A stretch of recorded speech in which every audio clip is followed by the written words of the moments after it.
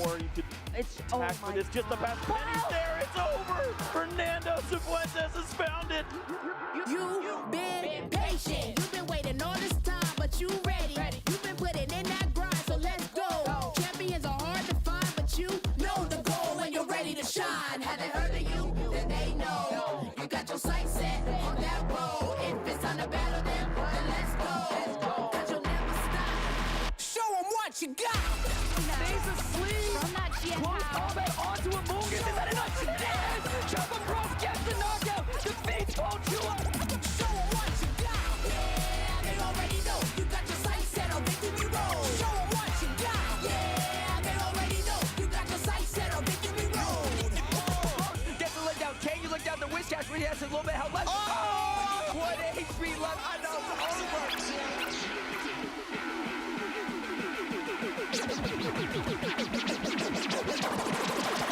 Show them what you got. Yeah, they already know. You got your sights set on victory road. Show them what you got. Yeah, they already know. You got your sights set on victory road. Put your hands up.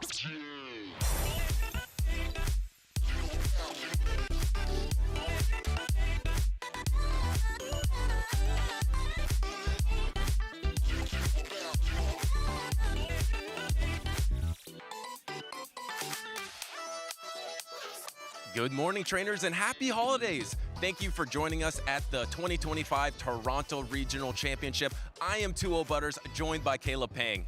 And I'm Caleb Pang, joined by the first man to ever use Toxtricity on the main stage. Might be the only one, 2-0 Butters. How you doing today? Oh, I'm doing fantastic. Yeah, that Toxtricity didn't do fantastic, but I know trainers are going to be bringing new Pokemon to this very new meta because we have a new season here, the Dual Destiny in Toronto. Yeah, this is the first major tournament that Bibarel will actually be allowed to be used. How much of the Beaver will we see is a different question, but it is definitely going to be a strong answer to that for Alligator Pick. And will we see that in the very first matchup? Because if you joined us early, thank you. I believe we do have a winner for our Twitch poll, or it is almost decided now. I believe Cheese Curl versus Daxu is very far ahead right now. So thank you everyone who did vote in that Twitch chat for our community poll. Make sure to keep tuning in early because we're going to continue to do this so we can hear your vote on what you want to see for the first matchup of the day. Yeah, you know what they say. Early bird gets the decision on the first round matchup at the Toronto Regional, but that's going to be an exciting matchup for us. However, we also had a previous regional that we got to recap. Oh, absolutely. But let's first look at all the regionals of the rest of the season because we just had that Sacramento, like you were mentioning. And then, of course, we have San Antonio. And then we have the European International Championships in London. And I heard that is going to be absolutely stacked. Looks like it's shaping up to be a huge tournament, Caleb. That's right. I mean, speaking of Europeans, a lot of them are coming to this one as well. This is the final regional of the 2024 calendar year, but we're only halfway through the 2025 season. Yeah, absolutely. And they're all trying to get these championship points. Of course, the first placement, you will qualify for the World Championships if you place first in a regional, but you'll also get 350 championship points because at the end of the season, it is all determined about your place on the leaderboard with your fellow trainers. Are you top 75 in Europe and Canada, or sorry, Europe and North America? We are in Canada right now. And then, of course, for LATAM, you have to be top 50. Yeah, that's right. So definitely a different approach for Worlds qualification, but I think it's brought a lot more excitement into the competition as well. You know, for those that haven't gotten a guaranteed invite from winning a regional or getting top 4 in internationals or, you know, top 4 in Worlds this past year, your invite is not guaranteed. So you got to work for it towards the very end, towards that final tournament, which is going to be North America International Championships. Very excited to see who's going to round out our top players for World Championships. No, absolutely. It brings these trainers back. So it's always the best of the best at every regional, just like it was in Sacramento. If you missed it, let's take a look. Despite the unbanning of Morpeko, the Mighty Mouse was nowhere to be found. This cleared the runway for Air/Mandibuzz to take flight, which found great success for trainers like Boglish. And PCF had the fans entertained, finding success cooking up one of the spiciest teams we've ever seen. Day 2, a rematch from Brazil would take place in the losers finals, as the Torian pushed out of pocket to the brink of elimination, but the signature pick of Araquanid was too much for the trainer to overcome. This set up a grand finals between two of the best North America has to offer. In a rematch from Indianapolis 2024, the grand finals would be a flawless showcase of grit and skill from SJ and his Shadow Feraligatr, seemingly always having energy stored, putting out of pocket on the back foot. On the back of Feraligatr and Jumpluff, SJ would join the exclusive club of multiple-time regional champions. He can't believe it. He shakes his head in disbelief, and SJ is your Sacramento 2025 regional champion. If you want to join in on the action yourself, head to Pokemon.com/compete to find events near you.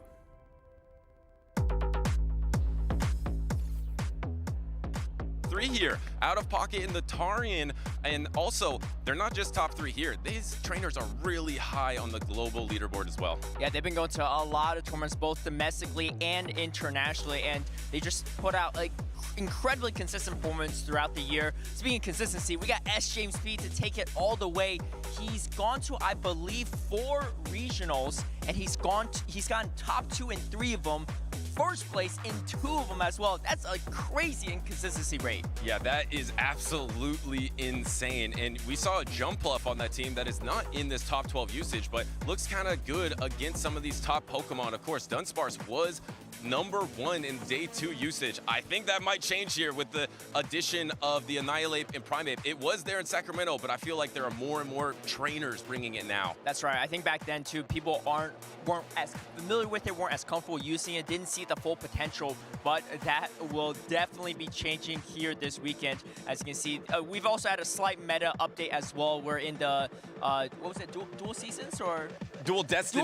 Dual Destiny, yes. I got the dual part right. But Dual Destiny, and there's been a couple updates as well for different moves that got buffed and debuffed as well. So we'll talk more about that, but that definitely will change the meta here this weekend. And it's not only that you have to take out these top Pokemon, you also have to take out these top trainers, because look at these trainers that have won regionals so far. We know here today in Toronto, there is going to be Wadaj and Lyle's Jeff, the local of Toronto, competing here. So you're going to have to take out 2 previous champions of the season. S. James is sitting this one out, but still 2 out of 3 of the regional champions of the season is going to be here in Toronto. Well, and if you look at that too, 3 out of 3, all 3 of them won championships last season as well too. So talk about consistency at the very top. Speaking of the very top, this is the top 16 in North America on championship points, out of pocket all the way at #1, over 1,100 points, and then of course Torian over 1,000 as well, Elam as well over 1,000. All 3 of them are here in Toronto. I believe Nighttime Caution might be here too, and as you said, Lyle Jeffs as well. So a lot of big name players here in Toronto. It's an incredibly stacked tournament. I just want to mention for a second why it's so important for these top trainers, because those top 4 on that leaderboard will be able to get a travel award for the next international championship, which will not be EUIC, because that one has already been determined since after the Latin American International Championship.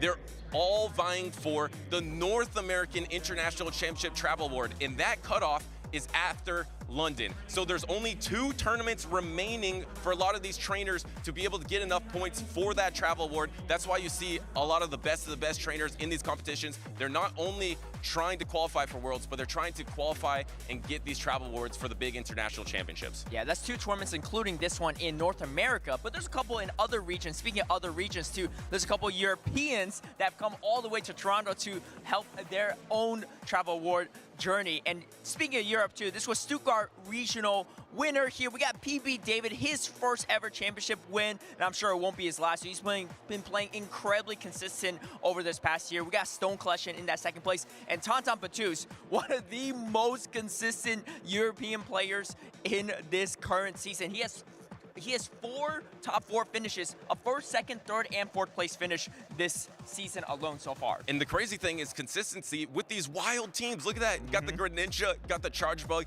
has the Skarmory. None of those Pokemon are in this day 2 usage. The only spicy pick that was there for the champion, PvP David, which was the Typhlosion. That got just a little bit stronger this season technically with the increase in damage, the Thunder Punch. But Typhlosion is a Pokemon that has been surging up in usage as far as a spice pick. We might see that in Toronto here as well. The pacing of double Thunder Punch is really hard to deal with for some Pokemon. Yeah, that's funny. And you can see that top 12 usage too, a little bit different for Sacramento because that was essentially the start of Dual Destiny. However, there's a few Pokemon that were not eligible for that tournament that are now eligible, such as Bibarel too, for this tournament here today. So we're going to see if that makes a difference or not in this meta. And also, Europe and North America often has slightly different meta variations as well. Here's the EU regional champions, and you can see 4 of them are already rounded out here. I think 3 of them are first-time champions too. It's only Tauntaun. Actually, Tauntaun, I believe, hasn't won a regional yet, so he's actually a first-time regional champion too, technically. Yeah, exactly. He was an international champion in Europe, but was not a regional champion. Now secured that. Kazim as well, bringing the first regional champion of the season, bringing out that Galarian Moltres. I mean, it's just stacked to start out this 2025 season. And here is that leaderboard. Talking about stack, we actually have 2 of the trainers that are top 4 on this leaderboard here today in Toronto. We have Colin and Tomahawk UK are competing here today in Toronto. That's right. Like I said, a couple Europeans have made their way across the pond to Toronto to compete because they also are chasing that travel award for the North American International Championships too, and that's going to be a much further flight than EUIC for them, so definitely excited to see them compete and see how it goes. I mean, Tomahawk has competed in more North American tournaments this year than European even, so he's almost North America at this point. Yeah, and real quick, a wild card there. We got ZZ Zwylos in 6th place on that leaderboard. If he has an amazing tournament here and another amazing tournament at the European International Championships, he can surge up that leaderboard. But let's talk about what's going to happen here in Toronto. The Pokemon on the rise, and it has to be these fighting type Pokemon. First off, we have the Annihilate. PvP David, or first off, we do have the Primeape. The Primeape was first shown by JJan at the Latin American International Championship. He actually got top 4 with this Primeape. Didn't use it a ton, but did show the strength of it in certain matchups. Yeah, I mean, and speaking of Primeape too, the most recent event was Bogota, and we actually have the winner of that, Richie, win it with a Primeape on his team as well. So Primeape usage definitely going to be trending up. I think, you know, these fighters that got Rage Fist recently, speaking of fighters with Rage Fist and Annihilate as well, people weren't as comfortable with it right when it came out, but now it looks a lot stronger, and you know, more people are understanding how to utilize it, and PP David was able to win Stuttgart with Annihilate on his squad. Yeah, kind of a skill cap Pokemon because the pacing of Primeape is incredibly fast. How do you set it up, dip out, maybe close with it, and then Annihilate, a Pokemon that you could just ramp up, like you mentioned, to start getting those buffs on your attack and start doing a ton of damage with the counter. Our third Pokemon is actually going to be a bit of a surprise, because if you think that fighting types are going to be good, why would you think Diggersby would be really strong? Oh, that's a great question. Honestly, Diggersby with the Fire Punch buffs looks so strong right now. Yes, you have resisted quick attack for the fighters, for Annihilate particularly, right? Because that ghost typing, and you're weak to fighting type, but it's so bulky, and it has such great coverage with that Scorching Sand and Fire Punch. You can now beat Mandibuzz with Snarl in the 2-shield situation. If they're running Air Slash, you beat it in the 1-shield and 2-shield situation with Diggersby. Before, Mandibuzz was considered a hard counter Diggersby, and that is not the case anymore. It's also not even that bad into Azumarill, especially if Azumarill aren't running Hydro Pump, and most are not. So I think it's going to be one of the premier ground types here this weekend. Speaking of ground types too, our fellow Gastrodon, you know, got a buff this, you know, past season with the Mudslap buff, but it's just a little bit hard to use in my opinion. I think a lot of people agree with that. And polarizing is the key word there. It can be really good and it can be really bad in negative situations. And a big factor for it is the next Pokemon, because if there's not going to be a lot of Clodsire around, you don't have as many positive targets, so maybe it's going to be a lot more negative polarizing, because Clodsire is probably going to be dropping out here because in addition of a Pokemon that you can hatch right now because of the season, Galarian Corsola, because of that ghost typing, able to resist all of that poison typing, it's so strong neutrally. That's why a lot of trainers are also going for that Diggersby. Yeah, I mean, speaking of strong neutrally, Clodsire actually has some win conditions against Galarian Corsola, if you can believe that too. So kind of wild. I don't think he'll be going anywhere, but I think it will be trending down as our graphics say. So will it stay on top, Annihilate, Shiny and Stuttgart? I think Annihilate will, you know, and I think Primeape will also make appearances. Just depends on, you know, which of the monkeys will see more usage here or there. Annihilate is going to win that head-to-head matchup, but Primeape in the 2 shields is pretty scary against a lot of its counters, quote unquote. No, it really is. I mean, it can just ramp up its damage so fast, and it's just going to be 4 Karate Chops to that Rage Fist, a 5th one to that close combat. And if you do have close combat, you really do have a bait move with that Rage Fist, so it's really hard to deal with. I think it's going to be quite high usage here in Toronto, so we're going to see it on stage a lot, and I cannot wait for that.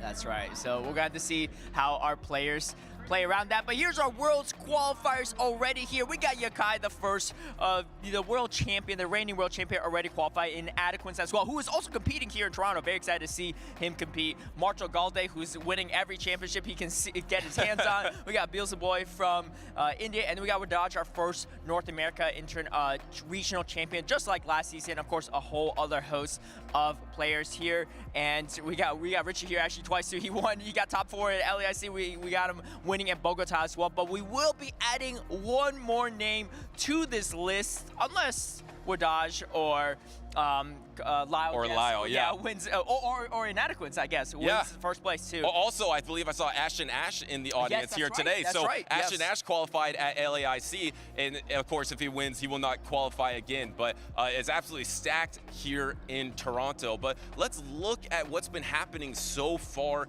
in this season with our season snapshot here. We have obviously this core of the Shadow Fraligator Clodsire has been the story of the season, and then of course you have to mention Azumarill. Azumarill is probably the greatest Pokemon of all time, and it's showing absolutely why in this season. Yeah, Azumarill had that bubble nerfed because it was so dominant in the early parts of PvP. Then it got rebuffed about a year ago. I think a nerf might come to bubble sometime down the road because it is looking so dominant. It was great in the last, Go Battle League season, and now in Dual Destiny, it still looks really good. I mean, if Diggersby's at the top and these fighters at the top, Azumarill going to be joining them too. Yeah, it's absolutely unstoppable, especially with Toxapex really falling off. There's no bench pressure to it. You can just pivot into anything, it seems like. But those were the Pokemon and the trainers that have won so far. But who's going to win Toronto? Let's see which trainers might have a really good shot. And of course, these trainers, 2 of them have already qualified for the World Championships, and then Colin, a trainer that is one of the most consistent trainers ever in the European region. If you had to pick a trainer, which one would it be? Oh, that's such a tough choice. I mean, Lau Jeffsray has 3 championship titles to his name. Inadequate, second place at World Championships, arguably the second best player in the world. And we got Colin Six, who doesn't ever seem to miss top cuts. One of the strongest players, and also multiple championships to his name as well. I mean, a lot of people in Europe call him the final boss because he is the final boss in that region. Is he the final boss here in Toronto? We're at the wait and see. Yeah, and could the final boss actually be the previous champion? Let's talk a little bit about JJan. Oh, actually, no, we have Wadaj first. Little spoiler. Yeah, oh, sorry, yeah, JJan will be in there, but Wadaj, of course, the champion of the first regional of this season. He has been an international champion. He has been a champion at the biggest regionals there's ever been. Probably at one point considered the best trainer in all of Pokemon Go. He did take a break, and now he's coming back for his throne. Yeah, I mean, it seemed like his break didn't really hurt him at all because he came back and just won a title again back in Baltimore just earlier this year. And, he's a previous top 3 world finisher as well in Yokohama. He didn't compete in Worlds last year, but he is here on his comeback journey, and he's going to be in Toronto again. And he got 3rd place in Toronto 2 years ago too. Didn't do as well last year. Looking for some redemption here for sure this year. And then we got our reigning Toronto Regional Champion from last year, JJan. And I remember last year too, his first ever top cut at a regional was last year Toronto Regional, and he ended up taking it all the way. So Toronto has special memories for him, and I talked to him prior this year too. He said, yeah, I'm definitely going back to Toronto to defend my title, and looks like he's going to come and do it, and we'll see if he pulls it off or not. Looks like he's going to try to do that with the Primeape as well. I can't wait to see that, but let's see what we had. What was the caster predictions for the trainer that was I can't wait to see this. The Pokemon that's most likely to succeed? I got Bibarel. You also have Bibarel, Caleb. Why did I add Bibarel? I don't even remember putting that in, but maybe it's I so did. good. Maybe I did. I actually kind of wish I could swap that with Jumpluff. I think Jumpluv's pretty good. But yeah, I mean, Galarian Corsola is going to be a really interesting pick too. I don't think a lot of people have it as well because it is harder to hatch as well, but that thing is pretty nutty with it if you do really well. You can even beat Manabuzz in the One Shield apparently if you land that Power Gem, which is pretty wild stuff. But yeah, I mean, we got the Galarian Moltres on the side of Wholesome, and then we of course got a lot of meta picks on So's side too. Actually pretty similar to my picks as well. But it looks like I'm the only one with Annihilate, but all of you have the Primeape. What's going on there? I mean, we saw Primeape for JJan here. We saw Primeape just win Bogota. I mean, PvP David just did win with that Annihilate. Annihilate is quite strong, but the pacing on that Primeape is just really hard to beat, especially in a meta that might be with Galarian Corsola, because you will be weak to that Astonish damage on the Annihilate. That's why I also chose Pangoro to be able to resist that damage, but with all these fighting types here, maybe that won't be as strong, but you never know. Doombug is running it. That's right. So we're going to have to see how that goes. But let us know your predictions down below. What do you think is going to make an appearance here? Do you think the Bibarel is going to do well or not? We'll have to wait and see. Yeah, and we'll have to wait and see who's going to be our cookie champion as well. So make sure to tune in this weekend to see who can decorate the best cookie. I believe we have both decorated in the past, or at least I know I have, but I've never won. So I'm going to try to win this year. I'm going to make a crazy cookie. So make sure to check that out. It's probably going to be revealed on Championship Sunday, probably towards the end of the stream, but we want to hear from you. Make sure to #PlayPokemon. Make sure to follow all of the channels. Of course, we're on twitch.tv/PokemonGo. We want to hear who you think is going to win. We want to hear who are your favorite trainers, your favorite moment. How are you enjoying the season? We just want to hear from you, and you might get featured on the stream. That's right. Be sure to use #PlayPokemon on X to get into all the action. Of course, follow us on youtube.com/Pokemon and twitch.tv/PokemonGo to join in on all the action. But that does it for us. We're excited to see the first set of battles. So Jim and Soph, take it away. All right, thank you, Caleb. Wholesome_ here, aka Jim Lawson, ready to kick off another great broadcast. We are here in the city of Toronto. Reigning champion JJan, we're going to see him a little bit later. But guys, we are super excited to bring you another great broadcast here in the 2025 Play Pokemon Championship Series season. Before we get started with the battles, though, let's get a refresher on the format for today's tournament. This weekend, the 2025 Regional Championships are bringing the electrifying action of the Pokemon Go matches to the global stage. Top trainers from across the world have gathered to compete for a share of over $125,000 in cash prizes, travel awards, and the all-important championship points that could secure their spot at Worlds 2025 in Anaheim, California. The competition is fierce and the strategy is key. This tournament spans 2 intense days of action, where our trainers battle it out in a double elimination bracket using the Grey League format. Every match is a best-of-3 clash, but the stakes get even higher in the winners finals, losers finals, and grand finals, where the action extends to a best-of-5 showdown. Trainers will be strategizing in a Bring 6, Pick 3 format, each one carefully selecting a team of 6 Pokemon, but only 3 will enter the fray in each game. Every choice could be the difference between victory and defeat. Who will etch their name into the history books this weekend? And who will punch their ticket to Worlds 2025 in Anaheim? Don't miss a minute of the action. Stay tuned all weekend long to watch the battles unfold live. To stay up to date on future Play Pokemon events, visit Pokemon.com/play. Always nice to have a refresher on that format. Remember, today is day 1, so we will be playing all of these best-of-3 matches in the double elimination format. But let's see what these trainers are actually competing for this weekend, and that's not going to be decided until tomorrow. But we've got, of course, a lot of cash prizes on the line here. $2,500 going to the winner. A lot of booster packs as well. I believe these were increased this season, and so the winner is actually getting to take home 3 full boxes of booster packs. So that's always really, really exciting. Yeah, a lot to play for, not only the prizes, but the title of regional champion. We mentioned that there's plenty of repeat winners that are here, but there's a lot of trainers that are obviously trying to lock in that first champion title as well, so we'll have to see how things pan out. That said, we do want to take a look at our usage for day 1 as well, our top 12 Pokemon. No surprise here, so we have Azumarill on top. It was our #1 usage Pokemon throughout the entire season. No shockers there. But one of the Pokemon that I'm so excited to see how it plays out is going to be down at the bottom side of our screen with that Galarian Corsola.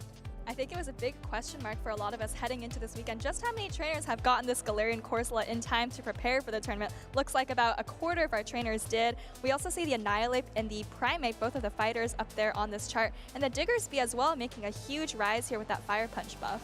Big fall off for Dunsparce, though. That was one of the Pokemon we were typically seeing at the top side of our screen, maybe top 3, top 4. Barely squeaked its way into day 1 in the 12th spot there. All right, well, that said, I think that we are actually getting ready for our battlers on stage. But guys, thank you for participating in the Twitch poll. We actually had a poll to start off our stream. For any of you that joined early, had the opportunity to use your channel points to vote for which which set of battlers that you wanted to see first on stream. And our first set of battlers is actually going to be none other than Cheese Curl versus Daxu.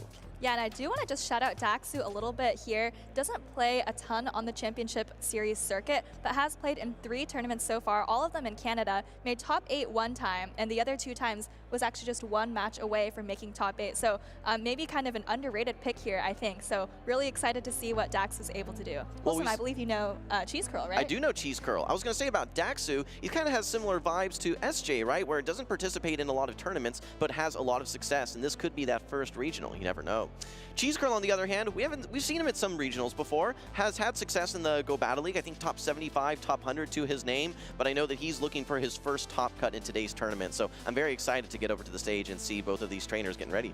That's right, and I've just taken a little sneak peek at the teams, and I think we are actually going to get to see some B-Barrel action, maybe some Corsola action as well. So I think both of these trainers have come prepared for the new meta in this Dual Destiny season. I'm glad that you mentioned that, because this is our first North American tournament in this new season, and we didn't see too many shakeups. This is not nearly as significant as when we were at Worlds and Caleb was reading off all of the changes and the crowd was going wild. But for the most part, the changes were relatively minimal. Now, minimal changes can still have some significant swings in a season, especially with the introduction of a new Pokemon. We're not very regularly seeing a new Pokemon immediately become meta. Maybe Clodsire was a decent example, maybe Toxapex in the past, but we're going to have to see how Galarian Corsola performs.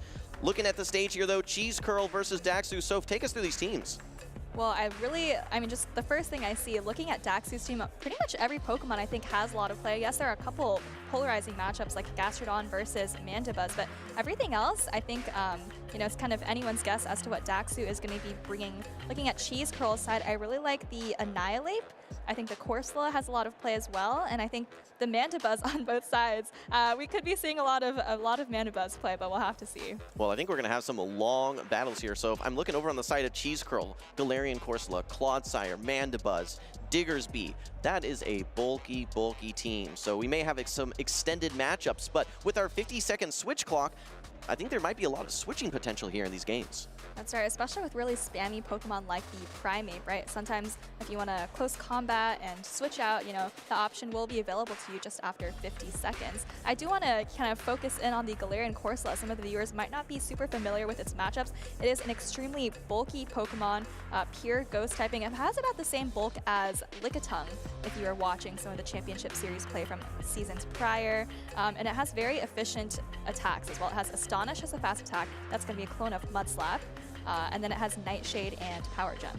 We haven't really seen any Pokemon whatsoever using Nightshade. I think that maybe Noctowl has access to it. We haven't seen a Noctowl in quite a while, so, but yeah, I think once we get into these battles, hoping that we see some of this Galarian Corsola, Nightshade is a very efficient move, and that's part of the toolkit that makes Galarian Corsola so strong. It has very nice coverage as well. I think Caleb mentioned it, but even versus Pokemon like Mandibuzz, a dark flying type Pokemon, has a lot of play with access to Power Gem.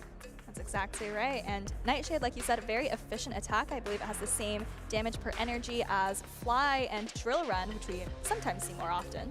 Yeah, S-tier moves here on the broadcast. All right, well, we're moving into our battles, guys. This is our game 1 here in the 2025 season for the Toronto Championship. Cheese Curl versus Daxu. We have a very rough matchup there with the Mandibuzz versus the Azumarill. Cheese Curl immediately brings in the B-Barrel.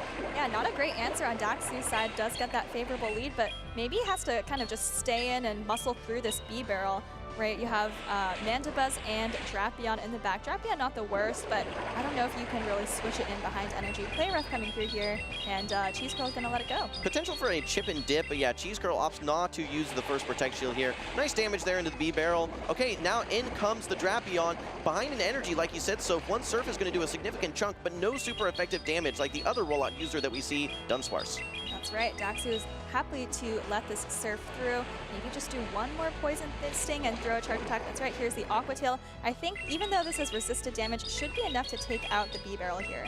Okay, we actually see a shield coming out from Cheese Curl, getting pretty close to that next Surf. I think one rollout away will be able to reach the Surf before Daxu's able to get to the next Aqua Tail. Daxu matches shields here. Currently, both trainers have used one Protect Shield.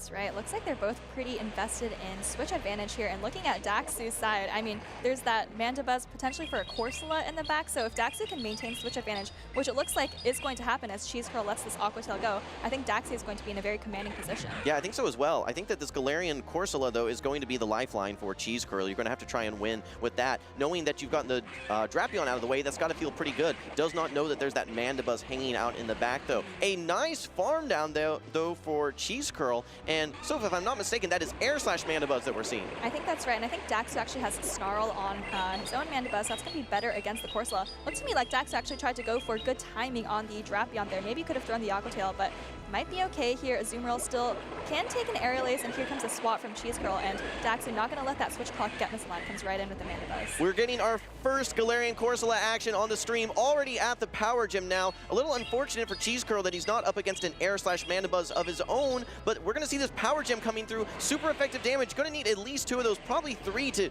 get this Mandibuzz off the field. Meanwhile, Daxu has these Dark Pulses ready to go. Yeah, super effective Power Gem, but like you said, not even doing half damage to the Mandibuzz there.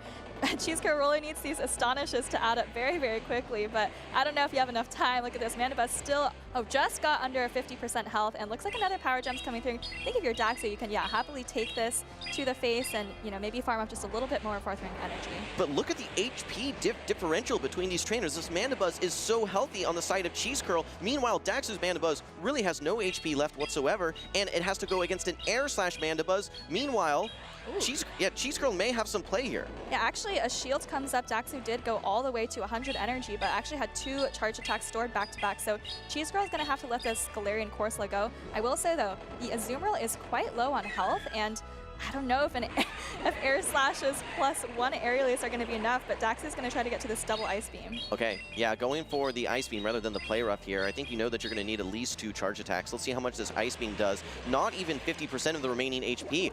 May need to get to a Play Rough plus some bubbles. You do still have a Protect Shield, but these Air Slashes are adding up so fast, and Daxu's Mandibuzz has essentially 0 energy. That's right, but you do have a shield here, so I think as long as you land this Play Rough, I don't think this is quite enough to take out, but maybe just a couple more fast attacks, and I think Daxu should still have this game. We're getting a long game here in our first game, so for the broadcast, Mandibuzz versus Mandibuzz. Yeah, and I think you may be able to get to this Aerial Ace. It'll be close. No, the bubbles are just enough there. Really nice matchup there for Daxu, able to get his Azumarill consistently lined up versus that Mandibuzz, and you can just see how dominant of a matchup that is, Air Slash or not. Game number 1 goes to Daxu. That's right, nice play from Daxu, had a nice lead and had the alignment, but it was a little bit of a tough switch in, so kind of managed that B barrel coming in quite nicely. Let's take just a closer look at Daxu's team here. In the last game, we did see the Mandibuzz, the Azumarill, and the Shadow Drapion there. Not much action for Alolan Sandslash or Primeape quite yet, though. You know what, so question for you regarding Alolan Sandslash. We used to almost always see Shadow Alolan Sandslash in our broadcasts. We're now seeing the non-Shadow variant. Why has it been able to consistently be strong, and why are you seeing it maybe as non-Shadow now versus Shadow? I think Marto in the Latin American region was maybe one of the first to pilot that non-Shadow Alolan Sandslash, and I think trainers are kind of just preferring it for the bulk a little bit more. You can take attacks a little bit better, such as Fire Punch from Diggersby, Scorching Sands from Diggersby, or Earthquake from Clodsire.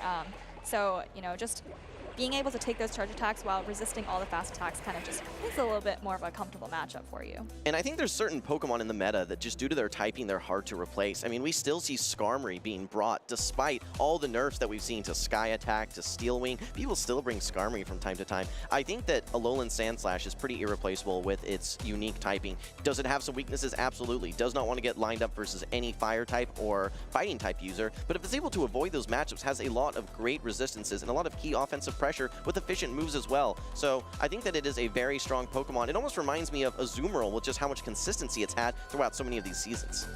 Well, we'll have to see if Daxu chooses to bring the Alolan Sandslash or maybe sticks with that more consistent Azumarill. I mean, if you look at Cheese Curl's team, I think the Clodsire is running Sludge Bomb, which does make it a little bit better versus the Azumarill. But other than that, the Azumarill looks very, very safe into Cheese Curl's teams.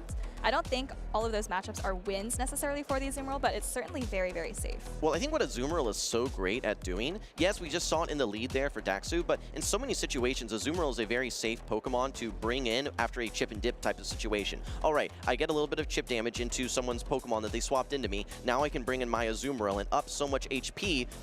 You can be very confident that you're going to typically maintain that switch alignment. So I think that's how a lot of trainers are going to be using it. It wouldn't shock me here to see Daxu end up bringing that Azumarill to the back, knowing that it has so much play across the board versus Cheese Curl's team. That's right. Well, trainers are still getting locked in. And just as a reminder, Daxu is up 1-0 here, and it's a best of 3. So if he's able to take this game, going to be straight into round 3 for him. All right, Cheese Curl, let's see what you got. Need to come back here. Currently down 1-0, has the Annihilate with counter lined up versus the Shadow Drapion. A little bit of a pacing advantage for the Drapion, but not so bulky and does not want to take those counters. Daxu immediately brings in the Azumarill, and it is now going to be met by the B-Barrel. Yeah, and this might be the best answer that Cheese Curl has to Azumarill. You do resist all of these bubbles. You can take a play rough comfortably, and you get this neutral stab Hyper Fang off. I'm really curious to see how much this does. Actually, it almost takes the Azumarill to half health. Yeah, that's actually significant damage, and you can easily tank one of these play roughs. You're not going to get bubbled down due to resisting the bubbles, and meanwhile, these rollouts have already chipped away this Azumarill to now take it down below half HP along with that Hyper Fang. That's right, play rough coming through, and Azumarill is almost at another play rough. I think Hyper Fang is going to get fired off first. Actually, neither training firing their charge attacks, but this is a charge attack priority. Hyper Fang coming through. I think Azumarill can still take this and get off its play rough, so it's going to be up to Cheese Curl to see whether he wants to shield and maintain switch advantage, or maybe just get a nice counter down. Oh, it does go for the shield though. Yeah, no baits here. Immediately going for this play rough. We do see Cheese Curl with the Protect Shield. I think he should be able to roll out down. I think this Azumarill is still 4 bubbles away from getting to this Ice Beam. Will you be able to roll out down? Yes, a lot of energy now on the side of the B-Barrel for Cheese Curl. And that's a really nice farm down. Yes, you are down a shield, but you should be able to get off 2 charge attacks onto whatever comes in here. So difficult decision for Daxu here. Does bring in the Shadow Drapion, and Cheese Curl, I think, is just going to go for the double surf. Yeah, immediately you get the shield back, and you have another shield ready to go. And I think you can even throw good timing by throwing another rollout here and get some meaningful chip damage, maybe even going for the Hyper Fang. You're only going to get to 1 more charge attack. Better go for the one that does slightly more damage. That's exactly right. It does slightly more damage, a little bit more of an energy cost as well, but look at how much damage that does. Drapion is almost in the red already, and actually a quick swap from Cheese Curl into the Annihilate. And keep in mind, this is a Snarl Mandibuzz on the side of Daxu, so it's not going to be able to probably farm down after this chip damage versus this Annihilate. I don't really dislike where Cheese Curl is here, especially knowing how strong that Diggersby looks in the back once you're able to get some chip damage into this Mandibuzz. All right, well, this is actually an Ice Punch Annihilate, but I don't think we had seen that before. Most of the Annihilate that we're going to see probably are going to have close combat, but this is exactly the kind of matchup where you want Ice Punch. It is super effective damage, and don't forget that all those punches just got buffed. Yeah, in some cases you're looking, okay, where am I going to be getting some coverage to attack flyers? We are not seeing Stone Edge on the side of the Clodsire, so it makes sense to have something like an Ice Punch that you can hit back versus these flyers. And now look, we are now pressuring this Mandibuzz as this Annihilate simply due to the Ice Punch access. Shields are down now for Daxu, and you have a full HP Diggersby still hanging around. Yeah, counter certainly adding up, but it looks like Daxu has had enough of this Annihilate, just trying to fire off this Aerial Ace. And this is actually an interesting situation because, like you said, Cheese Curl has a full health Diggersby, but because, you know, Fire Punch did just get buffed recently, does a little bit more damage, it's actually not going to be too difficult, I think, to take out this Mandibuzz. I don't think so either, but so the thing we need to keep our eyes on are both of these trainers have their switch clocks up and they have a low HP Pokemon hanging out in the back. Will we see a sacrificial swap? Maybe go for a little bit of a catch tech here. No, great timing from Cheese Curl, able to fire off this Fire Punch. I don't think it's going to be quite enough to knock out, but does put this Mandibuzz now in quick attack range. That's right, and I think the Mandibuzz, actually I think both the Mandibuzz and the Drapion are pretty close to move. Oh, it looks like Dax actually waited a turn, bringing in the Drapion, not quite able to get to the Aqua Tail. Cheese Curl, this is probably overkill going with the Scorching Sands here, but that's certainly going to be enough to take out the Shadow Drapion, and then I think just a couple more quick attacks on this Mandibuzz are going to seal the game. That Drapion had a family. Went for Scorching Sands, like you said, a little overkill in that situation there. But yeah, no, Daxu will have a parting Dark Pulse here, but still plenty of play here for Cheese Curl, able to get the quick attack down, still had the B-Barrel ready to go as well. Cheese Curl evens up the series 1-1. All right, pretty exciting. Yes, like you said, it's now 1-1, so Daxu is going to have to figure out. Daxu, remember, I think brought the exact same line of 3 for both games 1 and 2, right? The Azumarill, Mandibuzz, and Shadow Drapion. Yep. So going to have to see if he chooses to switch it up. Cheese Curl's team here taking a little bit of a closer look. We've actually seen a lot of these Pokemon now. I think 5 out of these 6 in just 2 games alone. Haven't seen any action from the Clodsire, though. Well, interesting team comp there from Cheese Curl because he was ABA weak to that Azumarill that we saw in the lead from Daxu in game number 1, but this time Daxu bringing it in the back, and Cheese Curl had a great answer there. We saw him investing that Protect Shield on his B-Barrel, which, again, you know, you're thinking, does that put you in a bad situation? But no, you get this huge, huge farm down. You got that Protect Shield back and then landed a Hyper Fang into this Drapion as well. Look how much damage that hit, so. Exactly, like, great call out there. I think it's a great use of the shield. You get the shield back, so you're not even at any kind of disadvantage, and you got so much damage off on the Shadow Drapion. That's kind of what allowed the Diggersby to kind of comfortably close out the game. You know, I want to go back to the very beginning of that game number 2. It was the Annihilate versus the Drapion. I think the reason we saw a quick swap out there for Daxu is he doesn't want that Annihilate to just start ramping up damage and then almost be untouchable by the end of the matchup when you've already Rage Fisted 2 or 3 times, and then you're taking 2 or 3x boosted Ice Punches into your Mandibuzz, maybe with shields down. So I understand the strategy there for Daxu, but I think it was just in a tough situation based on the alignment that Cheese Curl was able to finesse. I think Daxu is going to have to think about how he wants to deal with the B-Barrel. Kind of gave him some problems. It's not like Azumarill, Mandibuzz, or Shadow Drapion particularly struggle against B-Barrel, but you know, getting it on the Azumarill, maybe that's the worst place for him to see the B-Barrel, and then, you know, not really having the hard answer, no Primeape, no Gastrodon, so I'm curious to see if Daxu, you know, chooses to bring one of those, or maybe just thinks, hey, you know what, I could have played better in that last game, and kind of just goes with the same very safe Azumarill Shadow Drapion line. I expect a similar team from Daxu, and for Cheese Curl specifically, I think that Annihilate has to come every single game. When you look at, okay, what are the answers going to be?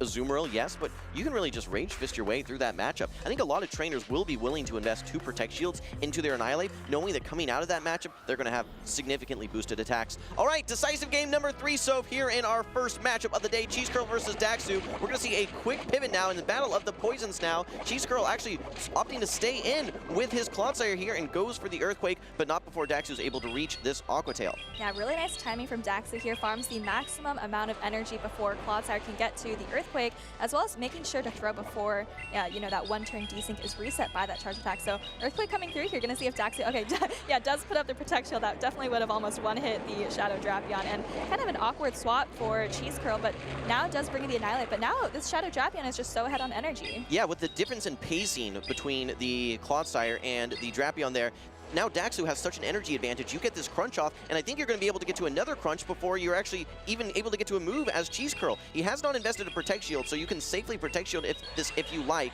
and that which Cheese Curl does, but you don't have access to close combat here. So how are you going to be taking out this Drapion? You have to go for Ice Punches.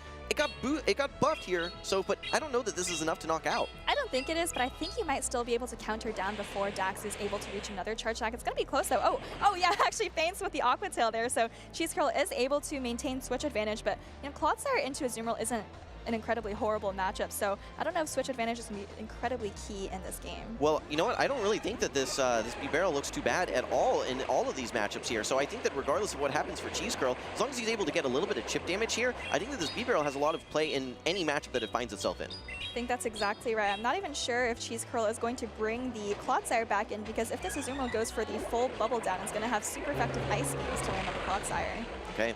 Well, decision time for Cheese Curl brings in the Clodsire. Again, one of these Ice Beams is not enough to knock out. It's going to be close to see who gets to this next charge attack. I think this Azumarill is 2 bubbles away. I think that the Clodsire is perhaps 3 Poison Stings away. No, only 2. Will we see some good timing?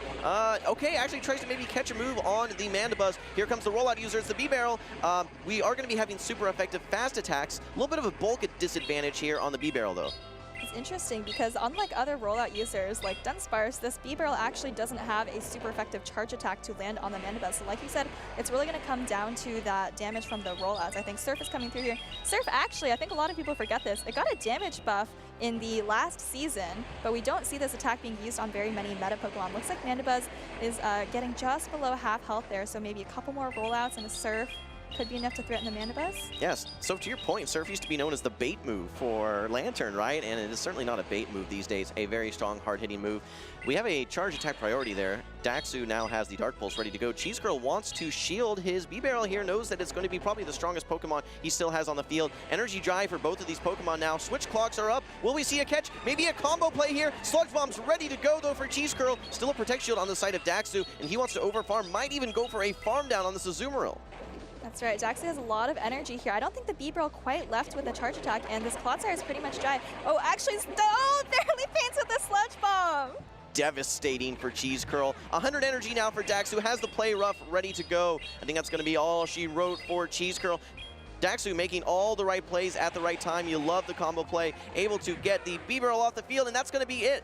Daxu takes the 2-1 victory in our first round of the Toronto Regional. Congratulations. And that actually ended up being closer than I thought. I thought Daxu was just going to maybe throw energy at the Clodsire to be safe, and then, you know, you could hang on versus the B-Barrel. But, you know, that did make it a little bit more exciting. I think if the Sludge Bomb had landed there, maybe the game would have actually gone in Cheese Curl's favor. Well, I think that we saw in both games 2 and 3 the importance of getting what we call a refarm sometimes. Yes, maybe you don't have the best initial matchup, but after a swap, when you can bring your Azumarill back in and get that devastating farm down on that Annihilate, that energy has so many destinations there, and I think that energy on Azumarill was the key for Daxu in that game number 3 to take the victory.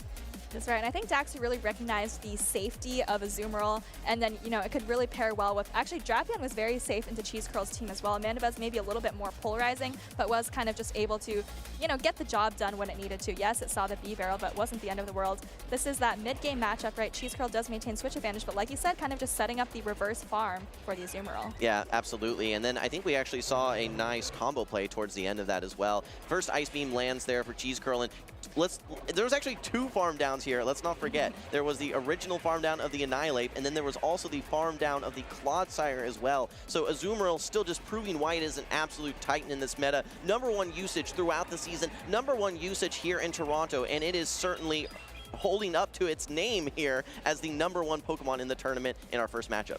That's right. I think Caleb and Butters even called Azumarill maybe the greatest Pokemon of all time. The GOAT. Exactly, for Pokemon Go. And like you said, kind of just proving its worth. It's been doing so well this entire championship series season, but, you know, even I feel like move update after move update, Azumarill kind of just stays consistent. It's gone through, you know, the bubble nerf, the bubble buff, but it's kind of been on top the whole time. It's never gone away is the thing. There are trainers that are bringing it. And I remember when we were casting LA, Los Angeles, last season, and that's really when it was starting to make its meteoric rise back to popularity. It kind of faded just a little bit, not in top 12 probably, but ever since then, I just feel it has been such a consistent Pokemon. I think that what held it back a little bit was all the Lantern that we were seeing so regularly. Maybe the Trevenant meta as well, right? There's certain electric and grass type Pokemon, but do we really see much grass in today's meta? Do we see any electric at all, Soph? Well, it's actually interesting you bring that up because I feel like the 2 main grasses right now are Serperior and Jumpluff.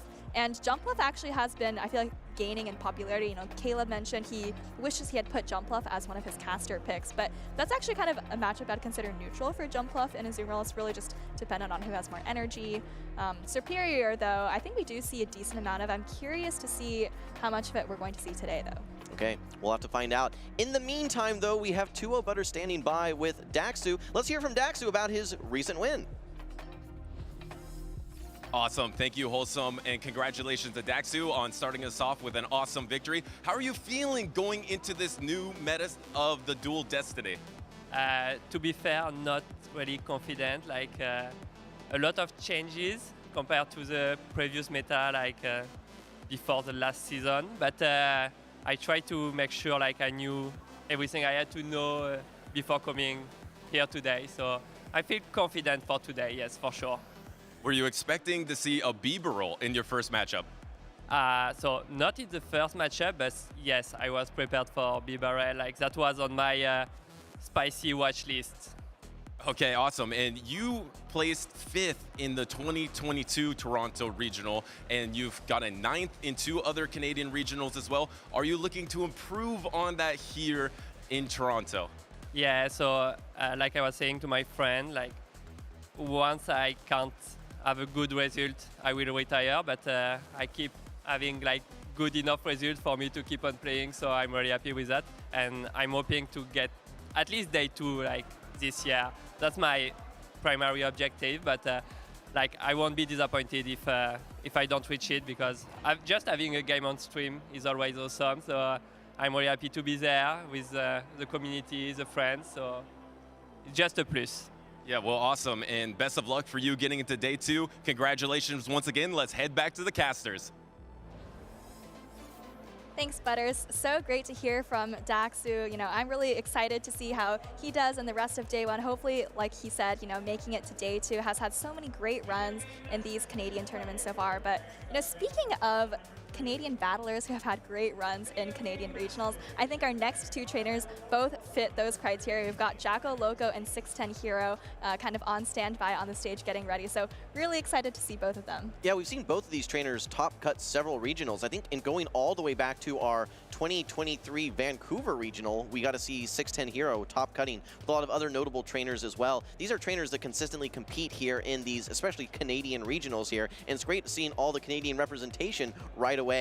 I was a little disappointed that we didn't get to see too much Galarian Corsola action there on the side of Cheese Curl in that first round matchup. We saw it get lined up versus a Mandibuzz. Probably not its best matchup here, but a little sneak peek. I think we have some Galarian Corsolas on both trainers' side here, so I expect to see them brought in these matchups.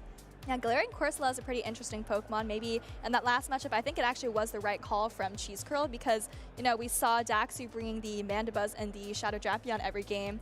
You do have a favorable matchup against Azumarill, but it's not incredibly dominant. You don't come out with a huge advantage. So thumbs up from 610 Hero there, maybe feeling good going into this matchup. I actually talked to Jackal Loco just before the bracket started, and he was like, you know, if I win my first round, I might have to play 610 Hero, and here they are on stage. Yeah, in fact, I get a little sneak peek of what's going on here. They're actually doing a lucky trade, it looks like here. Okay, well, we have our trainers from Canada. You know, they don't always get an opportunity to meet up, but they have met that condition of lucky friends, so they're going to try and go for these perfect Pokemon here. So I think we had a sneak peek of what they were trying to trade here. We had a Zamazenta, and we have a Palkia Origin form with the Spatial Ren move, might I add. All right, guys, I know that you love this one here. Can we get a lock in here from these trainers? Yes, indeed. Ready to go? All right. So send your good luck. Keep an eye on those CPs. We're looking for 2367, I believe, on the Palkia. Of course, with Spatial Run, one of the best Pokemon in the Master League. Here's that Zamazenta, and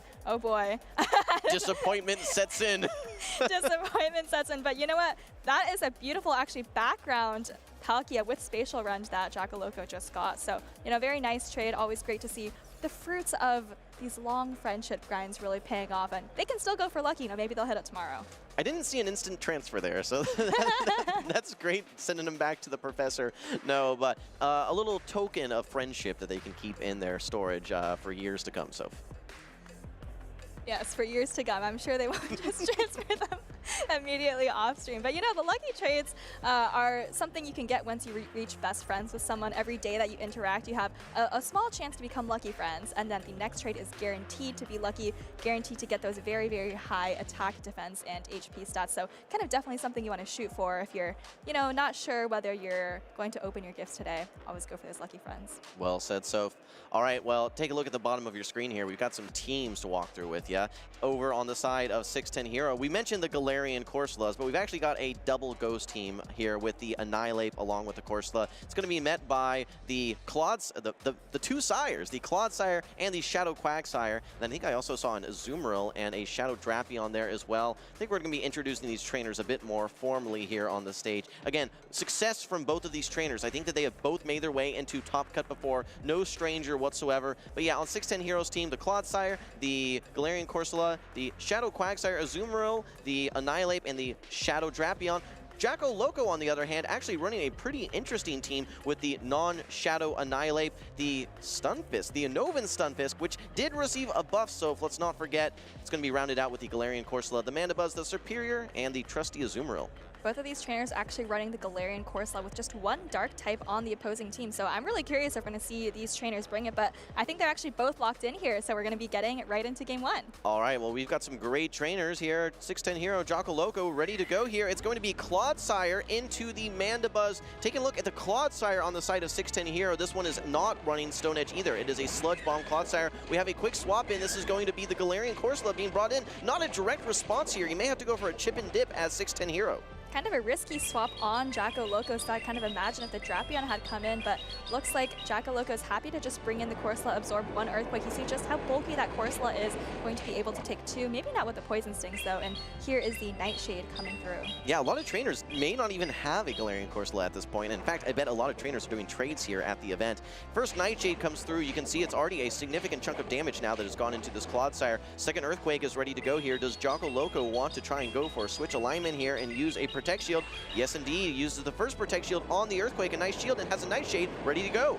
Recognizing that there isn't a great answer for the Corsola on 610 Hero side, so trying to preserve this Corsola just a little bit. Nightshade coming through here. Not sure if this is going to be enough to take out the Clodsire. Clodsire is very bulky, but 610 Hero doesn't want to risk it. Actually puts up the shield. Alignment is super important for 610 Hero here. Doesn't know exactly what's going to be in the back, but looking ahead here on the broadcast desk, we can see Azumarill getting aligned versus Mandibuzz, and then Quagsire getting aligned versus the Stunfisk would be great here. So alignment does go to 610 Hero. He's going to have his choice of what he wants to bring into whatever Jackal Loco has. And just as you call that out, looks like 610 here is going to be picking up switch advantage. So if he chooses to just stay and let this Clodsire go down, maybe get off a Sludge Bomb, then I think he's going to be in a very good position. He sees the Mandibuzz now again and thinks, you know, I'm just going to get my Azumarill on this. Quagsire can handle pretty much anything that isn't superior, so maybe in a good position. Yeah, I think 610 Hero's thinking to himself, all right, well, if you're swapping out, and my Clodsire probably doesn't have play versus whatever the back Pokemon is, and that's exactly right. It is that Stunfisk. So you now have your perfect answer to that Stunfisk, which is going to be your own Quagsire here. These Aqua Tails, you pace very, very fast to them. You're going to be resisting all of the Thunder Shocks as well, so pretty solid matchup here. I think 610 Hero's in a great spot. I think so too. Even actually banked a Sludge Bomb on the Clodsire. The Thunder Shocks were doing very minimal damage, so 610 here was pretty comfortable staying in, building up some energy. But like you said, this is a great matchup for Quagsire. You're doing super effective with both the fast and charge attacks. Mud Bomb coming through. It is going to be neutral damage. Quagsire is a shadow, but can take this no problem. Yeah, even take 2 of these no problem. Keep in mind, we've seen a lot of Galarian Stunfisk in the past. Not really known for its attacking prowess. It's more known as a bulky Pokemon with access to consistently good moves, and that's essentially what this Inovan Stunfisk is as well. Does have very unique typing, but Jackal Loco has some energy banked ready to go on the Mandibuzz here. First Dark Pulse is coming through. I don't even know if this is quite enough to knock out this Quagsire. Oh, it was actually not enough, but that's kind of what Jackal Loco needed. 610 Hero has energy banked on both Pokemon. I think that Quagsire just left with a charge attack, and now Jackal Loco sees the Azumarill. Like you said earlier, Air Slash or not, this is not a good matchup for the Mandibuzz. This is a Play Rough coming through. Not going to be enough to take it out, but I think maybe a couple more bubbles and a farm down in the storybooks for 610. Okay, yeah, Play Rough does land. I think it's bubble down range at this point. You need to start landing these aerial aces if you're going to have any chance of taking out this Azumarill, but you're going to need so many aerial aces. You're going to be needing a discharge as well. You're going to be, there's just a lot of work to be done for Jackal Loco now, and don't know if he's going to be able to do it, given all the energy that 610 Hero still has on his team.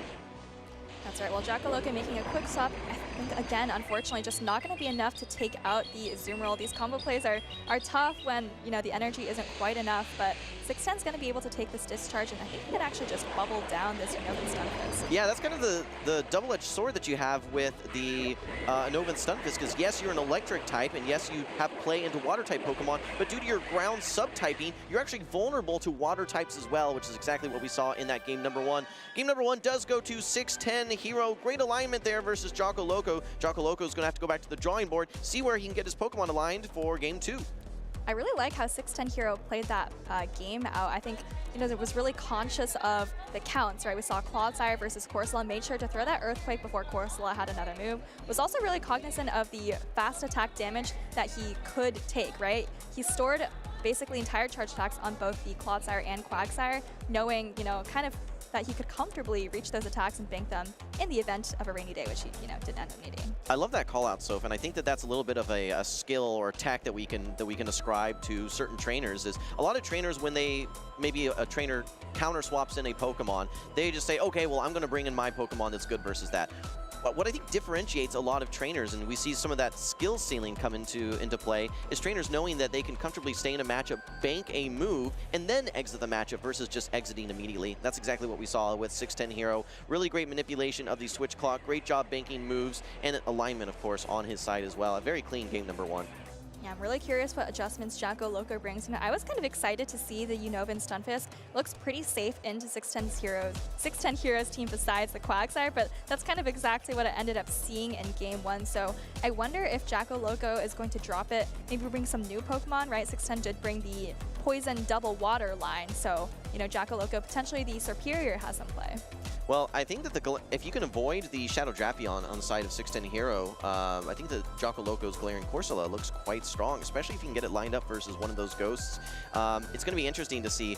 You know, we don't know exactly how bulky these Galarian Corsolas are going to be. You know, some of them might be slightly higher level than some of the other ones, so there may be some key differences depending on the uniqueness to these individual Corsolas. But so we're moving into game number 2. Currently 1-0 on the side of 610 Hero, and this is going to be a very polarizing matchup. It's the Shadow Quagsire met by the Superior. Oh, and there's the adjustment from Jackal Loco, but 610 Hero does have a double poison line in the back, and actually a little bit awkward for Jackal Loco here. Just gonna maybe chip the Drapion with Aerial Ace here, and then I expect to see a switch out. Yeah, I mean, you want to be bringing in your Unovan Stunfisk here typically, but it's weak to Aqua Tail, so it makes things a little bit more awkward. So awkward to the point that Jackal Loco says, no, once I get this chip damage, my Azumarill is going to be very safe. So we talked about that earlier. You get a little bit of chip damage, and then you bring in Azumarill, but an immediate defense drop right away into the Azumarill. And that could actually be huge. I'm not sure whether the Shadow Drapion is going to be able to shield its way through Azumarill with these super effective Poison Stings, but if it is, then 610 Hero is going to be able to realign the Shadow Quagsire actually onto the Stunfisk instead of the Superior. Okay. This Azumarill is now 5 bubbles away from this next Ice Beam. It's not going to be able to bubble down right away. In fact, we saw an undercharge. Can 610 Hero simply farm down with Poison Stings here? I don't think so, but he should be able to get to 2 Aqua Tails before this next Ice Beam is reached.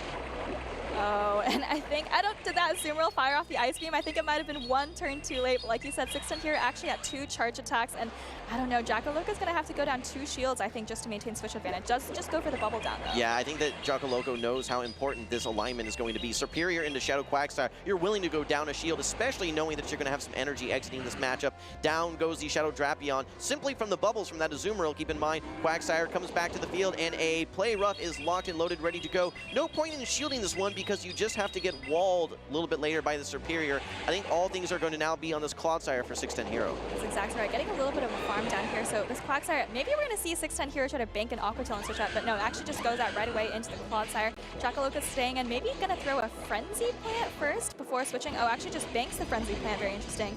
And here comes the first Earthquake. But I think Unovan Stunfisk is going to faint to 2 Earthquakes, and you're just so behind on energy now. So many vulnerabilities on the side of this Unovan Stunfisk here, whether it's going to be vulnerable to Aqua Tail, whether it's vulnerable to any of the Mud Shots, whether it's going to be vulnerable to these Earthquakes here. Just not really finding the spots that it needs due to its defensive typing. 610 Hero up shields at this point. Clodsire has a lot of play, and you're so far behind in energy as Jackal Loco. You're now at this Earthquake for 610 Hero, and this is going to knock out.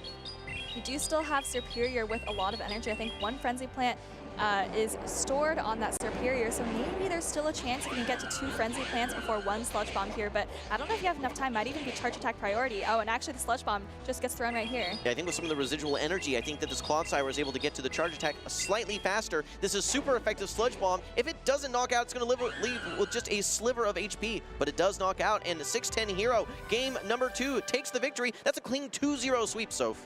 Yeah, really precise plays from 610 Hero. I think a lot of the times in these pressured situations, you know, you're playing on stage, it's kind of easy to forget all those little things like, you know, banking energy, keeping count, but 610 Hero has been there before and, you know, is maybe comfortable and, like you said, very clean 2-0 sweep and going to move on in this tournament. What's really wild to me is, you know, that was the worst possible lead. Worst case Ontario, some would say, on stream here, but you pivot from a Shadow Quagsire into Superior. You bring in your Drapion, and I think it almost paralyzed Jackal Loco for a second there. It's like, oh shoot, I want to bring in my Stunfisk, but okay, I don't want to take an Aqua Tail. I guess I'll just chip and dip and bring in my Azumarill. A little bit of bad luck there as well, right? We saw that defense drop very early on, but that's just why that Drapion is such a good pivot in so many situations. It's because of how fast it can pace the moves, and with a little bit of luck on your side with those defense drops, can turn matchups that seem unturnable.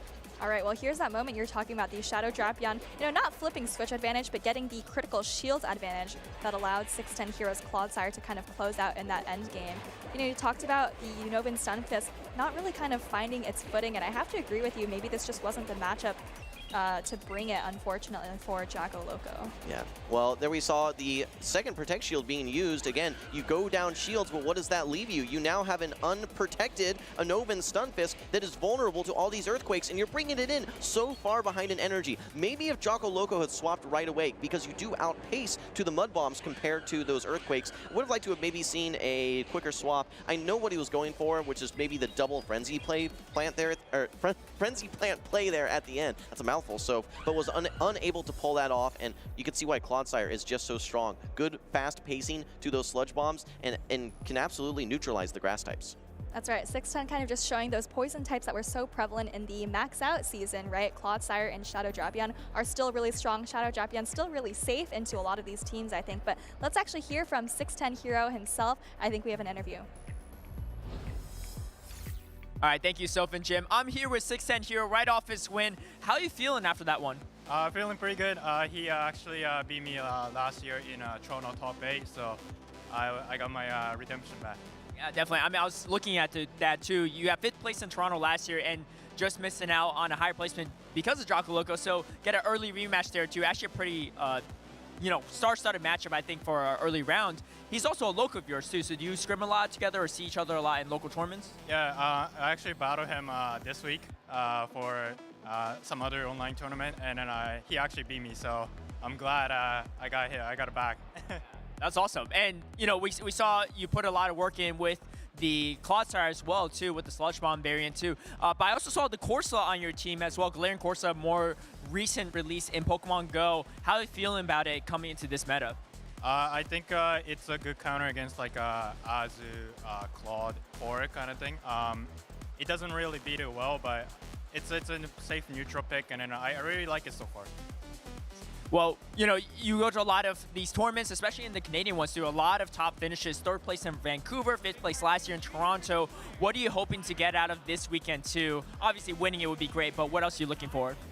Honestly, I was just hoping for top 32 for this tournament. But yeah, we'll see. We'll see how far I can get. I'll try my best. All right, well, you're well on your way for that too. Before we go back to the casters, any shout-outs, anything you'd like to say to the viewers or fans at home? Yeah, shout-outs to my dad, my mom, my sister, 2 of my cats at home for always supporting me. Shout-outs to Team Hammerhead. We didn't have a great season, but they're here supporting me today, so it's amazing. That's awesome. We'll love to see it, and hopefully we'll see you back on stage for more action. Back to you, casters. Thank you, Caleb, and congratulations again to 610 Hero. The shout-out for the cats, I love that one. I'm going to have to bring that into the broadcast at some point. But again, congratulations to him. So I want to ask you a question here, just kind of general meta observations. We had nearly an entire season of fighters being pretty absent from the meta. Maybe, 3 months we'll call it instead. A season within Pokemon Go. Very recently though, in fact, every team that we've seen so far on stream has had a fighter, either that Primeape or Annihilape. First question is, are fighters back? And if so, is it just because of Rage Fist? All right, I think yes, they are back. We saw both Annihilape and Primeape in the top 12 day 1 usage, and like you said, we've seen them on a lot of these teams so far.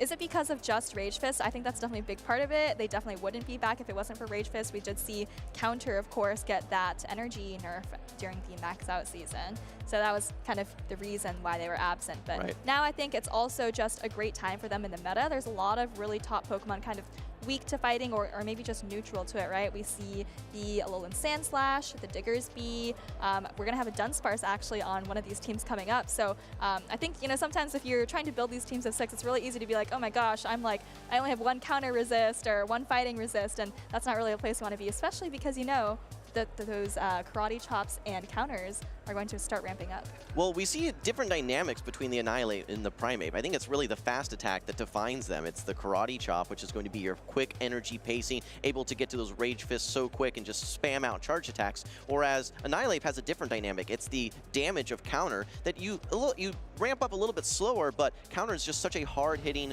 fast attack that in many cases can force its way through some matchups. If you recall in the past, you had to have counter. In fact, it wasn't as much, okay, I have to bring a fighting type. It was, I need to bring a counter user on my team to be my anti-steal, anti-normal, anti-dark. Very different days here now in this dual Destiny season. Well, let's introduce our battlers here. We've seen plenty of Eomo in many broadcasts before, but we're also going to be featuring August Isley here as well, looking very dapper. That's right, and actually, if you remember back in Louisville, we said that was probably the most stacked top 16 we've had of all time. August Isley was actually in that top 16, running a very similar team, I think, to what we had back then, right? You see the Dunsparce. I mean, this looks, when I first saw this team from August, I thought, you know, this looks like a team from a month ago. Yeah. And I'm checking the Louisville team now. It's very similar. There's still the flying dark type. There's the Dunsparce and Superior and Clodsire. So a couple little adjustments, including the Annihilate edition, as you just talked about. Okay, well, over on the side of Eomo, we are seeing some jump luff, and we saw tons of jump luff in recent tournaments. I think 3 out of our last 5 major tournaments, we've seen a jump luff on the winning team. It has a very unique moveset where it can get to aerial aces very quickly, but then it has a hard-hitting energy ball as well. But what I think makes it so unique is Fairy Wind as its fast attack. Yes, you're good versus fighters in general, which we were just talking about, with your flying type, but able to hit super effective versus darks, versus fighters. I think Fairy Wind just a good neutral move in a lot of situations. I like jump luff a lot. I like it too. I also really like the Gudra. It's a Pokemon that I feel like every tournament I'm like, wow, there's a lot of teams that Gudra is really safe against, but I don't know if it necessarily beats anything. But maybe, you know, the Thunder Punch buff a couple of weeks ago was just exactly what I needed to be able to do a little bit more damage in some of these matchups. So curious to see if Iomera chooses to bring the Gudra at all here. Well, we keep wanting to see this Galarian Corsola. We do have one on the side of Eomo. Has a couple destinations for sure. It's going to do well versus things like the Superior. You know, I think that it's a relatively neutral matchup. Very well versus the Annihilate, where you're going to be double resisting the counters and hitting back with super effective Astonishes. Needs to avoid that Galarian Moltres. In fact, the reason I picked Galarian Moltres as one of my Pokemon that I think will have some success is due to the frequency of the Galarian Corsola. So let's move into our game number 1. This is our 3rd matchup of the day, Eomo versus August Isley, and we have the Diggersby into the Galarian Moltres. All right, not the worst matchup for Diggersby, but Eomera is actually just going to switch out straight into this Gudra. Actually very safe against August Isley's entire team of 6, not just 3. Actually, nice sneak of the rollout there by August. Going to take this Aqua Tail on the Dunsparce. Yeah, nice job banking some energy and having a move ready to go for the next Pokemon that comes in. And you're actually in a pretty decent situation here. You're going to be able to get to this Drill Run, which is going to be very close to knocking out this Gudra. I think that you can probably roll out down, or maybe be very close to roll out down this Gudra now. That's right. Gudra is actually quite low health there. I don't know if you're going to be able to make a second Aqua Tail with these rollouts, adding it very quickly, but it's going to be pretty close. Aqua Tail coming through now on the Dunsparce, not going to be enough to threaten a knockout, but maybe just one more charge attack, or maybe, oh yeah, actually I think you do make the Aqua Tail. Yeah, unless August chooses to throw energy. Actually doesn't. Here comes the Aqua Tail, and now this is awkward. You have a lot of energy, but you're also pretty low health. Yeah, probably thanks to a very bulky version, maybe from Community Day, this Gudra able to hang on and actually flip switch there, which is interesting though, because I still think that this Galarian Moltres has play even into a Azumarill. It's not going to be a good matchup, but you have almost a Brave Bird stored and ready to go. Here comes the Diggersby. The Superior's a bit of a core breaker right now versus Eomo.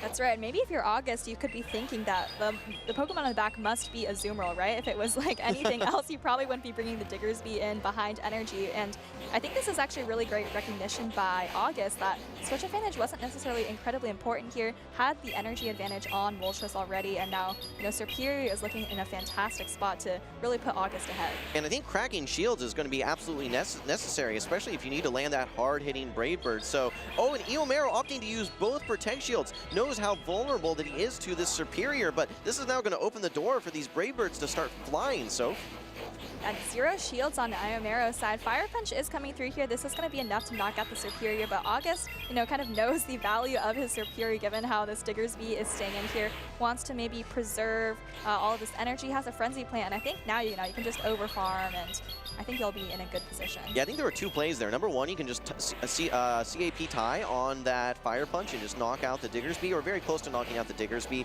But I like this overfarm play because now you certainly have this Diggersby in Frenzy Plant range, and you're going to have enough of an energy advantage that you can get to another Frenzy Plant into the Azumarill, and then we've got that Galarian Moltres ready to go with a Brave Bird as well. Yeah, and I think maybe just 1 Frenzy Plant plus 1 Brave Bird is probably going to be a recipe for success for August here. Moltres was also, I believe, hang on to a charge attack from a Azumarill if it needed to. So actually just going to switch out right away. One Sucker Punch and gets to this Brave Bird. I think this is going to be a good game, and game 1 maybe going to August here. Yeah, a lot of adaptation there in that first game by August. I don't know that he necessarily, he was expecting that team from Eomo, but able to adapt on the fly and actually losing switch advantage after coming in a little bit late with his Dunsparce there. Recognition, recognizing that, hey, I don't need to win switch. I have this energy. It has great destinations across the board. And then, oh, guess what? My superior core breaks the rest of your team.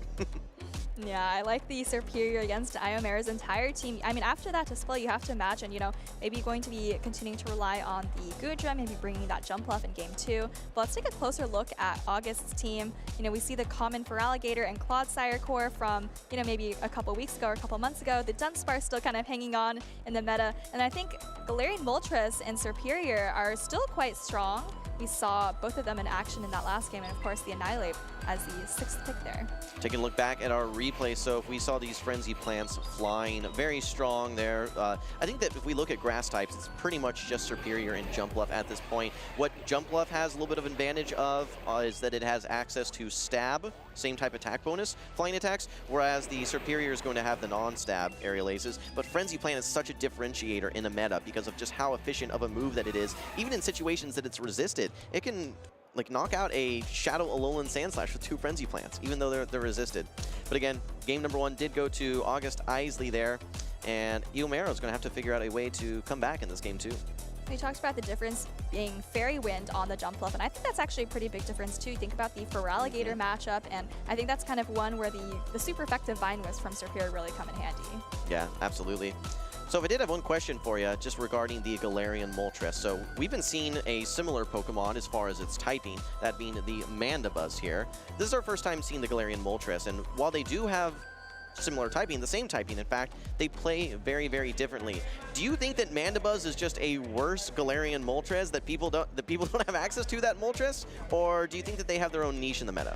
I think the big pickup for at least Air Slash Mandibuzz is picking up those fighters, right? We talked about the Annihilate and the Primeape really rising in the meta, so that's kind of somewhere where Air Slash Mandibuzz would come into play. Other than that, I think Moltres is the way to go. But speaking of these dark flying types versus fighters, we actually have Primeape versus Moltres here in game number 3. Okay, well, game number 2, we do have this Primeape ready to go. It's going to be able to outpace to these close combats, and it's hitting neutral with its Karate Chops. We actually had a charge attack priority there, if I'm not mistaken. I think August went straight for that Brave Bird. He does use the Protect Shield, doesn't want to take a close combat, which is nice neutral damage here. And yes, does throw the Brave Bird. I can't imagine any situation where Eomo doesn't shield this, so we're going to be seeing a little bit of even Stevens here to start our game number 2. That's right, Eomo does have an energy advantage on the Primeape compared to the Moltres though, and actually August is going to bank a tiny bit of energy and then switch out into the Superior, but now, I mean, you're going to have to take this close combat right to the face. And there's a jump up in the back. Oh my goodness, I think Eomo is just going to take the shield and dip. Yeah, it's not a bad situation here. This is Aerial Ace, keep in mind, and while you are able to hit for your own Aerial Aces for super effective damage, you don't have the benefit of that same type attack bonus, and I think that this Jumpluff can easily tank 3 of these Aerial Aces, maybe 4. We're probably going to find out, but meanwhile, Eomo is able to get some nice neutral damage with the Fairy Winds. Again, a differentiator, like you said so, and the same type attack bonus on its Aerial Ace. Vine Whip's definitely adding up. I think the switch clocks are a little bit desynced, so I'm definitely expecting to see Eomo always bank up a little bit of energy before throwing these attacks. Aerial is coming through. Like you said, Jumpluff comfortably able to take 3 from full health here, so Eomo definitely not going to be investing shields into this Jumpluff, and maybe just build up a little bit more. Nice counting there. Superior doesn't get to the Aerial Ace.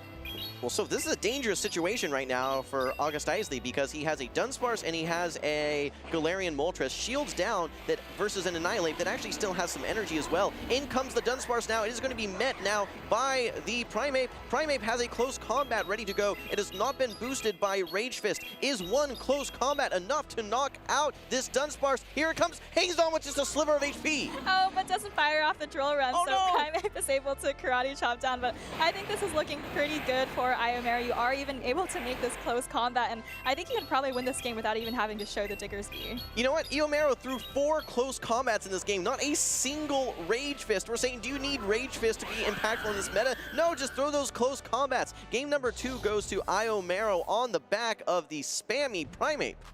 Well, we talk about Primeape not having a lot of bulk, but August Isley, you know, kind of brought the Dunsparce and the Moltres into it, and Primeape not having a lot of bulk, but you're able to resist both of those fast attacks, and that's kind of just going to allow you to get a lot of karate chops in. We don't think of fighting as a defensive typing at all, yet there it was, resisting the rollouts, resisting the sucker punches, able to give it some artificial bulk, we'll call it, despite its lack of natural bulk. So I definitely like the response there by Iomero. Primeape looked great, put the Goodra on the bench there, but that jump bluff was such a nice response. After getting the shield versus the Superior, it was a great way to secure that matchup and set up the Primeape to sweep. That's right, and Iomero even got the shield from the Superior before, you know, heading into the jump off, and I think that really just put him way too far ahead for August to catch up. You know, down a shield in a horrible matchup, no, absolutely nowhere to get an advantage. So really nice adjustment from Iomero, not just bringing the jump off in to handle the Superior, but also, you know, kind of maybe got a little bit lucky with the Primeape being ABA strong into August. You know, and even if we didn't see this miscue here, going for good timing and end up getting knocked out by that final karate chop, I think that I think that game was well past being able to recuperate from, just given that you had a full HP Diggersby hanging out in the back as well. That was absolutely the Primeape show, though. It wouldn't shock me if he brings it again in game number 3, knowing that we've seen the Dunsparce, we've seen the Moltres, even Superior. It was able to get a Protect Shield versus doesn't want to take a close combat. The only thing I think that can really slow down that Primeape maybe the Clodsire, just because it's resisting the karate chops. The Annihilate will definitely be the wall, thank you so. But it has to watch out for those Rage Fists. Oh, this is an interesting matchup. Decisive game 3 here. Winner goes to winners finals for Group B. And Goodra into Superior, right? You have the Dragon Breath really chipping down the Superior, but your energy doesn't really do much here. No, not at all. You know, you can go for the resisted Frenzy Plants, which I think do slightly more damage than the neutral Aerial Ace here, but I think 2 Aerial Ace is going to be putting a decent dent into this Goodra. Meanwhile, yes, these Dragon Breaths are absolutely adding up, but you're going to be resisting all of the charge attacks on the side of this Goodra here. Aerial Ace number 2 comes through versus Eomero's Goodra. This is not even close to knocking out. I don't even know if the third one is going to knock out here, but here comes the first Aqua Tail from Iomero.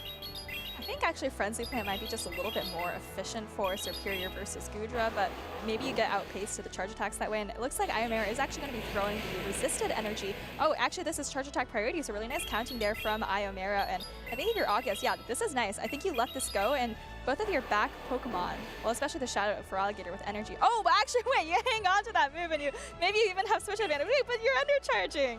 I think that he was one step ahead of you, Soph, and says, yeah, no, I want to soft lose this matchup here and get the energy on the Feraligatr, like you're saying.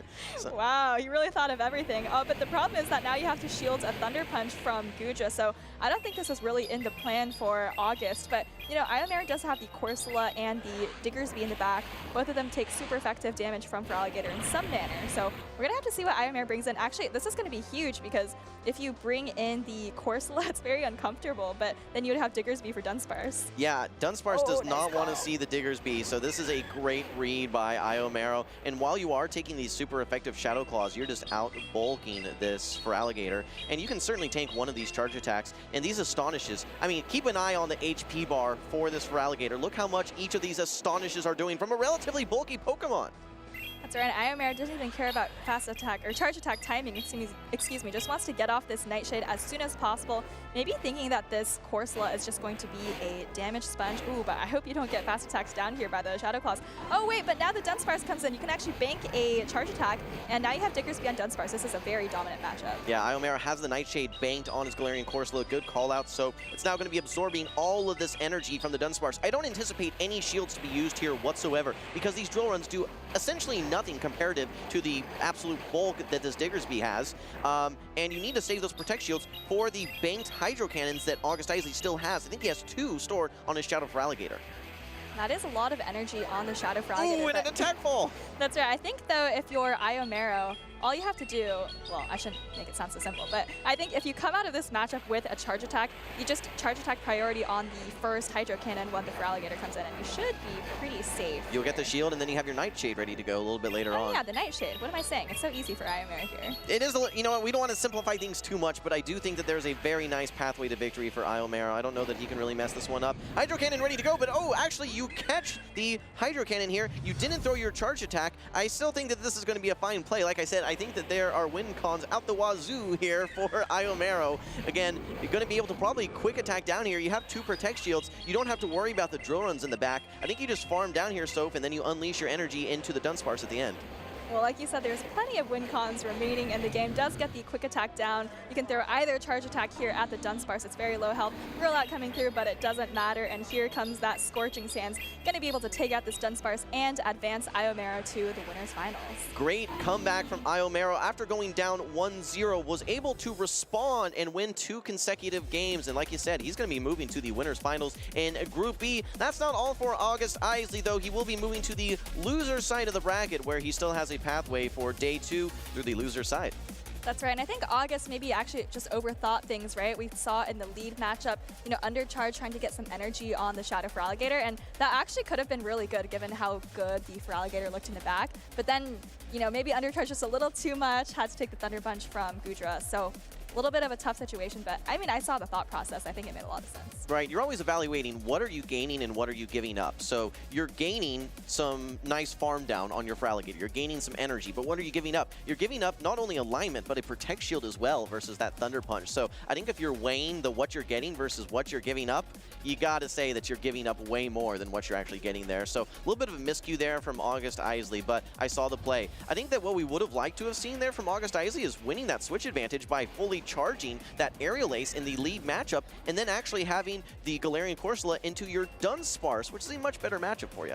Absolutely. So sometimes it's, you know, weighing whether you want switch advantage or energy advantage, and I think in that case, you know, potentially switch advantage would have been just a little bit safer, or maybe just undercharged less. Yeah, I mean, I think there's 3 elements there. There's switch advantage, there's energy advantage, and then there's also shields, of course. And you're giving up 2 out of those 3, which I think was just too much to come back for there for August Isley. So again, congratulations to Iomero. No surprise to see him again in the winners finals for his group. That's right. So once you're in winners finals, you're really just 1 match away from making day 2 on the winners side, we might add, which is a pretty comfortable place to be. So, you know, Iomero's got to be feeling pretty good at this point. Maybe just going to have a little bit of wait time. You know, maybe checking who he's going to be playing in those winners finals. All right. Well, so we are 3 matches in to our tournament so far. Any initial observations for you? Any standout? What's succeeding? Maybe surpassing your expectations? Anything that's not living up to your expectations thus far? Yeah, that's a great question. I know we've seen a decent amount of Galarian Corsola. I don't really feel like we've seen it succeeding too much necessarily. It's kind of just been there. I wouldn't say it's kind of the MVP on anyone's team right now. So I think the jury is still out on Galarian Corsola, whether it really has the right fit in this meta. You know, there's a lot of normal types, usually a dark type on every team as well. Other thoughts, though, I think the fighters are looking very good. We talked about it at the start of broadcast. And I think, you know, Annihilate and Primate, there's pretty much at least one of those on every team. So definitely, you know, legit and certainly have their place in the meta. It's always fun when we have that first regional, at least here in NA, where we get to see a new Pokemon meet the meta, see how it responds. And I think that this is going to be that proving ground for Galarian Corsola. More to come, but in the meantime, guys, we're going to go through some highlights here. We're going to toss it to the break, take a look back at our first 3 matches of the tournament. We'll see you soon.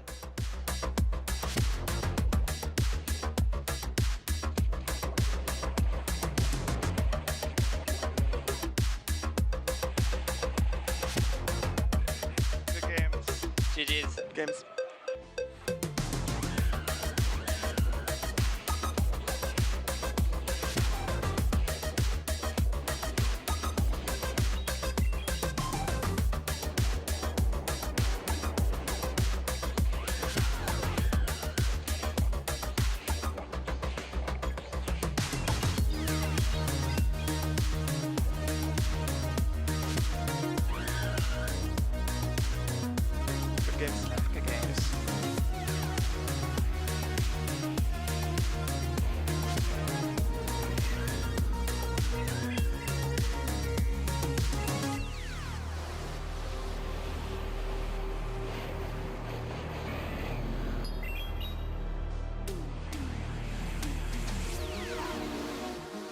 GG's, man. Good games, man. Good games. Despite the unbanning of Morpeko, the Mighty Mouse was nowhere to be found. This cleared the runway for Air/Mandibuzz to take flight, which found great success for trainers like Boglish. And PCF had the fans entertained, finding success cooking up one of the spiciest teams we've ever seen. Day 2, a rematch from Brazil would take place in the losers finals, as the Torian pushed out of pocket to the brink of elimination, but the signature pick of Araquanid was too much for the trainer to overcome. This set up a grand finals between two of the best North America has to offer. In a rematch from Indianapolis 2024, the grand finals would be a flawless showcase of grit and skill from SJ and his Shadow Feraligatr, seemingly always having energy stored, putting out of pocket on the back foot. On the back of Feraligatr and Jump Bluff, SJ would join the exclusive club of multiple-time regional champions. He can't believe it. He shakes his head in disbelief, and SJ is your Sacramento 2025 regional champion. If you want to join in on the action yourself, head to Pokemon.com/compete to find events near you.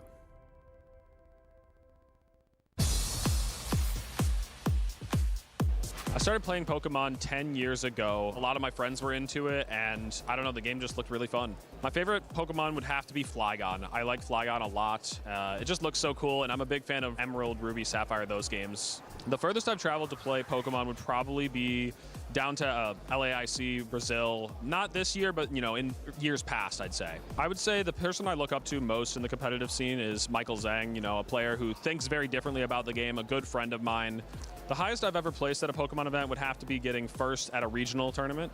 That's the best I've done. I've done it 3 times, but always looking to do better. Internets, Worlds. I try to eat something simple, something easy. I love a burrito. I don't know, I might not finish the whole thing, but you can save the rest for later. I would say between milkshakes and smoothies, I'd probably pick smoothies. I'm a big fan of boba, and you usually find boba in those. Maybe not so much in milkshakes.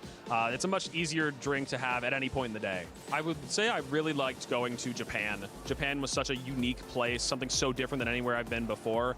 And going there for the World Championships last year, it was a good time. When I listen to music, I usually like alternative stuff. I went with Sprigatito because I'm a big fan of the kitties, and I was really excited to see what it ended up evolving to. Meowscarada is a really fun evolution. I like it a lot.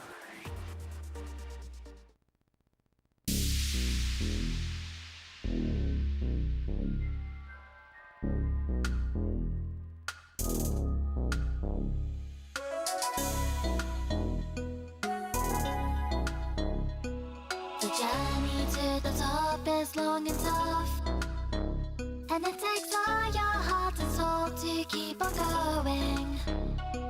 夢にたどり着くまで諦められない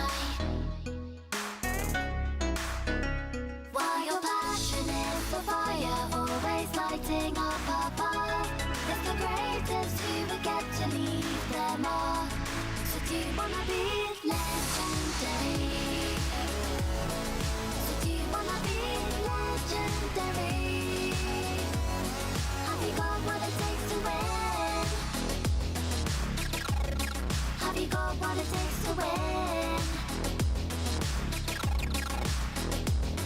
The training has been taking all your life, and you need courage if you want to win the fight. Respect the opposition like a real hero should, then strike. While your passion is the fire, always lighting up above, it's the greatest who will get to leave them all. So do you wanna be legendary? So do you wanna be legendary? Do you dream of becoming legendary? So do you wanna be legendary? Have you got what it takes to win? Have you got what it takes to win? Have you got what it takes to win? Have you got what it takes to win?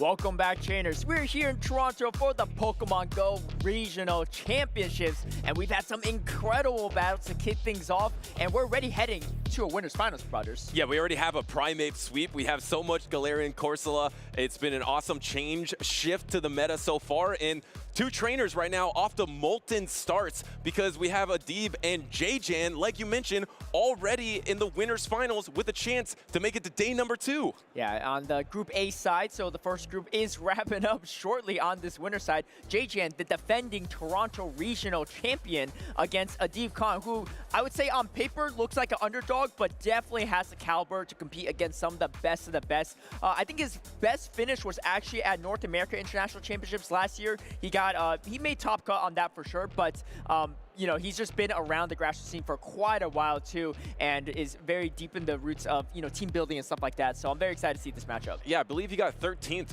which is definitely day number 2 at an international championship. So to have your best ever performance at an international championship, that is an impressive feat, and he's going to need to repeat that to beat JJan, the defending title champion here from last season. And JJan's had a little bit of a down season since then, only getting a top cut or top 5, I believe, in Orlando. Otherwise, getting 17th at NAIC, which is not too bad, but not repeating that same success from Toronto of last season. So he definitely wants to bring it back, get back to that day number 2 here in Toronto. Yeah, let's break down these teams. Adib Khan on the left-hand side got that Diggersby, Annihilate, a Jump Love, Shadow for Alligator, Clodsire, and Shadow Drapion. And the right-hand side on JJan, we got Shadow Drapion, Superior, Shadow for Alligator, Moltres, a Galarian Moltres, I should say, Primeape, and Clodsire. We were talking about how we thought Clodsire usage would drop, but it seems like it's not really going anywhere. Well, it's crazy because also, it seems like fighting types are just hard meta now. There's a fighting type on almost every other team, and I think if you combine the usage together between the Primeape and the Annihilate, it's over 50% usage here in Toronto. So Clodsire would be a lot more useful than the Diggersby if you're going to be facing a ton of those fighting types. So both of these trainers, Adib and JJan, did decide to keep that Clodsire. Yeah, that's right. I mean, the interesting fact is Annihilate actually can't beat the Clodsire, whereas the Primeape cannot. So there are a few wrinkle and differences between the two fighting types, but that is one of the main ones too. Looking at the Clodsire movesets, it's Sludge Bomb Earthquake for Adib's Clodsire, and it's Sludge Bomb Earthquake for the Clodsire JJan side too. So just both leading into the heavy poison damage. I mean, expecting Azumarill to be pretty heavy in usage, and of course, it is Azumarill, so it's going to be there, but much better into the grass types as well, and just a, you know, lower cost move, so you can get to those moves a little bit faster into those matchups that pace really quickly, like for Alligator, for example. And it makes Galarian Moltres on JJan's side a little safer, knowing that you don't have to deal with the Stone Edge. Otherwise, you're going to have some good matchups. I mean, the problem is Annihilate isn't that bad into the Moltres, even though it's taking neutral, and looks like we just got these winners finals underway. We got that Clodsire lead into the Feraligatr. That was the season snapshot for a reason. These two Pokemon are just so high in usage, always there. Safe swap into the Drapion. And we see the quick safe swap here. This Feraligatr actually looks really strong into the side of a Deep Khan's team, so really going to be curious to see how he adapts to this, because the Annihilate is going to take super effective Shadow Claw damage as well, and you get outpaced to the Hydro Cannon compared to the Rage Fist and the close combat on the side of Annihilate. And here he's going to go for the Aqua Tail baits and gets it. And this is huge, because once you Aqua Tail bait, you can always outpace against the Shadow Feraligatr there. I mean, he did get those Poison Stings advantage, and looks like he's actually going to go on charge attack priority with another Aqua Tail. He's going to double down here. JJan did Protect Shield the first one. Does he Protect Shield 2 Aqua Tails in a row? I think he does. I think he does. You know, he's invested a lot into this. Oh, and he does! Shield again. You can see JJ, he's not looking forward to see this Aqua Tail. He has a feeling in here. He's continuing to shake his head. But Deep Khan, like I said, is so weak to Feraligatr. He needs to do something here. Do we see a catch here? Oh! And does go for the catch. Deep Khan looks like he tried to pause for a little bit, but ends up throwing the crunch anyway.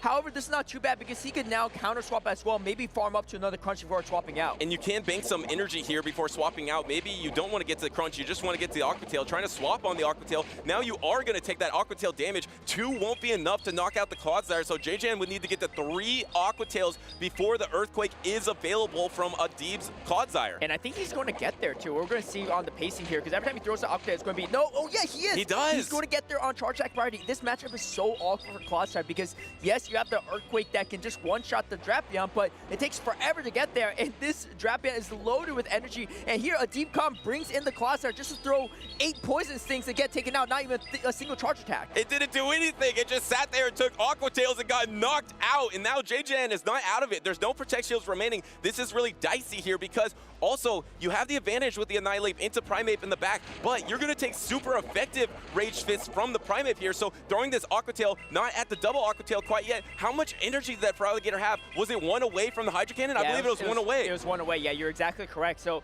we're going to see how JJan decides to play this out. Oh, and swap! he leaves with the Aqua Tail. Now this is No close combat. He doesn't have close combat, but the thing is, wait, what do you mean? Oh. There is no close combat on the Annihilate as well. There's only an Ice Punch there, so do you even have the reach to knock out? And here comes the swap into the Feraligatr. Feraligatr actually holding on to energy, throwing on charge attack priority. What a play from the previous champion, JJan here, to knock out the Annihilate. Yeah, excellent call out there too. I didn't even notice the lack of close combat, but not able to get off a move at all here too. Let's see how aggressive Adib's going to get here on the farm. Needs to throw his Aqua Tail. Aqua Tail should surely knock out here, but the question is, can you outpace this Primeape to get to this next Aqua Tail to go for the KO? I don't even know if it's enough. Primeape is dry. No, but Primeape has too much health. I think Primeape is going to hang on and just a few karate chops away from taking down Adib. I think he's maybe 2 karate chops, maybe 1 karate chop off from this Rage Fist. He would definitely get there. Yeah, just decides to throw the Rage Fist to be safe here. Now, JJan, you thought you were so far behind, double shielding Aqua Tail. Suddenly, he's going to take game number 1 against Adib.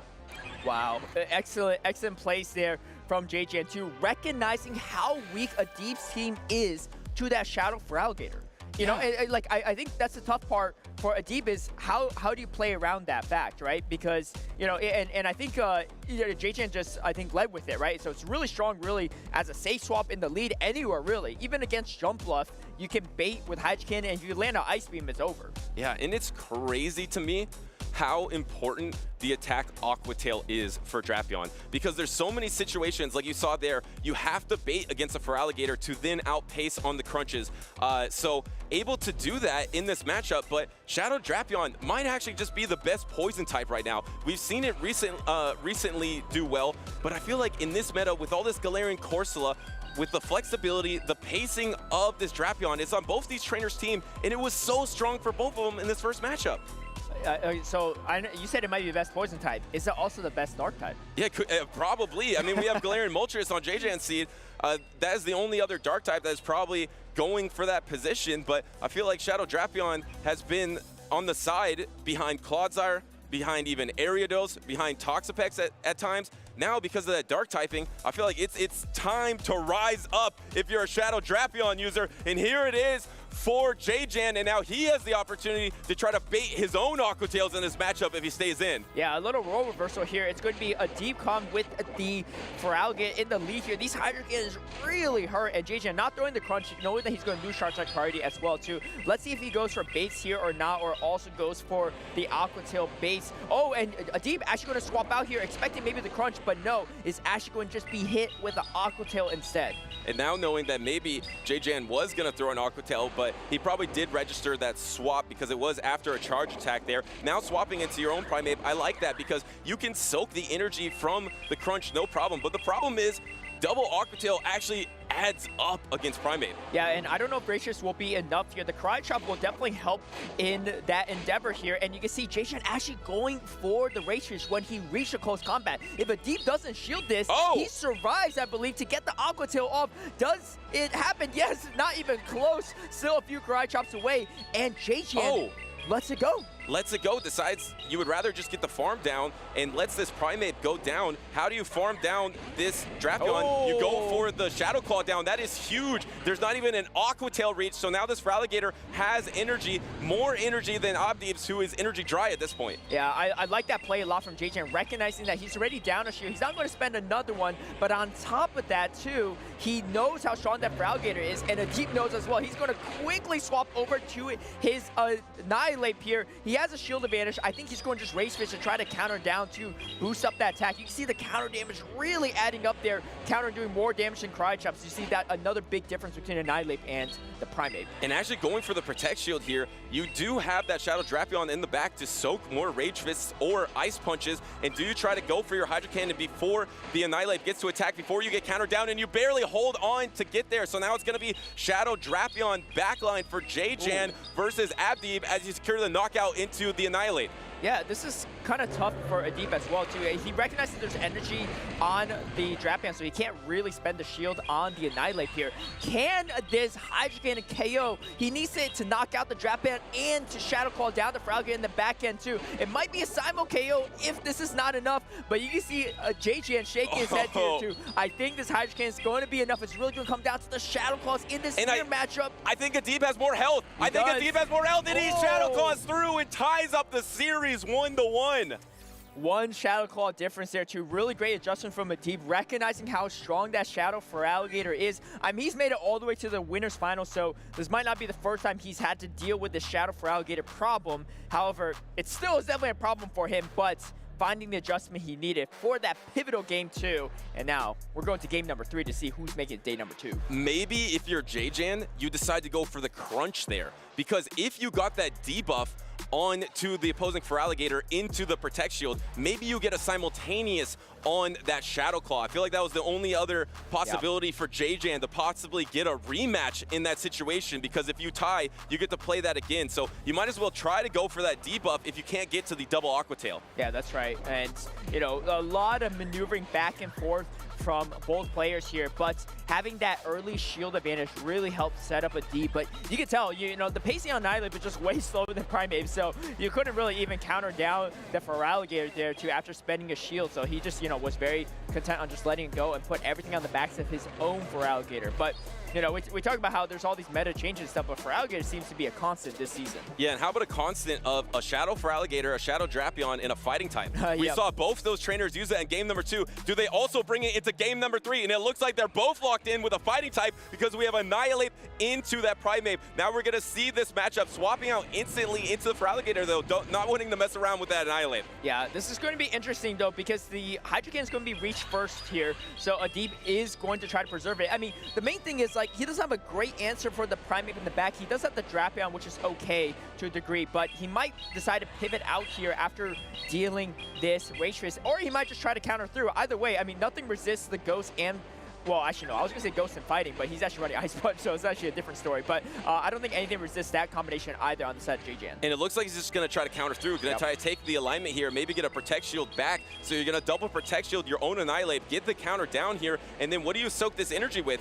I mean, you could just take an Ice Punch maybe onto your own Shadow Drapion, but at this point, the way it's boosted, it's going to do a lot of damage. Actually, it looks like Adeep's trying to pivot here. I think it's probably better for him not to, because he's already boosted, right? So his damage is not boosted, but we're going to see how he plays it out. Oh, he does! He is going to swap out here, too. He wants to draw out the Primate again so that he could align the Diggersby on the Drapion, but JJ's head on energy. If he snuffs this out, he might be in a good spot because he has a shield advantage, right? And he's just going to stay in. He's going to get off these Aqua Tails before Adeep can get off both of his. Yeah, and especially if you can start ramping up some energy into your own Primate here, you can win charge attack priority against the Annihilate, and then you can start close combating the Diggersby in the back. This is really risky for Adeep here. That was charge attack priority. There is one Protect Shield remaining here for JJan. Does JJan try to swap out and now get some energy ramped up onto the Primate here? No, looks like he's going to stay in. No, he does swap into the Aqua Tail.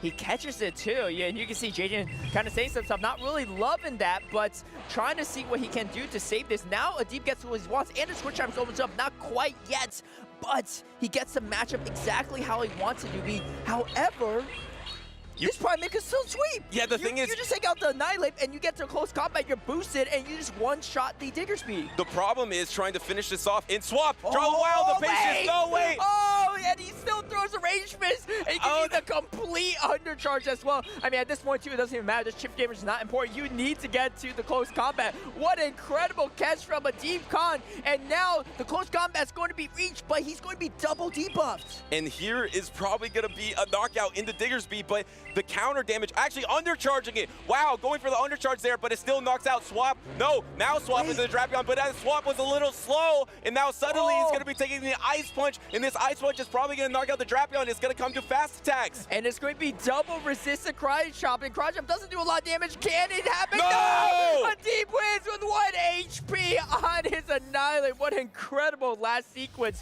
from a Deep Con. Wow, Primeape winning the battle of the fighters there. JJan maybe had some opportunities in these in-games to take out a Deep, but just the patience from a Deep there to be able to finish off the game with the Annihilate. We thought that the pivot out maybe was a mistake, but it was brilliant in the end because it's so hard for that Primeape to finish off the Annihilate with that double resisted Karate Chop. Yeah, I mean, I don't know what the replays are, but I really hope there's a replay of that catch too on the Diggersby, because I believe when he swapped in, JJan wasn't even throwing the move yet, but I think in his head he was already committed to throwing the Rage Fist. So the moment the Diggerbees came out, he's already halfway through on pushing onto that side of the button, and he ends up throwing it too. Yeah. And what an incredible catch, because I'm looking at him like, there's no way a Deep wins this, right? He gets hit by the Rage Fist, and we saw the close combat, even undercharge was enough to take out the Diggersby. At full charge, he definitely would have, but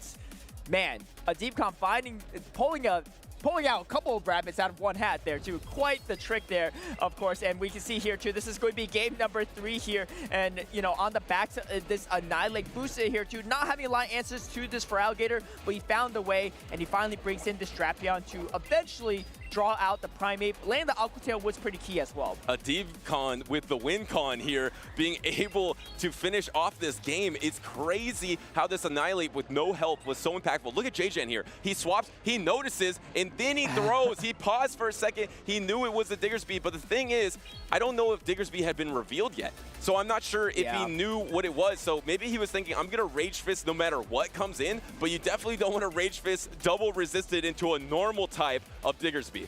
Yeah, what a play there too. I mean, and the thing is that's tough too, right? I feel like all of us have been there at some point in time. You know, even if it's just in Gold Battle League, not even on the official championship series circuit. You know, you know the catch is coming, but you're like, I gotta throw the move, because I don't throw the move, I also get taken out, right? Yeah. And it's just a tough position that JJ was put in. But our reigning champion is still in it. He'll be dropping down to that losers bracket. We'll be awaiting his next opponent in losers finals. But big congrats to Deep Con, who is our first player in this tournament to make day number 2 here. So big congrats to him. Yeah, and taking down the previous champion here. And I believe JJan, maybe at the end, if he didn't throw the Karate Chop on that Primeape and then swap the Drapion, he swapped instantly and double Poison Sting, maybe had a chance there, but he's going to have a chance for sure on that loser side of the bracket. He is only 1 match victory away from day number 2 himself, so he's not out of it yet. And we have another awesome matchup, another winners finals, 2 other trainers off to Molten starts. We got Colin versus Eomo up next. Yeah, definitely. Well, before we go to that matchup, let's hear a word from a Deep Con. I think still passing with the floor. Thanks, Caleb. I'm here on the floor with Adib. Like you said, the first player to make day 2 today at this tournament on the winner's side. Adib, that game 3 was so insane. I don't think anyone knew how it was going to end. Take me through what you were thinking during that game. So during the stream, I just had my fingers crossed, and I was just tapping the button. And I was at the time, I was like, oh my gosh, I'm so happy I have Ice Punch.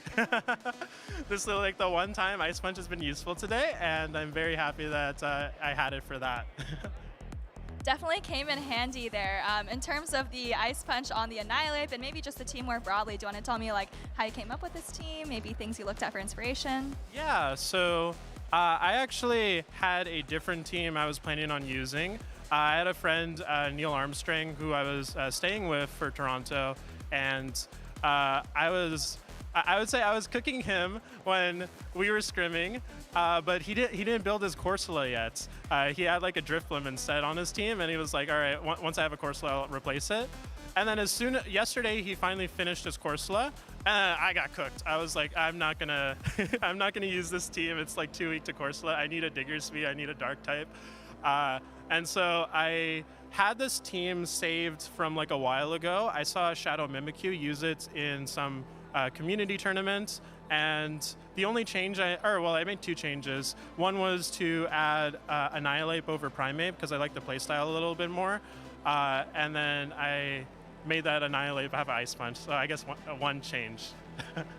All right, well, it seems like it's all paying off for you, all these preparations and little adjustments from friends, so that's really great. And this is your second time, I think, making day 2 at one of these championship series tournaments. Do you have any goals for tomorrow in terms of where you're hoping to place, or are you gonna just kind of take it one game at a time?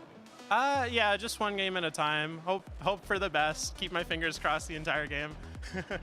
All right, well, you can just keep tapping like you did in that game 3 and it might work out. And, last question, Ajib, I know you do a lot for this community. Is there anyone you want to shout out, here in the arena or watching at home? Oh, yeah, I have so many friends to shout out. Thank you to everyone at DracoViz for helping me come up with ideas and also, working with me on the project I work on. All of my friends that came over to me, I see them. This was kind of like a boys trip, and we all are planning to hang out in Toronto for this entire weekend. It's been super fun so far.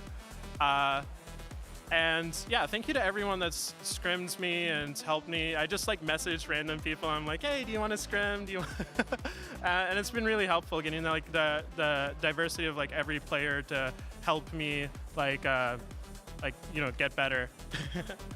All right, well, congratulations to you, and I'm really glad to hear how much the community is able to give back to you. And I think Caleb and Butters are ready to hear some more matches. All right, thanks so much, Soph. And the trip is off to a good start for Adib here. Like we mentioned, the first trainer going on to day number 2, feels really stoked about it. Decided to change his team to be better against Corsola, which I think was a fantastic choice because it seems like a lot of these trainers so far have been bringing that Corsola, and it wins matchups that you don't really even expect it to, right? Yeah, definitely. And I think the thing is, I like that Ice Punch addition too on the Annihilate, right? He said himself, right? This is unfortunately the only time that worked out for him, but it was the perfect time, right? It was the one time he needed as well for that Ice Punch to carry him to that victory. And I think it's an interesting adjustment too, because a lot of people have been running close combat when Annihilate came out, but you have the Ice Punch for the Diggersby, still super effective, non-stab, and then you're in such a good matchup against the Dunsparce that it's not really a big deal without that super hard-hitting close combat move. So very excited to see how Adib does on day number 2. But like you said, we have some star-studded matchups here on the screen. We got Colin 6 all the way from Europe, and then we have Eomo from Mexico here in this second set of winners finals. I mean, it's so early in the day. It's not even noon. It's not even noon. It's not even noon. Well, I was going to say it's not even 9 a.m., but it's not 9 a.m. on West Coast time at least.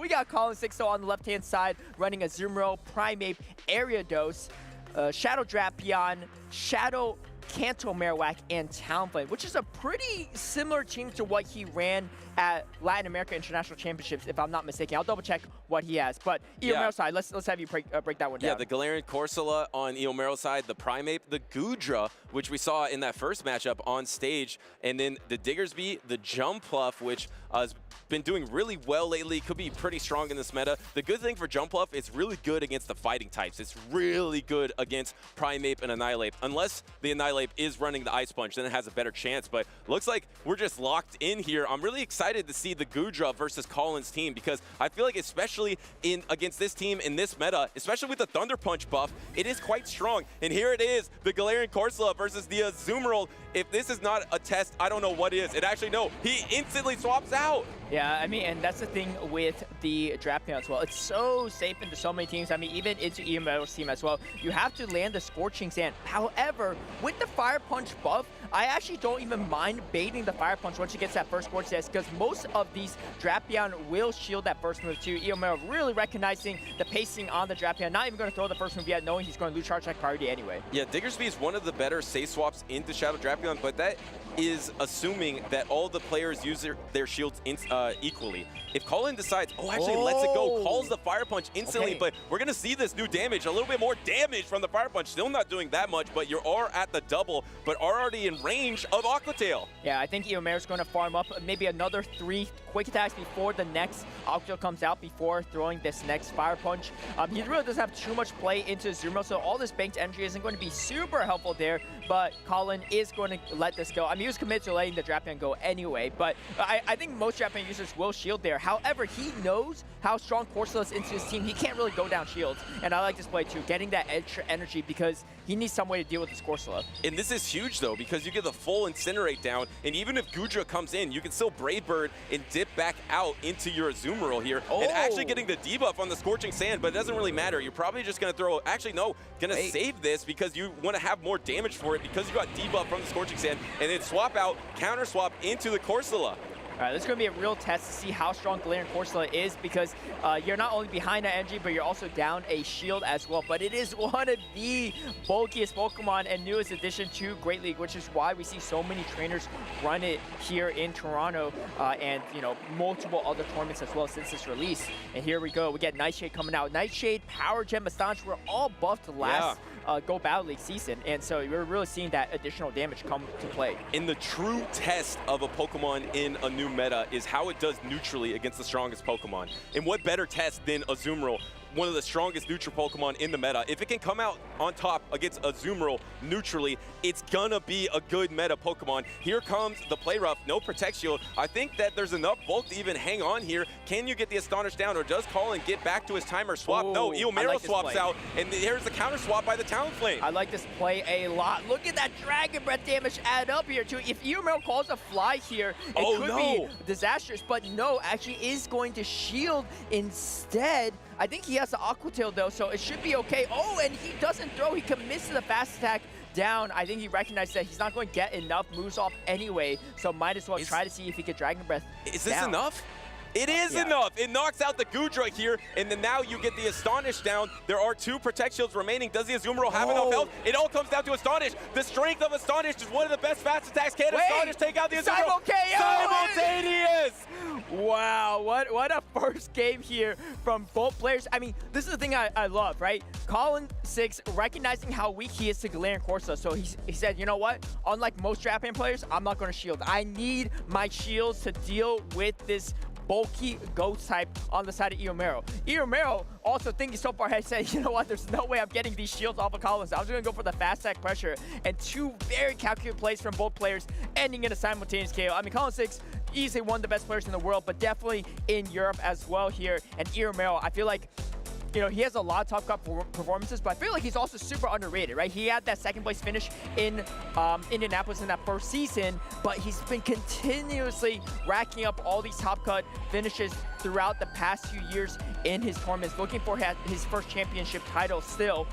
I talked to Mark Galde recently, right? One of our most decorated players, and he said anytime he's team building, he always goes to Eomo, right? His teammate, his friend, because Eomo always is able to spot out some of the weaknesses. And what I love about Eomo's team building is also he always brings something very unique, right? Last tournament in Sacramento, he brought a non-Shadow Quagsire. This time he brought a Gudra. I don't even know why, but hey, it played out and worked out. I mean, he's a really creative team builder, and as you saw in that matchup there, I think that team kind of carried him through, because I feel like Colin was able to bait out that Diggersby, get that full farm down with his own Talonflame. It felt like Colin just had all the momentum in that game, even had 2 Protect Shields, but on the strength of that core between Gudra and Corsola, able to take out Colin and get that simultaneous. And now we got a rematch for game number 1, because remember, when it is a simultaneous, you go to a rematch here, and now a better lead for Eomo, forcing the same exact pivot into that Shadow Drapion. Yeah, and this is kind of, again, a little awkward, because Eomo not only doesn't have a lot of answers to the Drapion, but his main answer, Diggersby, is not even on his team this time around. So I think he's going to just absorb the damage here. I actually like this play a lot, because Ice Beam will pretty much almost one-shot you anyway. So if he's taking some of the chip damage, might as well just tank the crunch and then swap out. I think he might come in Gudra here. Let's see how he makes this adjustment. He could always come into his own Azumarill and try to soak up this energy and bubble down. Yep. Looks like there is going to be a no shield from Colin, so maybe Eomo is going to come in the Azumarill. There it is, and try to bubble down. Yeah, really great play from Eomo, recognizing that now this Drapion is way more manageable to take out. Colin, I don't think even gets this next crunch off, which is nice for Eomo. If he gets a debuff, though, that will definitely help him a lot in this mirror matchup. He's actually going to swap out here. I like this play, too. Swaps over to the Ariados instead, so shows this Ariados, and now the Gudra for Eomo doesn't have a lot of places to go either.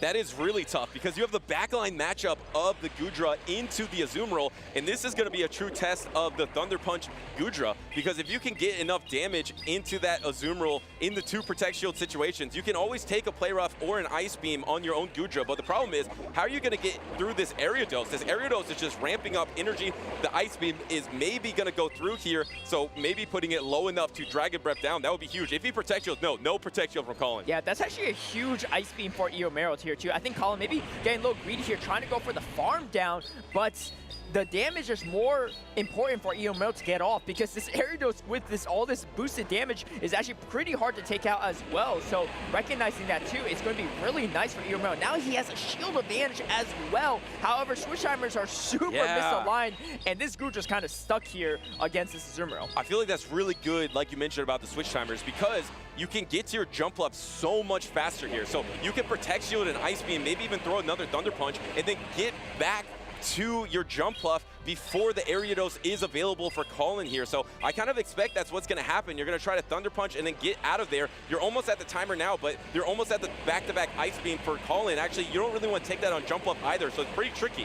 Yeah, none of them throwing their moves here, and finally comes in the jump up. I think Eomo might even let this go because he doesn't have any energy, right? So getting to an energy ball here is way harder, and Colin was way over the energy as well, expecting to swap. It just never happened until finally the switch timer was up, and now Eomo has a ton of energy on this Goodra. But let's not forget, I think the Ariados still has another move as well, so he has to keep that in mind as he's trying to figure out when to spend his final shield. Yeah, it's really close. I'm not sure if it has the move yet, but it's quite low, and the problem is you don't have that much health left on your Goodra. You're going to have to do a lot of fast attack pressure against the poison types in the back. And no, it's not at an attack, but can it get to an attack before the poison thing down? And yes, it does get to a lunge here, and this lunge is going to be able to knock out Eomo. And Colin is saying GG at this point. Yeah, I think both players recognize it too. I saw GG from Eomero's mouth there too, voiced out. I mean, I like the play from Eomo. He knows that he has to Dragon Breath down because he needs to get, I mean, there was still a shield outside of Colin 6. He was so far ahead at that point, he needed to do something there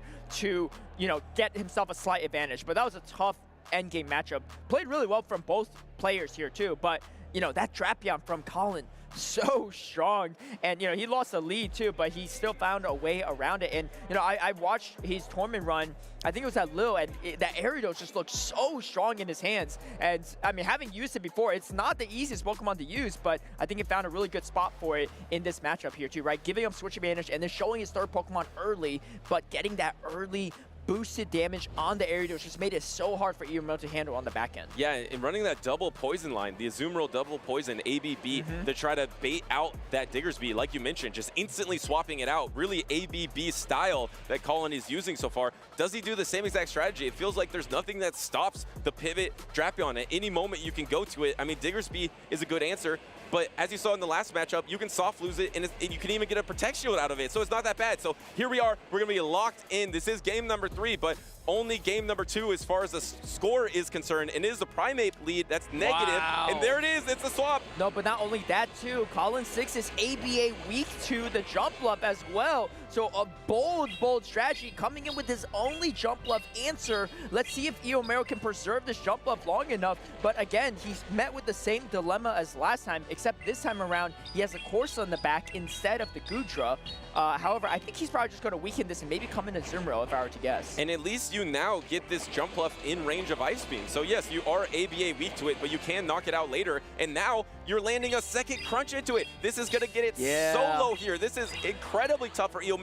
Decides to use the Protect Shield, which is great because you do have a lot of positive situations in the backline for Jumpluff, but I think Jumpluff has to get out of there. So, I mean, with this Aerial Ace, he does put this in bubble range, which is really, really nice, and I think that's exactly what it's going to do. And the thing is, Colin doesn't really have a great answer for this Azumarill either, right? Like, he didn't have a lot of answers for Azumarill nor the Jumpluff. It was really on the backs of that Shadow Drapion. It did put in quite a bit of work. He has a shield advantage, so let's see if he can figure something out in this back-end matchup.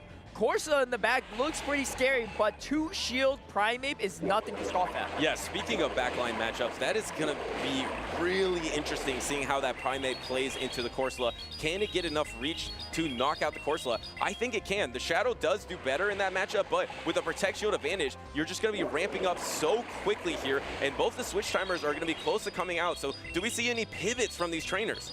Yeah, we're going to have to see here too. I mean, timers are about synced up at this point. They're both coming up pretty quickly, and Colin hasn't even seen the third Pokemon from Eomo yet, whereas Colin has shown all 3 of his Pokemon. So Eomo has, in his mind, a better understanding of how to play out his win cons, right? Whereas Colin's still trying to predict that final Pokemon. What is it going to be? And here in that and stuff. And here comes the play rough. Do we see a shield? No. Colin trying to put everything on the backs of this Primeape, and I do believe that is going to be his win condition here. Oh, and he hangs on. Barely hangs on. Wow, he hangs on to get that play rough here. That is huge, able to knock out the opposing Azumarill, but actually now you don't get farmed down, and he actually undercharged there. Here comes the swap. No, because there was a knockout. Here's the Corsola into the Annihilate. There is a Protect Shield disadvantage from Eomo. He is kind of shaking his head here. We're going to see how strong is Primeape. He's going to be throwing his first Rage Fist. Dude, look at the damage. Look at the health bar on Primeape. It's almost half health. It just took Astonish. I think Eomo's going to go for the fast attack pressure yet again. I mean, he has the super effective. Oh, no, he's going to throw the Nightshade maybe.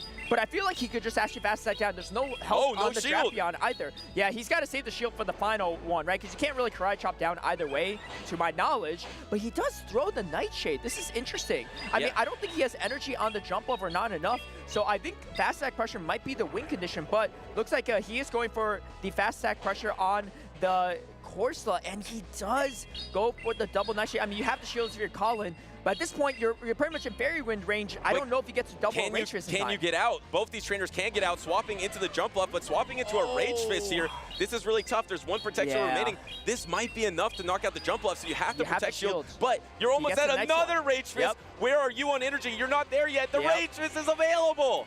Yeah, this is going to be tough here, too. I mean, it really comes down to this Corsola now. It has a little bit of health, but this is a quadruple boosted Primeape, and it is scary. Can you survive? It gets knocked out. It does. But it has to take a bubble. It has to take a bubble. How can it take a bubble? The Drapion. Yeah, the Drapion has health, too. Couple moves. Yeah, it's looking really tough for Eomo. Colin's going to come in to throw that bubble. It is a simultaneous knockout, but Colin does have one Pokemon remaining with the Shadow Drapion, so that means he won the matchup 2-0 and is moving on to day number 2. Wow. Colin 6-2. I mean, the final boss of Europe, looking like the final boss in the world as well, too. A very strong performance from him. I mean, they had the tie in the first game and then just 2-0 since then as well. Looks like the players are talking to judges a little bit just to make sure everything went according to plan, but we'll have our expert judges review that, and we'll get more information on that situation once we have it. I'm not going to lie, it's complicated because the win conditions for Eomo are a little bit different than they usually are. There are a lot of fast attack pressure because of that Astonish with the Corsola in the back, so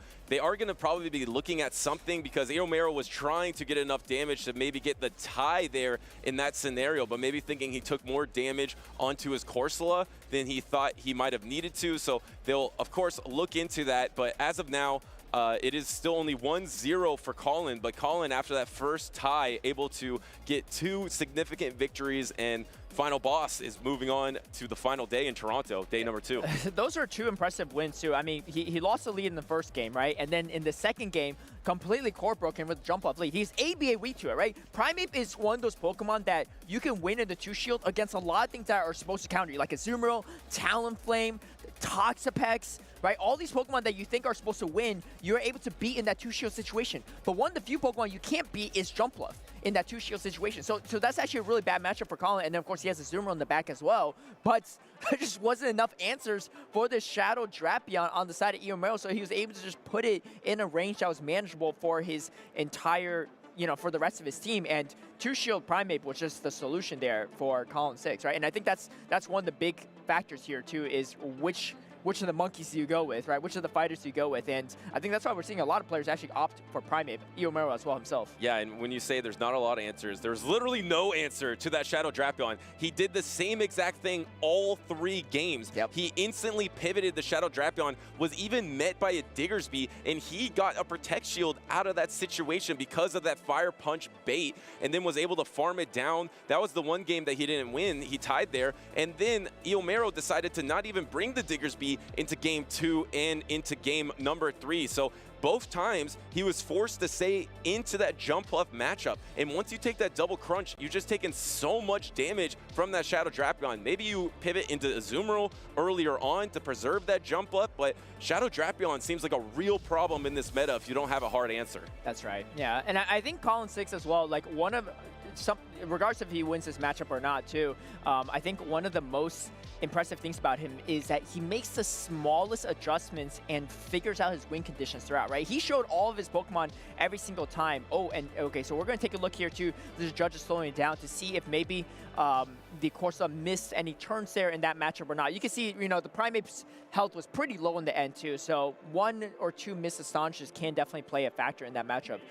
But yeah, about Colin 6 as well, you know, just a great player to, if you're looking to get better at the game, it's just to study his gameplay and see, like, why he does the little things he does, because all those little things adds up to why he's so consistent, right? He makes so many top cuts. I mean, he was my player prediction to make day number 2, and he looks like he's well on his way to doing that. Yeah, it seems like these top trainers that are so consistent always have the fundamentals down. I think of Colin, I think of Dunebug, I think of Wadaj, all these trainers that have mastered the fundamentals, and then once you've done that, then you can start going for more interesting plays and more advanced plays. And once you have that baseline skill that Colin has mastered, it looks like that is the interaction that they're looking at. It's going to be between the Azumarill and the Corsola here. I'm not sure if I saw exactly what happens, but that is exactly what they're reviewing in this situation. Yeah, I mean, that might be just like a secondary, right? Like, let's see like how much health you had, because I think that was going to be a simul KO either way, right? But there was a Drapion on the back end. You know, you're going to at least resist the poison sting damage. So we don't have any official word from the judges yet, so we'll see more on that while we get that information. But yeah, it looks like there potentially could have been a lost turn Primeape into the Corsa when it swapped in. But we'll see. The judges are reviewing there too. But yeah, so far, incredible performance from both players too. And yeah, Colin just making magic happen. That Shadow Drapion looking pretty good. I mean, it might really be the best poison and dark type here in this tournament. It might be the best Pokemon. I mean, the pacing, the consistency, the ability to even beat Feraligatr if you bait the Aqua Tail. You just have so much optionality, and especially with the drop of Gastrodon, the drop of Mud Slappers in general, even the drop of Clodsire could be a huge factor in Shadow Drapion's success. But Eomo also going for these creative win conditions. Looks like we are looking at the interaction because remember, this Primeape did hold on with almost no health. And if it was supposed to get knocked out earlier, then you take a significant less amount of Karate Chop damage. And if you took that less amount of Karate Chop damage, maybe you're going to be able to fast attack down everything because Shadow Drapion was energy dry, and you can resist the Poison Sting. So it's kind of fascinating because Eomo has a very different win condition than most trainers. Usually you're not just going to try to knock out with fast attacks and go for a simultaneous, but since that was a possibility in this matchup, they are looking at it to see if that could have happened. Yeah, I think in hindsight, too, going just for fast attacks in general from Eomo's side might have been the play, but I also personally lost track of the energy on the Drapion, so maybe he could have gotten to a move, right? So maybe he needs to strip down those final shields from Colin 6. But I got a little trivia question for you, Butters. As we're waiting for the judge review here, and maybe the audience as well, too. How many L's are in Colin 6's username? Oh, okay. I have an answer to that, but I want to hear what chat thinks it is first. Yeah. Tell us how many L's. You know, there's not a lot of L's on his resume. Yeah. We're talking about strictly letters, right? Not the metaphorical L. Yeah. Right now he has 0 L's in this matchup, but I believe there is 3. 3 L's. No, there's only 2. Is there 2 or 3? Because there's one of the eyes. Oh wait, there's 2. There's 2. Okay. Because you think. Wait, no, there's only 1. Okay, wait, hold on. You gotta give me a chance to deduct. I need to look at his name. Take your time. Yeah, hold on. Chat's still guessing. Is it 1, 2, or 3? I tricked you all. It's only 1. Okay, I got really good news for you, actually. Okay. No matter what you're going to go with, you're going to be wrong. It's neither. No. He has 0. What? Because the 1 L is an I. It's a capital I. So it's actually, in a way, it's actually coin 6. But you know, he obviously maybe Colin 6 with the L for the L actually. You know, L in the Colin was taken, so he had to go with a capitalized I. Yeah. But there actually is there's no L's, but there's actually 3 I's. Yeah, because the double I in a row to make that coin. But it is I think you're right. It is Colin because I think. like me, someone who couldn't get a 0 in their name, I put an O there to get the 20, but it's 2-0. But I understand 2-0 butter it. sounds better than 20 butters in my opinion. So I think you made the right choice there. Yeah, thank you. I appreciate that. But let's see if the chat got it right. I obviously got it wrong, but I was close. I was within an L. I was within one L in my final answer. You took a little more L's than you needed to there. Yeah, that was like my Sacramento run right there. Just 4 L's instantly. Yeah. I think to date, you're still the only person that's ever used a Toxtricity in a major tournament. So, well. Did you get a win? Because I know we talked about this afterward, too, because you said, hey, like, you know, I was in the losers bracket. I won my first game in the losers bracket, so I brought Toxtricity in game 2 and I lost again. So I'm just trying to get a win on Toxtricity. Did you get a win on the day with Toxtricity at all? All right, another question for the chat. How many wins did I actually get with Toxtricity in my lineup? I went 2-2 in the tournament, so I'm curious what chat thinks. But we'll give him a second, and then I'll answer the question. Looks like they are bringing in CCO here to look at some footage as well. Of course, both these judges are insanely talented. We have Need for Speedy there, I believe, as well at the judges table. They're trying to figure this out. We'll let you know as soon as we know. And now that I've given you that time, the answer is just like the amount of L's that Colin has in his name, it's a goose egg. I got 0 wins with Toxtricity. I was up 1-0 in my second losers round matchup, and I'm like, I felt confident I was going to win the series because I had a pretty good team composition matchup, and I'm like, all right, I'm just going to bring Toxtricity to game number 2, and let's see if I can just get 1 win with it, just to say that I did it. I just instantly got destroyed. Instantly lost the battle. I was up a Protect Shield against Dunsparce. Lost the matchup. Power Punch. It's not close combat, right? Wild Charge. I do not recommend Toxtricity, but I do recommend that you come out and compete for your first time, because that was actually my first time ever competing, and I had so much fun. Even though I kind of just put a random team together, kind of messed around with Toxtricity, it's so fun to actually be at the tables with your fellow community members, talk to them throughout the tournament, be there to catch Pokemon all day, trade with people. Honestly, like, I can't wait to compete again. And if you haven't competed yet and you're on the verge on the edge of deciding if you want to do it, it is a great time and it's very welcoming. So we highly encourage you all to come compete. And it's the best place to play Pokemon Go. Definitely. Like during these weekends, because if you got to see the screen of these trainers when they're not in battle, it is covered in Pokestops. It is covered in PvP Pokemon that are spawning. You get the extra Stardust as well. You get exclusive gifts. It is a fantastic place to play and to be a part of the community. That's right. And I mean, if you're feeling like, you know, trying to dip in a little bit, think the regionals or international might be too much to start out with, too, definitely recommend checking out your local scene as well, too, because a lot of local tournaments, local cups and challenges as well that you can participate in to, you know, really get involved in. Test out some teams, because I think if you went to a local tournament, you would have realized, I don't know, Toxtricity might not be the play, especially in a Cloud Star meta. That's pretty wild. Yeah, no, it definitely would have found that out there the hard way, but we're still under review here in this matchup. This means that it had to be really close to determining the battle, and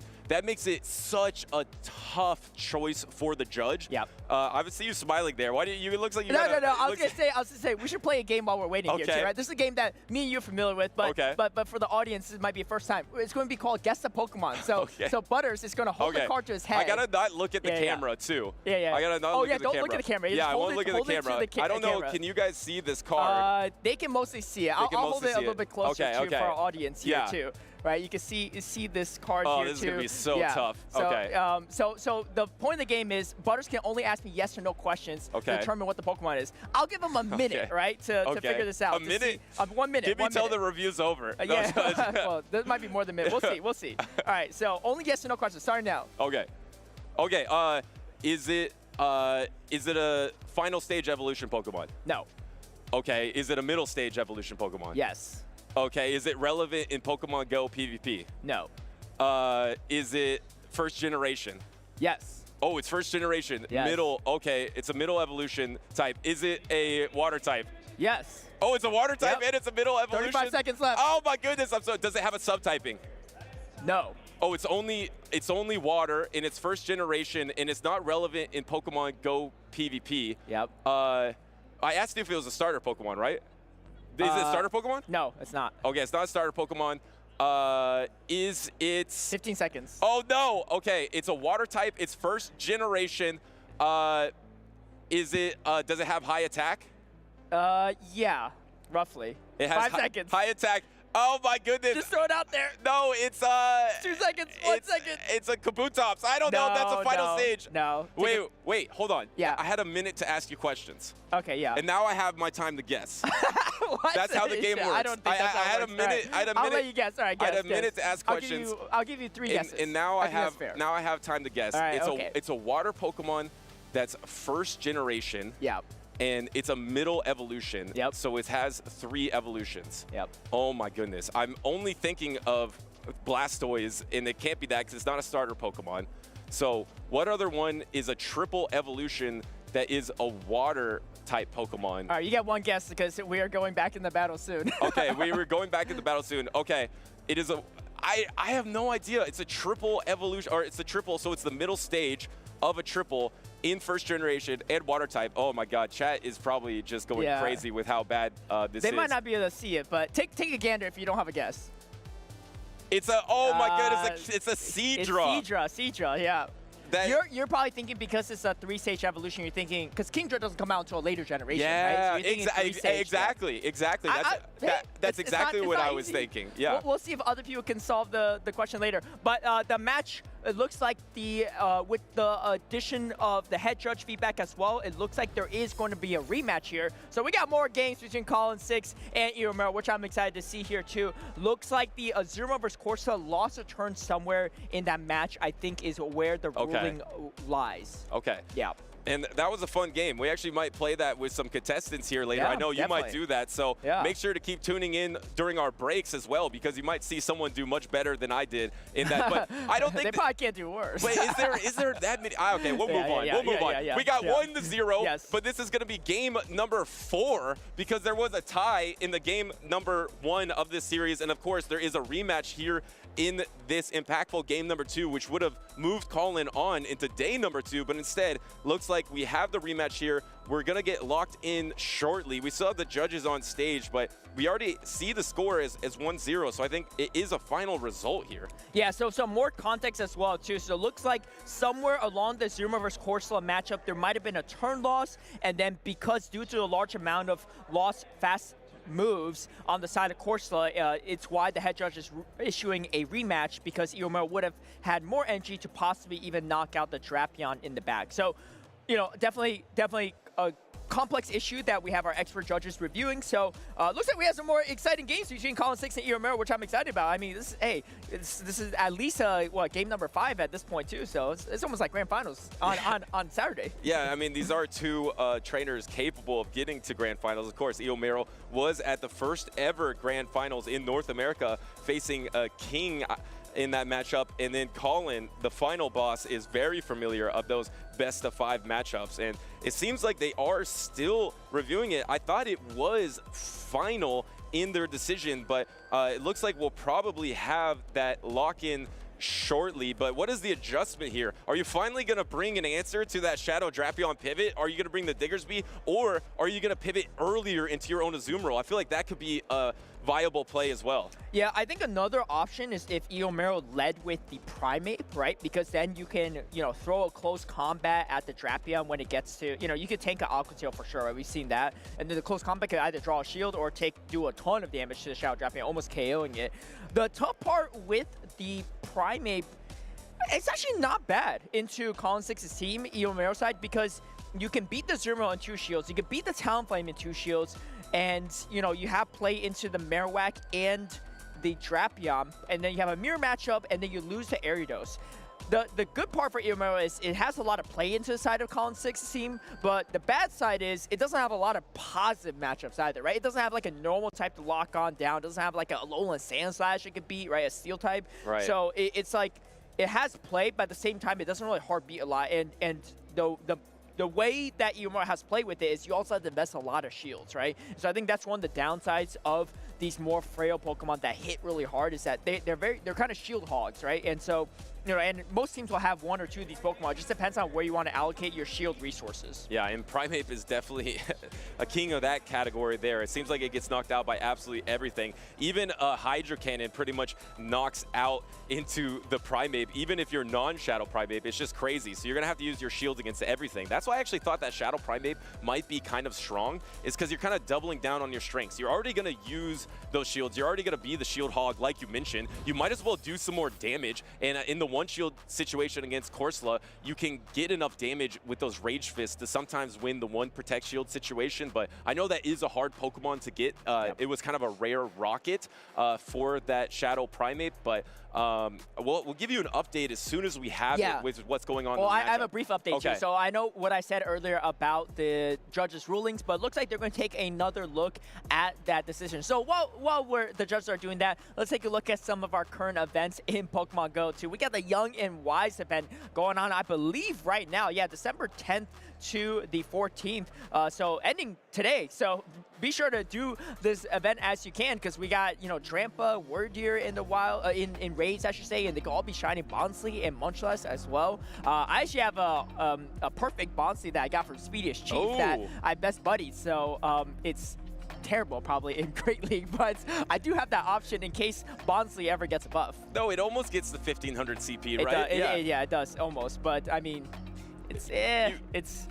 I'm notorious for using rock types, but I don't think it's the best. You freaked me out at first. I thought you were going to quiz me again, but at least we do well, have... I got some extra cards in my Check backpack. out this Dedenne with that beautiful coat jacket, Christmas themed there. That actually looks awesome. I want to get one of those. And then the Sandygast can be shiny as well. Debut. That is the debut. That is awesome. You definitely want to grind out that. And of course, another Pikachu that you can get shiny as well. The Psyduck.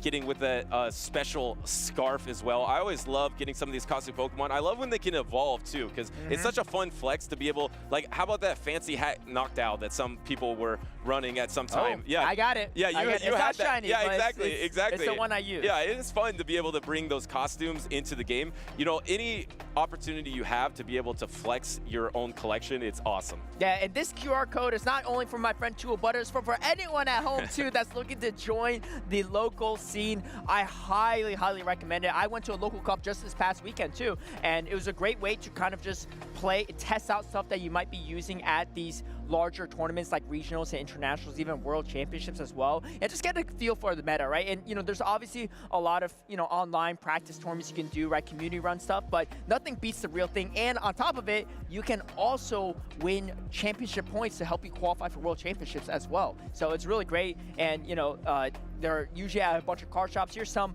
local to Toronto as well that you can check out. And, you know, we saw 610 Hero earlier versus Jackal Loco, and they play, I know, in a lot of local tournaments here in Toronto, in the Toronto area, and, you know, I think they're really, really stacked. Lyle, Jevs, Torian, right? All these players, Kevin Solidaris, all these players we see, SS Thorn, right? They're all here. Magmar Man, but they're some of our best players in the circuit, and it's because they really just, you know, battle against each other all the time in these local events, right? At these events, and, you know, it's like steel sharpens steel, right? I think it's the phrase, and that's really how it feels a lot in a lot of these events, and it's a great time. So it looks like the judges are going to finalize their ruling, and my guess, we don't have it confirmed yet, but my guess it would be that Colin 6 got the win here. I have confirmation. There is no rematch, so Colin does advance to day number 2 with that 2-0 victory. Eomo does move on to the loser side of the bracket, is one match victory away from day number 2. Yeah, definitely. And, you know, Eomo made quite the far run from that loser side in Sacramento, so I wouldn't be surprised to see him repeat it here in Toronto. But a big congratulations to Colin 6. He's going to be our second player to make a day number 2. He was my prediction for day number 2, and hey, early prediction pays off there. I mean, I don't remember the last time Colin 6 hasn't made a top cut, a day number 2 performance, or we should call him Coin 6. Yeah, exactly. Coin with 2 eyes. Yeah, so congratulations. And you might be asking when it goes to review, like, why is this taking some time? It's just a perfect example of how complicated Pokemon Go PvP can be in the in-game.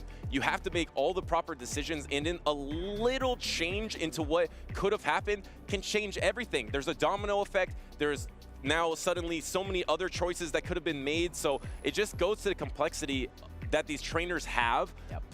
at their disposal in these in-games that you would have to see, oh, what could actually happen if something changed. So it looks like the judges did determine that Colin would have won that game probably regardless, so gave him that match victory. But so shout out to our judges there, but it is just a perfect example, in my opinion, of just how hard in-games are in Pokemon Go PvP. And if you want to make it to day number 2, like Colin did, you got to master them. That's right. And I believe this is Colin's first regional outside of Europe, to my knowledge. He's gone to LAIC, he's gone to Worlds, obviously, and international events, but this is his first actually regional outside of his main region. And you can see, too, that consistency carries over no matter where you go. So very excited to see him perform on day number 2. But speaking of exciting to see who performs, we got a star-studded matchup coming up. Again, another winners finals matchup here. I believe this is Group C winners finals, and it's none other than Doombug97 versus Valor Ash. Wow, that is crazy. Oh my goodness, I'm seeing what Doombug is running. You're not going to want to miss this. But first,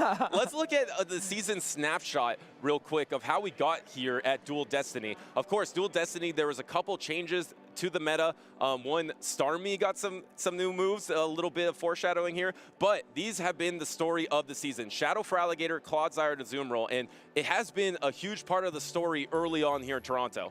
That's right, and I thought, you know, the Clodsire usage would drop a little bit, and we'll have to revisit the usage graphic because I actually missed that earlier, but it might not be as high as it was in the past few tournaments, but it is still here to stay, and that's why so many of them are opting to run for that Sludge Bomb. Better matchup against Zoomroll, as you see, Zoomroll at the very top as always, and also just better into Fralga as well, too, just having that move to bait out a little bit and just get to a faster pacing move, because Fralga is just so fast with its movesets. And it was a story in that last matchup, too. You were running the Shadow Drapion, the Feraligatr, and a fighter, right? I mean, it's just going to be a huge part of the meta. Azumarill is the one Pokemon that just soaks up everything. It soaks up everything from the Feraligatr, takes it from the Shadow Drapion, and from the fighter as well. And make sure to never miss any of the action.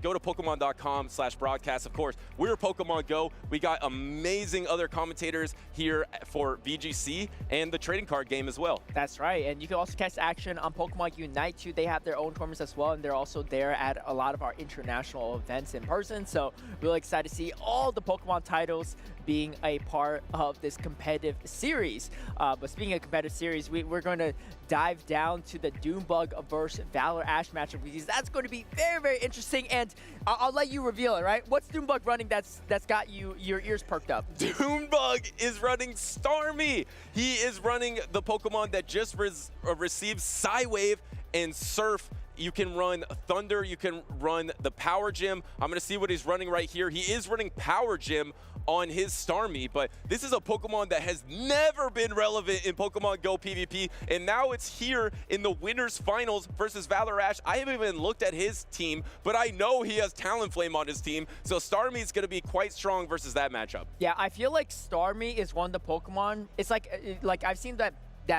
bell curve meme where you're either, you know, maybe in your first tournament ever, don't really know what you're doing, you brought Starmie, or you're like one of the best players in the world and you brought Starmie for a specific reason. I feel like Doombug is on that right side of the bell curve, but we'll see how that goes, because me personally, I don't even know all those matchups, but he is running the Diggersby, Clodsire, Shadow Drapion, Starmie, Pangoro, and Jump Up. And you talked about Pangoro earlier in our pre-show too, and I think it does have a lot of utility. I mean, okay, talk about Starmie. Look at the Greninja on the side of Valor Ash. Break it down. Yeah, I mean, Greninja looks like he was prepared for the Starmie meta because Valor Ash has a lot of answers to that Starmie. Has the Greninja, which is actually just going to be one of the best hard answers probably. At least you do resist the Water Shuriken if you're Starmie, but those Night Slashes are going to be doing super effective because remember, Starmie is Water and Psychic, and that means it's also going to take super effective damage from the Astonish, from the Galarian Corsola, super effective from the Superior. And it looks like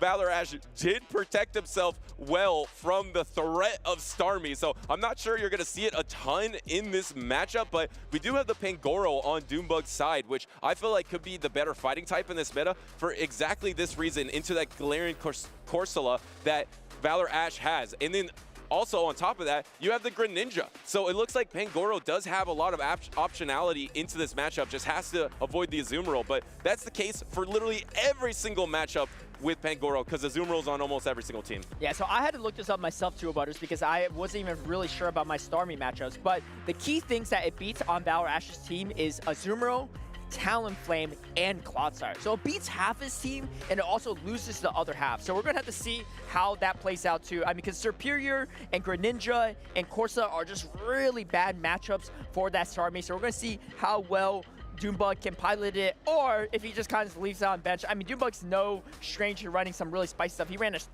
triple, quadruple Shadow team, I think, in Orlando that one time with the Shadow Pidgeot. And, yeah. you know, he won that tournament. So it's possible he can make anything work, I guess, to a degree. But it is definitely an interesting pick for sure on the side of Doombug. He made the Shadow Pidgeot work when no one else could. Can he make the Starmie work as well? Maybe there's not as much upside as landing a Brave Bird from a Shadow Pidgeot on a Starmie, but you might have some options, especially in a meta with the Azumarill. You don't have the Thunder, though, to threaten super effective damage into Azumarill. Yeah, I know you're talking about how you like running Thunder. Yeah, I mean, it's nice because, I mean, here you have open team sheets so the trainers can see the Thunder, but looks like we're locked in. We have winners finals, Group C, Doombug versus Valor Ash, and there it is, the signature Pokemon for Valor Ash, the shiny Talonflame met by the Shadow Drapion. Doombug shaking his head, and look at that, he has the Starmie on the first battle. It's on the battlefield. Wait, and this is so good for Valor Ash too, because he has two Pokemon in the back that answers to Starmie as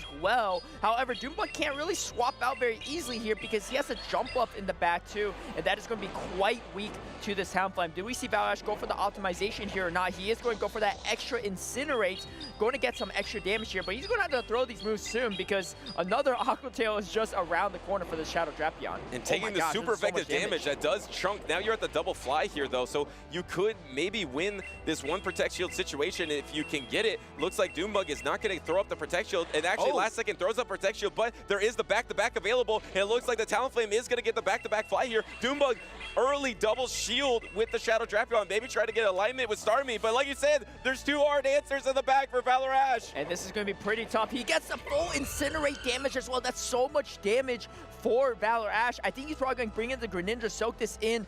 Maybe not even shield the Greninja at this point too, but you should be able to Water Shuriken down. Might have to get hit by two moves first though, where that happens. Looks like double crunch is going to be landed. Let's see if Valor Ash shields or not, but this Corsola in the back looks scary good for Valor Ash. Wow, that does a lot of damage, even though resisted. Here comes the jump left, and now the Corsola is going to be unleashed here. Has the super effective power gem. Looks like Valor Ash is just reaching for it already. And actually, look at this. Doombug is running Acrobatics on his jump fluff here instead of Aerial Ace. We see almost every single trainer run Aerial Ace. Acrobatics does more damage per energy than even Energy Ball does. Yeah, but I mean, looking at how much damage that did, percentage health to that Galarian Corsa, it almost looks like an Aerial Ace compared to most other Pokemon taking that damage. But Corsa is so bulky here too, and you can see that Power Gem doing a ton of damage to putting it close to Nightshade range. Does Valor Ash decide to shield here or not is the real question.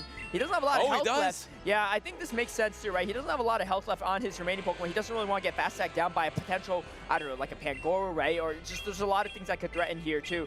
But the thing is, Doombug doesn't have a lot of options either. Does he get to this crunch? I think he's going to try to maybe reach it because you can't really get to two, like, it's not going to be great with the Starmie here. Let's see what he decides to do here. Does he come in? And then do you try to catch it? Oh, no, actually comes with a Starmie because the Nightshade isn't available yet. Can you outpace the Surf? You get to that Surf first, and this Surf, this damage to Sidewave is just doing a lot. This is going to be neutral into the Corsola, so this is probably going to secure a knockout even into the bulk of the Corsola. Looks like Starmie is still doing things here, and now all you got to do is put this Greninja in range. It's in range now. Yeah, and you know, I think Valor Ash trying to avoid a catch there too. Is you can't avoid it with the Sidewave though, right? So you go and have to predict here, but does throw it off here, and I believe he gets there. Just one away for the crunch. Is this enough to knock out? It is resisted. I think even if it doesn't, one Poison Sting will put this in KO range, and it looks like it is enough to take out the Greninja. What just happened? Starmie came out, finished off the Corsola. Doombug exhales here as he just pulls out a victory from nowhere. He had no opportunity to put Starmie in a positive position. He was still able to not only knock out the Corsola, but do enough damage into the Greninja that it's in range of the crunch and force a Night Slash from it so it couldn't have that energy banked. I can't believe Doombug just won that game. Yeah, that acrobatics on jump off really saved him in that matchup, in my opinion, right? Because landing that against the Corsa and then getting the shield bait with the energy ball really helped set up that Starmie. I mean, Starmie, what the heck are we looking at here, right? But this is this is what we're looking at here too. But we got double ground on the side of Doombug as well too with that Starmie. But I just can't get over that fact. But I think it's actually really smart too to pair with the Pangoro because they cover each other's weaknesses really well, right? You beat Talonflame, you beat Azumarill, you beat. What else do you beat on the side of the Clotsai, right? All things that beat the Pangoro, and Pangoro is a little bit more free to do, what it needs to do. But we didn't really see it come out from the first game from Doombug. Might come out in game number 2. I love the pick for Valor Ash with the Greninja because it's so strong against the Shadow Drapion safe swap, good against the Corsola as well. Looks like we got a Pangoro versus Talonflame matchup in the lead. Looks like Doombug is just going to stay in this matchup because once again, you're kind of weak to it in the back with the jump off. Yeah, not only are you weak to the jump off, the whole team's kind of weak to us, right? This Talonflame has so much play into the entire team of Doombug. Honestly, it's amazing into Doombug's team outside of that Starmie. So it's actually a good thing he brought the Starmie, but he did not bring it into this specific game. The tough part with Talonflame, though, is that 5-turn move, right? Your opponents can really take advantage of it, optimize really well, get a bunch of extra energy here against it. So you're forced to even shield in a matchup that you're supposed to win, right? Quote unquote, because it is that flying type into the fighter type, but the karate chop and the Night Slash just really adds up quickly. He is at the back-to-back fly here. Does he go for the Incinerate down? I think he does because he has so much energy. You kind of have to shield this, right? Great positioning from Valor Ash to just keep leading the Talonflame, knowing that Doombug can't really win a lead besides Starmie into that Talonflame. And it looks like he was going to get that Incinerate down, but instead now he has pretty much back-to-back. Looks like Doombug tried to call a fly here, but I think that might have been a Brave Bird. No, was it? No, it was the fly. Yeah, great call from Doombug as well to recognizing it as well. And then now we got the Greninja that walls off all this damage. I mean, we saw it too. Greninja is definitely on the more frail side, so it doesn't really appreciate even resisted damage and these neutral poison things. But at this health range, I gotta assume that you can Water Shuriken this down. No debuff as well too. That's going to be pretty nice. He does gets get the tail. Tail though, but forcing Valor Ash to throw this Night Slash here too. That's still a win for Doombug in my opinion because he draws some of this energy away. Yeah, and now maybe you can easily go for the Fairy Wind down. Maybe you're going to come in instantly. Yes, coming in instantly. Actually going for the Night Slash here, even though the better attack is Hydro Cannon. Maybe trying to get a boost or just get back to your timer so you can swap out here. Does he get back to the timer? No, not yet. And actually is probably just going to get farmed down here by the Fairy Wind. Doesn't try to even get to the Hydro Cannon. Could have thrown the Hydro Cannon there, but decides for the Night Slash. Well, because it is neutral. But yeah, it is neutral too. And, maybe he could get to another one. I don't think so, though, with this Fairy Wind damage. But I think he's going to swap out here. And he does. He goes to the combo play with the fly. I love this play because you grab the final shield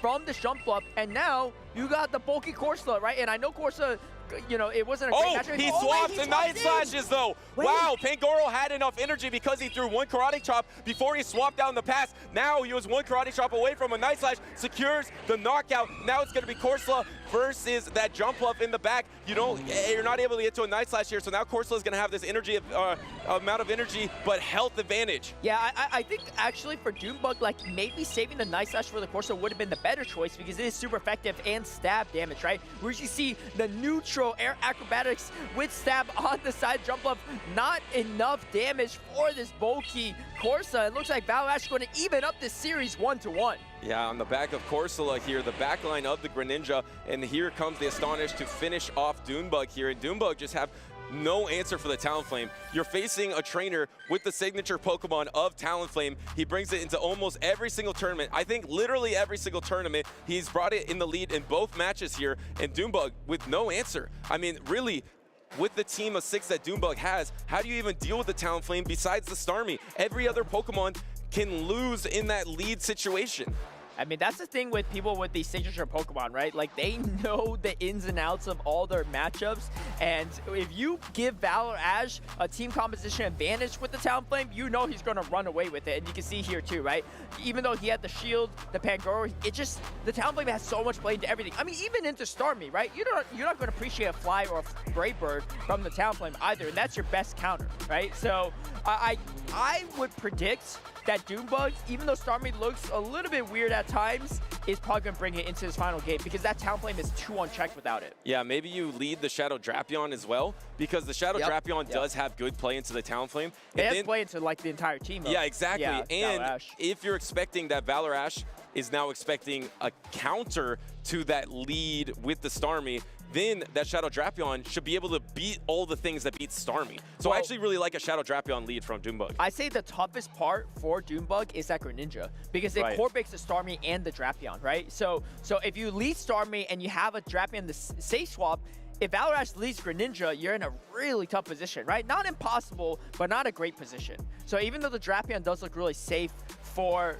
Doombug, you know, that Greninja is causing some problems from Valor Ash's side. And you can tell he's not scared to bring it as well. He knows how weak he is to the Drapion. And here we go into game number 3. It is going to be the Drapion into the Greninja. And the thing is, again, Doombug, he doesn't bring the Starmie, but he is still ABA weak to this Greninja, and he is going to be put in a tough position. Let's see how he plays around it. But look how weak you are in the back to Talonflame. You're going to shield this Hydra Cannon here. You don't have any answer to Talonflame in the back here, so now you're going to be throwing this resisted crunch damage most likely before the Hydra Cannon is available. I don't know how Doombug is going to get out of this, and this is with day number 2 on the line from the winner's side. Valor Ash has such a team composition right here. Yeah, that's right. I mean, we're going to see how he dances around this too. Actually shields the first crunch before a debuff even happens, and actually goes for the double shield, recognizing that, okay, he might be pretty strong here in the back, and here comes the jump bluff, not able to catch a move though, and now Talonflame is exactly where it wants to be.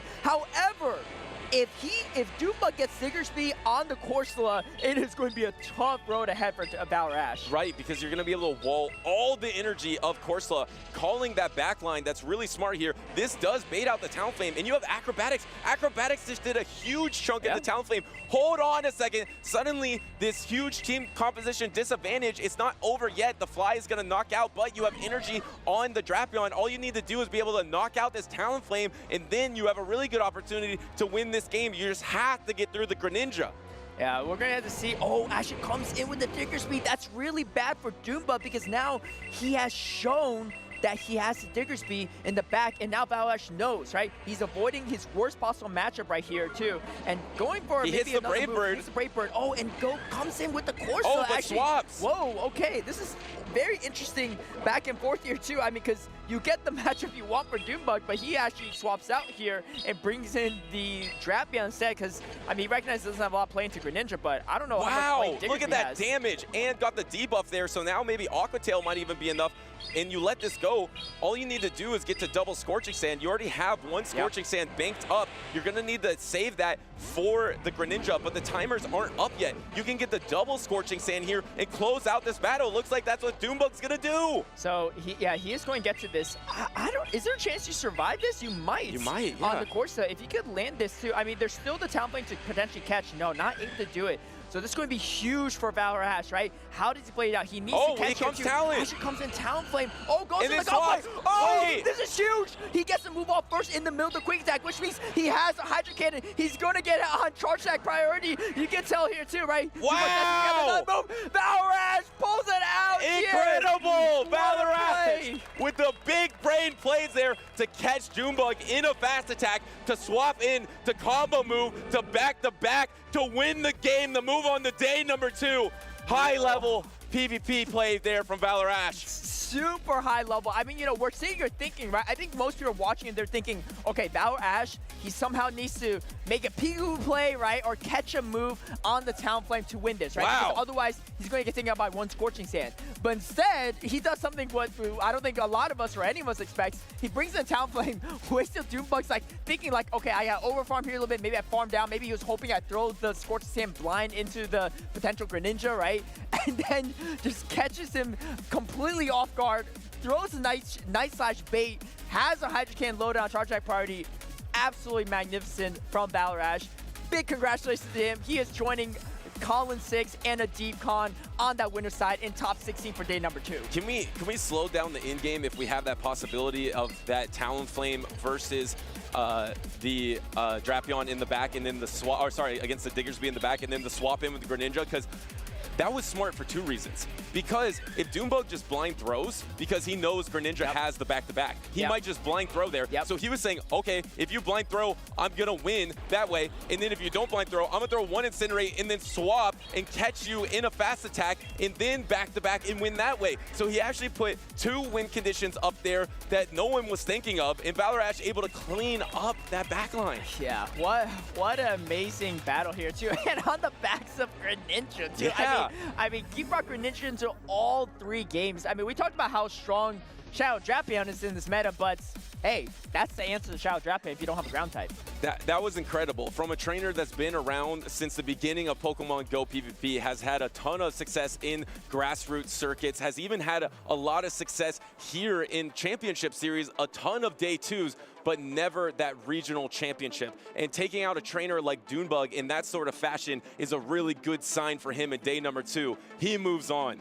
Yeah, and if memory serves me right, I believe this is the first, maybe second, right, if I'm mistaken, Valor Ash has entered day number 2 on the winner side. So definitely a great spot to be if you're Valor Ash or anyone really, because you have a lot more wiggle room on day number 2 against, you know, all the juggernauts that are joining you there. But big congrats to him too. And hey, you gotta love it, right? He's doing on the backs of Talonflame and, you know, his favorite Pokemon, but I think I see him bring Serperior almost every tournament as well, and now Greninja too. Incredible stuff. I mean, shout out to Doombug there with such a team composition disadvantage into those Talonflame leads, able to win game number 1 with Starmie, even though it had nowhere to go, and almost pulling off that game number 3 with no answer to Talonflame. He was inches away. If he was able to call that swap and just blind throw a Scorching Sand into it, which is a really tough call, he would have been able to maybe get the victory there, which seemed impossible at the start of that game. So Doombug is not out of the tournament yet. He's on that loser side and still has 1 match victory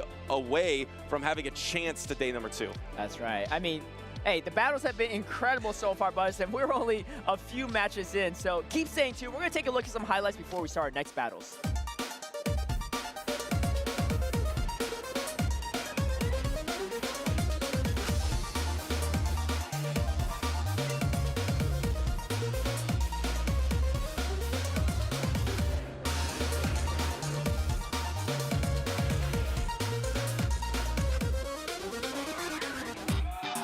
Oh, that was so close.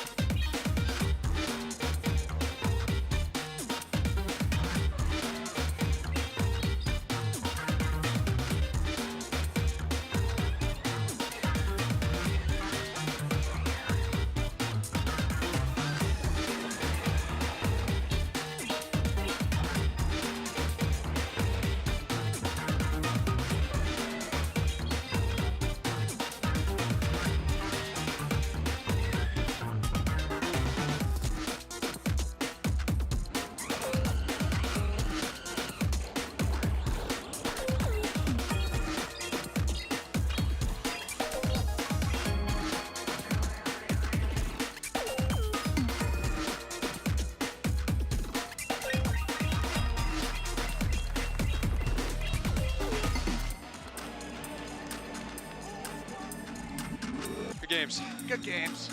It's a pleasure to play you, dude. Yeah. Let's go!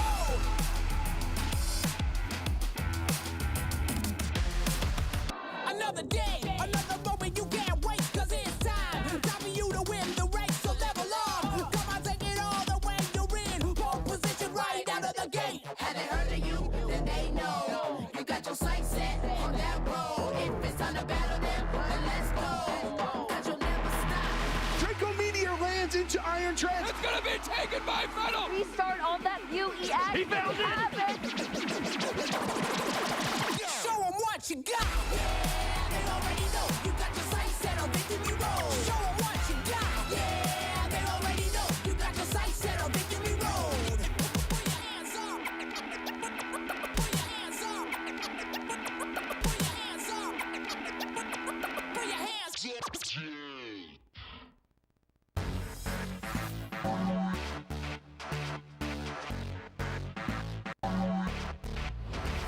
So usually I really like to use online resources. There are a lot of phenomenal ones for Pokemon Go. And in addition to that, I talk to a lot of my friends, play a lot of practice games with them, and get feedback from them, see how we can improve a team and work towards a team that is difficult to beat. So the way that I build the best team is just hit hard, hit fast. So you either win fast or you lose fast, but either way, it's quick. To build the best deck, for me, I play in a lot of locals, including cups and challenges. I also do a lot of play testing with my friends. Shout out to 88 Card House. I also, of course, watch regionals and look at the meta and, make changes to my deck to whatever is great. And lastly, I watch YouTube. A lot of YouTube, just try to learn a lot from there. When I build teams for an event, I just go with what I like mostly. I mean, I consider the meta, but for example, for this tournament, I really just wanted to bring Charge-a-Bug.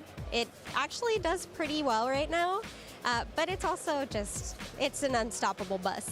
A lot of times I'll start with what my boyfriend or one of my friends is using, and then I'll play with it, see what I like, see what I don't like, and maybe make some changes based on my own style, since everyone plays a little differently. I like to listen to podcasts. There's 3 different podcasts I follow. Uncommon Energy, Metapod, Lake of Rage. Do a little bit of reading here and there, seeing what other people are looking at. And then asking my friends what they have of opinions on my deck. Pretty much just staying with what I feel most comfortable with. I like to be able to play what I like and make sure I'm comfortable the whole time competing.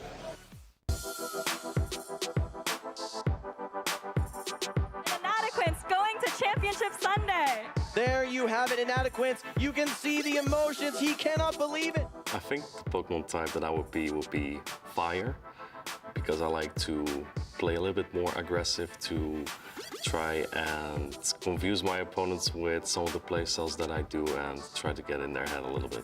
But in comes Giratina. Inadequate says, no, no, no. I started playing PvP when the Go Battle League came out, but as soon as Play Pokemon included Go in their competitive circuit, I immediately started playing as well. The closest one was the 2022 Europe International Championship, and that's where I joined. There were about 100 competitors, and I got to top 8 there. It was the first time I played in this format. After that, I went 0-2 in Liu, unfortunately, but I never gave up, and at some point, I just stopped at almost every single tournament that I played. The King of Utrecht wants to be the King of World Championships, and that's a top 3 at least finish for Inadequance. My favorite memory is winning the Utrecht special event. It wins the MP! Martijn is your special event champion! And also just playing at the World Championship, it's very comparable. Just the support that I have, hearing the crowd go wild when I do something good. And it looks like Inadequance is gonna take this series 2-0. The player that I admire the most is the previous world champion. It's Axon.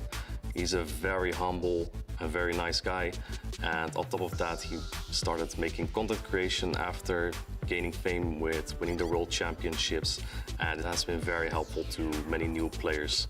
Trial and error, just playing a lot, and eventually you'll get a hang of it. Something that I've learned since I've started competing is that you should never give up. Never give up in any battle.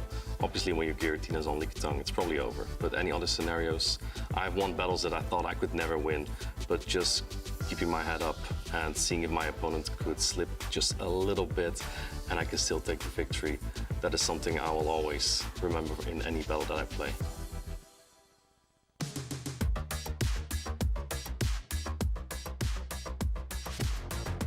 Welcome back, everyone. We are here at the Toronto Regional Championships, and we've already had a lot of great plays, great battles, and of course, a lot of great battlers at this tournament. My name is Softop, and I'm here joined by Wholesome_.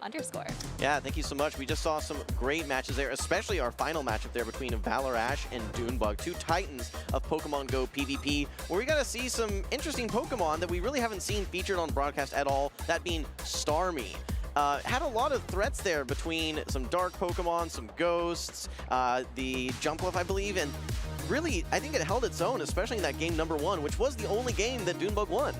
Yeah, I think Starmie has some really interesting coverage. It's got, of course, Psy Wave, a very powerful fast attack, and then Surf as well, which, again, we mentioned earlier, it's actually gotten buffed, so pretty efficient charge attack there. And I think Junebug has really had some success with Starmie in the grassroots tournament, so really great to see him test it out here on the main stage as well. He will be dropping to those losers finals, I believe, so we'll still get a chance to see him later on in the stream.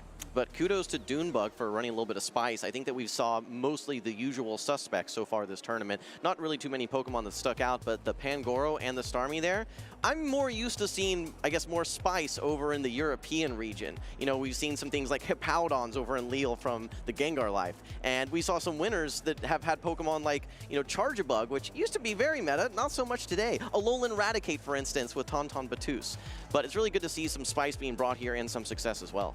That's right. Well, I think our next players are actually ready on the stage. We're actually jumping down, I believe, to Group F right now. This is winners round 2. So 2 trainers who haven't seen on stream today. We have Blob NA on the left versus Marco Wag. And I'm actually just going to talk about these players for a second. So Blob NA is actually the brother of Lyle Jeffs III, who you may have heard of, one of the best trainers in North America, and actually introduced Lyle to the game of Pokemon Go PvP, so that's cool. But Blob is also a very strong battler in his own right. I believe got very far at the Toronto Regional last year as well.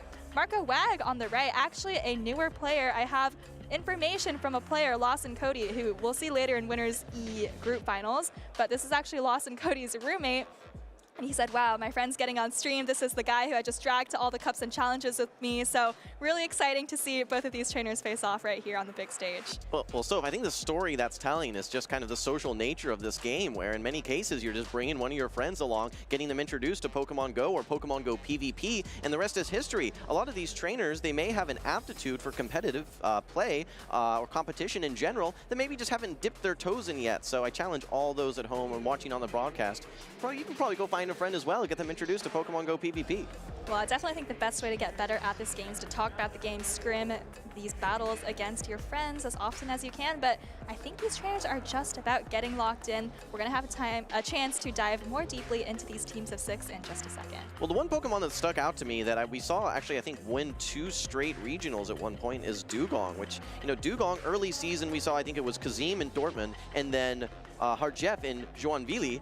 With, you know, Dugong is an ice type. It's one of the most consistent ice types that we've seen throughout the meta and had a lot of success early on. It's a bulky Pokemon, great coverage, can flip a lot of matchups you think that it wouldn't, but it's really fallen off recently. So any observations as to why? I think the Alolan Sandslash is the ice type that a lot of trainers have been opting for recently, but we are getting into this game. Number 1, we've got Jumpluff, maybe the star of the recent meta, versus Galarian Corsola from Marco. Okay, well, this Galarian Corsola, it's also running a Wigglytuff in the back there on Marco's team. Wigglytuff is going to be very interesting to see how it lines up in this matchup. For now, though, these trainers are staying in. Blob opting to go for the Energy Ball on good timing versus Marco's Galarian Corsola here. Does a good chunk of damage, but not even enough to bring it to half HP.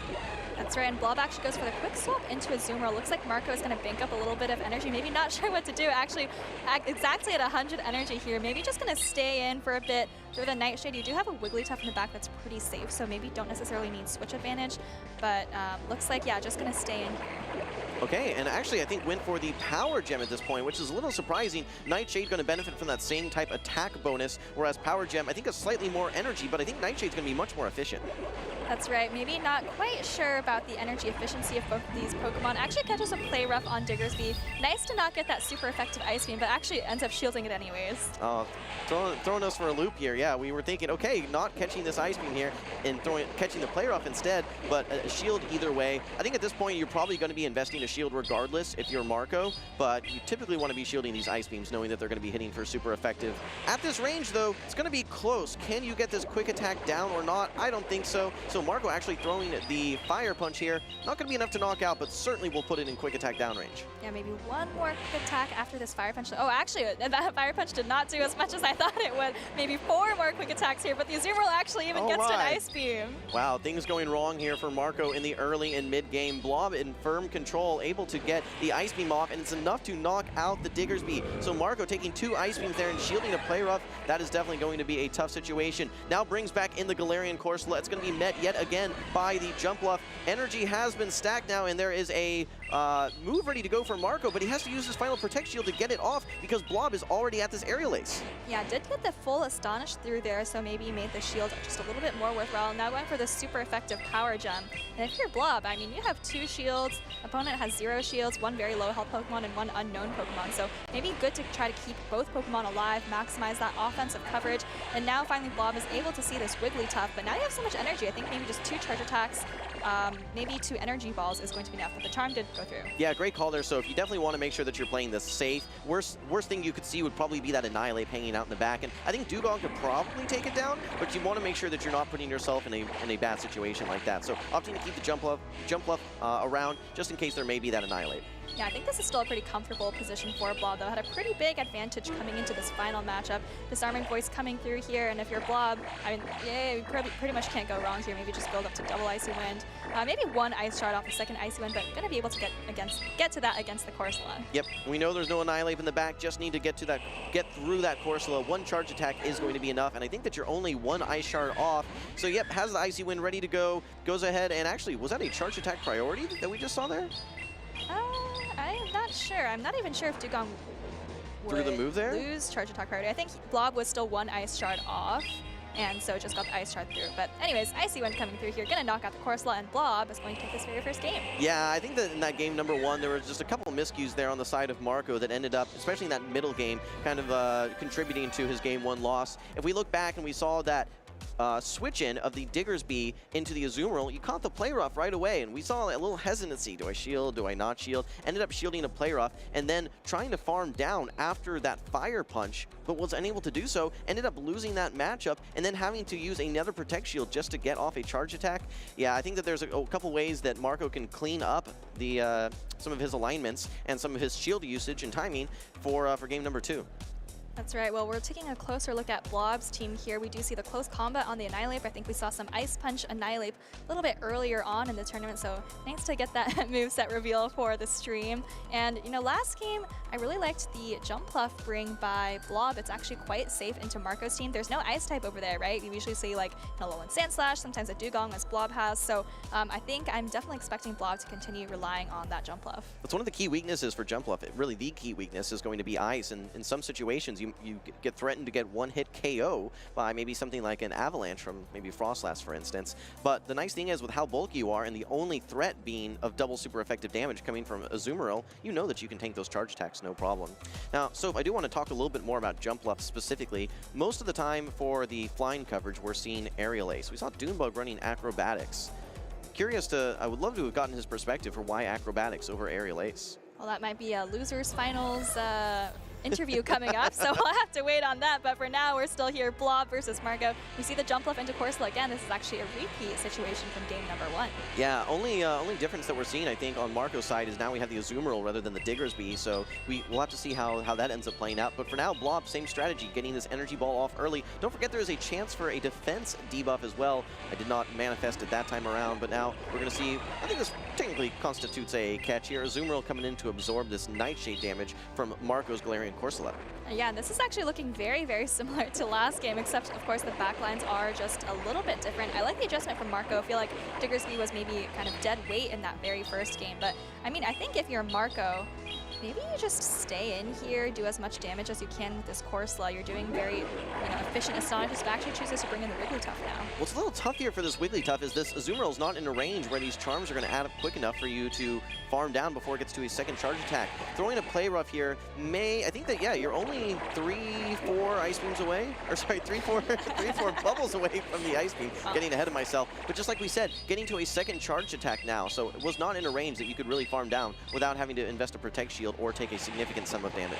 All right, well, Wigglytuff does take that Play Rough. You have some energy, though, so I don't know if Blob is going to want to bring in the Jump Pluff. You would have to shield an Icy Wind. Maybe going to reveal that Dugong lurking in the back at this point. Does bring it in, and we're going to have to see what Marco does. Obviously, it'd be nice to, oh my gosh, actually does go for the bait. I'm curious to see if Blob shields this. It is double resisted, but you know what? At this point, Disarming Voice would do a lot. Oh, he lets it go! No shielding the double resisted Icy Wind. This still has some utility to it, right? You've now debuffed this Dugong. Oh, and we actually have a catch now, catching a Icy Wind on your Azumarill. This is good and bad though, right? It's nice because it's resisted damage. However, your Azumarill is now locked in with a 50-second switch clock, and it is permanently debuffed here, going up against a Jump Bluff. Now one Ice Beam has no threat of knocking out.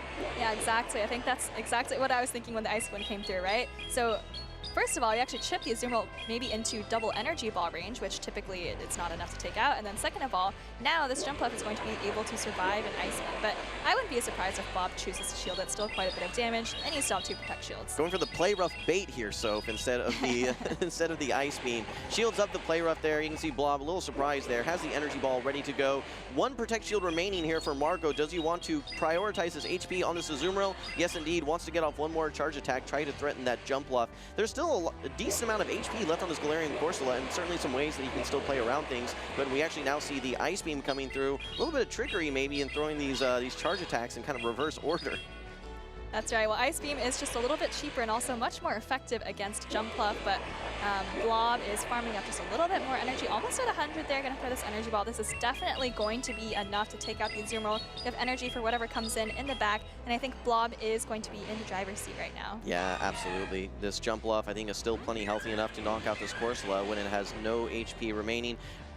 Aerial Ace certainly not going to do enough here. I think that this Energy Ball is going to be very close to knocking out. If not knocking out, then you just need to get through that Wigglytuff. Yeah, just a sliver of HP. I think you can even Fairy Wind down at this range. Pretty close to another charge attack, and just need to get through this Wigglytuff that is not even close to a charge attack.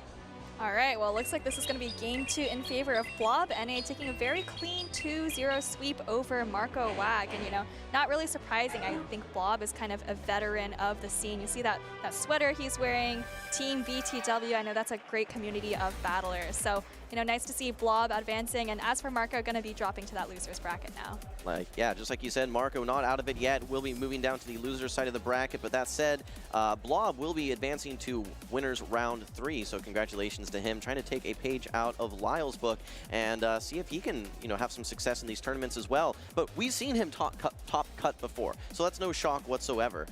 Lyle, on the other side, I think is actually just getting started with his battles right now, so that'll be cool to check in later in the stream. That's right. So we're currently looking at Group F. The way the tournament is kind of run, we usually typically start with Groups A through D early on, and you know, now that some of those group finals have started wrapping up, we're kind of getting into those, you know, Groups E, F, G, H, and I think that's also where Lyle was playing. Yeah, absolutely. And it's really interesting to just kind of see the different dynamics. You know, we just had some winners finals where we're seeing a lot of household names. When we're in some of these round 1s, round 2 matchups, we get to start to see some new trainers that we get to introduce you to their storylines as they start to explore that throughout the season. That's exactly right. In terms of the Pokemon we just saw in that matchup, Wholesome, I know, you know, at the beginning of the day I said maybe the jury's still kind of out on Galarian Corsola. Did you have any thoughts on how it performed for Marco there in that matchup? Overall, throughout the tournament, I really haven't seen it stand out at this point. We've had some situations where a Pokemon is introduced and we don't really see a lot of impactfulness right away. The one that comes to mind is back in Peoria, I think in 2023, when we introduced Toxapex. And Toxapex really didn't have a lot of play early on. It struggled in a lot of neutral matchups and didn't even do that well versus Medicham. So far, I haven't seen a ton of effectiveness from that Galarian Corsola, but I think that when we start to get to our later part of day 1, maybe day 2, I think that when we start to see some of our top trainers really getting their hands on it, I think we might start to see some matchups that start to look in its favor. Yeah, I'm really curious about the percentage of Corsola that are going to make it onto day 2, right? I think we saw maybe 25% of teams on day 1 having Galarian Corsola. I kind of agree with you. So far, I'm not super impressed with just how I've seen it performing, but I think it definitely has potential. I mean, even in that last matchup, it was doing pretty well neutrally into Jump Bluff and Azumarill. So we'll kind of just have to see how it plays out. Well, I think the meta was already pretty well prepared for Galarian Corsola. I don't think that this was some meta that was absent of Galarian or Ghost answers in general, especially with how successful the Shadow Drapion has been. I think that there's almost every team has a Mandibuzz or a Shadow Drapion or a Galarian Moltres, something that can probably be a hard check to those Pokemon. And where we've put a lot of emphasis on the Galarian Corsola is how it's going to do in some of those even bad matchups like a Malamar or a Mandibuzz. I haven't seen it do flip some of those matchups that it's supposed to flip just yet. That's right. So looking at this meta chart, right, these are kind of the most common Pokemon that we're seeing across these teams. You see Azumarill on over half of the teams, and we're talking about, you know, targets and counters for Galarian Corsola. I would say Corsola does pretty well into Azumarill, Clodsire, maybe a little bit disadvantageous against Superior, actually well into Annihilate and Primeape, of course. But then you've got the Pokemon like Diggersby, Mandibuzz, sometimes Dunsparce, Drapion, and of course the Galarian Moltres, which we actually don't see super high in the usage here, but we've seen a couple on stream already. And those are definitely going to be hard chucks to Galarian Corsola. So I feel like once you start seeing like, you know, 2 or 3 hard counters to a Pokemon on the opposing team, it becomes pretty hard to bring it and feel comfortable. Yeah. Looking at that that top 12 usage there, so the one Pokemon that I don't think we've seen at all has been the Alolan Sandslash, though. So that's a little interesting. I don't think we've really seen that one featured. We've seen a lot of prominence and feature from the fighters so far with the Primeape and the Annihilate. I think that they've done quite well. I think Clodsire and Azumarill have really held their own. Superior's been looking really nice. I think if I have to say the Pokemon that is standing out in really the way that I think we expected, it has to be Diggersby, though. Diggersby has been a pretty solid pivot and a good hard answer to a lot of Pokemon as well. We haven't seen that key matchup of Mandibuzz versus Diggersby in that 2-shield, where apparently it can flip that matchup as well. But I think that it's holding its own, knowing that that Fire Punch did get buffed, and it was already in a good spot in the meta. Yeah, I actually kind of agree with you. I'm a little surprised we haven't seen many Alolan Sandslash. I don't know if that's just because we happen to not have seen many on stream and they're actually happening on the floor, or maybe it's just not performing, but looks like we're going to have time to get into this next matchup. There's the Alolan Sandslash we're talking about, and it's on Magmar Man's side. That is the reigning 3rd place Toronto finisher from last year, so going to try to repeat that success this year. Yeah, our last Toronto Regional, if you guys remember back from the 2024 season, featured some of probably the spiciest top 3 that we'd seen in a long time. There were some signature Pokemon that we'd seen attributed to several trainers. Magmar Man in general known for running a lot of spice, and we're seeing that continue here in our 2025 season. Shadow Typhlosion, don't discount it though, it did just win a regional. I believe it was over in Stuttgart with PvP David having that Shadow Typhlosion incinerate. While it's a little clunky with 5 turn, it just builds energy so quickly and does so much damage that if you're able to get it in the right matchup, it can really sweep a team. But what I'm very interested to see is that Golisopod on the side of Magmar Man.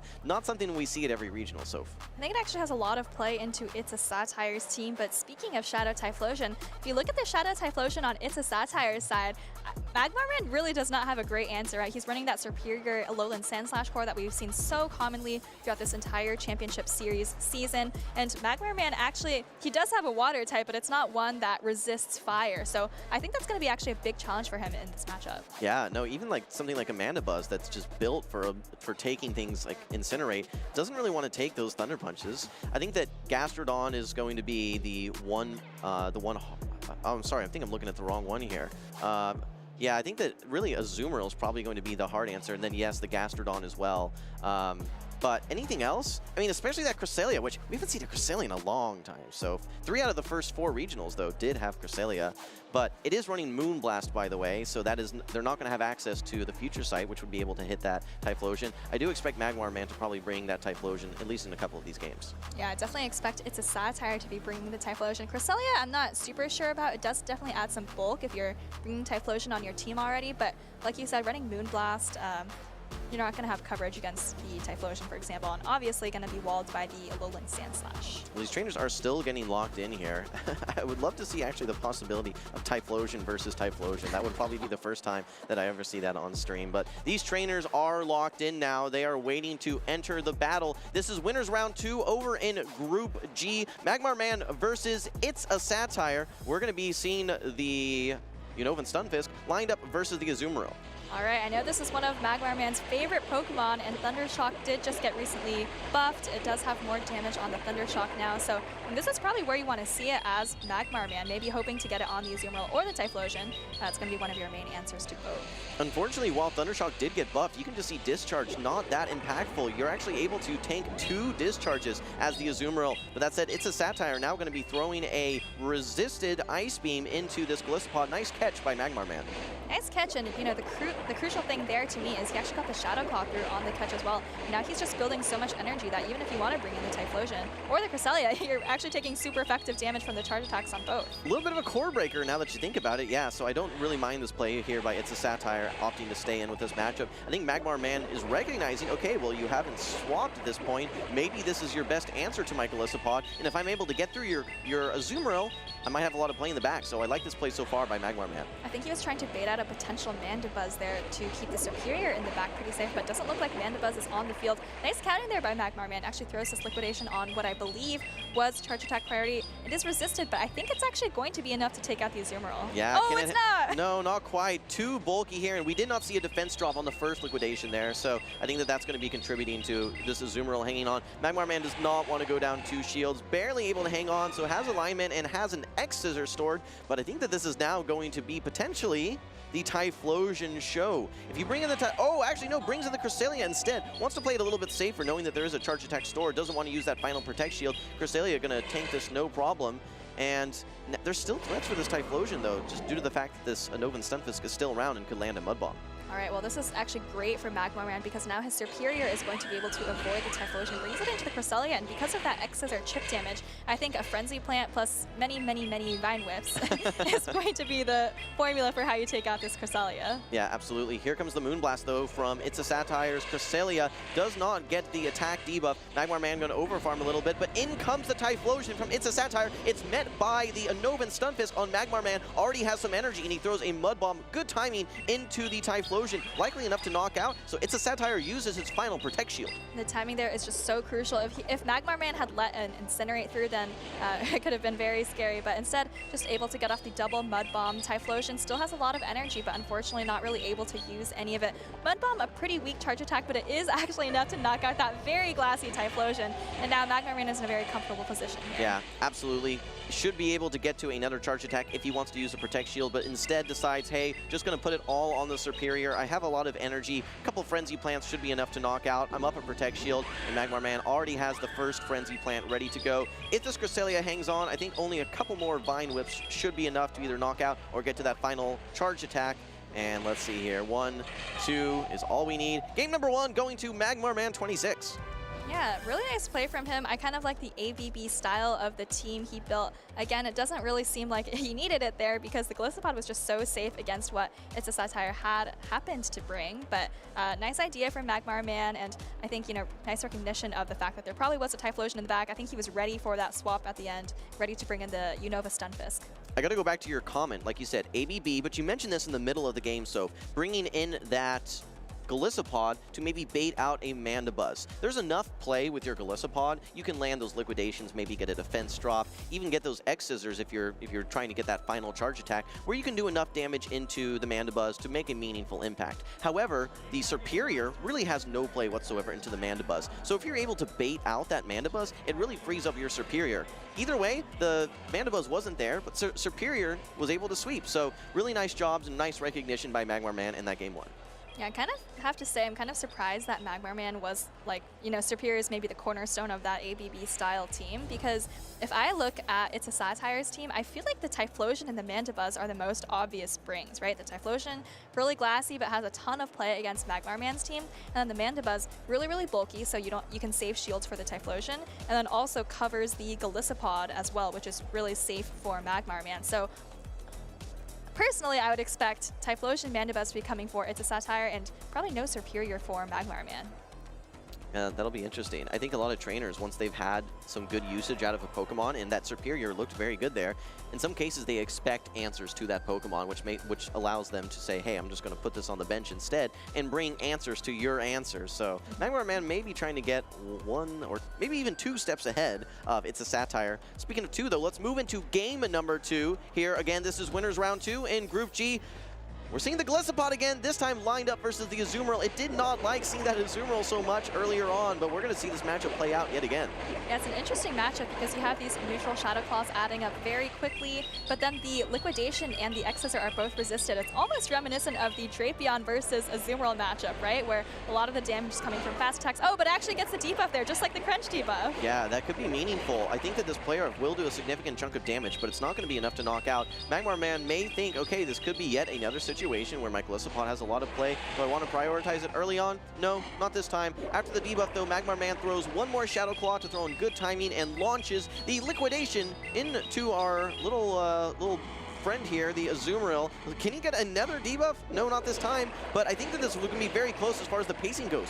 Is this enough to knock out Soph, this resisted Ice Beam? I don't think it is, but Gliscopod is pretty glassy. Magmar Man doesn't want to risk it, so expecting to see him farm up just a little bit more energy. Actually, you can farm up a lot more energy. Bubbles aren't doing much, and Azumarill is super far away from a charge attack. He's going to throw this Liquidation. I think you're pretty much guaranteed to get to one charge attack against either of the back Pokemon that chooses to come in.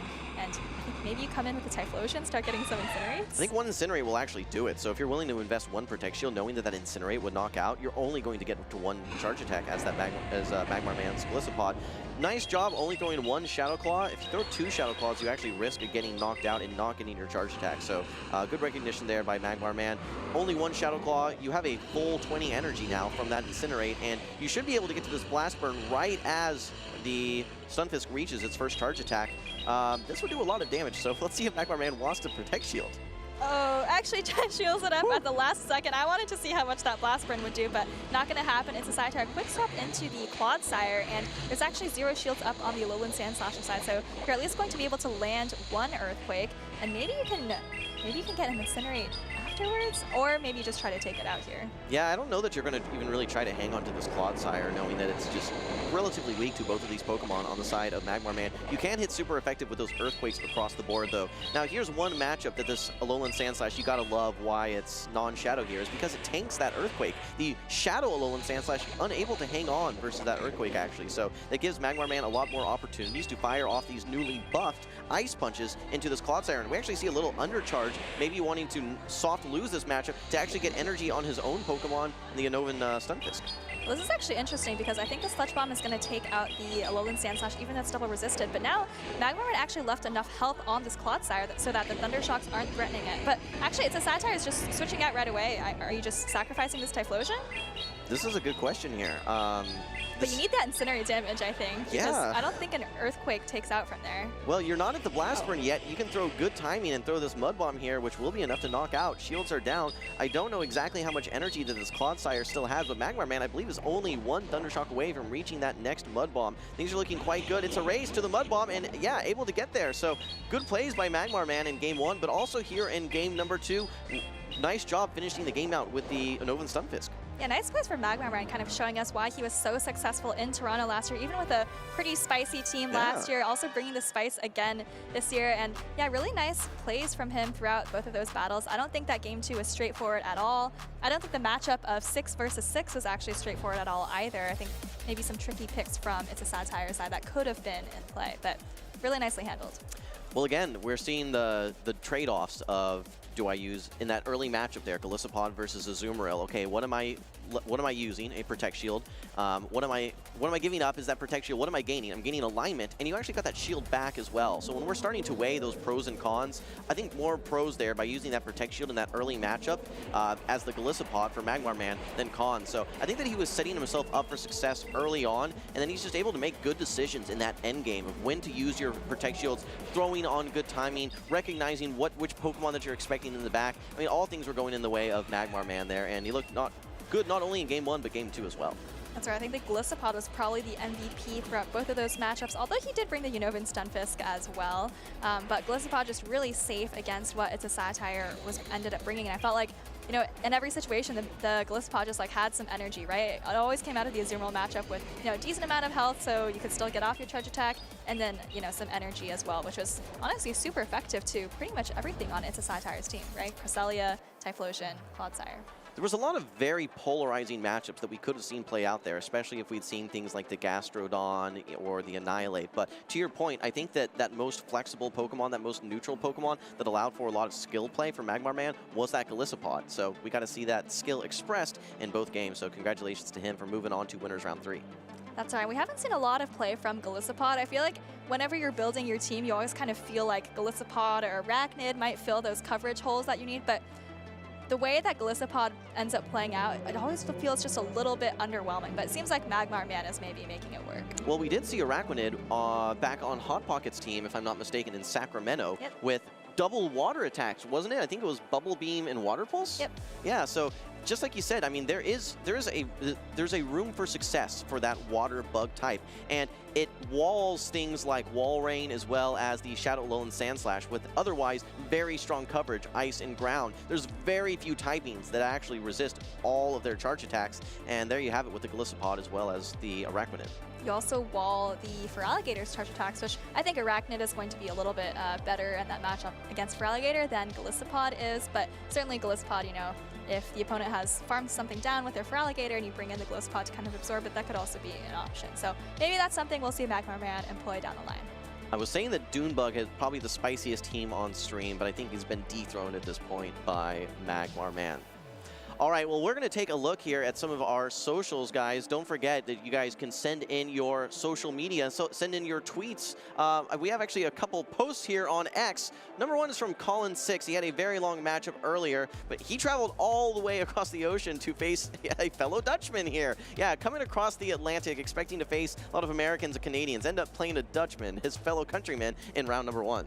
That's right. I think we have a couple other trainers from Europe, but for now, there's Colin. And yeah, here he is with Double his teammate. feature. Yeah, here he is with his teammate Tomahawk. They're both on Tea and Pizza. Very strong group of battlers there. And, you know, they're kind of showing off the beard from Fareed, also known as Tomahawk, and then Colin with that mustache. Actually, we're going to see Tomahawk on stream in just a second, so this is a great foreshadow there. If any of you missed earlier, Colin did secure his spot in day number 2 with a 2-0 sweep of Eomo in a very long extended matchup. I can also confirm he's grown out the full beard as well. No mustache left on Colin. Tracy, a new Toronto local here, excited to be at my first Toronto Regional Championships hashtag play Pokemon. I was actually talking with Tracy out in the crowd a little bit, asked how she's liked the Toronto Pokemon scene. There are so many locals and so many strong trainers here in this Toronto region. If we look at the expanded GTA, as it's called, the Greater Toronto Area, there are tons and tons of trainers that are maybe a 30-minute ride to come in here to this incredible tournament that we're having so far. All right, and here is one of our most talented trainers, also from Europe, I think from Spain here. Won a cup and challenge yesterday, pretty solid team and so versatile against most of the teams. Dugong and Primeape were so good. And look at this is actually feeling kind of reminiscent of a lot of the Pokemon we've seen here. Right? We see that Dugong, of course she's also rocking the Galarian Corsola, the Primeape, and the Diggersby that we've been talking about as well. So, you know, if any of you are looking for a team to try at your locals, you could try that one. Yeah, and you know, in fact, before these tournaments, there are challenges that you guys can participate in as well. After the tournament as well, we typically have cups, things like that. So, you know, even if you're showing up to this tournament and you have situations where you maybe don't meet your expectations, you go 0-2, 1-2, 2-2, and you're out relatively quick, there's still opportunities to earn championship points on your road to Worlds that you guys can participate in. So lots of great things happening here this weekend in Toronto. That's right, and at those side events, you know, the challenges and the cups, I think there's maybe one per day. You can also, in addition to championship points, you can earn prize tickets for the prize wall. And, you know, there's lots of great prizes there and not stuff you can get at your normal locals, so they're always fun. Soph is after the plushies, absolutely. Keep the Mudkips away, okay? She will take them. Yeah, I saw C2U. I think he won a challenge a couple of seasons ago, but he got this huge Dragonite, and he had it on stream with him for the rest of the tournament. Okay, this is a huge matchup here, Wholesome. This is, I believe, 2 of the top 12 trainers from the 2024 World Championships. We've got actually both international as well. We've got Tomahawk UK on the left, fresh off of a huge string of top cuts this season. Rocha Babyface, I believe, was top 8 at Worlds as well. Yeah, he was top 8, and actually I chatted with him quite a bit in Hawaii, and it was great to see the progression throughout the season for him because he participated in LAIC. He then went, and didn't have too much success, went to NAIC, did great, and then Worlds top 8. I expect a lot out of him here in this winners finals. But we're moving into game number 1, Tomahawk versus Rocha Babyface. It's the battle of the Galarian Corsolas. We can see these super effective Astonishes adding up. Will we throw right away? Okay, actually, no, a catch on the Shadow Drapion. That's right, and there's actually not a great answer on Rocha's side, probably the Alolan Sand Slash being the strongest one, but it's not here in this matchup. Tomahawk, on the other hand, has banked a a Night Shade for later in the game. Gonna be met by the Primeape now, and because you're kind of even on energy, you're able to get to this Aqua Tail first. Okay, well this is really interesting because if we're peeking at these back matchups, so there's a Talonflame on the side of Tomahawk, there is a Jump Bluff on the side of Rocha Babyface. If we see that alignment, it could be devastating here. Right now, I think Rocha is in control of Switch if he wants to, especially if he lands this close combat, which he does. But will he recognize Oh, no, actually just reveals the Talonflame. All right, well, this is a Rage Fist coming through, and Tomahawk maybe keeping track of the counts there. This is going to be, neutral damage, not doing a ton, and Talonflame able to take it pretty comfortably. Now the Corsola is coming back in for Rocha Babyface. Remember, Tomahawk doesn't know yet that there's a jump left in the back. Okay, and Corsola able to get that final Astonish through. These are adding up relatively quick. Still 2 Protect Shields on the side of Rocha Babyface, but here comes the Fly, able to tank it. And okay, actually a Nightshade ready to go here as well. Rocha Babyface, if you want to hang on to all this energy, you have to use a Protect Shield. That's right. Actually, does put up the shield at the last second. Recognizes that that energy could be valuable later down the line, but actually going to just bring in the jump glove here, maybe hoping that an energy ball plus, I don't know, 10 fairy winds or so is going to be enough to take out this Corsola. But now Tomahawk already has the power jump loaded. Yeah, no, that was a nice play by Tomahawk, forcing that Protect Shield. You don't want to give up all of that energy, really put him in a difficult situation. Rocha Babyface now able to get to this energy ball. Again, like you said, so not enough to knock out this Galarian Corsola. It is just so bulky here. I don't even know that Fairy Winds are going to be enough. I think you might actually need to get to an Aerial Ace. Well, you do have the Aerial Ace here. Maybe you're going to farm up just a little bit more energy, but it's kind of uncomfortable too. You don't want to give the Talonflame too much energy. If you're Tomahawk here, you probably could even just let this go, incinerate down, and have Talonflame carry the rest of the game. Okay, but switch clocks are coming up. I think if you're able to get to this Aerial Ace on good timing, you can swap back into your Corsola, and Corsola does have a move bank from Rocha Babyface as well. So I think you're going to be able to pop both these Protect Shields pretty quick, but will there be enough combined HP to hang on and survive all of these Incinerates? Oh boy, Jump Bluff's gonna go down. I actually saved it. Maybe you can get to an Aerial Ace at the very, very end. That could be key wholesome. But for now, Nightshade is coming through. But if you're Tomahawk, I think you can just incinerate down and maybe have the charge attack ready for the Jump Bluff. Oh, but there's still a shield on Rocha's side. There is a shield on Rocha's side. He is 1 away from the Aerial Ace, though, so I think it's that you can... It's gonna be charge attack priority. Exactly. 2 charge attacks ready to go for Tomahawk. This one will be shielded. Rocha Babyface has the Aerial Ace ready to go, but just like you said, Soph, the Fly is ready, and that is going to be game number 1, going to Tomahawk UK.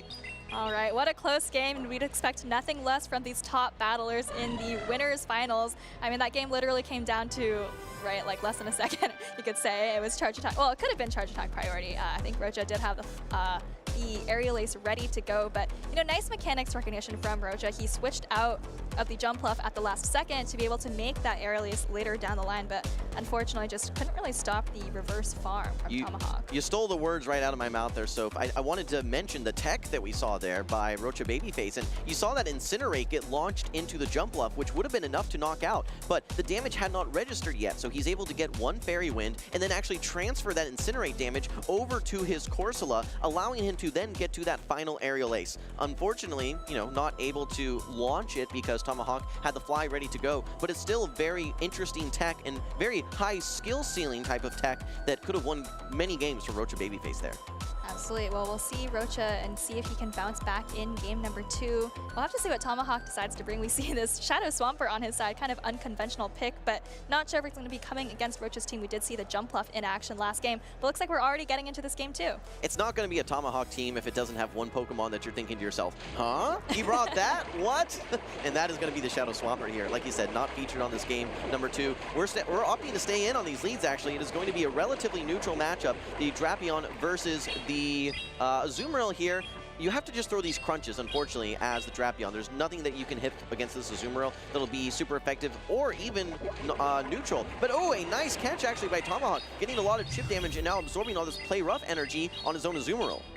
Yeah, that's a really nice play by Tomahawk. We actually saw him make a catch in the first game as well out of the lead, but Rocha's actually not going to build up any energy, just goes straight into the Corsola here. This is a nice matchup for Corsola. I think you just have more efficient attacks overall, maybe a little bit less bulk, but in this case, Tomahawk's already been chipped by the play rough. I think the key for Rocha Babyface is actually realigning and getting the Primeape aligned versus that Shadow Drapion. But this is the second game in a row that Tomahawk now has this Talonflame hanging around in the back, trying to sweep a game with it. Will he reveal it after this matchup, or will he try and hide it in the back and bring back in his Drapion? Switch clocks are actually coming up soon, so. Yeah, in a way, it's actually kind of risky for Tomahawk to switch out of the lead Drapion versus Azumarill like that, because you could risk getting your Talonflame on the Azumarill down the line. But for now, just this play rough is coming through onto Rocha Babyface's Corsola, and Rocha actually does shield it up. Okay, and actually now able to throw a charge attack here. This crunch would be enough to knock out, but it's the bait from Tomahawk. It's the Aqua Tail, able to pop that Protect Shield on the side of Rocha Babyface, and now he's that much closer getting to this next crunch, but he will be met by the Primate coming in from Rocha Babyface. Not going to be able to farm down, and you actually have no Protect Shields left as Rocha either, so these Aqua Tails are going to add up very quickly.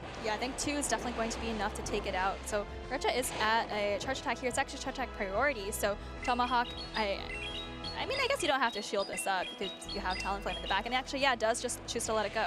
Going for the sweep, perhaps, yet again, with the Talonflame. I think that's exactly what we're going to see. Doesn't want to wait at all, and look at that Incinerate damage adding up. That's right, close combat coming through. This is actually going to do a decent amount of damage, but Tomahawk is feeling confident. He knows the Galarian Corsola on Rocha's side also still has some energy in the back, so maybe saving his shields for that. Azumarill comes in. I think if you're Tomahawk, maybe a Brave Bird is the way to go here. Yeah, it's a little awkward, so because you're out of fly range. You have to throw this Brave Bird, but that's going to debuff you. Could swap out, though, to reset that debuff, perhaps. That's exactly right. Tomahawk still has the Azumarill in the bag, and that's exactly what he's doing. And oh, but actually now you get Astonished down. This is kind of uncomfortable, if I'm being honest with you. But you do still have 2 shields. That's exactly the point. You're only one Incinerate off getting to a move. So even if you just launch that charge attack right away as Rocha Babyface, that Incinerate's going to come through. You're going to get to that fly, and then you would charge attack priority, just like we saw in game number 1. For 2 consecutive games, Tomahawk able to take that Talonflame to the end, able to sweep the team of Rocha Babyface, 2-0 for Tomahawk.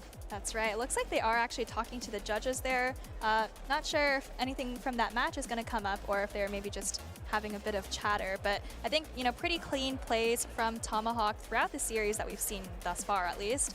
You know, 2 catches out of the lead to kind of absorb some energy. But, you know, both games as well coming pretty close to the end. I think Rocha, if you could stack 3 Nightshades at the end, you know, maybe would have had a chance. Well, we have to, you know, remember the significance of this match, right? This is not winners round 2 or anything like that. This is winners finals here in Group D. So this is win and go to day 2, you know, where you're that much closer to the prizes and things like that.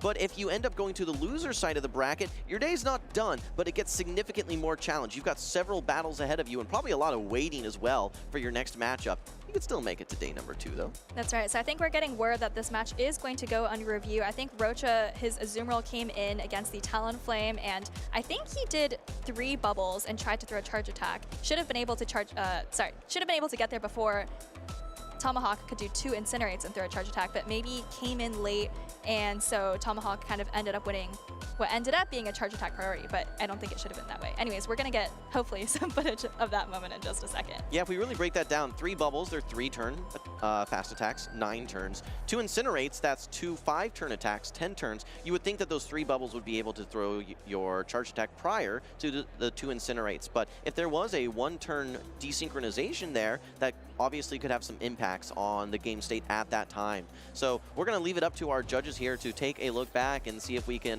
get some detail as far as was there any sort of issues that may have resulted in a win condition being lost or something in that regard. Yeah, so I think this is the moment we're talking about here. So you see Tomahawk is going to throw 1 Incinerate here, and then another, and then the Brave Bird, actually, sorry, not the Fly.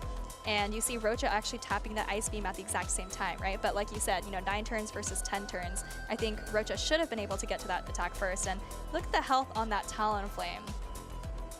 Yeah, no, I don't think that, you know, the health was relatively low, but I think the key thing was you get to that Ice Beam, you take that shield. Yep. You then have 2 Ancient Powers ready to go. You get the final Protect Shield, and then you have your Ancient Power ready to go as well. So I think that there was certainly some possibilities that could have played out a little bit differently if you get that Ice Beam. Now we're going to leave it up to the judges to decide, obviously, if that's going to be game impacting or if it's going to be a 2-0 sweep for Tomahawk. But at this point, it's in the judges' hands. Both of these trainers have to be thinking to themselves, all right, I better start preparing for a game number 3. And that leads me to the question, okay, we've seen lots of strength out of this Talonflame on the side of Tomahawk UK. What is Rocha Babyface's response? Because I don't think he has a hard answer to it, maybe with the exception of Azumarill. I think Azumarill is the answer, and we did see Rocha bringing it, at least in that second game, right?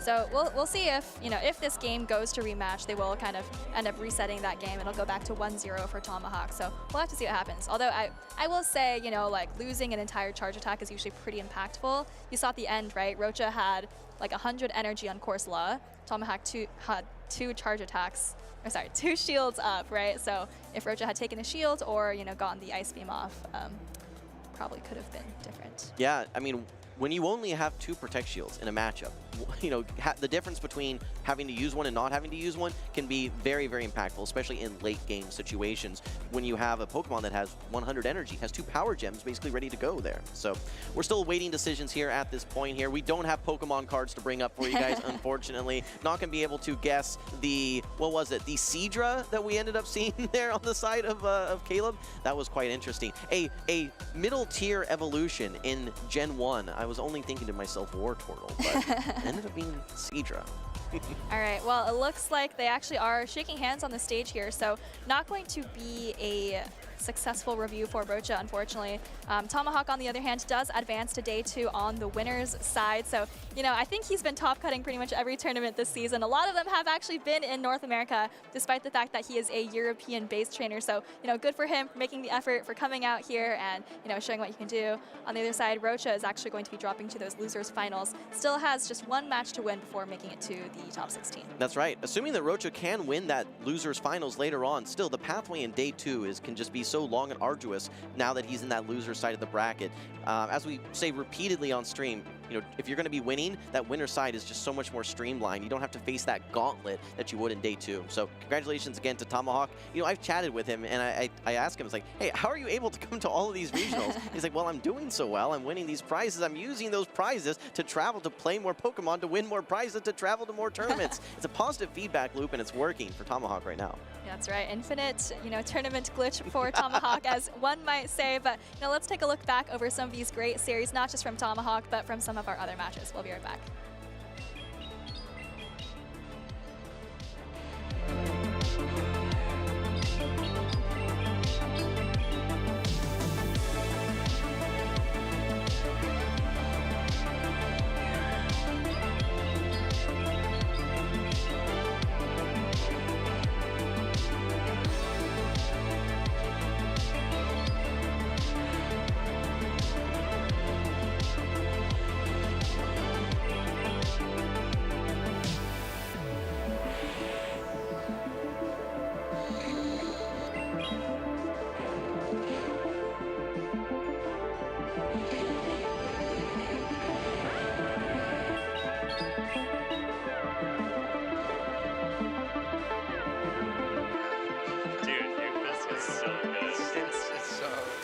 So good.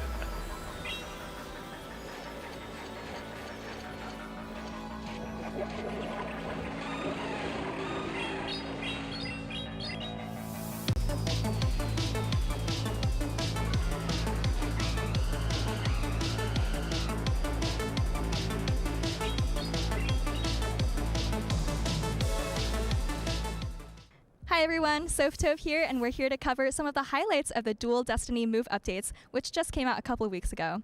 I'm here with 2 of Europe's finest trainers on my left, as well as one of North America's finest trainers on my right. Do you guys want to just briefly introduce yourselves? Sure, yeah, I'm Nighttime Clasher. I've casted some tournaments, competed in a lot of tournaments, and really excited to be here. I'm Tomahawk UK, caster and competitor as well. Looking forward to talking about some of the move updates. And I'm Colin 6, familiar player in Europe, first time here in the US for regional, so I'm excited to be here. All right, well, welcome to the US to you. Let's just go around and maybe give some thoughts on your favorite move updates, maybe 1 or 2 from this update. I think one of the big things that might come into play later on in the season is the Fangs buff. For example, Steelix with Thunderfang, as Diggersby basically finds less prevalence in the meta, or like these first couple regionals is probably going to be used a lot, but when people use Annihilate, Primate more, Steelix might be a little bit better because there's not Diggersby on a lot of teams. Has Psychic Fangs for, of course, great play into the fighters, and Ice Fang as well can be interesting on like Suicune or like Arctobax, for example. Yeah, that's a great point. All those Fangs did get that energy buff. What about you, Tomahawk?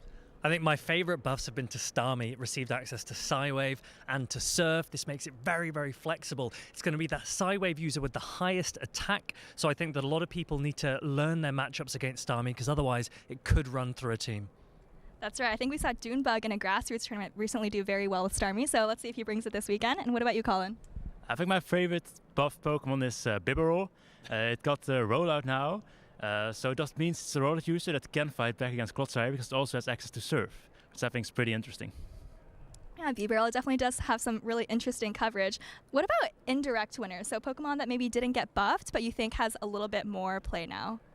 I think Jump Bluff just makes the most sense because Diggersby coming up a lot means that Jump Bluff has Energy Ball for that great grass type coverage, and Fire Punch, even though it was buffed for Diggersby, still doesn't do that much to it. Of course, Alolan Sandslash with Ice Punch can be a little bit difficult for that Jump Bluff, but with so many fighters being so prevalent and Fire Punch being buffed, it could be pretty playable. I think it would be remiss to not talk about Galarian Corsola. It's come into the meta, and this will be a good opportunity for players to see a bulky Ghost-type Pokemon. It's only really... it's very difficult against normal, against dark, but actually if you've got Primeape, if you've got Annihilate with you, and you've got that fighting coverage to cover those, then Galarian Corsola could be very strong. Agree. Seems like a very good core that we might expect to see this weekend. And what about you, Colin? I think we'll see a lot more Shadow Drapion this weekend again, partly because of course that makes an introduction to the meta, and as well as Jump Bluff, which has been way more prevalent now. So I think it has a good opportunity to fight back against those, as well as the fighters. It's not that bad against it, so I think we'll see a lot of it. Yeah, it'll be interesting for that Pokemon in particular, because I know Alolan Sandslash and Diggersby we might also be expecting more of. And then just any last thoughts that any of you guys have about things you're excited about for this weekend? Doesn't have to be, about this specific Pokemon or the meta. I'm just curious to see if Corsola will do really good. There's a lot of hype around it, of course, but with so many people using Diggersby, I'm curious if it'll actually do something or just get walled off a lot. I think we might have a really diverse meta where people are using very different cores. We've seen Clodsire for Alligator, we've seen Diggersby Toxapex, and this weekend we might get a lot of completely different team composition, so exciting and holding my breath for that one.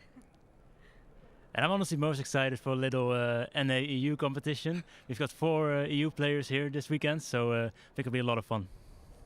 All right, completely agree with all of you. It should be fun in terms of the competition and the Pokemon, as well as, talented trainers from all around the world. But thank you all for your time. I'm sure we'll be seeing a lot of you this weekend, and we'll see you guys all soon. Aloha, Pokemon trainers. This is Will Dunphy. The 2024 World Championships took our breath away. Let's take a look back at the epic competition in Hawaii. Trainers from across the globe touched down on Oahu's sun-kissed sands, ready to battle it out for the title of Pokemon Go World Champion. Inadequance displayed incredible skill and resilience with his signature core of Wigglytuff and Giratina origin form. Inadequance says no, no, no! While Yakai sliced through the winner's bracket with his Skarmory. Skarmory fires off the Sky Attack, looking for the Steel Wing down. Fans cheered as Marto Galde and his Whimsicott charmed spectators both far and wide. Marto making trophy moves! After an incredible day 2 of heart-stopping battles, only 2 trainers remained standing on Championship Sunday. The Hong Kong hero Yakai took to the stage, met by the do-it-all Dutchman Inadequance. Our 2024 Grand Finals were officially underway. In Game 1, Yakai Skarmory caught Inadequance's Wigglytuff out of position, giving Yakai the momentum that he needed to turn the tide of the battle. In Game 2, Yakai made a thrilling swap into his Charjabug, clearing the way for his Skarmory to fire the Brave Bird and claim a Game 2 victory. In Game 3, Inadequance's Poliwrath toppled Yakai's Skarmory, and he gained additional ground by pivoting to Clodsire. Yakai eventually succumbed to Wigglytuff, giving Inadequance his first win of the series. In Game 4, Inadequance would send his Skarmory to face Yakai's Skarmory, and that choice would eventually align Giratina origin form against Lickitung, giving Yakai his decisive victory in the Grand Finals. And it's official! Congratulations to Yakai as your 2024 Pokemon Go World Champion! Yakai became our Pokemon Go World Champion, a storybook ending for his 2024 season. A brand new chapter of the Championship Series is set to begin. Write your own Championship Series story by going to Pokemon.com/compete, and we'll see you on Victory Road.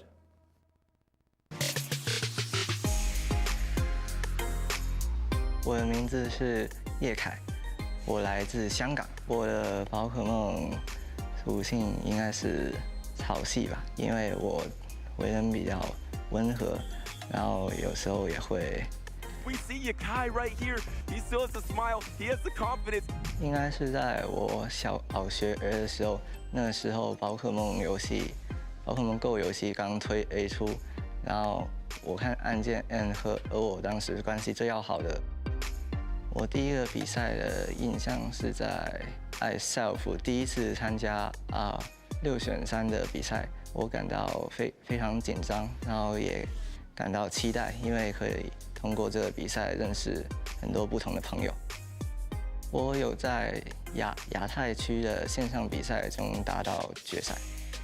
Many people all know that I have an amazing performance in GBL, so this gives me a lot of confidence to participate in Worlds last year. But the fact that I got knocked out after 2 rounds really destroyed all my confidence, and I felt pretty upset about it. Yakai going from last season's World Championships, not getting a single game win to now. 我现在感觉非常的兴奋，还有紧张，还有开心，因很复杂的心情。我到现在还不能相信我赢的。我的偶像应该是来自日本的 Crescent Angels， 当时第一次看他在伦敦N 世界赛，在2022年的时候，我打出了非常好的成绩，得到了第3名。他的操作和心态都非常的完美以及从容自在。He is your 2024 Pokemon Go World Champion! Congratulations. Thank you.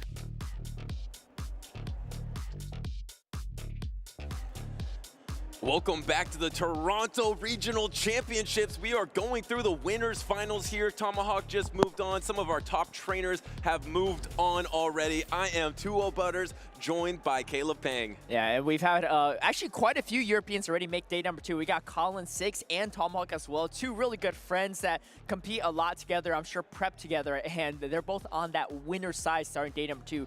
But the action doesn't stop. We have a stat bracket. We're going back to that winners finals again. I mean, what a pleasure it is, Butters, casting all these games. And like we literally start off in the winner side on the winners finals, literally every one of these games. No, it means all of these trainers have been off to hot starts if you have seen them here, because they have won the entire way to get to this moment. And now these trainers are 1 match victory away from coveted day number 2 in Championship Sunday, and of course, a chance of becoming the Toronto Regional Champion. And it's much easier to win that title coming in from that winner's side on day number 2, but especially in this tournament, it is stacked to the brim, so you know you want as many advantages as you can get going into day number 2. But we have exciting players ready on stage for you all here coming up. It's going to be Lawson Cody versus Freezing Sun.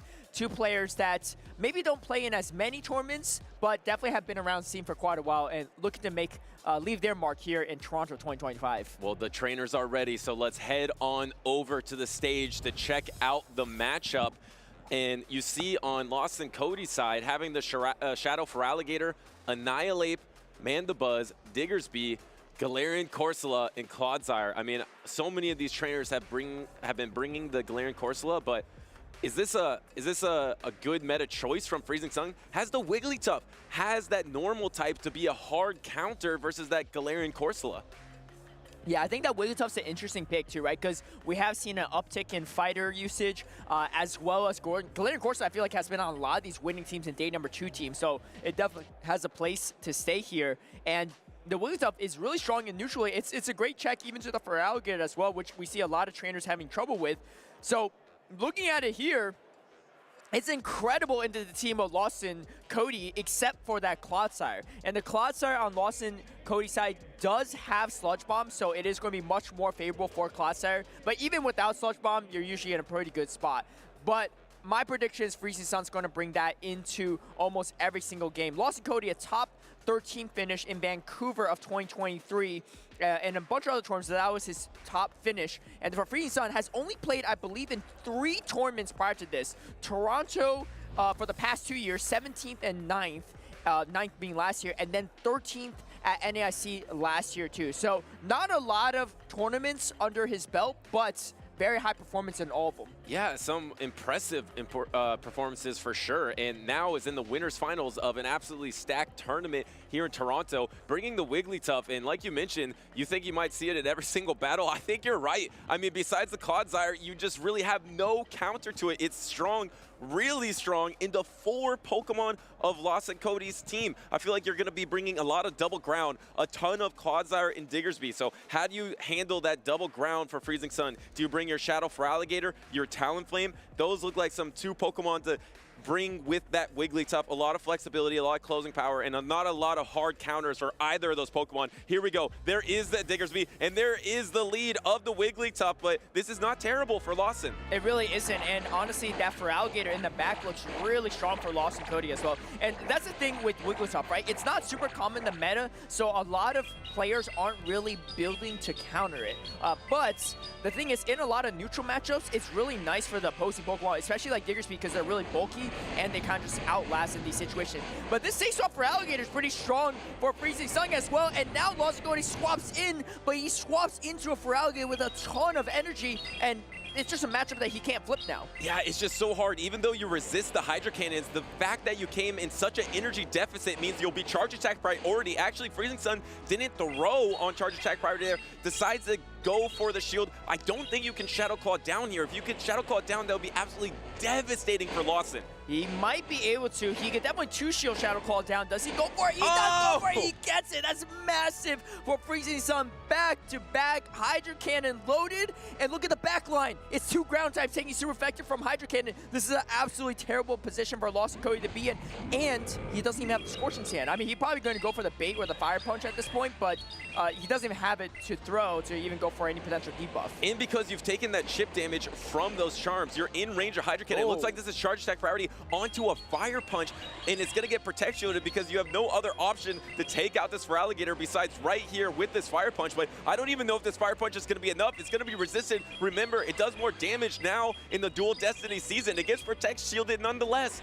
Does Lawson Cody get to a knife Fire Punch before the Hydro Cannon is the real question. It looks like it's going to be charge attack priority, and Freezing Sun maybe losing track of the energy a bit, not able to throw that Hydro Cannon. That actually could be pretty punishing. Let's see how that plays out in the back-end matchup here, too. You have the Wigglytuff still, you have the Talonflame. I'm surprised they didn't even come in with Talonflame to farm up extra energy, but instead going for the Wigglytuff instead. And honestly, Talonflame looks really strong into the entire backline of Lost Cody, especially once you get rid of that Feraligatr. However, Clodsire is pretty bulky, and his Simul swap is actually going to be pretty important here. Yeah, and the problem is you don't have that Stone Edge like you mentioned at the beginning. You have the Sludge Bomb instead, so now gonna go for the Fly and then gonna go for the Brave Bird most likely. The Fly is not gonna do half the damage, but with the strong attack of the Brave Bird, actually missing a bubble there, it doesn't matter. As long as you reach that Brave Bird before the double Sludge Bomb, you're probably going to win this game. And now the question is double Sludge Bomb enough to knock out Talonflame? Yeah, double Sludge Bomb will get there before this Fly gets there. And looks like, oh wait, it's going to be, yeah, no, it still gets there beforehand. Yeah, that's, and unfortunately, Freezing Sun really getting punished for not throwing that Hydro Cannon against that Diggersby. Maybe just trying to optimize it a little bit more on the energy, but, you know, Diggersby not something you can Shadow Claw down, right? So that's a much harder situation. And it looks like Lawson Cody's going to run away with it in this first game. Yeah, that triple Sludge Bomb to close it out here. Lawson Cody was in a devastating position against that Shadow Feraligatr, up energy, able to close it out with that double ground type to try to counter the Wigglytuff from Freezing Sun. Freezing Sun does go down 0-1, but I feel like the strategy was there. Just maybe a little bit of a miscount, not throwing the Hydro Cannon when you needed to on charge attack priority. If you throw that Hydro Cannon, you most likely win this battle. Yeah, taking a look at Lawson Cody's team too. We got that Shadow Feraligatr, Annihilate, another one with Ice Punch too. I wonder, especially after this tournament, if more people are going to start pivoting over to Ice Punch over close combat, right? We've seen it already on Deep Con's team, who made day number 2. The Lawson Cody's only 1 game away from day number 2 as well, right? As we see the replay here too. I mean, this was a bold strategy by Lawson Cody, swapping into opposing Feraligatr, up that much energy, and then getting Shadow Claw down at the cost of 1 shield. That's so beneficial to Freezing Sun, but this is the turning point here, right? He had the Hydro Cannon, he could throw on charge attack already, but no, got a little greedy with it here too, and that Fire Punch, the buff might have saved that too. Yeah. I don't know if the old Fire Punch was enough to KO it. If it didn't KO, that'd be a whole different story for Freezing Sun in that matchup, but it turned out for the better for Lawson Cody, and hey, no Stone Edge, no problem. Yeah, and Lawson Cody just bringing the 3 best answers he has to Wigglytuff in that first game. The double ground, and then the Feraligatr is probably the best Pokemon out of those 4 that are weak to it. Does he bring the same thing? No, we have a different team composition. We have a Galarian Corsola versus Cresselia, instant swap in the Feraligatr. There's no way to counter it, so just staying in with your own Corsola. Yeah, but Corsola is actually surprisingly not that bad of an answer to Feraligatr. Yes, you're taking super effective Shadow Claw, but it looks like the Astonish does even more percentage damage than the super effective Shadow Claw even does. And here's the thing, right? Freezing Sun has the shield here if he doesn't want to be taken out. So you spend a shield, and then now you can potentially even pivot out here too. Well, it was a Cresselia in the lead, right? So honestly, even all 3 Pokemon have plenty of play into that Cresselia too, especially shields up. Yeah, and now you have the Feraligatr from the Freezing Sun here going to be throwing energy into Lawson, but Lawson has to be careful here because you have to throw energy to knock out Freezing Sun and maintain that alignment. But Talonflame in the back, if you get up energy here, Talonflame can be quite strong for Freezing Sun, especially with Protect Shield up in this battle. Going for the Hydro Cannon here. Is he going to go for the last second Protect Shield? No, just letting his Feraligatr go down. And then how do you finish off the Feraligatr? You have to bring in your own Cresselia, but Cresselia is going to really struggle to Psycho Cut down. Yeah, you're going to take a lot of damage here. I wouldn't be surprised if Lawson Cody even builds up to another Hydro Cannon and then swaps out once the timer's up. Let's see if he's able to do it or not. Looks like Freezing Sun is going to just go for the Psycho Cut down, but no, gets hit with another Hydro Cannon. Is he going to spend his final shield here? That's going to be disastrous. And says, you know what? Just going to tank the damage, just barely hangs on. Needs to put everything on the Talonflame. The problem with Talonflame is it's down a shield now on top of that too. And looks like Lawson Cody might go for even the Power Gem. No, goes for the Nightshade instead. Doesn't want to get too greedy with it. Not sure if he could get to that Power Gem. Gets that final shield. That's huge. That is devastating because now Freezing Sun is going to be an 0-2 Protect Shield disadvantage. Going to be throwing these fly baits, but the problem is you can even take the first one if you wanted, knowing that you're not going to Brave Bird yourself so early. No, actually throwing up the Protect Shield here, that is a fine play as well. It's all going to come down to this Clodsire. Remember, there is some energy left on the Cresselia, I believe a Grass Knot. So if you can ever put this Clodsire in range of Grass Knot, maybe you have a slight chance, but it's not going to be easy. Yeah, and I like that second one, choosing not to shield at that point too, recognizing that, hey, if it's a fly, I can take it. If it's a Brave Bird, I can take it too. And now it's going to be within Sludge Bomb range. Lawson Cody going to knock out the Talonflame. Only a little bit of health left on this Cresselia, but just way too much to go through at this point. And Lawson Cody going to come away with a 2-0 victory against Freezing Sun in this Winners Finals. Yeah, and he had a tough team composition dealing with Wigglytuff in these Winners Finals where 4 out of 6 of your Pokemon are really weak to Wigglytuff. There was no Wigglytuff into that game number 2 and actually had that Future Sight available on Cresselia, but there was a Protect Shield remaining, not able to do enough damage because of that pivot of the Shadow Feraligatr. Just got loose in too many games here for Lawson Cody. Freezing Sun is going to move on down to the loser side of the bracket. Yeah, and big congratulations to Lawson Cody as well. I believe these two trainers just talking it through a little bit, but I think, yeah, that is going to conclude, I think, for this match. So big congrats to Lawson Cody too, looking to extend his best performance here in Toronto. Freezing Sun still 1 series away from making day number 2 as well. Very consistent trainer, but Lawson Cody just 1 step ahead. And you know, I love that he was able to kind of predict what Freezing Sun was going to do, right? Like you said, he brought the 3 best answers to Wigglytuff, being triple weak to it. He said, you know what, I know you're going to bring game number 1, game number 2, just made the great read.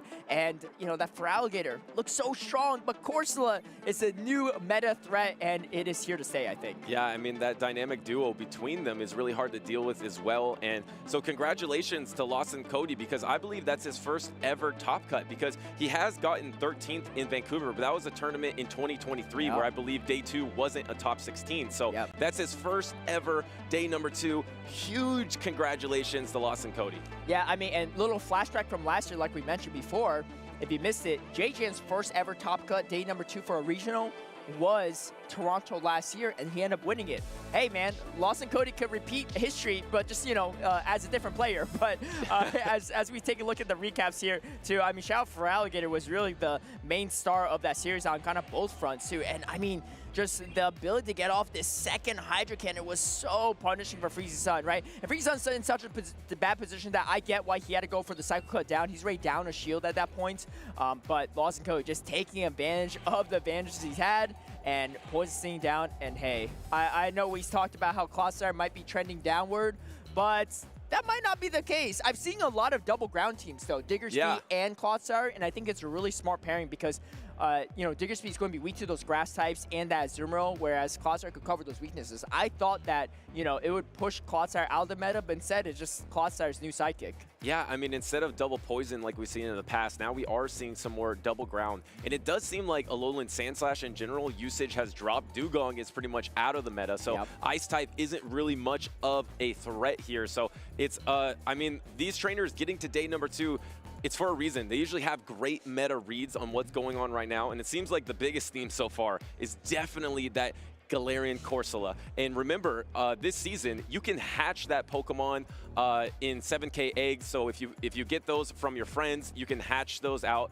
And I recommend you doing that because it is really strong. Yeah, that's right. I've hatched a total of 0. What about you? I think I've gotten 3 so far. Okay. I'm a good walker. I walk around a lot, so I'm always hatching eggs. Well, you got a dog, so you got to walk. You know, I got cats, so I'm just, you know, lounging in bed with them instead, not really hatching eggs. But, you know, speaking of, I talked about JJan briefly earlier, but he is going to be back on stage. We saw his match early on the winner's side, and, you know, he was only 1 series away from making day number 2, dropped to losers finals, and hey, we're back. We're on the losers finals for JJan's side, and he'll be going up against SS Thorn, which is quite the matchup too. That's actually going to be a rematch from last year in that grand finals. They were the top 2 finishers in Toronto last year. Unfortunately, one of them will be leaving this tournament a little bit sooner than they want to, but this is a great, you know, throwback matchup. No, exactly right. We have the rematch of the grand finals. Unfortunately, it is in a losers finals here, so one trainer will be eliminated from the tournament, SS Thorn, who has the Clefable there on the table because last season becoming famous as a Clefable user, a Pokemon. And the Dragonair. Yeah, and a Dragonair, a Pokemon that almost no one used at that time, and really, no one really repeated that success either. So it was kind of a one-of-one. Impressive stuff from, I believe, a Toronto local as well, SS Thorn. So this is absolutely epic matchup, a grand finals rematch here for a chance of day number 2. That's right. It's going to be super interesting to see how this one plays out. First time, I believe, on the broadcast for SS Thorn this weekend, but he has fought through that losers bracket to make it all the way here, whereas JJan powered through the winner's side, only losing to that winner's finals before going here. And, you know, if you make it all the way to losers finals, it is a long road to get there, but SS Thorn has made it there, and he's warmed up, right? Sometimes I feel like if you lose from the winner side, you're kind of cold, right? You have to wait around a little bit. You didn't play as many matchups, so you don't feel maybe as comfortable with your team, whereas on the loser side, you're just going match after match after match, and the next thing you know, you're in that losers finals, 1 series away from day number 2. So we'll see how that plays out here. We got JJan on the left-hand side, running that Shadow Drapion, Serperior, Shadow Feraligatr, Galarian Moltres, Primeape, and Clodsire. And I believe this Clodsire also has Sludge Bomb. Yeah, I don't think I've seen a single Clodsire with Stone Edge today. Yeah, it seems like that's kind of out of the meta, maybe because of the drop of Ice types and the drop of Flying types in general. This is one of the few teams that is running the double Dark, though, with the Shadow Drapion and the Galarian Moltres. That might be quite strong versus the Galarian Corsola on the side of SS Thorn. He is also running the Shadow Kanto Marowak, Azumarill, Shadow Drapion, which has been a huge story so far, Jumpluff, and Primeape here. So I actually really like how JJan is positioned in this tournament with that double Dark. I feel like he had 2 opportunities in his previous winners finals to have a chance of winning those series. So can he bounce back here against SS Thorn? I feel like he has a decent team composition here with that double Dark. You just have to have ways to deal with the Azumarill, but I mean, that's one Pokemon you're always used to dealing with.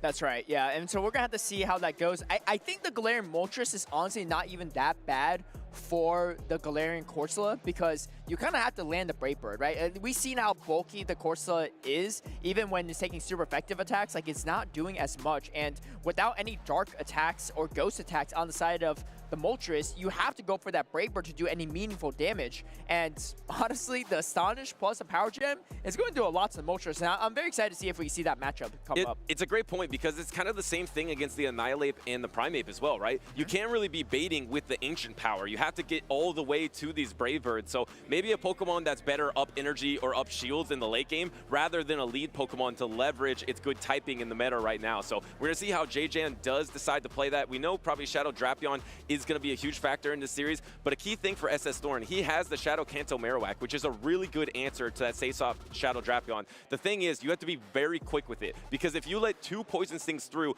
now suddenly you're in range of having to give a Protect Shield against that Aqua Tail, and then you'll keep the alignment, but you'll take a super effective Aqua Tail and then use a Protect Shield. So look to key in on that for SS Thorn. Has to be very quick again in the counter swap versus that Shadow Drapion. That's right. I mean, and SS Thorn, one of our most experienced players, especially since since his debut last year in Toronto, almost exactly a year ago, and he's just been on fire ever since. Actually, SS Thorn, fun fact, was also a player that Marta Galde mentioned as someone he regularly chats with on team building and preparation too, and he says that in his mind he's one of the best players. And let's see how that plays out. It's going to be Primeape into Azumarill, and this matchup is so uncomfortable because okay, it looks like JJan is going to swap out here after building up energy.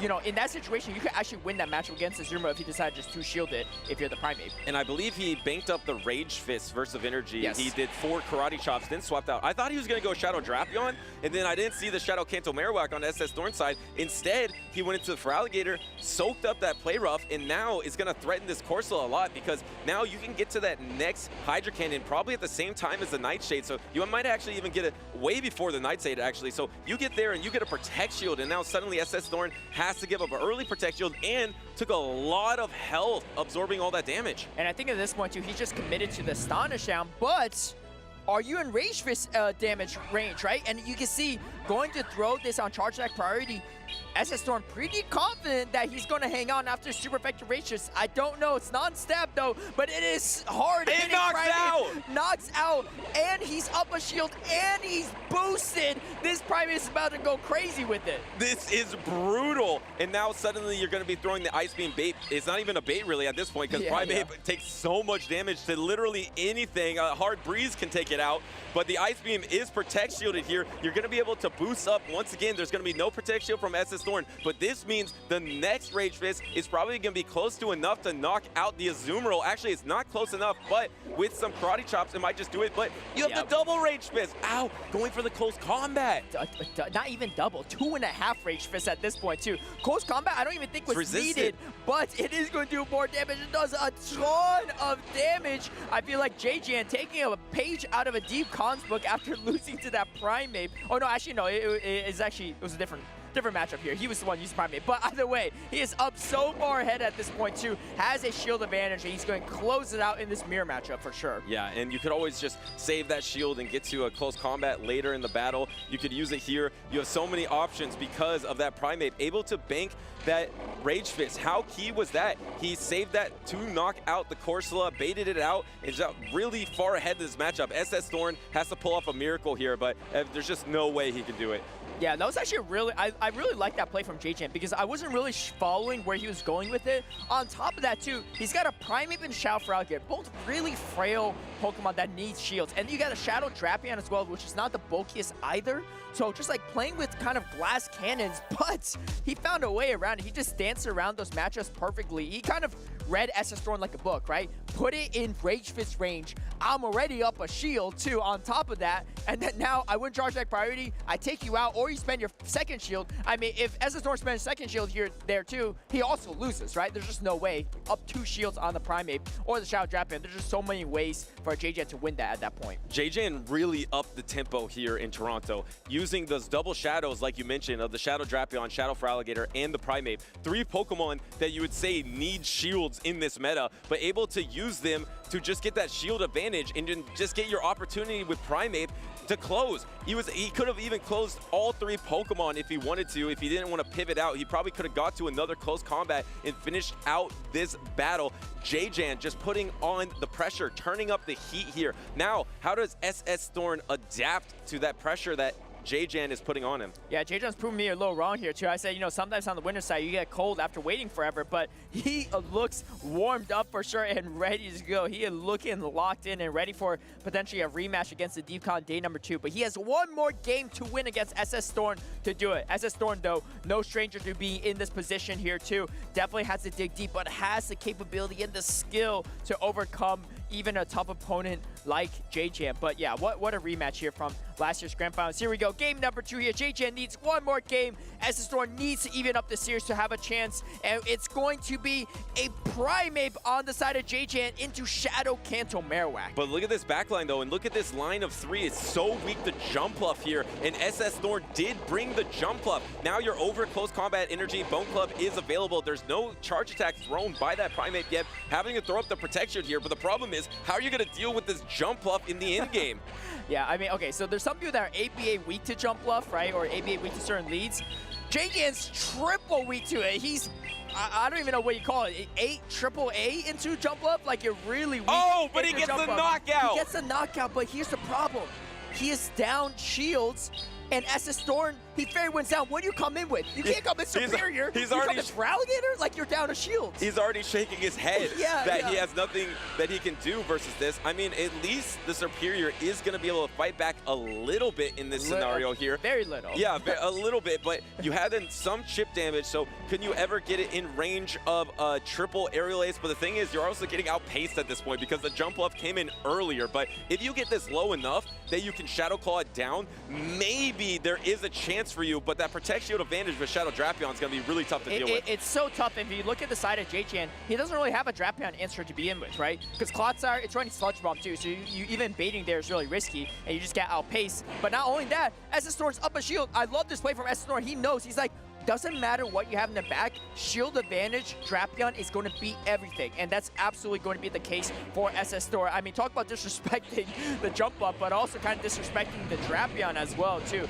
This is overall going to be a very, very tough match for JJan to overcome, and I just don't think it's possible for him to overcome this one. I think he's going to try it. No, I thought he was going to try to call a bait, maybe thinking that was his only win condition, but it was the crunch, so was the proper call there. You don't have to mess around if you're SS Storm because you're up shields, you're up energy. You can easily get to that double crunch there. I don't know how much energy that Primate banked before it went out, but it doesn't really matter because of the Protect Shield available from SS Thorn. He's just going to be able to close this game, and suddenly SS Thorn met the tempo. He turned up the tempo as well, and he's about to get a full sweep here. Yeah, that's huge. I don't think the Primate has much at all, because I remember it threw a Rage Fist right at the jump off later here too, and you can see going for the close combat, the Hail Mary here. He's got to go for it because there's no other win condition at this point. I don't even think he takes it out even if he wanted to, but close combat is going to come through. Unfortunately, it is going to be charge time priority. I like the thought there from JJan, but there's just way too much health on this Drapion at this point for him to do much with it. So SS Thorn going to even up this series, and honestly, after looking at this game, SS Thorn team looks really strong into JJan's. I feel like he actually has a sizable team composition advantage, if anything, right? The jump bluff really strong into 3 on the side of JJan, but it also has a decent amount of play into Moltres too. Clodsire not so much, and neither is Drapion, and then his own Drapion super strong into the side of JJan. Yeah, the duo between the Shadow Drapion and Jump Bluff is just really good against JJan. That kind of forces the Clodsire out of JJan, in my opinion, because that is the best Pokemon to bring in that situation. So does SS Thorn bring that Galarian Corsola again to try to be good against the Clodsire? Does he continue with the Shadow Kanto Marowak? I really like the Shadow Kanto Marowak if it can avoid the matchup with the Superior and the Galarian Moltres, but it's going to be tough to do that in this game number 3. I think the Clodsire is probably going to come out, or do you just keep the high tempo? Do you just keep those shadows, keep the Primate, try to get good positioning? Yeah, the real question is, does JJan disrespect the jump bluff again, right? He was not ABA weak to it. He's not ABB weak to it. He was triple A weak to it. He was so weak to that jump bluff. But I know some high-level players, they just double down when they lose a game that much. It's just like, there's no way you bring it back again, right? And that's like, oh no, he brought the Drapion at least this time, but he was still ABA weak to it a bit. And here comes the safe swap Primate here. And this is why Primate is actually really strong even in this matchup against Frowgate, because you outpace the Frowgate to that Hydro Cannon. And yes, you know, JJan knows this is a Rage Fist, but the thing is, if you don't shield this, now you're coming into Cryo Chop range, and you're still going to get outpaced on the second Rage Fist as well. And the thing is, nothing resists the Ghost and fighting damage on the side of this Primate, and when boosted, this is pretty scary. And the problem is, you can get to close combat at the same exact time the Aqua Tail is available, but no, going for the Rage Fist instead and getting the Protect Shield here on the bait. This means you can get to a close combat at the same time as the second Aqua Tail here, so SS Thorn has a really good option. He actually decides not to Protect Shield, let the Aqua Tail go. Is this enough to knock out Primate? Can Primate hang on? Yes, he hangs on. How much health? Not enough to get to a Rage. Yes, can get to a Rage Fist, but it's just a Rage Fist. Yeah, it's just a Rage Fist. I think JJan knows at this point too, even if it was close combat, it's probably not worth spending the shield. It's going to get hit by it, but the boosted Rage Fist though is going to be much harder to deal with here. Mud Slap is going to start coming through. You're going to have to take one Aqua Tail, but not a second one. And I like this way from SS Storm because again, if you have a shield on the side of the Drapion, it's really strong into the side of JJan's team. And honestly, at this point too, it's even better here. And so here comes And JJan kind of stuck in this matchup. I don't know. Maybe he should have swapped out a little sooner, but wants to get this chip damage off. But at the same time, like, this is not a good matchup for him. However, coming into a draft ban with energy is also not a good time for him either. Yeah, the thing is, since he's already was slow, he doesn't want to swap out now. Now he does swap out, but the thing is, now you're at 100 energy pretty much. Went for the crunch, maybe could have gone for the Aqua Tail here, even though it's resisted. This is going to knock out, but SS Storm just needs to get to double crunch before the double aerial ace is available, and there's not even one aerial ace available for JJan. No, there's not. SS Storm capitalizing on this shadow trap. You can see JJan shaking his head, seeing the writing on the wall. There's still a shield on the side of SS Storm too. He's just going to throw the Aqua to wrap this up. JJan trying to figure out a win con here, but it is looking near impossible at this point. And actually just going impossible. for the mud slap damage. Yeah, and actually going for the Bone Club, resistant Bone Club to wrap things up here for SS Storm. Great plays from him, great adjustments after dropping that first game. SS Storm gets his redemption and gets JJan here in Toronto on Losers Finals, and he is moving out to day number 2. Winning against the trainer that eliminated him last season in Toronto. Of course, that elimination did place him in second place, but still able to take down JJan, and JJan, the defending Toronto Regional Champion, has been eliminated this season. What a run, though. He was in the winners finals. Unfortunately, lost 2 series in a row, but had a blowout win in that first game.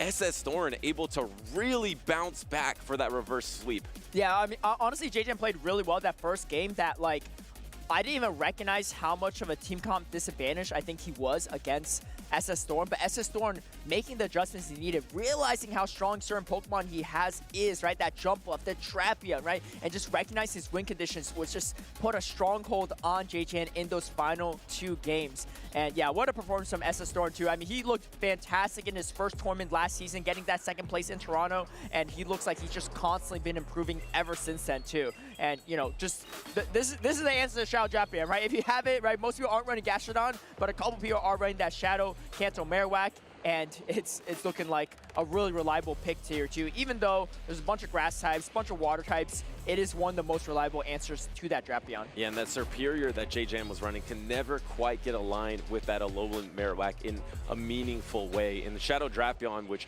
seems like the safest Pokemon in the meta right now, it seems so dynamic, flexible, and the pacing is super high. Also able to set up Pokemon like Primeape if you can get a Protect Shield advantage, just like we saw in that game number 1 for JJan. But it really impressive stuff from SS Storm. The Toronto local moving in on the loser side of the bracket. Of course, now I believe we will be going through a lot of the losers finals here, so these trainers do have an opportunity to make day number 2. Yeah, I believe we saw some winners finals as well in those brackets that started later on in the day, but SS Storm, I believe, will be maybe our first player, I think, making into day number 2 from the loser side. So big congrats to him too, because this is a stacked tournament, and love to see that he's performing still really well a year later, back in Toronto again. So definitely his home ground and his place to maybe claim the title this year. Yeah, and not as spicy as it was last year with the Clefable, but Galarian Corsola doesn't seem as spicy because almost all of these trainers moving on to day number 2 seem like they have Galarian Corsola on the team. But I like the teams that also have that dark type, like the Shadow Drapion. You saw a Crunch hit it earlier in the tournament, just did so much damage here. The thing is, Galarian Corsola doesn't even feel like it's doing a ton in these matchups. You're not seeing it being oppressive or seeing it in all these negative situations. I think the key thing that makes it strong is it's neutrally strong enough to hang in this meta that it's just never a problem to bring. Even in negative situations, it just doesn't seem that bad. And with a Pokemon that doesn't have that many bad scenarios, it kind of makes it good. That's right. Well, let's hear from SS Storm on what makes his team good. I think Jim has him with him right now. All right, thank you, Caleb and Butters. Wholesome underscore here, joined by SS Thorn, fresh off his victory versus JJan. Actually, a rematch, if you remember, from last season's Toronto Regional Finals. So congratulations, first off, on your victory. I want to ask you, how meaningful is it for you to be making day 2 after all the success that you've had and all the tournaments that you've done? How does it feel to be back in day 2? It feels really good. My last tournament was Vancouver, in which I actually was eliminated by JJan, so it definitely feels great to be able to get a rematch and advance to day 2. Okay. One of the questions that I wanted to ask you earlier was Shadow Kanto Marowak. We've seen a lot of it in regional tournaments. In fact, we saw, I think in Louisville was the first Shadow Kanto Marowak winning team with Lyle Jess. But we haven't seen any on stream at all today until we saw you. How is it performing for you so far? It has been really good. It's really strong neutrally, and I think people are leaning more onto Diggersby as a ground type because first of all it got buffed, and also it has a lot more playing to the grass types like Jump Off and Serperior, which are rising in usage. But Marowak is definitely still very strong. It's just a little more polarizing in some matchups, depending on what your opponent has. All right, well, Thorn, obviously we're in a little bit of a new meta here as we moved into our Dual Destiny season. How much additional preparation did you have to put in after going from a meta that you may feel very comfortable in to something that's maybe a little bit different now? I honestly didn't prepare that much. I just tried to be strong into Corsola and have fun myself. I think it's a really strong Pokemon, and not many people are bringing a lot of counters to it. Well, Thorn, I know that there's a ton of locals here in the greater Toronto area and just a lot of people that you engage with and play Pokemon. Who would you say is your biggest inspiration when it comes to the Pokemon Go? I have to say Lyle Jeffs, my valid and famous goat. We've seen a lot of success from Lyle in many tournaments. All right, well, beyond Lyle, is there anyone else that you want to shout out or say thank you to? Yeah, shout out to Melly. That's it. Thank you. Thank you, SS Thorn. All right, well, we're going to kick it back to the casters. All right, thank you, Jim and SS Thorn, for the great interview, and big congrats again to SS Thorn.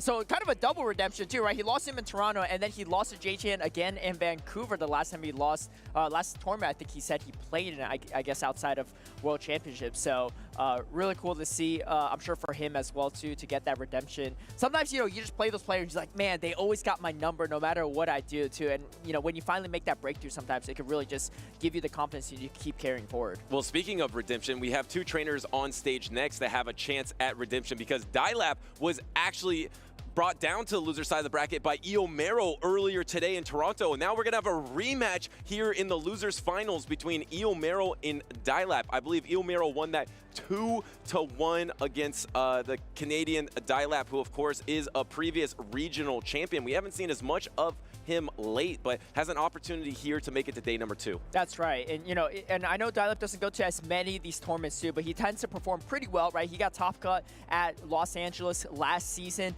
didn't do as well at North America International Championships. I think he needed like a pretty high finish to get that qualification for World Championships, but try to get that World Championship run this year to see if he can make it into Anaheim. But it's going to be a great rematch here too. We saw that match happened off stream, so we didn't see it play out, but very excited to see how that matchup looks too. And Eomo, like I said, one of the most underrated players in our circuit, but a very high performer. We saw him on stream earlier, running the Gudra, the Galarian Corsola, Diggersby, Azumarill, Primeape, and Jumpluff. Look at this other side though. Dialap running the Emolga here, running that flying electric type Pokemon that you almost never see. I guess it has Thundershock, so technically it has gotten a little stronger in this Dual Destiny meta because Thundershock did increase its damage in this season, but we're already locked in here. We got the Jumpluff versus the Clodsire. Does the Clodsire have the Sludge Bomb? Yes, it does. So instant Say Swap into the Gudra, and now Gudra's gonna have an opportunity to throw the Aqua Tail, but not before the Sludge Bomb comes out from Dialap. And this Gudra actually looks really strong into Dialap's team. I mean, look at it, right? Like, what's the answer to Gudra? You have no Fairy, you have no Steel. Gudra coming into every game. And here's the weird part too, right? This is a really funky matchup because you know, you're doing neutral damage with the Dragon Breath, but only have resistant charge attacks. Meanwhile, Dialap has, you know, only neutral aerial ways too, but recognizing that Frenzy Plant might do more damage, is actually going to go for the Frenzy Plant there to land that so that he can put it in aerial ways range. Well, you know you have no answer to Gudra when you bring a grass type into a dragon type, but it does make sense because especially when an Aqua Tail was already banked, at least your grass typing is really favorable versus Gudra, because Gudra only has Aqua Tail and Thunder Punch, which Serperior does resist. Now swapping in the Jumpluff here, going to be able to throw this aerial ace, and I believe you're going to have your switch timer almost back up if you would like to swap back into your Clodsire. Does Dialap decide to do that? Yes. Yeah, and I love this too, right? With that 50-second timer that we've had implemented over the past 3 months, it just makes these swapping in and out so much more easier to pull off here too. Eomo though is now stuck into this Clodsire. However, the Clodsire didn't really have too much energy. Now does have enough energy for the Sludge Bomb, and it's going to throw it right before the energy ball is reached. Great counting on the side of Dialap Dialab Churn is going to land Sludge Bomb. I don't know. This might not actually KO. It doesn't. Sludge Bomb, Jump Up is one of the bulkiest Pokemon in Great League as well, too. So having that bulk does allow to tank some of that damage and get off this crucial energy ball. This is going to be pretty big. Oh, and again, he swaps back over here on the side of Eomo. Does he shield again, protect the Goodra? I like this play because he's recognizing that Goodra has so much utility into everything on the side of Dialab. And here's the big part. Oh, he's going for the baits. I love this. Eomo is so savage with these baits because most people will just go for Thunder Punch. They don't think they get to another move. But Eomo instead throws that, trying to allow himself to get to another move. And it doesn't even happen, right? But it's just one of those plays where, like, it just gets in your opponent's head. They're like, whoa, like, why would you bait here, right? It makes sense for you to Thunder Punch, so I'm going to just spend the shield here.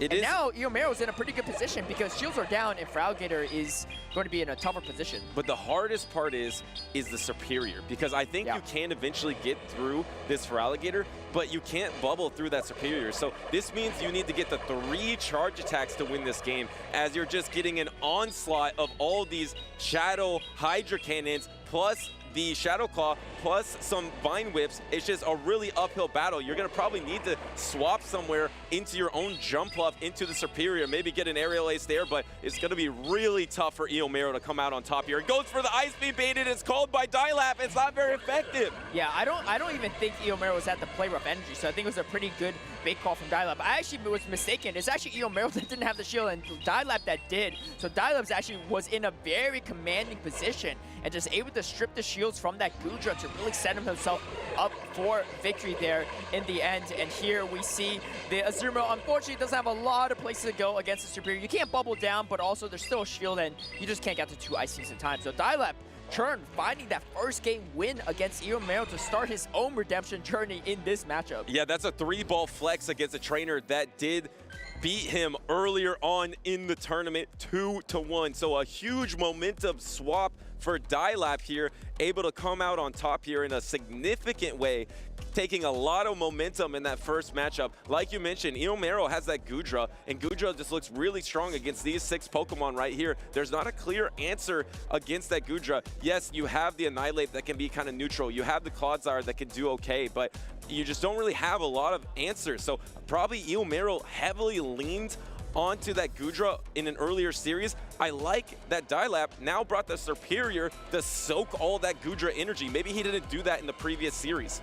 Yeah, that's right. I mean, that's the thing, right? When you rematch someone that took you out too, there's a lot of learning lessons you can figure out from that situation, try to figure out how I can play it better. And sometimes the person that won the first time just gets 2-0'd in the second time around because the other player just made the adjustments they needed or maybe just caught the right lead in that situation. You're the electric expert, Butter, so I gotta ask you, what does Emolga do in this meta? Yeah, it's complicated because I was thinking that now its Thundershock does more damage, so it's slightly better. But let's look at what it does against Eomero's team. It's going to be okay against the Jump Bluff because it does have flying type coverage. So it's going to be able to do super effective damage versus that Jump Bluff. I think the biggest thing is this is a meta read that there's going to be a lot of Shadow Feraligatr in fighting type cores. Because if there's a lot of Shadow Feraligatr fighting type cores, I think Emolga does have a place against those 2 Pokemon. There is no Shadow Feraligatr on Eomero's team, but there is that Primate, so has 1 target, but it's not going to be great against that Goodra. Once again, Dialab is going to be able to secure alignment, a Grass versus Dragon. I still think this is a good situation for him somehow. Yeah, I wouldn't be surprised if Eomo actually just farms up energy and then dips with it, right? Because he knows his energy is resisted, so he's going to tank the damage and then maybe swap out because he knows the energy is really valuable in the side of Dialab Churn's team. Outside the Superior, he has super effective or neutral damage on this Goodra for whatever. Maybe he's going to try to catch a French Flare. Let's see if he can do it. No, doesn't actually quite do it, and is going to swap to the Corsola, but there's no answer, of course. That is such a bold swap because this is Diggersby on the side of Dialab Churn's side, but he didn't bring it, and this Corsola looks a lot safer now. And I'm not sure if that Corsola just got a full Astonish through there onto that Frenzy Plant. That would be a huge swing, if so, for Eomo. And now the Frenzy Plant is going to be coming in. The bulk of the Corsola able to take 2 Frenzy Plants, a Community Day attack from a Superior, no problem. Able to go for the Astonish down and just bank all this energy. Wow, Corsola showing off a little bit here, and now is going to have a nice Shade or a Power Gem, and I don't know if you can Poison Sting down here. Looks like Dialab did not get a Poison Sting. Can Eomo get to the double Nightshade? Yeah, through the Nightshade blind as well, to not knowing what was going to come in, just afraid that there might be some fast side pressure that takes it out. But now getting to that second Nightshade is going to be pretty big for Eomo. And again, his Gudra is loaded with energy. But the thing is, the Moga looks pretty good in the back end, especially against the jump up. And I figured, yeah, he's going to come in with the Gudra here. It has a ton of energy here too. Does Lyle decide to shield, or does he put everything on the Moga? Looks like he might put everything on the Moga. There's still energy for another Aqua Tail. Is going to throw it. Eomo not even going to throw a Dragon Breath as well, just throwing the Aqua Tail as soon as possible. Dialab finally deciding to spend his first shield. And now you're going to try to knock out this Gudra and then hope that somehow down a shield, the Emolga is going to be able to take out the backline. But Eomo knows there's no counters for the Gudra, and the Superior is out of the game, so there's not even a place to soak all the energy. Here comes the Emolga with the Thundershock that does a little bit more damage now. You have the Acrobatics, but it's really hard to get to, so you're going to have to throw the Resisted Discharge. Do you Protect Shield? Yes! Actually Protect Shielding on an Aqua Tail here. And do you see the swap into jump up? I think that might be the play, or maybe he goes for the catch, and he does! He catches the discharge too! What a catch from Eomo! I mean, the timing on that was so unpredictable. Even Dialab doesn't know when he's going to throw it. You can't even pause on the Dragon Breath because it's just going to be just a one-turn move. But he's going to get the Acrobatics before the airways and decides not to throw it. And tries to double up, I guess. This is resisted here because you are electric, so this isn't going to do that much damage into the Emolga. Doesn't even do half of its remaining health, but the thing is, the Fairy Wind's going to add up. You can maybe get the double Acrobatics. Did he get over energy there? I don't know if he was over 100 energy, but it doesn't matter because it looks like there's going to be a no Protect Shield. Can this knock out the jump bluff? Super effective. Knocks out the jump bluff here. You're at the discharge, throwing the discharge. Looks like he tried to swap into Clodsire. It's going to be a race to charge attack. Clodsire versus Gudra, but Gudra might win with Dragon Breath pressure. Yeah, let's see how that goes. Does Clodsire have energy? No, it doesn't have energy, and it is going to be taking an Aqua Tail to the face here. Going to be definitely enough to KO Emolga. Just a little bit of health left, but I assume the Dragon Breath is going to finish it off. And there was a few moments where, you know, Dialab didn't get a certain move through. Don't know if he thinks it's going to be impactful or not. We'll have to wait and see. But I think he's content on how that went out, and we have a game 3. Yeah, he was in a negative situation, but when he didn't get his Poison Sting through on his Clodsire, and then after he took that second Nightshade, the next Poison Sting knocked out that Corsola. Yeah. So if he did get that Poison Sting, maybe the second Nightshade does not get off. But the thing is, I think you were in such a negative situation there. It looks like Dialab isn't even trying to have a review in this situation. Instead, he's going to focus on what he can do to deal with this core of Gudra and Galarian Corsola, because this is a duo that Eomo has been running all tournament with great success. And you pointed it out, it was a fantastic strategy to soak that energy onto the, soak all that energy from the Superior on the Gudra, bank this energy, and that exact energy was able to close out the game for Eomo in the end. I mean, I think the big part for Eomo is this catch too, right? The unpredictable catch was absolutely huge for him because it allowed his Gudra to leave with energy and not have to spend a shield there, and, you know, be able to finish off the Moga later here and get this Aqua Tail off. I think the difference here is, even if that Nightshade didn't hit that Clodsire, it's almost in Aqua Tail plus Dragon Breath range anyway, and Dialab wouldn't have gone to another Sludge Bomb either way in that situation. But yeah, crazy plays from Eomo there, because I feel like he had his back against the wall and able to find the win here. And we are going to another game number 3 in this Losers Finals. It's absolutely wild here in Toronto too. So many talented battlers, and it comes down to this final game for Eomo versus Dialab Churn. And this was a series that went to 3 games earlier on in the tournament. Eomo was able to come out on top. Can Dialab turn the tides here in Toronto for the Canadian? And he gets a Diggersby lead into Gudra, and that's not terrible. But the thing is, any lead into Gudra is not going to be amazing, because Gudra's just good against the entire team of Dialab. Yeah, I love the plays from Eomo and his decision making. He's like, you know what? There isn't a bad matchup for me, so I'm just going to lead it and see what happens, right? Because he has a backline, and if he sees, like, let's say he sees Annihilate in the lead, he's like, you know what? I just need to chip it so that my Diggersby doesn't have to face it, and I'm usually probably going to be in a good spot. And this time he sees, oh, it's a Diggersby in the lead. Well, Diggersby's actually not too bad in his team, but now he draws out the Superior. That's huge. I love this play too. Oh, and trying to catch the Friend Split, because Style's been throwing Friend Split this entire time. Instead, ends up getting the jump off on it, but still pretty good matchup for Eomo to be in. I really like that early shield on the Scorching Sand from Eomo there. That is what forced out the Superior in this matchup. And if you see this backline for Eomo, it was very alignment dependent. If you didn't match up this jump bluff in the Superior and that matched up in the Clodsire instead, you would be in a lot of trouble in this backline. So able to get that early Protect Shield and now have that positive matchup in the backline, Eomo is in pretty good positioning here. Yeah, and I like this read from Eomo as well, right? Because Dial-Up is ABA weak to jump bluff, right? I feel like a lot of people are when they run these lines. Diggersby in the lead with the Superior in the back, so he knows that it has to be a jump bluff counter in the back, and Clodsire is probably going to be that. And actually, he pivots over to the Goodra. I like this play too, right? Because the thing is, his Diggersby has a ton of play into Dial-Up's team. You got a mirror match, but Dial-Up already has taken damage, and then also you have the Clodsire. Yeah, so you're in a good spot either way. I love this move because once you know Superior is out of the game, nothing is going to be able to soak this energy, and Goodra is just so free in this matchup. Just avoid getting farmed down yourself and then cut off his momentum. And now what? You're going to bring in a Diggersby? This is going to be super effective no matter what. It's a double ground backline for Dial-Up, and not only do you have to get through the rest of this Goodra, you have to deal with the entire Diggersby, and your own Clodsire is pretty much in Scorching Sands range, and you have to throw a Fire Punch here into a very low health Goodra. Yeah, and I think Dial-Up's still trying to figure out what that final Pokemon is. He still isn't fully sure, right? We saw the Glaring Corso before, we saw a Azumarill, but he still hasn't shown that Diggersby in this matchup yet. And I think if Dial-Up knew, he would have played this differently, but unfortunately, he is not able to read that perfectly here. And now he's caught in a tough spot. Charge attack priority. Do you spend your final shield? He does, but if you spend it, so what? You have your own Diggersby in the back. Yeah, no shove on Eomo. He feels confident in this. I don't even think this KOs. He swaps his Diggersby. Game over.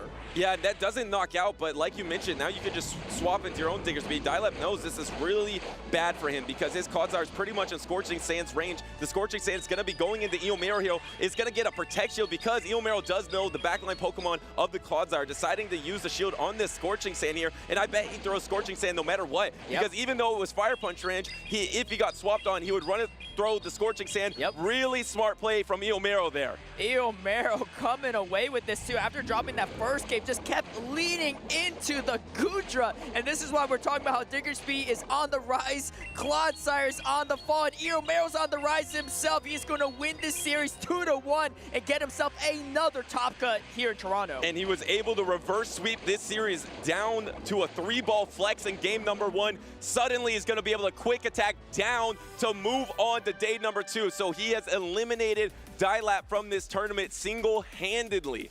Yeah, that's right. Yeah, the only person to beat Dial-Up Churn, and Dial-Up Churn, in my opinion, one of the best players in the world here too. But Eomo showing why he is one of the most consistent trainers here in the Championship Series circuit. And the thing I love about Eomo is that he always plays something a little bit off meta, right? Like sometimes it seems really weird and wild, but he performs well with it. But you know, this time too, right?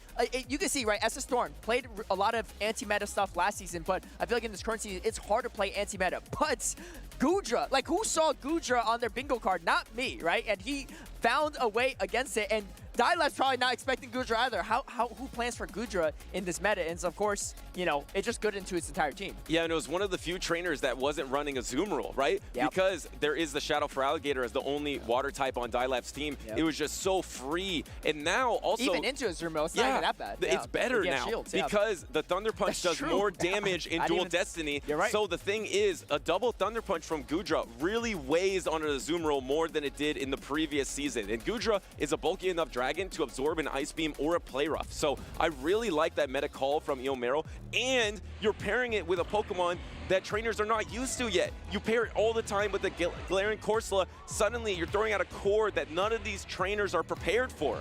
Yeah, that's right. And Eomo just had so many ways to punish the safe swaps of Dial-Up, right? Like there's nothing that he could safely use into Eomo's team, right? And it put him in such a tough position because he's going to lose the lead if it's Goodra, right? Like Goodra's going to be able to beat almost everything or have play into everything. He's forced to swap, and then he's now stuck into a jump bluff with his Superior, and his Clodsire stuck into the Diggersby, and it's just such a tough position for him to come out of. So, you know, big congrats still to Dial-Up for making it all the way back to that losers finals to get that rematch, but just came a little bit short, and a huge congratulations to Eomo for another top cut performance in a stack tournament. Yeah, and to Dialap's credit, he did come very close. Yep. He 3-ball flexed with the shield remaining in game number 1. Then game number 2, he had an opportunity with a Molga in the backline. How about getting a Molga all the way to losers finals here? But he got swapped on with that discharge. That might have been the game-winning swap for Eomo, and maybe if it didn't go that way, Dialap could have 2-0'd this series and be moving on. That's how close some of these battles, some of these series can be. There's not a lot of room for error. So when these trainers are moving on to day number 2, they're having almost perfect day number 1s. That's right. Well, it's been an incredible day number 1 so far. We have more action for you. Take a look at some highlights before we get back into the action.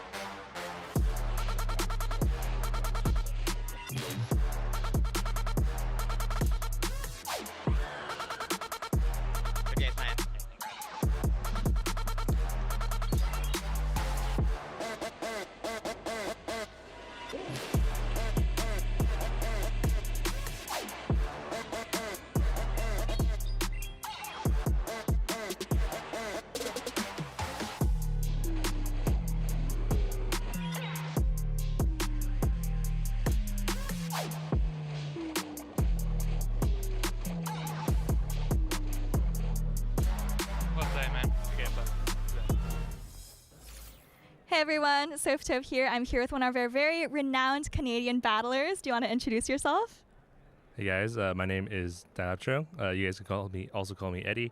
I'm probably, I was gonna say I'm like one of the top GBL players, but I didn't want to say that. I think you are. You were the first legend in a very recent Go Battle League season. You're also the 2023 Vancouver Regional Champion. Given all of this success, what are your goals going into this season? Because you've already accomplished so much in this game. To be honest, I think last season I had a very tough season. So I think that I kind of need to set the bar higher for myself, and I need to have better results and achieve more. And something that I'm looking forward to is trying to do the best as I can this season, especially given how I had such a lackluster season last season. Well, you definitely have it in you. You know, you've won tournaments before. You've been top 2 a couple of times, and of course, you know, very strong in GBL. So I'm sure, you know, there's great things for you ahead. You mentioned that you kind of had a tough season last season. Is there anything that you did coming into this tournament that you did differently compared to how you prepared last season?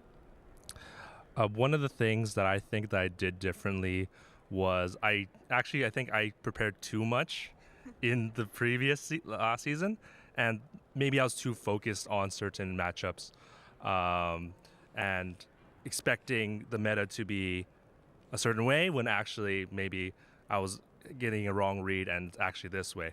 So I think that I kind of let loose a little bit, maybe not practice as much, and trying to, you know, be more fluid in my gameplay.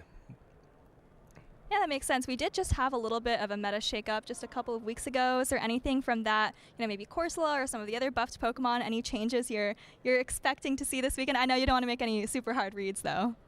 I've practiced against a lot of the top trainers that are coming into this event, and I think that, yeah, definitely Corsola is going to be coming. I don't think it will be as prominent as Azumarill or Diggersby, but I'm also playing like a little bit of double ground, and I think I really like the Clodsire and Diggersby combination. I'm definitely looking forward to seeing Diggersby as well. So I think that's great. I'm really hoping that we get to see some nice plays from you this weekend. Are there any closing thoughts or anything else you're excited about for this weekend before we get started? I hope I win. All right, well, you've done it before, so maybe you can do it again. Thank you so much for your time, Eddie, and now we'll get right back to some Pokemon action. I think it was in GPL. I was pushing the leaderboards, and then I got to the top 8 of leaderboards, and I got invited into an exclusive tournament called GBLA Go Battle League Arena. I participated multiple times, but the first time I got eliminated in the first round of the tournament. So I have 2 favorite Pokemon.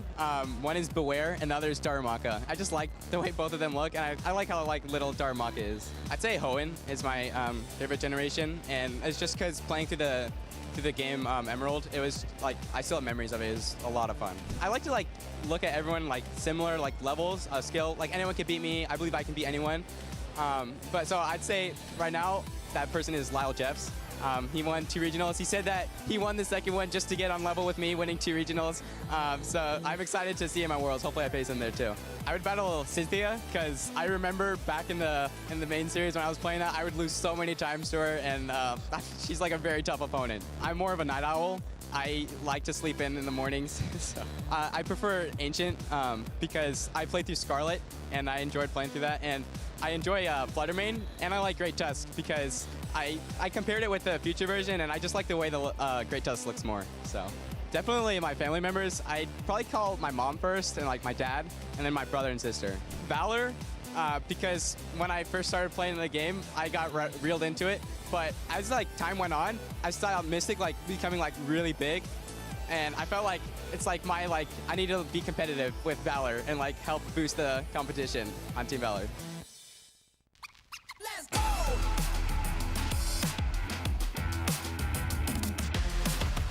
Another day, another moment you can't wait, cause it's time for you to win the race, so level up. Come on, take it all the way you're in pole position right out of the gate. Have they heard of you? Then they know. You got your sights set on that road. If it's time to battle them, then let's go. Cause you'll never stop.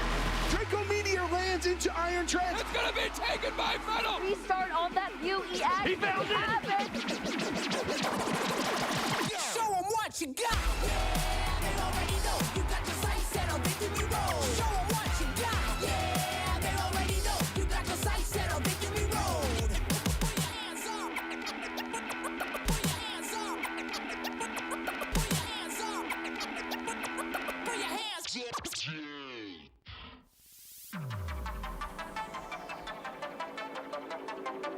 Welcome back, everyone, to Toronto, Canada. We are here for yet another regional here in the Play Pokemon Championship Series. What a tournament that we've had so far. We're looking forward to some more battles. Wholesome _ on the desk, joined by Soph Toph.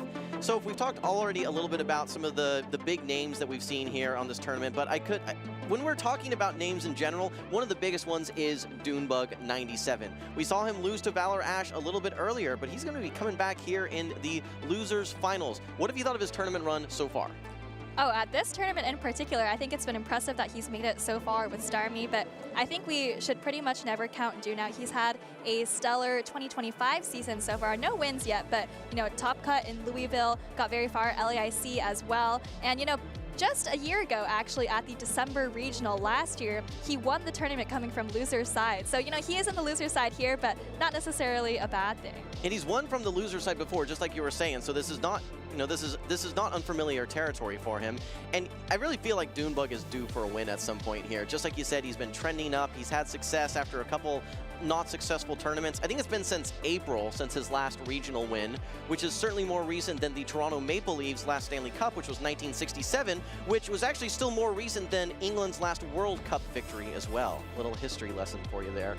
That said, we are in Group C Losers Finals. Dunebug97 facing off versus Jackal, Loco. We have some spicy teams here, so walk us through them. That's right. So Dunebug is running that Starmie Pangoro core. We saw him rocking that in some of his matches earlier. Didn't quite pan out against Valor Ash, but the games were incredibly close. So definitely not a knock to how he's been playing this tournament at all. And then Jackal Loco on the other side, rocking the Unova Stunfisk. We saw that from Magmar Man, I believe. And then the rest of the team is looking pretty standard. We've got those newer additions of Galarian, Corsola, and Primeape. And then there's also this kind of standard picks, Mandibuzz, Serperior, and Azumarill. And I was just checking here. I think that Mandibuzz is actually an Air Slash Mandibuzz, so something to watch out for against the Kangoro. Yeah, it's going to operate a lot nicer versus those fighters that typically it's going to be taking neutral damage from. But Soph, I was asking you earlier about the fate of fighters, where they are in this meta. Is it just Rage Fist? The Pokemon that stands out as far as fighters is Pangoro, because it operates very differently than Primeape or Annihilape. It's going to be pretty much solely reliant on hitting that close combat for its, as far as its fighting attack goes, but it opens up a different dynamic with its dark coverage that it can do very nicely into certain other Pokemon. But you know what, so let's put a pin in that. Let's move into our games here, guys. This is losers finals, winner go home. Dunebug with the Clodsire into Jackal Loco's Air/Mandibuzz. All right, pretty neutral matchup here. I'd personally give the advantage to Clodsire there. We do have the Poison Sting Sludge Bomb, while Mandibuzz is going to just be, you know, going with Air/Aerial. It's not the most efficient attacks out there. You know, we've actually seen, even in Europe, some Stone Edge Sludge Bomb Clodsires here, so that's interesting dynamic. I think we've seen almost only Sludge Bomb here in North America, at least for this tournament. Dunebug versus this Mandibuzz. This is going to be an extended matchup here, so both of these Pokemon can safely tank 3 of these charge attacks, so this is one that it seems like neither of these trainers want to swap out of. That's right, maybe thinking that switch advantage is important or just don't really want to lock anything in right away. And I think at this point, when you have these really long drawn out matches, you're probably thinking about, okay, what's in the back? How can I prepare for that while I have kind of a lot of thinking time on my hands right now? That's right. Lots of time to think here in these matchups for sure. Unfortunately for Dunebug, this Sludge Bomb is not enough to knock out, but I think he should be able to hang on versus the next Dark Pulse as well, and maybe there'll be an opportunity where he can fast attack down. I'm very curious actually who's going to win this Zero Shield matchup.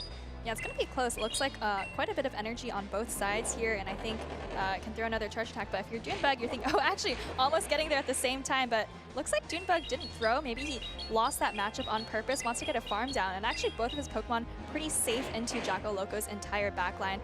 The Jumpluff in particular is looking great, but in this case, he's actually going to farm down with the Drapion. Yeah, I think that this is a pretty big farm down. I mean, even if you... Still with 2 shields, obviously you need to start cracking those. If you bring in the Azumarill here, there's no real charge attack pressure. And actually, no, brings in the Anovan Stunfisk as well. You're going to be launching off these Aqua Tails. In fact, I think you might be able to get to 2 before the Stunfisk is able to reach a single charge attack. That's right, getting just a little bit ahead on energy with that farm down of the Mandibuzz. So that's pretty nice for Dunebug.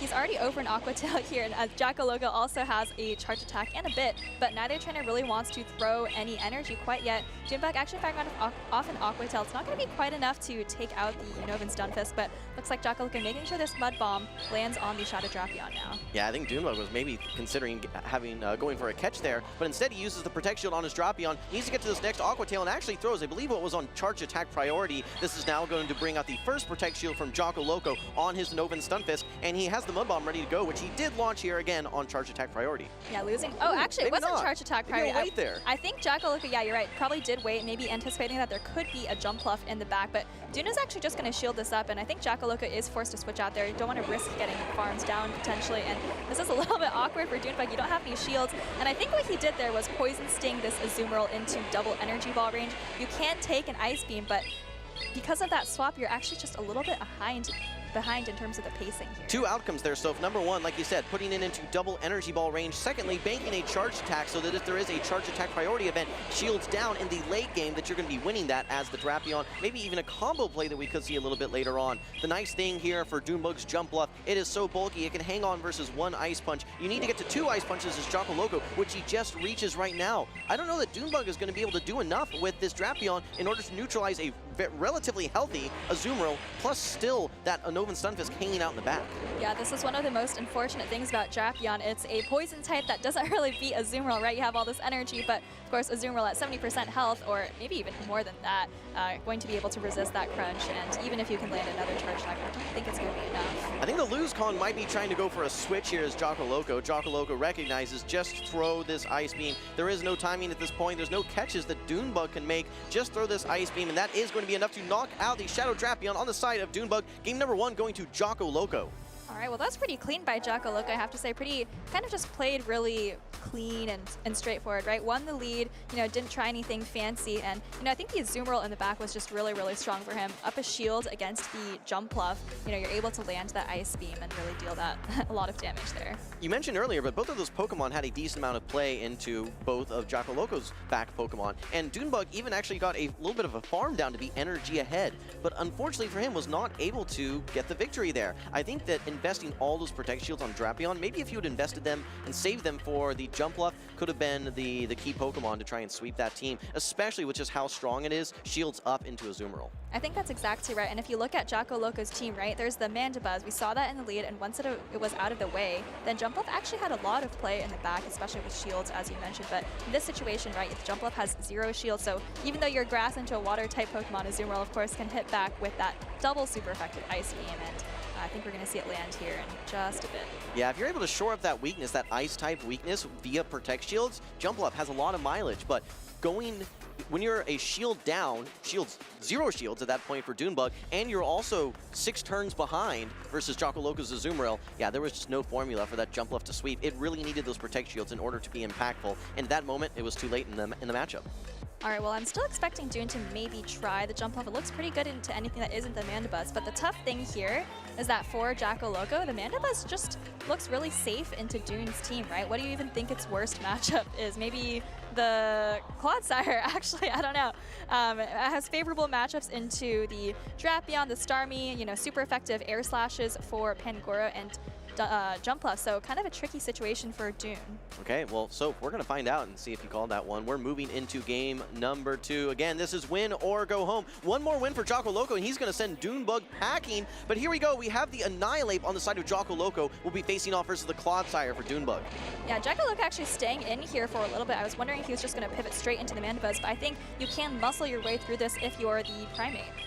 What's interesting is, you know, Dunebug probably doesn't want to swap out at this point. He's resisting these karate chops and able to hit neutral with these sludge bombs. One sludge bomb does a devastating amount of damage to this Annihilate, but the longer this matchup goes, the more threatening this Primate becomes due to the attack boost from Rage Fist, which you pace to so quickly.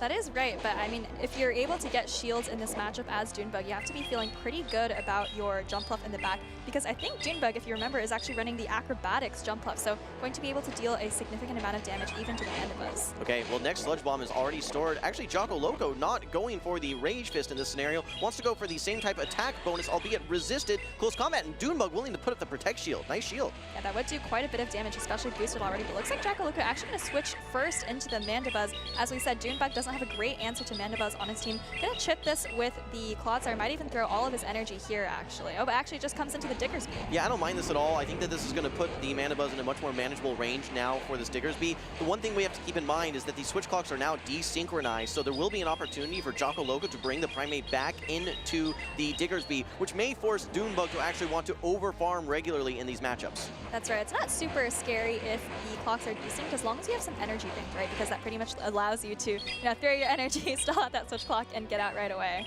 Yeah, and this is going to be another one of those extended matchups here. Certainly the switch clocks will come up before either one of these Pokemon faints. I think after one more charge attack, Jackal Loco should have his switch clock up, and then one more charge attack after that, Dunebug will actually be able to swap out as well. So this is going to be the moment where Jackal Loco has to make a decision. Do I want to save this Mandibuzz thinking that it's going to have some play in the back? And yes, actually brings in the Azumarill. 2 different answers to this Diggersby. Azumarill going to get a nice head start on energy, but let's not forget this Clodsire on the side of Dunebug, which already has a Sludge Bomb ready to go.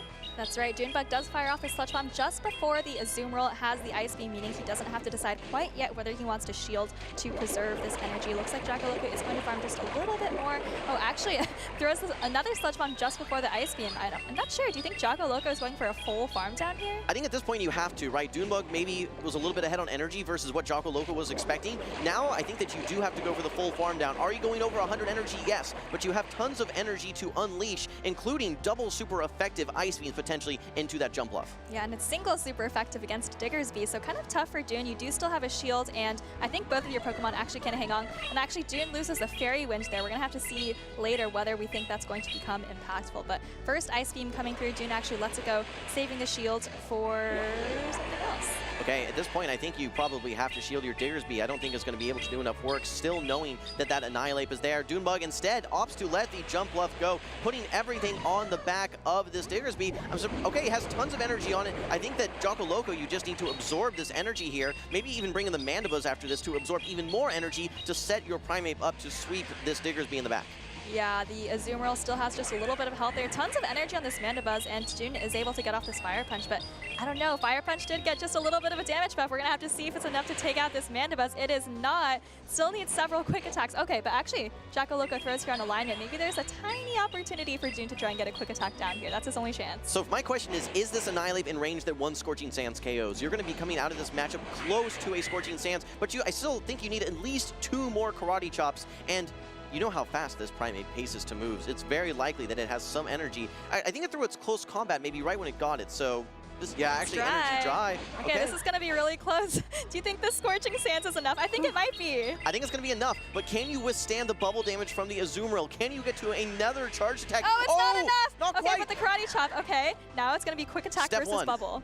Okay, quick attack here. Can you get to a Fire Punch? Can you hang in there? No! Down goes the Diggersby. Jackal Loco currently has a 2-0 sweep. You can see there is some conversation going on at the judges table here. I think there could be the potential here for a review, but right now I think that they're talking it up. No one has gotten up yet and shaken hands. That's right. I think there was at least one moment where Dunebug came in late. There actually was another one at the end with the Diggersby, but I don't know if that one mattered. He ended up throwing after 2 quick attacks. So we're going to have to see what happens to this game, but I don't know. That was a pretty close ending as it stands. Yeah, you can see that they're still chatting here. I mean, the one moment that I think that you called out, Soph, was when that jump bluff was coming into the Azumarill. Azumarill had just farmed down that Clodsire, had 100 energy, in fact, went over 100 energy there. Your play as Jackal Loco, you don't even need to throw a fast move. You're not going to gain any more energy. You just fire off that Ice Beam and hope that it's going to land. And it did, right? But what was impactful there for Dunebug is he was unable to get that Fairy Wind through and that much further away from getting to a charge attack to potentially either knock out the Azumarill or that Primate potentially as well. Yeah, we saw how close that game was at the end there, right? Quick attack versus bubble, and I think one more quick attack would have done the job. So you have to wonder if one more Fairy Wind there would have been kind of equivalent damage if the game had played out the same way. Well, either way, regardless of how this ends up getting managed, I like the way, or ends up getting decided. Jackal Loco, I like the way that he preserved his Primate there, swapping out of it, absorbing so much damage on the Azumarill and the Mandibuzz. All right, we're getting word that there actually will be a rematch on that game, so the score is back to 1-0 for Jackal Loco. Okay. Well, for Jackal Loco, we've seen the Unova Stunfisk, we've seen the Primate, we've seen the Mandibuzz and the Azumarill. We have not seen the Corsola, and I don't think that we've seen the Superior yet either, which is interesting because Superior actually has a decent amount of play into several of the Pokemon on Dunebug's team, but keep in mind, which Pokemon are Dunebug most likely to bring? Is he going to bring that Starmie? Maybe not. I mean, if you look at that Starmie, it has so many threats on the side of Jackal Loco, but that hasn't stopped him in the past now, has it, Soph? I don't think it has. So here is that moment. I think it was actually just a little bit before where the Jump Bluff came in, maybe on the first Ice Beam, didn't get the Fairy Wind through, and you know, at this point the Jump Bluff goes down. But I think if you get that Fairy Wind through, it might be actually a simultaneous knockout at the very end of the game there. So that's kind of the decision of the rematch there. Well, let's just let's reset and see where we are. We're 0-1 currently. Jackal Loco ahead 1-0. For Dunebug, this is your golden opportunity to change the pace here, change the narrative, reset, get your victory, and try and sweep here. Okay, well, how much do we know here? So if we actually see the Starmie getting lined up versus its perfect Pokemon, that being the Annihilate. This is going to be a quick switch now into Air/Mandibuzz. It'll be met by the Diggersby. Yeah, a little bit of an unconventional counter assault, but I think this is still a nice team read by Dune because, look, his other 2 Pokemon are Jumpluff and Starmie.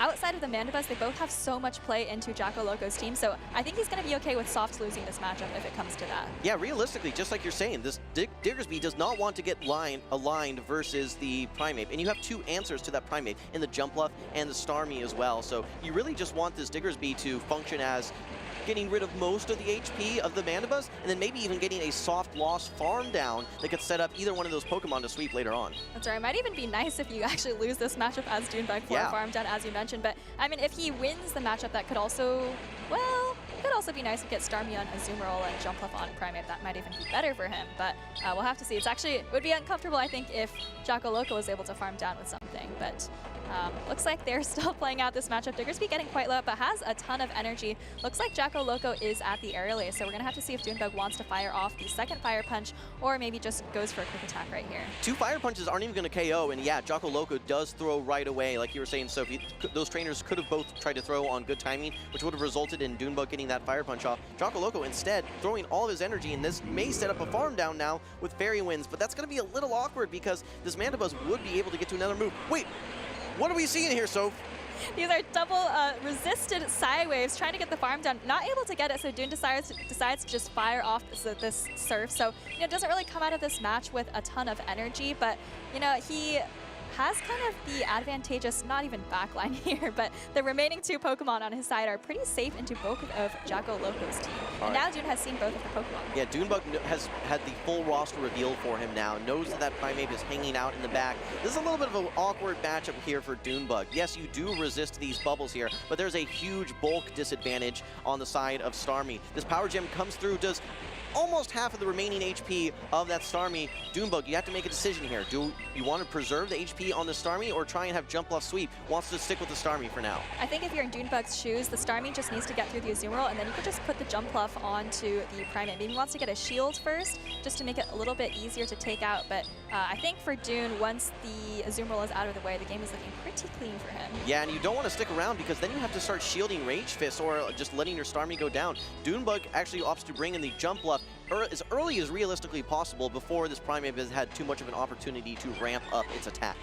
That's right, and look at these super effective Fairy Winds. They are absolutely chunking away the Primeape. And, this is one of the matchups where potentially Dune is thinking it would be nice to have Aerial Ace instead of Acrobatics, but I think it's still okay for him. He can just go straight Energy Ball. Yes, you do lose just a little bit more energy in throwing those attacks, but not the end of the world.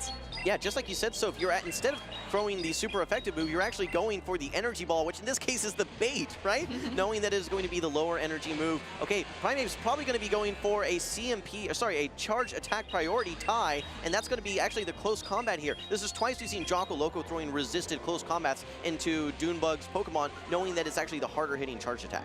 That's right, Energy Ball coming through here, and I think what Dunebug is hoping for is that when the Azumarill comes in, it's going to be forced to throw energy into the Jump Bluff.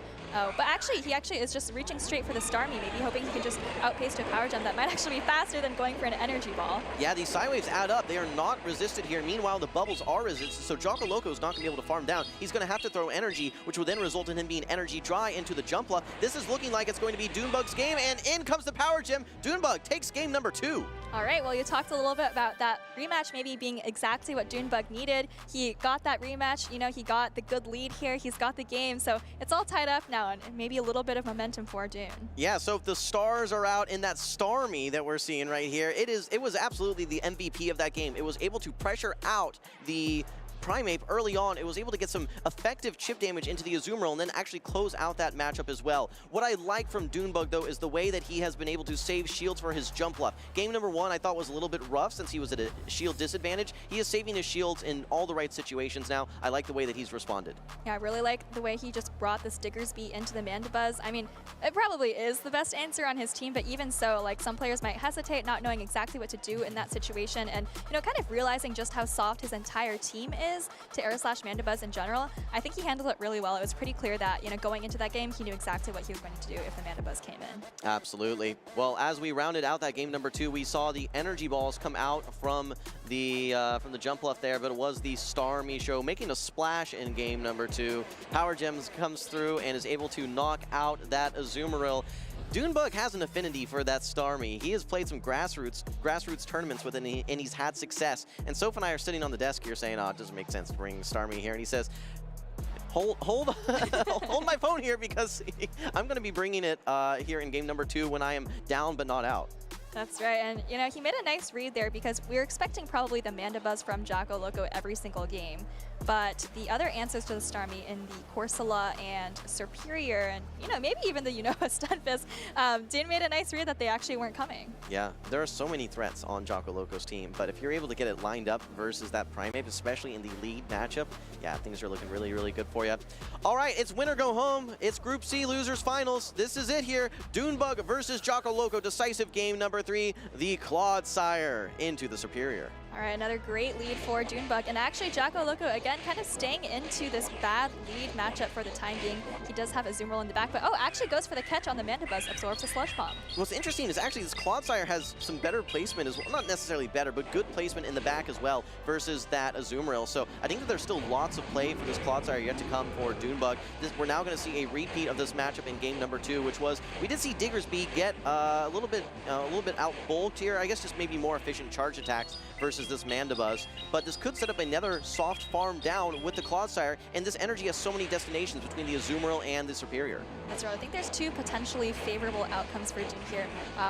One option, like you just said, is a soft loss and a poison sting down by the Clodsire, because both of Jackal Loco's backline actually takes super effective damage from poison type attacks, although Dunebug doesn't know that yet. And the other outcome would be, you know, just maintain switch advantage, right? Just get Clodsire on Superior and Azumarill on, or sorry, Starmie on Azumarill. Well, this is just yet another scenario where Dunebug, he finds the one spot where his Diggersby is going to be impactful, right? It was not going to be impactful versus that Primate. It was not going to be impactful versus the Superior. I don't think you hang on here, but I think Dunebug wants to preserve this and maybe even, yeah, just swap back into this Clodsire now. You are a little bit behind in energy and you're down a shield, but these Poison Stings are adding up and you're certainly going to be threatening shields again with your Sludge Bombs. Yeah, nice play there by Jackal Loco to take advantage of the desynchronized switch clocks, kind of force the shields off of Dunebug there, but you know, Dune is, you know, maybe okay being 10 seconds behind, brings in the Clodsire, overfarming just the perfect amount before Superior is able to get off another Frenzy Plant, and Dune himself also actually almost hit another Sludge Bomb here. Well, I was a little bit worried about bringing that Mandibuzz in because of how strong it was into both Diggersby as well as that Starmie, but I like Jackal Loco eventually swapping out of it with a little bit of energy as well, like you said, taking advantage of the desynchronized switch clocks.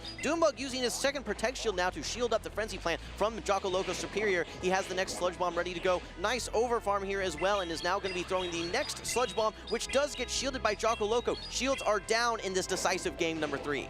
All right, well, Jackal Loco still has a lot of energy on the Superior. You need to throw it right now because the Clodsire is getting very close to an attack. Now if you're Dunebug, how do you finish off this Superior? Does the Diggersby have energy still?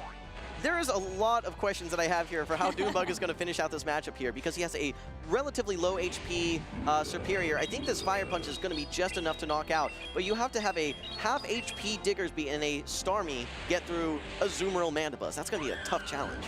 All right, well, here's the Azumarill doing with a quick swap into the Starmie, and there's still some of the Mandibuzz on Jackal Loco's side. It's going to be hard for Dunebug to fast attack that down, so expecting to see him go for a lot of overfarm here before he throws any attacks. The big advantage right now for Dunebug is that he has a 1-turn fast attack versus a 3-turn fast attack for Jackal Loco, so that's not really going to be giving Jackal Loco much opportunities to try and catch a charge attack, knowing that Dunebug should be able to time his moves very, very efficiently. In fact, Dunebug does get every single possible Psywave through, now has 2 Power Gems ready to go. First one comes through into the Azumarill. This may be very close, and oh, actually a charge attack priority catch here. Jackal Loco tries to fire off the Aerial Ace, but it's now Dunebug who fires off the Power Gem instead.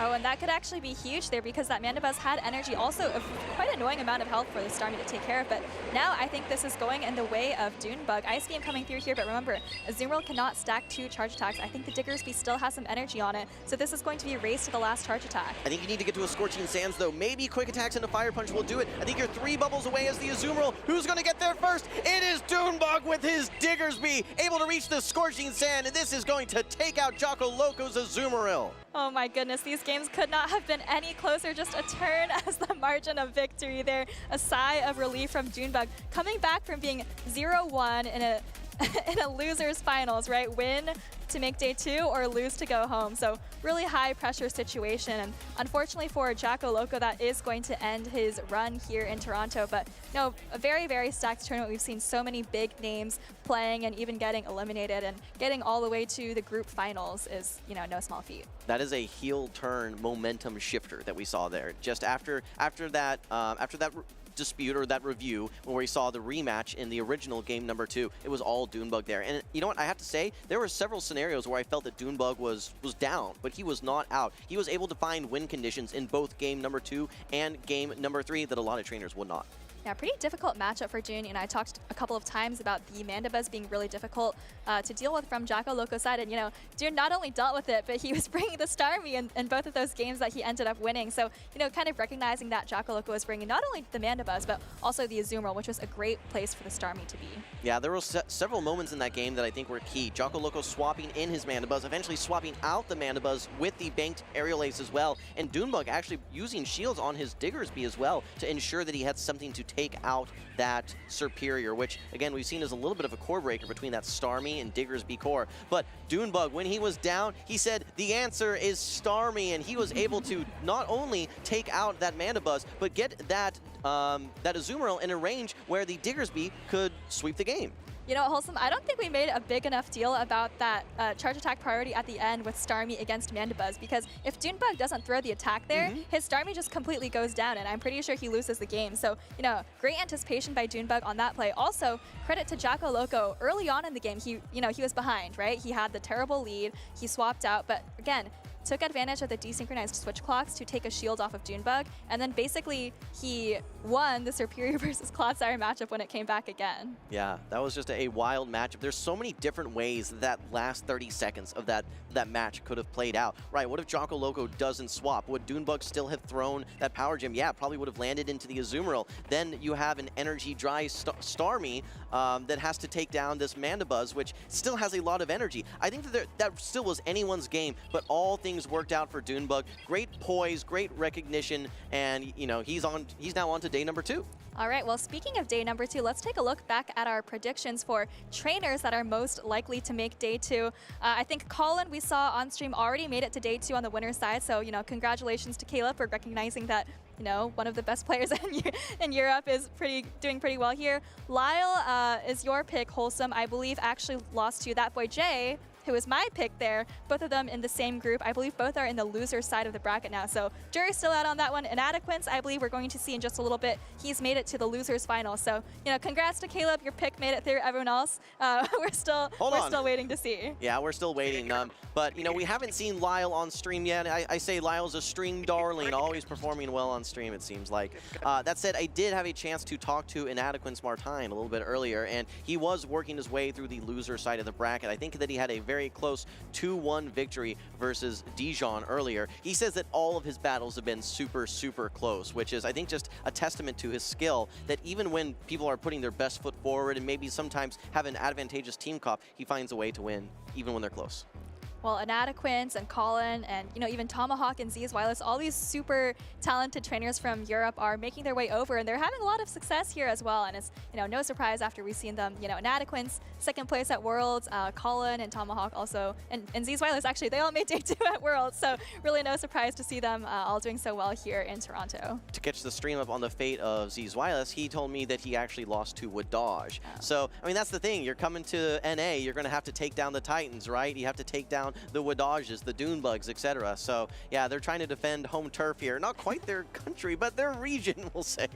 All right, well, we talked a little bit about Lyle, and speaking of Lyle, I think we have a friend, potentially family member of Lyle on the stream right here. That is Blob NA. We saw him on the stream earlier with a decisive win, and he's made it all the way to the group finals here in Group F. So whoever wins this match, who's playing against Eomo, whoever wins this match is going to make day 2 on the very, very comfortable winner's side, as we like to say. Yeah, both of these trainers, a lot of accolades to their name. I think that Eomo here, obviously, we see him in so many day 2s. He has had so much success. We've seen him in grand finals before. We've seen him in top 8s, top 16s. He is still trying to get that first title of regional champion. Could be here as he tries to win his group currently. That said, Blob obviously has had a lot of success as well. You know, he's feeling very comfortable this tournament, it seems like. I believe that he's made top 8 before for sure. So it's great to see him back here. And he's got a pretty fun team as well. We mentioned that Dugong, which had a lot of early season success, but seems to be working here in the new Dual Destiny season as well.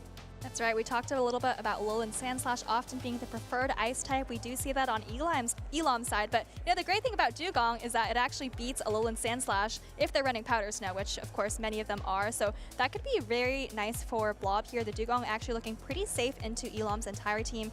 Of course, has to watch out for the Annihilate though. Yeah, Annihilate I think is going to be its worst nightmare, and then probably the Galarian Corsola might have some issues too, knowing that it can get to those super effective power gems.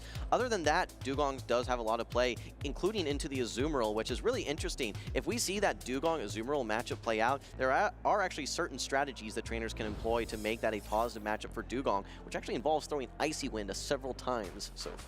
All right, well, speaking of Azumarill, I'm expecting to see a lot of Azumarill action from both sides throughout this matchup. Yes, the other side usually, both trainers have one grass type and a Drapion, but I think the Azumarill has a lot of counterplay against both. We saw in the last match, of course, Azumarill doing very well against Jumpluff, but looks like we're getting straight into this game number 1. All right, well, keep in mind, this is the winner's side of the bracket. We were just in the loser side. This is winners finals for Group F. Elam has his Shadow Drapion matched with Blob Shadow Drapion as well.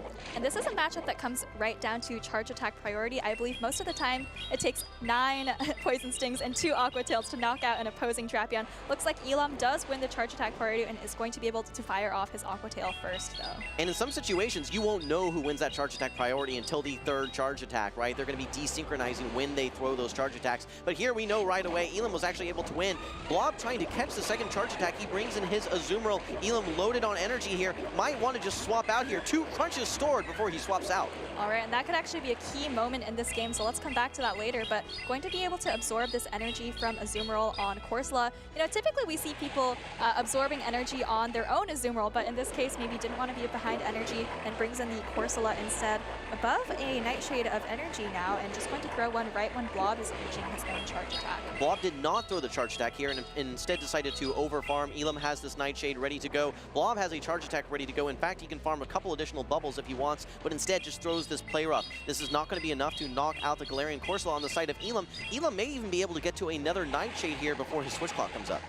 All right, well, Elam is farming up just a little bit more energy. Clock on Blob's side is coming up, and actually does come in with the Drapion to kind of snipe this Corsola, maybe force a shield. Elam has a lot of energy on this Corsola, so we'll have to see if he wants to preserve it. But no, he's actually going to preserve shields, presumably for his own Drapion, which has a lot of energy. Yeah, it's just such an awkward situation there because, right, if you want to get that power gem off, you have to use a Protect Shield, and you're not gaining that much because you have all this energy to neutralize this Drapion anyway. So Elam actually does not quite knock out the Drapion, saves a little bit of HP for some additional farm. You need to not only get through the remainder of that HP from that Azumarill, which has some energy, and also this 2-shield Dugong as well.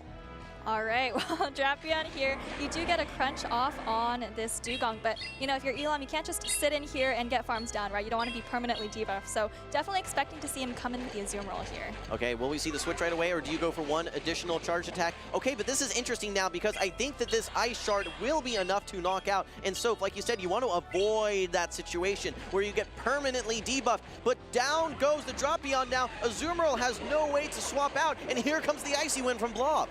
All right, I think Elam did lose a bubble here, but he also got pretty lucky. 2 crunch debuffs on this Dugong, so we're going to have to see if that makes a difference. I'm guessing he's still going to need to land 2 play roughs. Looks like Blob is actually going to switch out and, you know, try to clear that defense drop on his own Azumarill. Elam going to shield out this play rough. I think maybe thinking that this does the most damage compared to the drill runs that the Dugong is going to be throwing. Yeah, this is going to be the same type attack bonus move, right? So you're going to be trying to shield that. I don't even think Elam can farm down here because of this permanent debuff here. So yes, Blob able to reach another play rough here. Elam says, okay, that's fine. I'm just going to continue shielding these hardest hitting attacks. I will farm you all the way down, by the way. Dugong will come back. Shields are now down for Elam, but Blob still has 1 Protect Shield.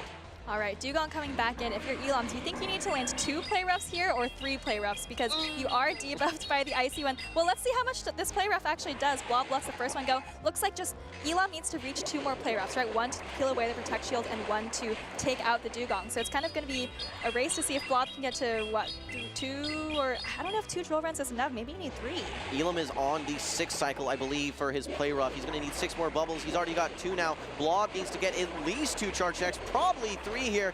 Okay, 1 bubble away now from the play rough. In fact, at the play rough, I think that Elam, all he has to do is just tap his move, and this should be a good game for him. All right, well, we'll see how much this drill run does. Looks like it does less than half of the remaining health, so I think you're right. Looks like Elam did tap the move here, so drill run going to come through, but I think the Azumarill is going to be able to hang on. Yeah, no, Elam got really far ahead there, despite the permanent debuff, which Soph told us that we needed to avoid. Still seems like that we were able to get the victory here as Elam, so you got to feel good if you're Elam there, knowing that you did have a little bit of an awkward situation there at the end game, but Azumarill proving why it is just so resilient here, able to withstand all of those fast and charge attacks, get to what seemed like 20,000 play roughs there to finally close out that matchup. I love the commitment to the farm down in the end against the opposing Azumarill, right? Like, it feels so uncomfortable letting your opponent get to, you know, play rough after play rough against you, but, you know, kind of just recognizing that he needs to get to 3 play roughs to close out this game, and you need all that energy. The energy from the opposing Azumarill isn't going to be what's threatening you. And then also that moment in the early game, I wanted to point out again that was so critical, right? Blob switching out into the Azumarill really gave Elam Eomo an opportunity to get ahead on energy on the Drapion. Another moment that I thought was worth highlighting was Blob actually bringing in his Drapion and throwing that Aqua Tail into Elam's Galarian Corsola, because keep in mind, he had a full power gem, I think, stored at that point. It forced him into a very awkward decision. Do I want to hang on to this Galarian Corsola and all of this energy, or do I simply let it go? And I think he made the right decision. All right, well, here is that crunch from the Drapion. Remember, he had tons of energy from before, and this kind of actually forces Blob to swap out. He's very debuffed on the Dugong. Actually, I think he ended up getting double debuffed. And yeah, here is the swap out. Makes this play rough. I think he ended up making another play rough as well. But Eomo, recognizing these play roughs from Blob's Azumarill, they're going to be the most heavy-hitting charge attacks left in the game. So actually put up both Protect Shields against those play roughs, which is kind of crazy. If energy didn't cap at 100, I think Eomo would have had over 300 energy exiting that matchup, right? He got a devastating farm down there, but like you said, it was set up because of the crunch debuffs on the Drapion into the Dugong. You can't stick around with those double debuffs on you, so it really forced his hand, and Eomo, despite the debuff there, was able to take advantage. All right, well, game one, we saw the Drapion Azumarill core from actually both sides of this matchup. Mentioned earlier that I think the Azumarill is pretty safe for both sides, as is the Drapion. We've seen a lot of Mudslap users kind of vanish as of this tournament, so I feel like the Drapion is looking really safe in a lot of these matchups. But here we go. We're getting into game two right here. All right, well, we're going to see a mirror of game number one. We already know that Eomo wins the charge attack priority. It's the Shadow Drapion into the Shadow Drapion. I don't know that they're going to be throwing at the same timing, which was after 7 Poison Stings before. This time, Eomo opting to throw after 5. Oh, good observation there, saving just 1 Poison Sting in case Blob decides to switch out again. And this is actually pretty interesting. We do see the Drapion and Azumarill core from both sides again, but it looks like Blob has actually adjusted the backline and now has Diggersby instead of Dugong. I think Diggersby has been the standout for this tournament for me. It's just been so flexible, and it's been able to find itself in good situations a lot as well, but it's one of the biggest benefactors of some of the seasonal move updates with that buff to Fire Punch. But for the time being, actually, these trainers willing to stick around and use Protect Shields. Eomo using his first one, wanting to get this Shadow Drapion off the field, knowing that it actually does threaten his backline. All right, well, Aqua Tail coming through here. This is going to knock out the Drapion if it goes through, and it looks like it doesn't. Blob is actually going to shield it up. Is he going to throw this? No, actually goes for the catch, but Eomo sees it coming. But now, okay, look at this, Wholesome. Whatever happens in this matchup is kind of important because there's a Corsola on Eomo's side and definitely does not want to see the Diggersby. No, absolutely not. It's going to be double resisting the Astonishes, double resisting the Nightshades, and resisting the Power Gem. So that is a terrible situation for that Corsola. And the thing is, Eomo does not have that information at this point. He does not know that that Diggersby is hanging out in the back. So there could be a situation where even if he, let's say, soft loses this matchup and comes and farms down with his own Drapion, that it never gets to see the Diggersby. Is there any chance that one of these trainers switches out to preserve their own Azumarill instead of just letting this play out all the way? Because I think they simultaneously swapped, right? So nobody's ahead on energy or anything? No one's ahead on energy, and the switch clocks are at the exact same pace here. That we could see a catch even, but no, Blob is going to be throwing this play rough right away. I think there's still even energy here, and switch clocks are up for both trainers, so. Curious if anyone's going to try to go back into the Drapion right here. Nobody does. Nobody's reaching for it. And they're both just staying. And I wonder if they're going to find out who wins Azumarill charge attack priority. And it looks like it is actually Blob NA who's going to win that. And now all of a sudden, if you're Eomo, you have to figure out a way to take out this Azumarill. Like you can. Oh, actually, he does hang on. But now you're throwing the play rough into the Azumarill. Yeah, there are actually certain Azumarills that can hang on from that third play rough. And it may actually be both of these. An undercharge from Eomo actually wants to soft lose. Okay, actually swaps in his own Drapion to get ahead on energy. Now has, I think, a 2 Poison Sting advantage versus Blob's Drapion. This could be impactful, but the question is going to become, how do you get rid of this Diggersby on the side of Blob? Your Azumarill is not going to do it. All right, well, here's an Aqua Tail coming through, and this is going to be uncomfortable. Eomo is using the last Protect Shield. I think actually that might be the last Protect Shield of the entire game. I believe Blob Blob has one, right? So Eomo's going to farm up a bit more. Here comes an Aqua Tail. I don't think you can shield this as Blob. There's 2 sword. Exactly, but I mean, you can come in with Corsola, and the question is, sorry, not Corsola, come in with Diggersby, and the question is, how many Aqua Tails can Eomo get off before he gets quick attacks down? I think it's just going to be these 2. I think it's just the 2 because you're having to give away those fast attacks as you're throwing these, right? Every time you throw a charge attack, Blob is going to get another quick attack through, and I think that you're 3 away at this point for Eomo. No, it might even be 4 away at this point. So he's only going to be able to get these 2 off, and now is his switch clock up? Can he get into that Corsola? Yes, he can. So the only way that I can see him winning here maybe at this point would be some sort of timer type of win, because yes, this Diggersby, or sorry, this Corso is very thick, but you are not going to do any damage into this Diggersby now. And this is the adjustment from Blob, and it's all paying off here. Remember, it dropped the Dugong and brought the Diggersby instead, which is just walling off this Corsola. I mean, if you're Elam, you're going to be throwing these non-stab resisted power gems into the Diggersby. The Diggersby has more than 50% health. I don't think the Azumarill or the Drapion have any energy. No. Oh my god, the attack drop is coming through, and this is not looking very good for Elam, but Blob, I think, is going to be able to tie up the series. All right, resisted power gem coming through. Is this enough soap to knock out? I don't think so. I don't think so either. Let's see. Maybe that's 10% health, maybe less. Yeah, this is looking pretty good for Blob, you know, just calmly tapping there, Scorching Sands coming through. You know, this is a good opportunity for these players to find out how much these charge attacks do, right? Scorching Sands, you see how much that does to Corsola, you put that in the memory books. Oh, and the timeout! Like I said, I think through. that Elam can win this. I think his win condition is having 2 Pokemon still on the field. So he's throwing the less energy charged attack here, trying to bring in, okay, brings in the Azumarill, hoping that, okay, maybe he somehow has more HP on one of his Pokemon, but I think Blob is going to be throwing this charge attack as time expires, which will knock out the Corsola, which then he will have more HP than the Drapion. I think that Blob has this game wrapped up. Oh my goodness, what a game. Maybe if Elam just goes straight Nightshade in that entire I think that was the play. But I don't even... You know, Wholesome, you saw that timeout win condition coming from a mile away. I was just so focused on Diggersby walling off this Corsola. I thought Blob could just, you know, tap his screen, go pretty straightforward, but it actually ended up, you know, maybe there was some play, but let's take just a closer look at Blob's team. Once again, we've seen the Drapion Azig coming both games. We've seen the Diggersby in that second game, which was the adjustment, remember, from the game 1 Great Dugong. adjustment. Yeah, it was a great adjustment. Yeah, no, I think that Diggersby was key there, and despite being down 3 Pokemon to 1, you see that that Blob was able to clean things up. All right, I hope that we see the first half of this match for the highlights here, because I don't want to see that second half again. That was just one of the longest drawn-out matchups that we can possibly see. Don't forget that the quick attacks are double resisted by the Corsola as well. So it's double resisted fast attacks versus double resisted fast attacks. Obviously, that is going to be a better situation for the Diggersby. I think Elam tried to maybe go for a catch there, expecting him to throw the energy into the Corsola to knock it out, but instead, yeah, unable to farm down. The Azumarill went down, and then all he had to do was just throw that final Scorching Sands, knock out either Pokemon, and that tied the series up for Blob, 1-1. Actually, it looks like Elam was kind of close to another Nightshade. I wonder if he had just stayed in instead of going for the catch, maybe he could have gotten there, but tricky situation, and, you know, I'm sure in that situation it's pretty easy to just zone out and not even think there is a win condition at the end, but I don't know that Elam was practicing via his scrims for the 3-1 matchup versus Diggersby with 18 seconds left on the game clock. I don't know that he was prepared for that, Soph.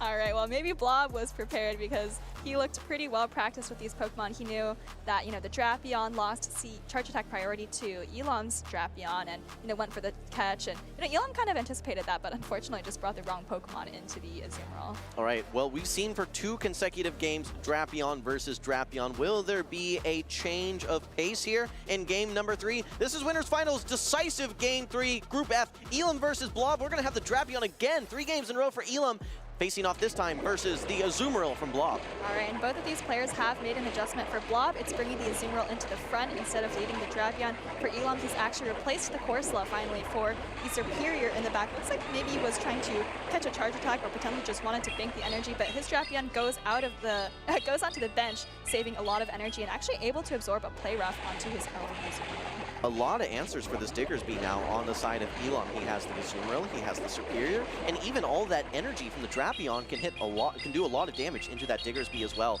So Blob now brings in his own Drapion into Elam's Azumarill. So what we saw in the lead matchup has now been reversed here in the middle matchup.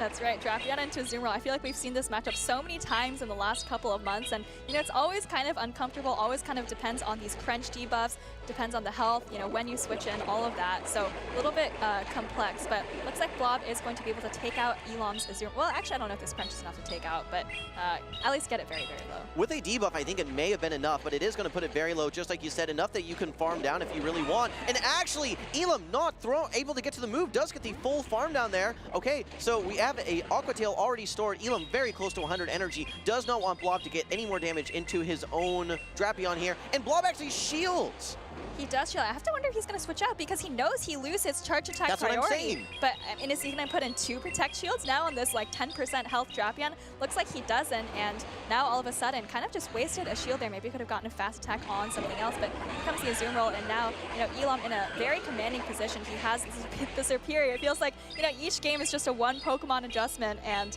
I think this is going to be looking very good for Elam. Does take this super effective Ice Beam there. He doesn't know what's in the back quite yet. Yeah, so you called that out, but Elam had 2 charge attacks ready to go. With Blob shielding that first one to try and get his own charge attack off, you know that you lose charge attack priority, so you either have to use 2 shields to neutralize it, or you just let it go. I would have liked to have seen him let it go, because now Elam has 2 shield superior lined up versus Azumarill Diggersby, which is a great spot to be. In fact, I think Blob probably has to switch out at some point to try and get some quick attack damage in, because these bubbles are doing nothing. All right, well, here is the swap that you were just talking about, and I think Diggersby can actually hang on to a Frenzy Plant pretty comfortably, but the question is whether he's going to be able to get off 2 Fire Punches before Elam reaches 2 Frenzy Plants, and I think Elam even has a little bit of residual energy right here, and you just see how much damage that does. I think this is still looking pretty good for Elam. Yeah, I mean, the full team has been revealed for both of these trainers now. Elam knows that it is Diggersby and Azumarill that he has to get through. Your best answer is obviously going to be your Grass-type Pokemon. I think Elam knows the counts exactly here and over-farms a nice amount where he is able to get off this Frenzy Plant and not at risk of getting bubbled down. Let's not forget, though, Elam, I believe, still has 2 Poison Stings on his Drapion as well, and this Azumarill is very close to being in crunch range as well. I don't even think you need to do that, though, because Elam is able to fire off yet another Frenzy Plant here. Superior, the MVP in game number 3, and Elam will be moving on to Championship Sunday. Well played from both sides. That was such an interesting series. You know, a lot of the times when we watch these best of 3 or even best of 5, we kind of see how the meta, you know, the micro meta is developing as the games go on. And it felt like each game, you know, someone would make an adjustment, the other person keeps the same team, and, you know, actually both of the adjustments worked out there, right? The swap from Blob NA going from game 1 to game 2, and then Elam finally bringing the superior into game 3. I have to say, Shadow Drapion is just so good. It's just so good, because even in situations like Azumarill, you can find win conditions there. And what I like that Elam was doing in all those games is just farming up close to 100 energy and then just switching out and finding destinations for that energy, whether it's the Diggersby with Aqua Tail, whether it's throwing Crunch into something neutral. There was just so much effective play by that Drapion, and that's why he led it all 3 games. It worked out. Yeah, well, it's not just the Drapion. I do want to give some praise to Elam's Azumarill as well. If you look at how safe it is against Blob's team, it's kind of no question that he was doing what you were just saying just now, Wholesome, right? Bank up a ton of energy and then go into your bulky Pokemon to absorb whatever the opponent gained during that farm, right? Absolutely, yeah. And you know, I like the adjustment in game 2 from Blob, though, because he brought in that Diggersby. It proved so impactful. It's a little bit dicey at the end game there, as you remember, but then Elam responding with the superior. Yes, you're bringing that Azumarill every game. You want to get it aligned versus that Diggersby, but to have that backup with that superior, and especially after you're able to draw out that Drapion, it looks so good. Up a shield into Diggersby and Azumarill, it was smooth sailing for Elam at that point. Exactly. I think what you're saying, right when the Drapion came out, right, then the superior was pretty much clear to go for the rest of the game. So, exactly. You know, sometimes these games feel like they're decided so early, right? In game 2, I think when Elam brought the Azumarill into the opposing Azumarill, that to me felt like the end of the game. And in game 3, it felt to me when Blob brought the Drapion out, kind of, you know, looked very good for Elam at that point. Well, we mentioned in that matchup when he brought the Drapion back into, or to throw the, I think into the Drapion, Elam, we know win that charge attack priority. So when you're 1 away and you don't cap tie, you know that you're then going to cap tie because Elam has that second charge attack stored. I think that was a little bit of a miscue. I know what he was trying to do. It just, given the fact that Elam wins that charge attack priority, that's not a play that I'd want to make. That's right. I mean, you could lose energy on how much energy Elam has, or, you know, potentially just be hoping that Elam has lost count and doesn't know that you're 1 away from an Aqua Tail. But, you know, regardless, it was a great set by both players. Elam, we're going to see tomorrow. Blob, we still might see tomorrow. Just has to win 1 more match to reach day 2. But in the meantime, let's take a look at some of what some of you guys have been saying about this tournament so far. Let's take a look at our social media posts. That's right. Earlier in the broadcast, we asked you to send in your tweets here. So hopefully that we have some folks here that have sent them in. We do have Virtually Marty watching the play Pokemon Regionals. You can see little fluffy pal right there hanging out on the couch. That's right, looks very comfortable, maybe also set up for Christmas. So, you know, shout out to Marty. Hopefully you are enjoying the stream that you've seen so far. Yeah, absolutely. We need a casting desk dog here, so that'd be really, that make me feel a lot more comfortable. We have Felix here, me right now at Toronto. We got the plushies here. We got the Jigglypuff and the Fway Coco as well. I don't think we see a lot of Skeledirge in the meta recently, but we have seen a couple Wigglytuffs. We've also seen a couple Talonflame, I think. So, you know, Felix, those Pokemon are still viable in Pokemon Go. By the way, that profile picture looks like possibly a former champion there. So congratulations to you, Felix. That's right. All right, and then we have the Galarian Moltres. Go Hero Go from RT221. Looking very festive there with that lit up tree in the background as well. That's right, get those AR photos while you can, and during the festive season you'll get a lot of beautiful backgrounds. And wow, look at this, an entire gang of plushies is watching the Toronto Pokemon Regional Championships. You love to see it. You got those plushies in the profile picture as well, so shout out to Orion. Thank you so much for letting us know that you're enjoying the stream. Yeah, fan of the starters plus Pikachu there. They're hanging out, they're watching the regionals, having a good time there. Great photo there. Got the full gaming setup in the background there. All right, well, we say it takes a village, don't we here? We've got gaming Jen, thanking all of our professors and staff here in Toronto this weekend. We couldn't do it without them, absolutely. Thank you to all of the professors, all of the judging staff here, everyone making this tournament possible. Shout out to all the production staff here as well that are putting on an excellent, excellent broadcast for all of you at home. I love these photos that I think Gaming Gen or someone usually tweets out with all of the staff. It just really makes it salient how much work goes into running this tournament. Oh, here's a tweet from Rock Paper Slark actually calling you out individually, Wholesome, maybe wanting to see you match up against Lil Winery, who I think was in Group A of this tournament. Yeah, Lil Winery able to take down Arrow 2-0 early in Group A there. Yeah, I think that Lil Winery and I, we've queued up a couple times in the Go Battle League. I think that there is a matchup to be had in the future here. Opting to go with the chin strap beard there instead of the full beard here. Very interesting interpretation there that we have on Rock Paper Slark. Well, they even have the green suit to match you, Wholesome. How do they know? Oh, here's one. Actually mentions both of us this time, I feel included. Thank you to 5SBR5, and congratulations on your shiny Galarian Moltres. Just as a reminder, folks, you see that little DAI symbol right next to the shiny symbol there. This is the only way you can get Galarian Moltres. So if you see one on stream, you see all those sucker punches and those brave birds, going on your daily 15-minute walk is actually the only way to get Galarian Moltres. But once you see a shiny, you know, it's not going to flee from you, at least. So hopefully you caught yours. And don't forget, you can extend that 15 minutes as well if you're willing to invest some Stardust and candies as well. That's something that I think any trainer that is invested in PvP, whether or not they want to be doing their daily adventure incense, they're saying, I need to. I got to get that Galarian Moltres, hopefully a shiny one as well. Yeah, the shiny, I think, you know, it's nice that it's shiny, but the main thing is that with that incredibly low catch rate, I want to say it's like 1% or something. The shiny makes it so that if you have enough Ultra Balls, you know, stored up, at least, you know you'll get it. Yeah, I know we've done that segment in the past. Would you Master Ball that Pokemon? Pretty much the sole destination for all the PvPers now. Would you Master Ball it is it Galarian Moltres? Is it close to 1500 CP? That's right. Is it a sub 1500 Galarian Moltres?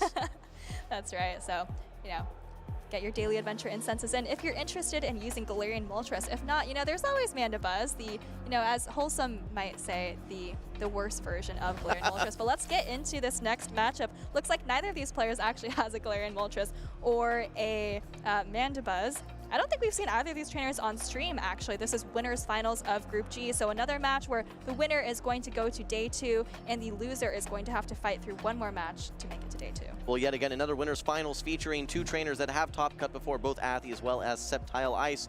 No Galarian Moltres or the Mandibuzz, but we've got flyers on both of these teams here. We have the Talonflame on the side of Athi, and then the Jumpluff on the side of Sceptile Ice. A Pokemon we have not seen featured today is the Toxapex. So going to be that main answer to Azumarill, which is #1 in usage, has some nice play into other water-type Pokemon, and realistically actually has some solid play into specifically that Shadow Feraligatr and that Jumpluff. But what do you think of Toxapex's play in the meta in our current Dual Destiny season, Soph? It's just so polarizing, and it has been since its release. You know, Toxapex, it's so bulky. You have Poison Jab, you have a lot of bulk, so you can pretty much do well into any neutral matchup. And nowadays, it's really important to have something that even walls Feraligatr. But the problem is that pretty much everyone has a ground type, right? Whether it's Clodsire, Diggersby, or just Kanto, Marowak. I feel like it's really hard sometimes to make sure your Toxapex ends up in the right place. If you look at Sceptile Ice's team, there's both a Diggersby and a Clodsire. And even the Drapion, you do pretty well into Toxapex. Apex as well. I know we reviewed in the lounge earlier, or at least Caleb and Butters reviewed the trending up, trending down. Diggersby is trending up. It was good already, and it's even better now.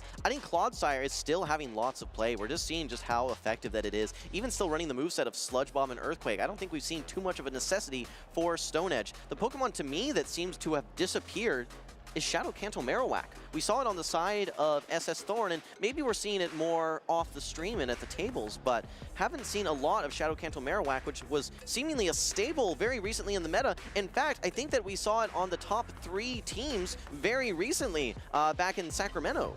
That's right. I think it's just maybe getting pushed out of the meta a little bit by Diggersby, which maybe just performs its role, but a little bit better. But we're actually getting into game number 1 here. We see Gastrodon on Athie's side and Shadow Feraligatr on Sceptile Ice's side. Yeah, Gastrodon, certainly these Mud Slaps are going to be adding up, but you don't have access to Bone Club, which is one of the big key differentiating factors for Alolan Sandslash here. Athie opting to shield the first Hydro Cannon from Sceptile Ice's Shadow Feraligatr, and now is at the Earth Power here, but opts to instead go for this Body Slam, which is not enough to knock out. Sceptile Ice still using the Protect Shield, however, a little bit of a shake of the head here, able to get to this next Hydro Cannon before Athie's able to reach the next Body Slam, but this is not enough to knock out, and I think Athie's in control of switch alignment right now, should he want to.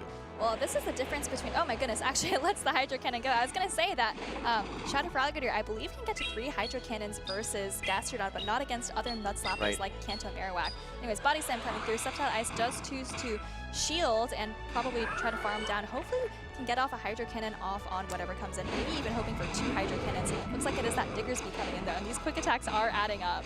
Well, if I'm seeing a Diggersby come into my Shadow Feraligatr, I'm probably expecting something weak to Shadow Feraligatr in the back. The thing that's going to be most weak to that is most likely either going to be the Annihilate or that Talonflame. So I think Sceptile Ice is kind of reading that and actually is able to get another charge attack off here. Does Athie want to preserve all of this energy and HP, or just let the Diggersby go? Down goes the Diggersby. It is now all on this Talonflame. With Feraligatr out of the way, that makes things easier, but we have a spammy Shadow Drapion on the side of Sceptile Ice. Oh my goodness, it is spammy, but you don't have any shields. Aqua Tail coming through here, and if you're Athie, you're thinking that 1 Brave Bird is probably going to be all you need to take out this Shadow Drapion. Does shield up the Aqua Tail. I don't think Athie has seen the Diggersby in the back yet. Going to be able to reach this Fly too. I think this actually might be enough to take out. Maybe didn't need the Brave Bird. I think at that HP range when you initially said it, probably needed the Brave Bird, but after the Incinerate perfectly puts this Drapion into Fly range, now you don't have any debuff to worry about as Athie. Shields are down. You need to get through a full health Diggersby. Diggersby can only throw resisted energy in the form of Fire Punch and resisted Scorching Sands as well. Athie already has this next Fly ready to go. You're going to need at least 2 charge attacks to knock out, and with a clunky 5-turn charge attack, or sorry, fast attack, that leaves a lot of room for Sceptile Ice to try and get a switch and a sacrificial catch with that Shadow Feraligatr. That's right. It looks like Sceptile Ice is building up energy. Actually tries to go for the catch there. Maybe could have done 2 more quick attacks, unfortunately. I even hear someone in the crowd saying, oh no, but oh, here comes the Scorching Sands from Diggersby. Maybe hoping that you get a debuff here and then potentially can hang on to the Brave Bird. That might be the win condition here, but the Talonflame has so much energy. Can even just go for double Fly. I think that was the exact win condition, is that hope for the Brave Bird here. Hope the Brave Bird doesn't knock out. We did see step number 1, the attack debuff go through, and it is enough to hang on. Will you be able to farm down? Yes! Oh my goodness, I think Athie had the double Fly there at the end, if I'm not mistaken. Maybe could have thrown that instead of the Brave Bird. Maybe thought he had 100 energy and could actually get to both charge attacks, but unfortunately for Athie, not able to close that one out. And you know, it was looking pretty dire for Athie early on, but it ended up being so close with that Talonflame.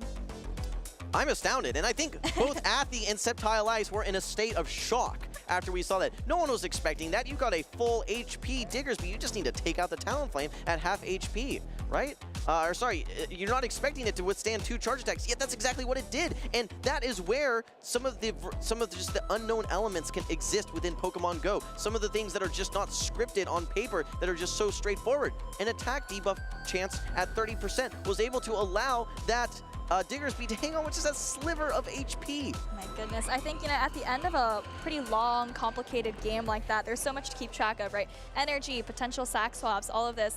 I mean, it's really easy to just kind of get locked in and say, hey, you know what? If I land the Brave Bird, I win this game. And I think that's what Athie was going for. Maybe just didn't quite realize that the Scorching Sands debuff would actually change that outcome. Well, I think that everything that Athie was doing up to that point, I mean, it was all in his control, right? He's being very cautious and purposeful when it comes to potential catches that we saw there. So that was a great job. But then there's something that you don't have control over, and that's going to be whether an attack debuff comes up. I think at that point, Soph, you're right. I think 2 flies may have been the formula, doing a little bit more damage than that Brave Bird. But yeah, that's a tough one. Athie's going to have to figure out a way to come back here after what, in many situations, would have been a Game 1 victory for him. All right, well, great start for him here. Gets that favorable lead of Gastrodon into Shadow Drapion. Quick swap from Sceptile Ice to come into the Shadow for Alligator. And Athie again has the same, actually I think it's the same entire team, Diggersby and Talonflame in the back. So not expecting to see a switch out from Athie. Maybe just to stay in here with what is quite possibly your best answer to for Alligator. Yeah, absolutely. This is just what we saw in game number 1, but a little bit different here in game 2. And this time Athie opting to throw the body slam away again. Sceptile Ice recognizing, okay, you're just going to throw body slams into me. I'm going to no-shield that, no problem. Here comes the next Hydro Cannon. We saw this earlier. It's not quite enough to knock out, but it does leave the Gastrodon dangerously low, where one fast attack from a Pokemon might be able to knock out. And Sceptile Ice did not throw that final Shadow Claw, wanted to have the farm down potential, so a little bit additional energy that he might be able to get from his jump bluff here, I believe. All right, well, looking at the remaining Pokemon, I feel like Athie, if he has switch advantage, is in a good position. He could pivot out here if he's worried about this farm down, but I think if he just stays in, he's going to be able to get the Talonflame onto this jump bluff, and he's already seen the Drapion, and he knows that the Diggersby it's not a clean matchup, but, you know, it's favorable, I would say, for the Diggersby. Well, here's the situation where you love to be having acrobatics, right, rather than that aerial ace. Here comes the switch, though. Sceptile Ice able to bring in his Shadow Drapion, but it's met by Athie's Diggersby. Diggersby is going to be able to threaten to one-hit knock out with that Scorching Sands, or very close to it. Meanwhile, it's able to tank 2 of these Aqua Tails just fine. But keep in mind, Sceptile Ice is at a 2-to-1 shield advantage, so he's going to be able to not only pace faster to these charge attacks, but he also has that additional Protect Shield. All right, well, based on that shield advantage that Sceptile Ice has, I wonder if you're Athie, you just go straight for Fire Punch, because I think even if Sceptile Ice lets these Fire Punches go, you can just Incinerate down with your Talonflame. Yeah, then it would just come down to, okay, I can just fast attack everything down with Incinerates or with Quick Attacks even. So I think that that's a smart bait by Athie. Sceptile Ice, meanwhile, is at this next Aqua Tail on his Shadow Drapion. He's going to be firing it off into Athie's Diggersby. Diggersby, no shields. Now it's going to be Talonflame versus the world. Yet again, just like we saw in game number 1. Now the thing we have to watch out for is the timing for Sceptile Ice, able to time very nicely here for this first Aqua Tail. But do you get to another Aqua Tail here, or does Athie farm down with Incinerates? Well, I think you have to land another Aqua Tail to have any chance. So your Athie, oh, actually Athie just goes for the full farm down. Gonna have to take an Aqua Tail here. And now, now the question is, I don't know if Athie is prepared for this matchup of Talonflame versus Jumpluff. How much does a Brave Bird do? And also you have to take into account, oh, the Jumpluff actually already has energy.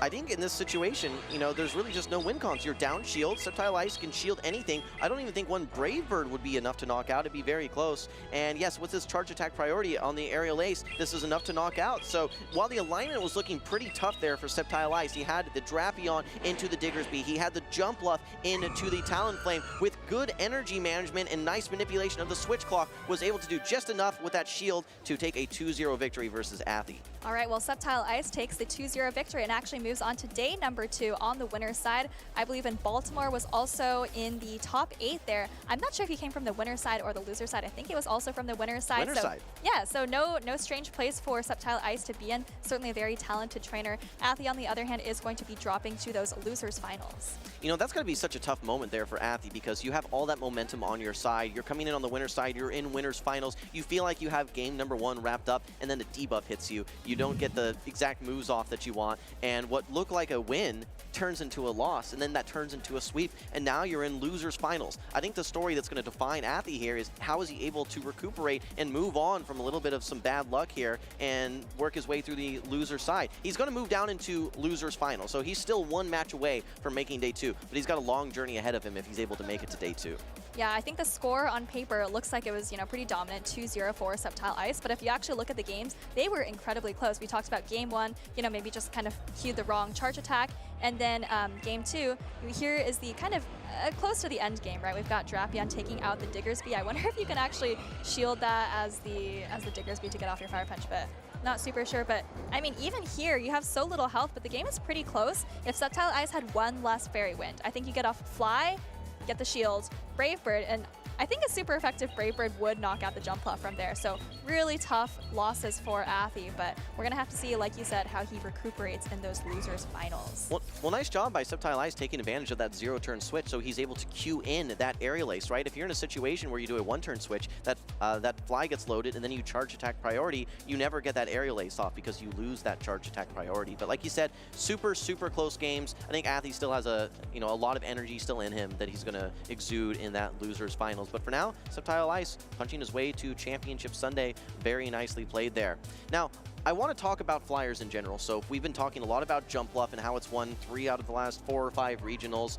Talonflame seems to be doing quite well in this tournament. We didn't get to see it, really finish things off there, but it seems to actually be doing quite well for the most part. What are your thoughts? I think a lot of these teams have a grass. A lot of them have this, a lowland sand / superior core that I feel like trainers have been talking a lot about for, the last couple of tournaments actually has been giving them a lot of problems as the Flyers have kind of dropped out of the meta. But for now, Wholesome, I think that's going to be it from us.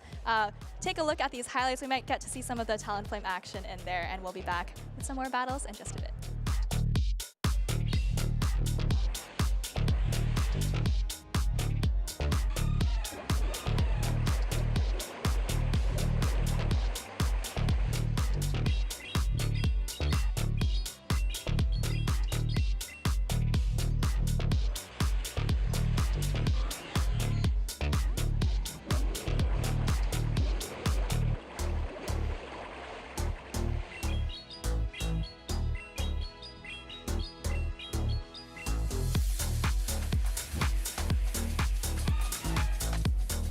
GG's, great games. Good games, guys.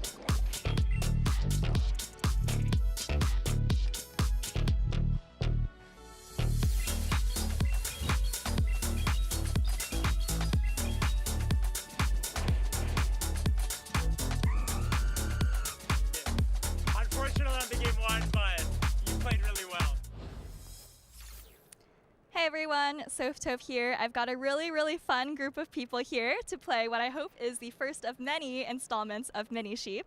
So we've got ZZ, Jaw, Heather, and Mally. And here are the rules of the game. I'm going to give these 4 lovely battlers a category, such as Best Player in North America. Then each of them is going to write down their answer on their whiteboards. And these questions have been pre-tested. I showed them to 100 people with the help of Mish. And the most common answer from those 100 people is going to be considered the right answer. So they will get 1 point every time they write down the answer that is the same as the most common answer in our previous sample. So it's going to be really fun. Are you guys all ready? All right, okay, so the first category is Best Player in North America. All right, does everyone have their answer? Okay, show the camera. All right, I think the most common answer was actually Dunebug97. So, that's going to be 1 point for both of these two. And also just remember, the right answer here is just whatever is the most common opinion. These are not necessarily the objectively correct answers. All right, the next one is going to be very similar, so you'll have another shot at this, but it's Best Player in EU. Best Player in EU. They may even be sitting at this table right now.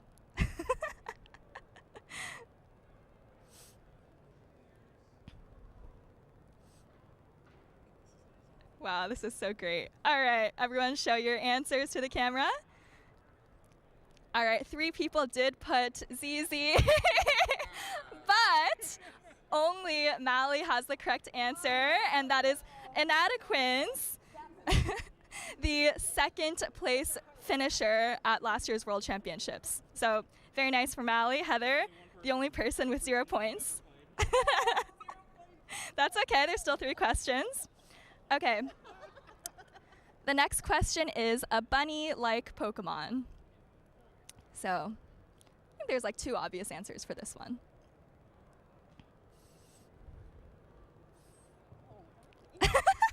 All right, I see everyone's answers. Show the camera. All right, the most common answer on this one is actually Diggersby. So that's so 1 point for Jaw. And the second most common answer is actually Zoomerl, which I thought more of you were going to write. That's okay. All right, question number 4. A Pokemon that recently got buffed. Yeah, we'll see how you guys do on this one. There were a couple move updates, you know, punches, fangs. So we'll see what you guys put. Okay. All right, this is looking great. Everyone show the camera. I think ZZ. Yes. All right, everyone got Starmie. That is the most common answer, so that's 1 point for everyone.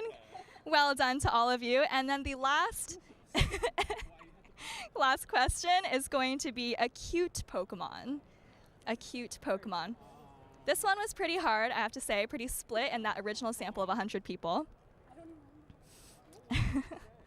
What would people say? Yeah.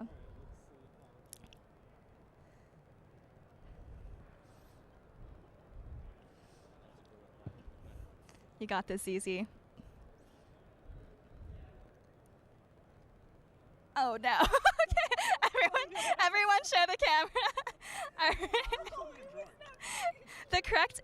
The most common answer is actually Pikachu here. So that's going to be 1 point for Jaw, 1 point for Mally. And that is going to conclude the first installment of Sheep. I hope you all had a great time. Congratulations to Jaw, 4 out of 5 correct answers. Very, very exciting. Second place is actually Mally with 3 points.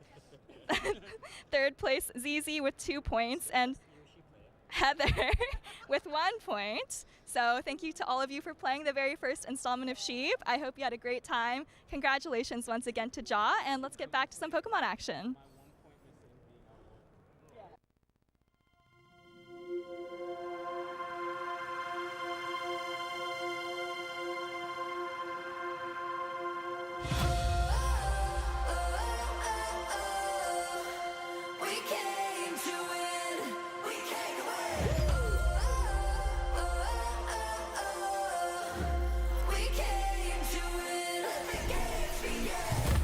And the crowds, the sights and the sounds, gonna make them say the best of the best, the ultimate test. But when we go all the way, here with our friends among champions, the best that we've ever known. Go for the goal, but everyone knows only one of us is gonna take it home. We share the same vision, we have the same mission, so let the games begin. Come on, travel from far to play, gonna give all it takes, 'cause we came to win. Let's go! Come on! We came to win. We came. Here we go. And that is why Fusion. Jeff, a smile on his face. Prince. Fabio Missican, Robbie, Marco Hafata, Caladora Silva is your 2024 Latin America International Champion.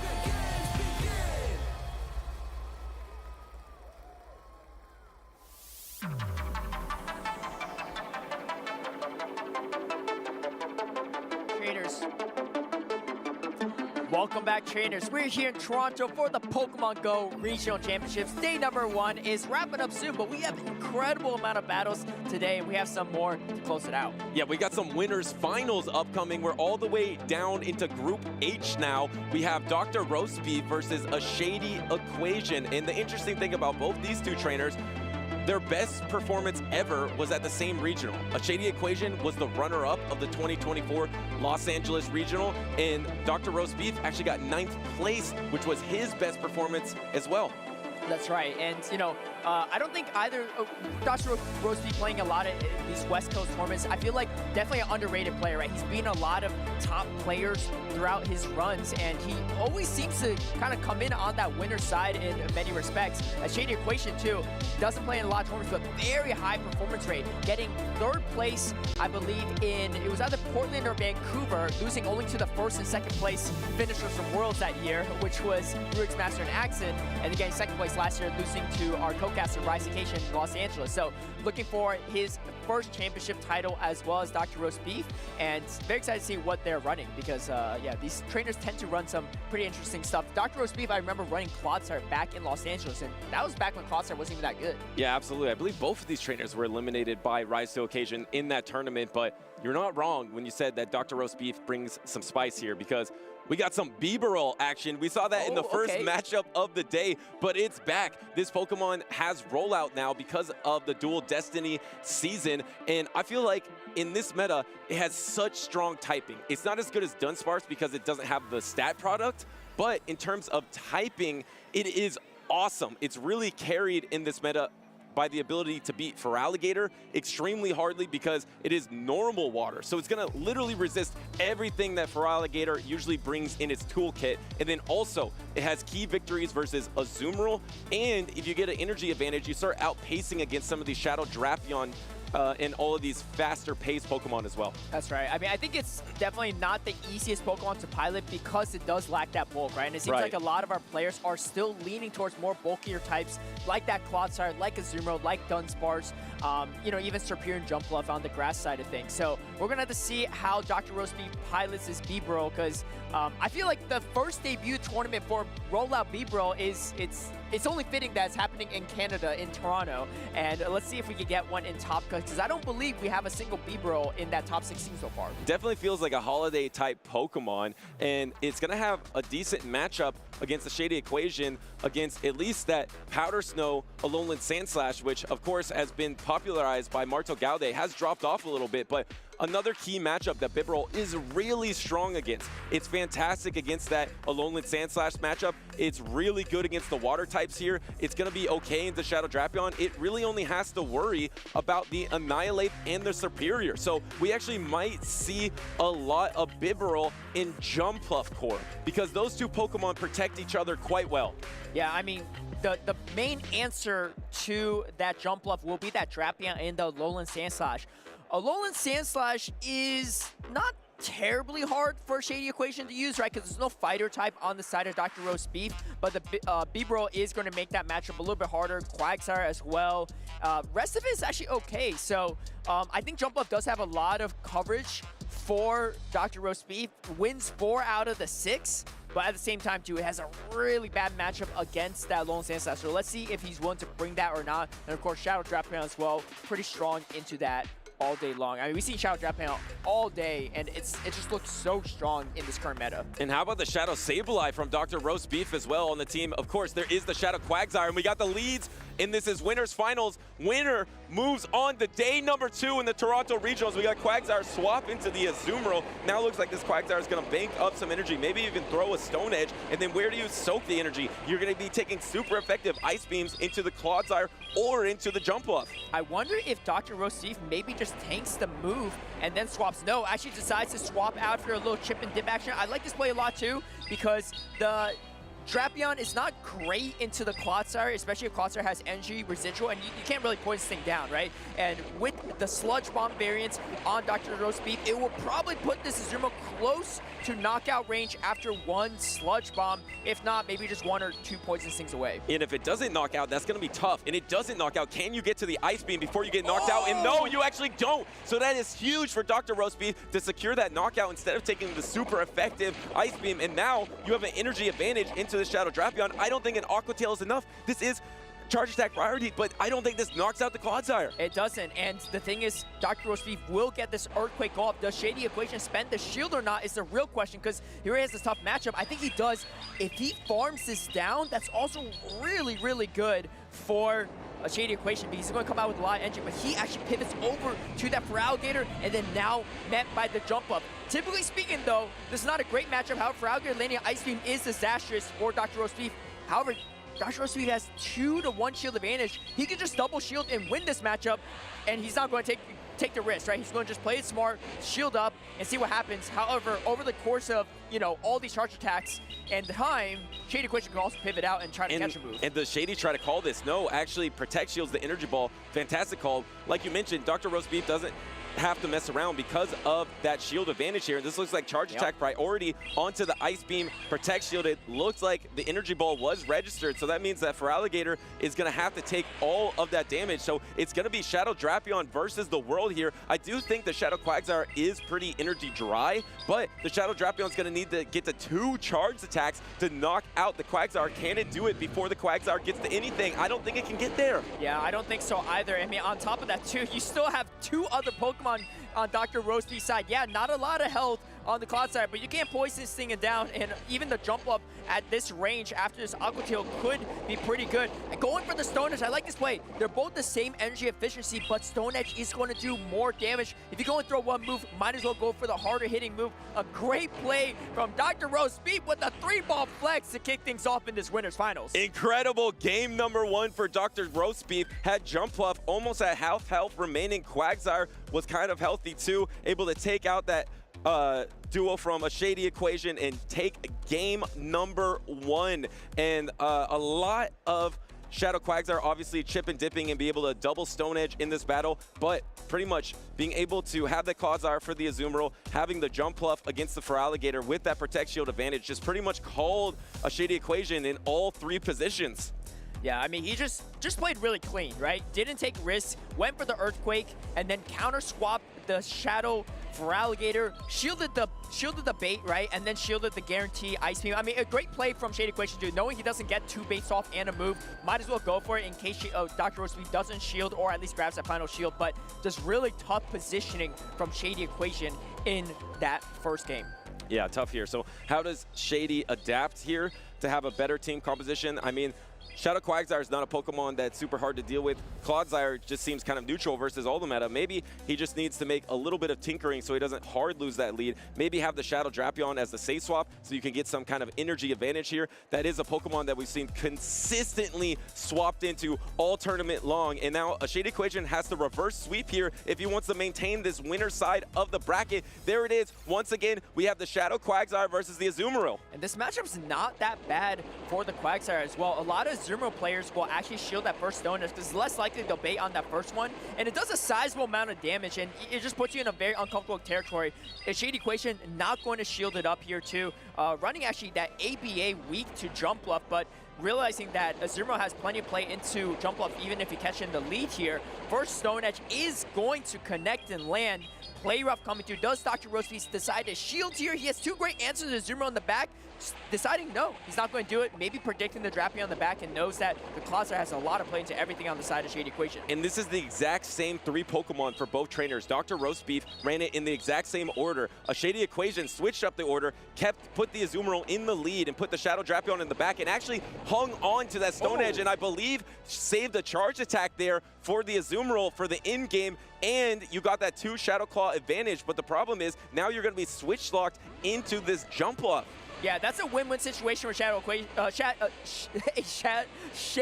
Equation on that Shadow Feraligatr. Oh, and calling the bait here. What a call! I don't even know if Dr. Rosebeef even made it to the energy ball, actually, but let's see. No, oh, I don't think he did. Yeah, so I think a very easy call from Shady Equation, but if Dr. Rosebeef starts shielding here, it could be a tougher situation for Shady Equation to deal with. Oh, he let it go!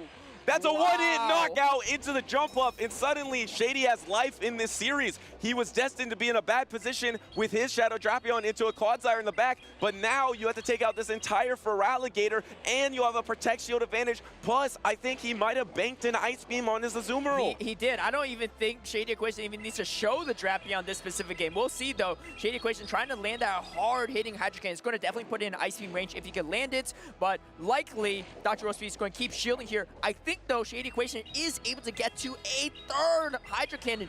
Energy advantage on a Feraligatr with shields on the side of Feraligatr is so disgustingly strong in this current meta. You can see Shady Equation reaches another Hydro Cannon here. He might just let this go down. You don't need to combo play. You just come in with the Zuma and throw the Ice Beam, right? He might combo play it to ensure a Poison Sting doesn't come through, because you can swap now. No, actually doesn't do it, and it's just going to come in with the Azumarill, try to win that charge attack priority on the Ice Beam, and you have it banked here. And from getting 3-ball flexed into game number 1 to winning 2 versus 3 in game number 2 to tie up the series. Incredible adjustment from Shady Equation. I mean, not only not showing the Shadow Drapion, he still had a shield remaining on top of that too. And it was really on the backs of that early game matchup play, right? Leaving with the Ice Beam, like you said, on the Zumro, but also coming in and shadow calling down the Quagsire. Obviously, if Dr. Rosebeef lands the Aqua Tail, it's a different story, and he went for it, but unfortunately just short of it, and that difference just set up Shady Equation for such a huge advantage in the back-end matchup. I probably would have at least gone for the energy ball before throwing the baits, but I can see where Dr. Rosebeef just wants to soften up the Feraligatr, try to deal with it some other way, but you know, his team's not particularly strong into the Feraligatr outside the Bibarel, so if he doesn't have the Bibarel on the back end, you kind of have to, you know, make that kind of play to chip it down. A very subtle adjustment from Shady Equation, running the exact same 3 Pokemon, but switching the lead, bringing the Azumarill in the lead, and I thought it was a huge mistake actually to swap out, because he could have actually just thrown that Ice Beam into the Quagsire and got alignment or got shield advantage, but he decided to bank that, swap out, get the Shadow Claw down with Feraligatr, and Rosebeef tried to call a Hydro Cannon bait, and it did not work out, and also didn't get to Energy Ball himself. So Shady was easily able to no shield on that Aerial Ace to put him ahead in that end game. And now we're in a situation where 2 straight games, Shady's showing double water, showing Feraligatr and Azumarill. Is it time for the Bibarel? Do you bring Bibarel into game number 3? And there it is! It's the Bibarel versus Azumarill lead. And he catches exactly where this Bibarel wants to be, because you don't really want it on the Superior in the back. So I think based off of this swap, Dr. Rosebeef can hypothesize that there's probably not a Shadow Feraligatr in the back, right? Because that's just the worst matchup possible, and you have a chance to get it even aligned there. But he doesn't have a great answer to this Shadow Drapion, so he's actually in the spot he wants to be in my opinion. Yeah, and you don't have a clear way to knock out with Jump Bluff. Clodsire doesn't really want to take all that Aqua Tail damage, so just going to stay in here, and you're getting outpaced a little bit. The problem is, since you let the first crunch go, now you're in range of Aqua Tail, so you have to use a Protect Shield on Aqua Tail. I just see Dr. Rosebeef here, and you can win the 1 shield. Will he go for the Hyper Fang or the Surf? Maybe he's going to try to go for double Surf. No, actually, last second going for the Hyper Fang, getting double shielded from a Shady Equation instantly. Looks like he's going to try to power through this matchup. Yeah, this is going to be super interesting in the back end here too, because the backside matchup looks great for Dr. Rosebeef. However, this Drapion's not easy to take out. At this point too, I mean, I think the better play is actually bringing the Jump Bluff here, right? Because you're taking just neutral crunch. That's exactly what he does, right? And because here's the thing, even if you're weakened by the crunch, the Azumarill, generally speaking, can't bubble you down. So he knows that the Azumarill still has to commit energy if that's the case, or it could be a third Pokemon in the back that he brings in instead. And in comes the Aerial Ace. Crunch is going to trigger the charge attack priority first for Shady Equation, but Dr. Rosebeef feels comfortable. This Clotsire in the back looks really scary strong for Dr. Rosebeef. The positive is Dr. Rosebeef had a great team composition call, because Jump Bluff and Clodsire is really good against the back line of Shady here. The Aerial Ace isn't enough. Swap into the Azumarill, but you're not going to get bubbled down. This is actually huge. Now you can get to the Energy Ball and then maybe swap into your own Clodsire here, but throwing the Energy Ball first, maybe you even try to go for a double Energy Ball. You're not going to get bubbled down. You can't get bubbled down. You could force Shady Equation to throw the energy. In the meantime, he's getting hit by Energy Ball. He's getting hit by neutral Fairy Wind. Shady Equation can't get too greedy here. He does finally throw this Ice Beam. Does Dr. Rosebeef decide to shield this is the real question. He does shield it. This is great for him too, honestly, because you got the Clodsire with Sludge Bomb for the Superior in the back, and this is Azumarill just not going to get to another Ice Beam in time. We might even see a swap over. Yeah, quick swap over here. 2 Poison Stings worth of energy. Can he get it? Go! Yes, he does! Gets it down. That is a huge position for Dr. Rosebeef to be in. Shady Question has to pull up a miracle here, a crazy catch even, to have a chance in this matchup, because Clodsire not only is a great... he tried. He tried, but didn't quite get it.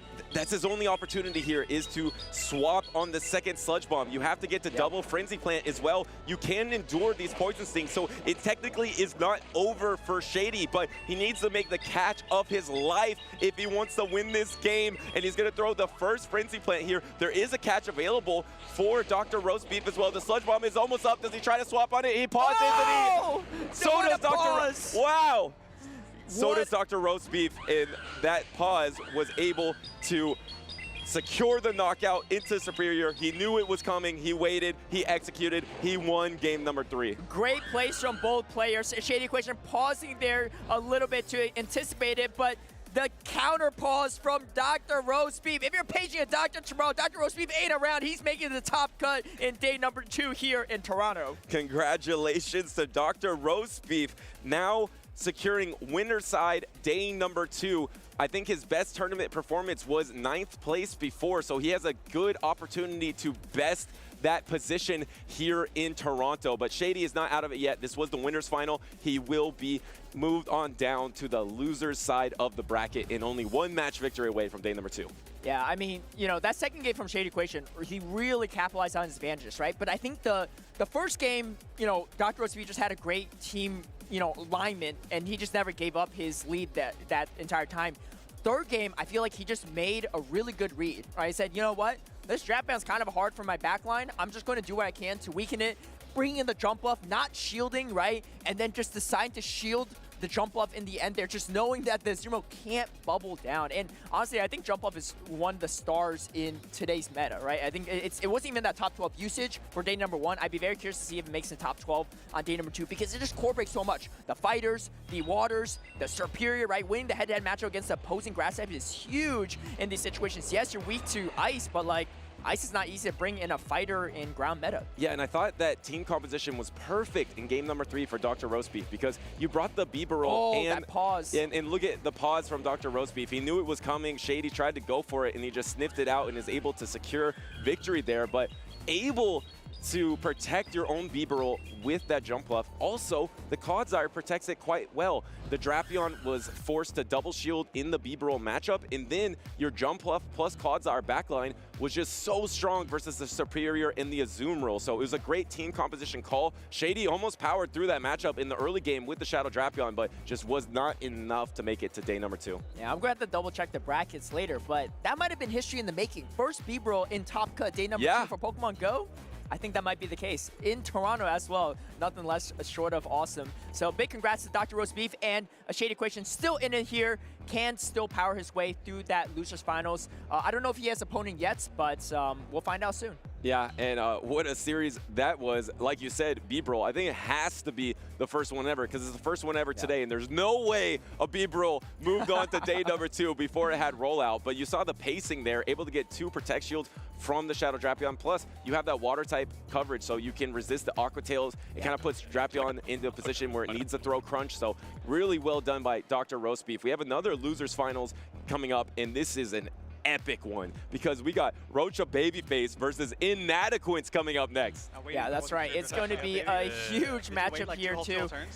We have Inadequance, the runner-up of World Championships this past year, and then Rocha Babyface, I believe he was in top 9, maybe like top 7 somewhere in World Championships. Either way, he made a really far run in World Championships as well, and he eventually went down maybe to Inadequance, if I'm not mistaken. I'm not sure, though. We'll have to double fact-check that a little bit. But this is going to be an incredible matchup here, and only one will make it to day number 2, because this is a losers finals. We will check that out. In the meantime, let's check out our caster predictions, and what better time to look at it when B-roll has just moved on to day number 2.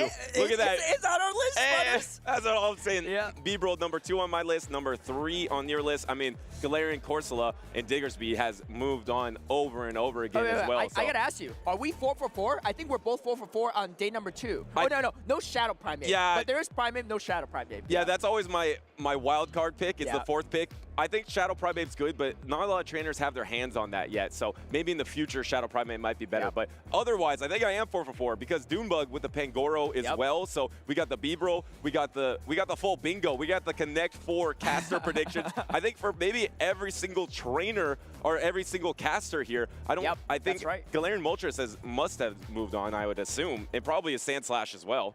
Yeah, I would say so too. Well, we'll have to double check that we'll later. fact check. We'll do a lot of fact checking. Yeah, so I mean, if that's the case, then it looks like you're the only caster that didn't get the full. Oh, hey, the full that was going there. so great. Yeah, had to throw in a little spice there. It's 2 Butters, right? Yeah. We can't forget that. Yeah, exactly. Mr. Toxtricity himself. Exactly. But yeah, I mean, Bibirol hasn't been a story of the tournament. I think Shadow Drapion has been a story of the tournament. I think Galarian Corsola has been the story of the tournament. And of course, I mean, nothing's going to change the fact that Shadow for Alligator is just so strong in this meta. Clodsire probably didn't dip off as much as we expected because we expected Diggersby to replace it. But I think trainers are just bringing them both, right? They're just going double ground with Diggersby and Clodsire. So that was an interesting choice. Yeah, I feel like, you know, despite our early predictions of the pre-show, I think the biggest loser in this current meta compared to the last one is Ariados. Yeah. You know, it's just a lot less. Bug is just hard to bring when Galarian Corso's around, right? Diggersby. I mean, Diggersby is actually not terrible for Ariados compared to Clodsire, but it's still not great, right? You got a buffed Fire Punch that's going to hit you pretty hard, and yeah, it's a little bit harder to maneuver. Even Annihilate has more play into Ariados than Primeape does, and if more people are using Annihilate, it could be a little bit harder for the Spider. But hey, Colin 6 made it with the Ariados, and it looked pretty good on his team, so maybe it still has some legs left. And another European is going to try to bring that Spider back. Inadequance has the Ariados on his team as well, and he has the Bibirol. Look at that. He has Ariados, Shadow Drapion, Bibirol, Talonflame, Azumarill, and Shadow Kanto Marowak versus Rocha Babyface with the Primeape, Galarian Corsola, Azumarill, Alolan Sandslash, Diggersby, and Jumpuff. That looks very similar to some of the Latin American International Championship teams that we saw do so well, but kind of just put in the Galarian Corsola at the end of that. Also, just plugging in the Primeape as well. And Inadequance, one of the few trainers recently to not be bringing one of those fighting-type Pokemon. Yeah, so I just fact-checked this a little bit, and a few things. Rocha Babyface did get 7th place at World Championships this past year, which is incredible, right? Because we have 2 top 10 Worlds players here on our screen. Second part, he did lose to Inadequance 0-2, and that's the only time they played against each other in the official championship series until right now in this loser finals. Group D, here we go. It's going to be Galarian Corsola into Azumarill on the side of Inadequance. And he lost to a Ghost type at World Championships, but this time he has the Ghost type. He has that Galarian Corsola into the Azumarill matchup. We've seen this before, but Galarian Corsola can hang in this matchup, able to take this play rough, no problem. And neutrally, I don't know if it can win the 0 Protect Shield situations, but I think it can win the 1 Protect Shield pretty comfortably. Yeah, and Inadequance does have that Shadow Drapion in the back with the Talonflame. It's kind of a weird situation, right? Because Talonflame's not really a clean answer to Galarian Corsola, but if you chip it enough, it could be a good situation to be in. We'll see how Rocha Babyface is going to adapt here, but Galarian Corsola just constantly chunking away, and here comes the Shadow Drapion save swap. Oh, he stayed. There's barely any answers to this. I mean, he was ABA weak to it for starters for Rocha Babyface's side, but also this is not the best answer either. Yeah, and Rocha paused a little bit because I think he was thinking exactly what you said. There's not a great answer. So actually threw an Astonish, and now it's throwing on charge attack priority here. This is such a huge call from Inadequance. Does he try to call the bait, or does he let it through? No! He last second Protect Shields on the close combat. And that's pretty big for Inadequance here because the Shadow Drapion can get a lot of value elsewhere as well. Rocha Babyface recognizing that his team's pretty weak to this, so maybe just going to let it go and come in jump bluff. Like, it's weird, but it's going to probably be your best answer here too. And also that ends up avoiding the Talonflame into jump bluff for the most part for Rocha Babyface. And the thing is, you have that Protect Shield advantage, even though it's looking kind of bad for Rocha Babyface now. If you can get to a power gym in the in-game with shields down against Talonflame, you can win this game. It's not over for Rocha yet, but the Drapion just has so much energy, able to throw the crunch, probably going to be able to throw the back-to-back crunch here, but it might be Galarian Corsola versus the world here as he's going to let the first crunch through, no debuff, so it looks like you can comfortably take the next crunch. Yeah, I think Rocha Babyface might shield this. Yeah, he is going to shield. That's actually really good for Inadequance, though, because now the Talonflame can just deal with the jump bluff on even shields here. And, and of Galarian Corsola actually as well. And this is going to be interesting here. Does Rocha Babyface go for the bait, or does he go straight for the power gem? The Nightshade is going to come through. We get the shield. That's huge. Can Inadequance incinerate down before the next move? Can he get there? Can he get enough energy? He has to take one incinerate. He has to take this next one. He can't take it. Oh, wait, no! yes, he does. The Corsola goes down to the sheer power of that incinerate. It is bulky, but not bulky enough. And now Inadequance has the back-to-back fly here. Protect shield, but I believe an aerial ace was clicked on. No, an aerial ace wasn't clicked on. Back-to-back fly. Inadequance takes it 1-0. Yeah, without the acrobatics, even if the fly wasn't reached, Inadequance is in a very comfortable position there too. Really tough position for Rocha Babyface. I mean, really, again, the story of this tournament is really the Shadow Drapion, especially as safe swap, and I feel like a lot of players are not respecting it, including Rocha Babyface. You know, he has the Diggersby, and he has, I believe, a Powder Snow Alolan Sandslash. Yeah, it is Powder Snow Alolan Sandslash, but even then, that's not the best answer to Shadow Drapion either. I actually do think that is his best answer to that Shadow Drapion, because that is why it was popularized in the meta, I believe, and that's the reason non-Shadow is better, because you can take the damage from the Drapion, but the problem is Inadequance is showing Talonflame, so then it becomes really risky to bring your own Alolan Sandslash into this matchup when you know you're seeing Talonflame on the opposing side. And once again, I think was running maybe a team that was trying to bait out the Alolan Sandslash, but if Rocha doesn't bring that, then it's going to be pretty tough for him to deal with that Shadow Drapion safe swap. I guess your next best answer is probably the Diggersby, or just soak the energy with Azumarill. And the Diggersby is also not great into Inadequance's team because he has a Bibarel, he has a Azumarill, he has a Talonflame. Like, it's not a great time. And even the Shadow Drapion has a lot of play. This is not a good matchup for Primeape. But again, Rocha Babyface disrespecting it. He is ABA weak to Ariados. I mean, in some ways, kind of triple weak to it because Ariados has plenty of play into Jump Up as well.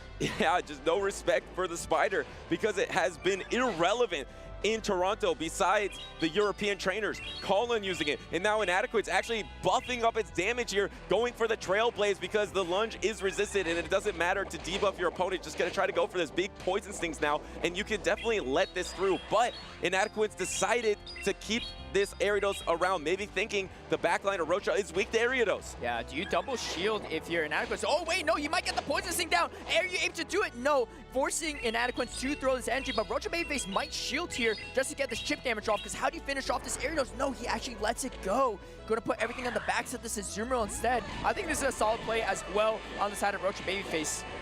And Inadequate's decided to go for that lunge there instead of continuing to ramp up, maybe thinking that if you land the lunge and there was a shield, then the Rage Fist wouldn't knock out, so you didn't have to use 2 Protect Shields. But now suddenly that lunge did about half the health of Jump Bluff. There is 1 Protect Shield remaining, and it looks like Ariados did its job. Inadequate is going to let it go back to its Pokeball and try to finish out this game. And guess what? Bibarel is in the back, but first Shadow Drapion's going to come out here, swap, and now do you counter swap into the Bibarel? Not quite yet. Going to bank up some more energy and do some super effective poison stings. Yeah, this is kind of an interesting situation, right? Because if you get a debuff here, it's great. If not, it's not the best situation for Inadequance, but there's no easy way to finish off this Shadow Drapion. And of course, Bibarel is going to be in a good position. So no debuff, which is definitely going to be a sigh of relief for Rocha Babyface, but Bibarel is in a winning position for the most part, outside of the fact that it's down a shield. Yeah, it's going to be able to soak up this play rough, but the thing is the next play rough is probably going to knock out with that bubble damage, and you're not going to be able to knock out with the Hyper Fang here. You can run Hyper Beam or even Return, but Hyper Fang is a pretty strong, same type attack. Bonus attack, getting the Protect Shield here. There is 1 more Protect Shield remaining. You're only a rollout away from the Hyper Fang. Do you use your last Protect Shield of the game, or you try to do Shadow Drapion versus the world? Can Bibarel hold on, actually? Can it take the play rough? No! Gets knocked out. Okay, gets knocked out, but the thing is, this Azumarill is so low on health at this point. I mean, what do you do if you're Rocha? Because even if you get the move off, Inadequance likely is going to shield it. Choosing not to shield. I like this play too, right? You hang on here, you save a shield for the Jump Up. I think you have to go for the Ice Beam. You don't have time to go for the Play Rough. Actually, Inadequance could have potentially even thrown the Octave, but it decided to go for the saving up the energy for the Jump Up instead. Let's see if this Jump Up can pull this off. It does have energy loaded still. Does he try to call it? And maybe he thinks if he gets debuffed, the second one's going to do more. This doesn't knock out. Can you take the poison stings? Do you get the debuff? There is no debuff, but you got to get the double aerial ace. And suddenly these poison stings are weighing on Rocha. It needs to be able to get to 2 more fairy winds to be able to get the double aerial ace. I don't think it can take the damage. Oh, it does not. And Inadequance is going to close this out. There's not enough health left here. Another 2-0 victory from Inadequance over Rocha Babyface in this loser's finals. Inadequance punches ticket to day number 2 here in Toronto. And that is on the loser's side. So unfortunately, Rocha Babyface has been eliminated here in Toronto. Congratulations to Inadequance with the Bibarel moving on the loser's side of day number 2. Yeah, I know Inadequance too came to Toronto last season as well, competed, didn't have the performance he wanted, so he was looking for some redemption, right? He's like, you know what, if I top myself from last season, that's good enough for me. But we know deep down he's one of the most competitive and best players in the world. You know he wants to take it all the way, and hey, he might from the loser side tomorrow. And he's had a lot of success with normal types. It was Wigglytuff in the past. That's true, now it's Bibarel. And surprisingly, he doesn't have that Galarian Corsola. Kind of fits his play style of the polarizing matchups like he's always had the Giratina, but Bibarel has been enough, and the double poison with the Ariados and the Shadow Drapion really pulled it off. Just like Colin did, it seems pretty strong if you can get the proper matchups with it. Yeah, honestly, after Dr. Rosebeef, after Inadequance, I'm feeling a lot better about my Bibarel over the cast prediction. Earlier, I was a little hesitant. I was like, maybe that wasn't the choice, right? It's a new Pokemon. Maybe it's too spicy, not bulky enough, but in the hands of Dr. Rosebeef and Inadequance, it looked pretty strong, and I'm feeling much better about it. Yeah, I mean, it has a lot of upside. I think it's a hard Pokemon to master because of the lack of stat product. You're really carried by your typing, so you have to position it well in the meta, and if you can just get to so much energy so quickly. Rollout is so strong in terms of energy generation. And even against that Azumarill, yes, the Bibarel did lose that matchup, but you could think if the situation was flipped and you weren't down to Protect Shield, that Bibarel would be quite strong against probably the best Pokemon in the meta right now. Definitely, definitely. So a lot of great utility there too, but very excited to see Inadequance perform on day number 1 and more action on day number 2 for him. I believe that makes 3 Europeans so far in that top 16. I don't know if there's any left in the bracket, but that's quite the showing from our European comrades across the border. Yeah, is that Colin, Tomahawk, and Inadequance. And Colin and Tomahawk both on the winner's side too on top of that. Yeah, and the key factor, I think they're both 3 and 4 on the European leaderboard. So both those trainers are trying to fight against each other in a way to try to keep staying on top to win that travel award that they can get for the North American International Championships. There is some time still. You have this regional, there's another North American regional, and of course there's the European International Championships that a lot of these trainers are going to be going to. It really does feel like an international championship these days because of the travel award and because of the big bonus that you can get in terms of championship points, and plus top 4 trainers at international do qualify for Worlds. That's right. Well, let's hear a word from Inadequance. I think Jim has them right now. Thank you, Caleb. Wholesome _ here with Inadequance Martine. Fresh off his victory versus Rocha Babyface, I want to ask you a little bit about your matchup, but also just about kind of this season where some of your motivation lies. First off, tell me a little bit about Bibarel. How is it working out for you? It's actually been great. There's opponents that have gone super weak to it, as if I wouldn't bring it. But you know me, right? I bring that spicier Pokemon. So that's been pretty well. I'm not running as much spice as I used to. I kind of regret bringing the Ariados because I think I faced Galarian Corsola in every single match, but Bibarel and Drapion have really covered that well, so happy with it. Well, we got to see some nice play versus things like Azumarill and Jumpluff, so still getting some mileage in for sure. Okay, well, as far as not just this tournament, but in general, this season, we've seen you obviously locked in your place after your for this Worlds, after your second place at Worlds last year. You do content creation, grassroots tournaments, obviously casting as well. Where's your focus for this season? Well, I already have qualified, so there's not as much that I want to achieve in points, but I just want to add more medals to my collection. So I guess that's where we're at. Although for Toronto, I didn't really set the bar very high. My goal was to reach day 2. Last year I went 3-2. It didn't go super well. And now I lost my first round to Noxious. He's sitting right there, knocked me to the loose bracket. I thought he was a Frenchman, fellow European, but a Canadian, and he showed me how good Canadians actually are. I have a really bad record against them. But then I won like 6 battles in a row. and I reached my goal, so I'm happy. How do you feel about the European performance so far? Obviously a lot of top cut. We have Tomahawk, we have Colin, we have yourself. How are you feeling? So last time at NAIC, I was in the group with Triptondo, fellow Dutchman, and we both made it to day 2. It's actually so exciting to see, with all the respect to the North Americans, that both Europeans make it through again. I love it. All right, well, great stuff. Any final shout-outs or observations that you want to have before we toss it back to the casters? Yeah, just everyone who always supports me, my team, of course. They're very wholesome. Pogo Ash sitting here, right? So, and my mom, of course, who's staying at home, my brother, my nephew, his wife, just everyone who's always watching me. Well, congratulations again on Championship Sunday. Always a pleasure. Inadequance, Martine. Casters, back to you. Martine making metal moves here, just trying to get some hardware at these regional championships on the back of Biberl. Love to see it. Congratulations to him once again. And he's going to love the next trainer, because that next trainer is bringing the Wigglytuff that looked so strong in a previous matchup. And he's actually going to be facing Wadaj, the first regional champion of this season, is now on the loser's side of the bracket. One match loss away from being eliminated here in Toronto. Yeah, I believe Wadaj lost a series earlier in the day, so he's been battling through that loser's bracket, a gauntlet to get to this point. But you know, he wants to make that day number 2 and add to his own very, very full medal collection that he has too. But he has to go through Freezing Sun first to make that happen. We'll see if that happens or not. We saw Freezing Sun earlier on the broadcast in that winners final, so unfortunately not able to win that to make day number 2.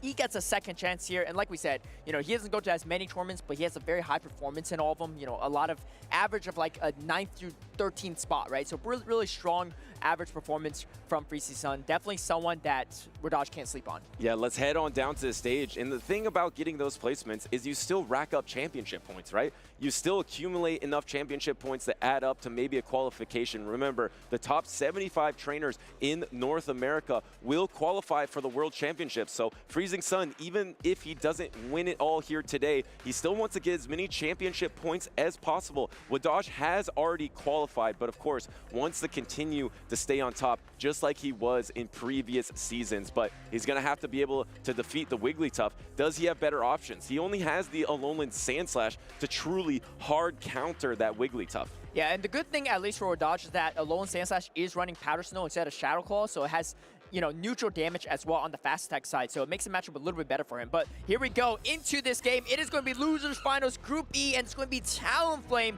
into Diggersby for Freezing Sun, a fantastic lead for him. And the Cresselia in the back. I mean, we haven't seen Cresselia in ages, it feels like. And that Cresselia is running Future Sight and the Grass Knot. So Grass Knot's going to be quite good against the Azumarill. Future Sight maybe will be able to knock out and annihilate in some other situation. Going for the Scorching Sand here. Wadaj, interestingly enough, is just staying in this matchup of Diggersby versus Talonflame. Yeah, I'm actually surprised too Freezing Sun didn't even go for the Brave Bird, because he has great answers for this Diggersby in the back as well. So maybe just opting for the double fly instead, and it is going to come through. Do we see Wadaj end up shielding here or not?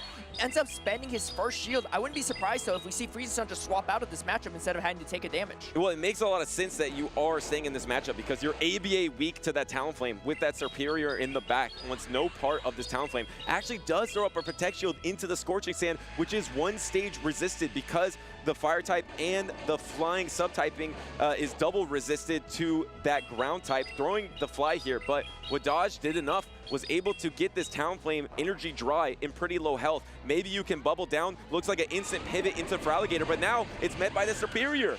And this is not a terrible position for Freezing Sun to be in. If he could get this Ice Beam off, it's going to be huge. He goes straight for it, doesn't even go for the bait, and Wadaj actually snuffs it out right away. That's actually huge for Wadaj here.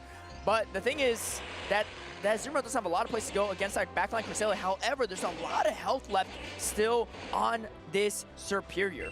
Yeah, the problem is, actually going for Aerial Ace. I don't think this knocks out. Yeah, I think you do get the Hydro Cannon. That is huge for Freezing Sun. Because that doesn't knock out, there comes the Hydro Cannon. There's no Protect Shields remaining. This is going to be not very effective into Wadaj, but it's a huge advantage for Freezing Sun, because he needs to finish off this Superior some way, somehow. And do you come in with the Talonflame to try to soak this energy? Yes, the Talonflame is coming out, but it's probably an Aerial Ace range.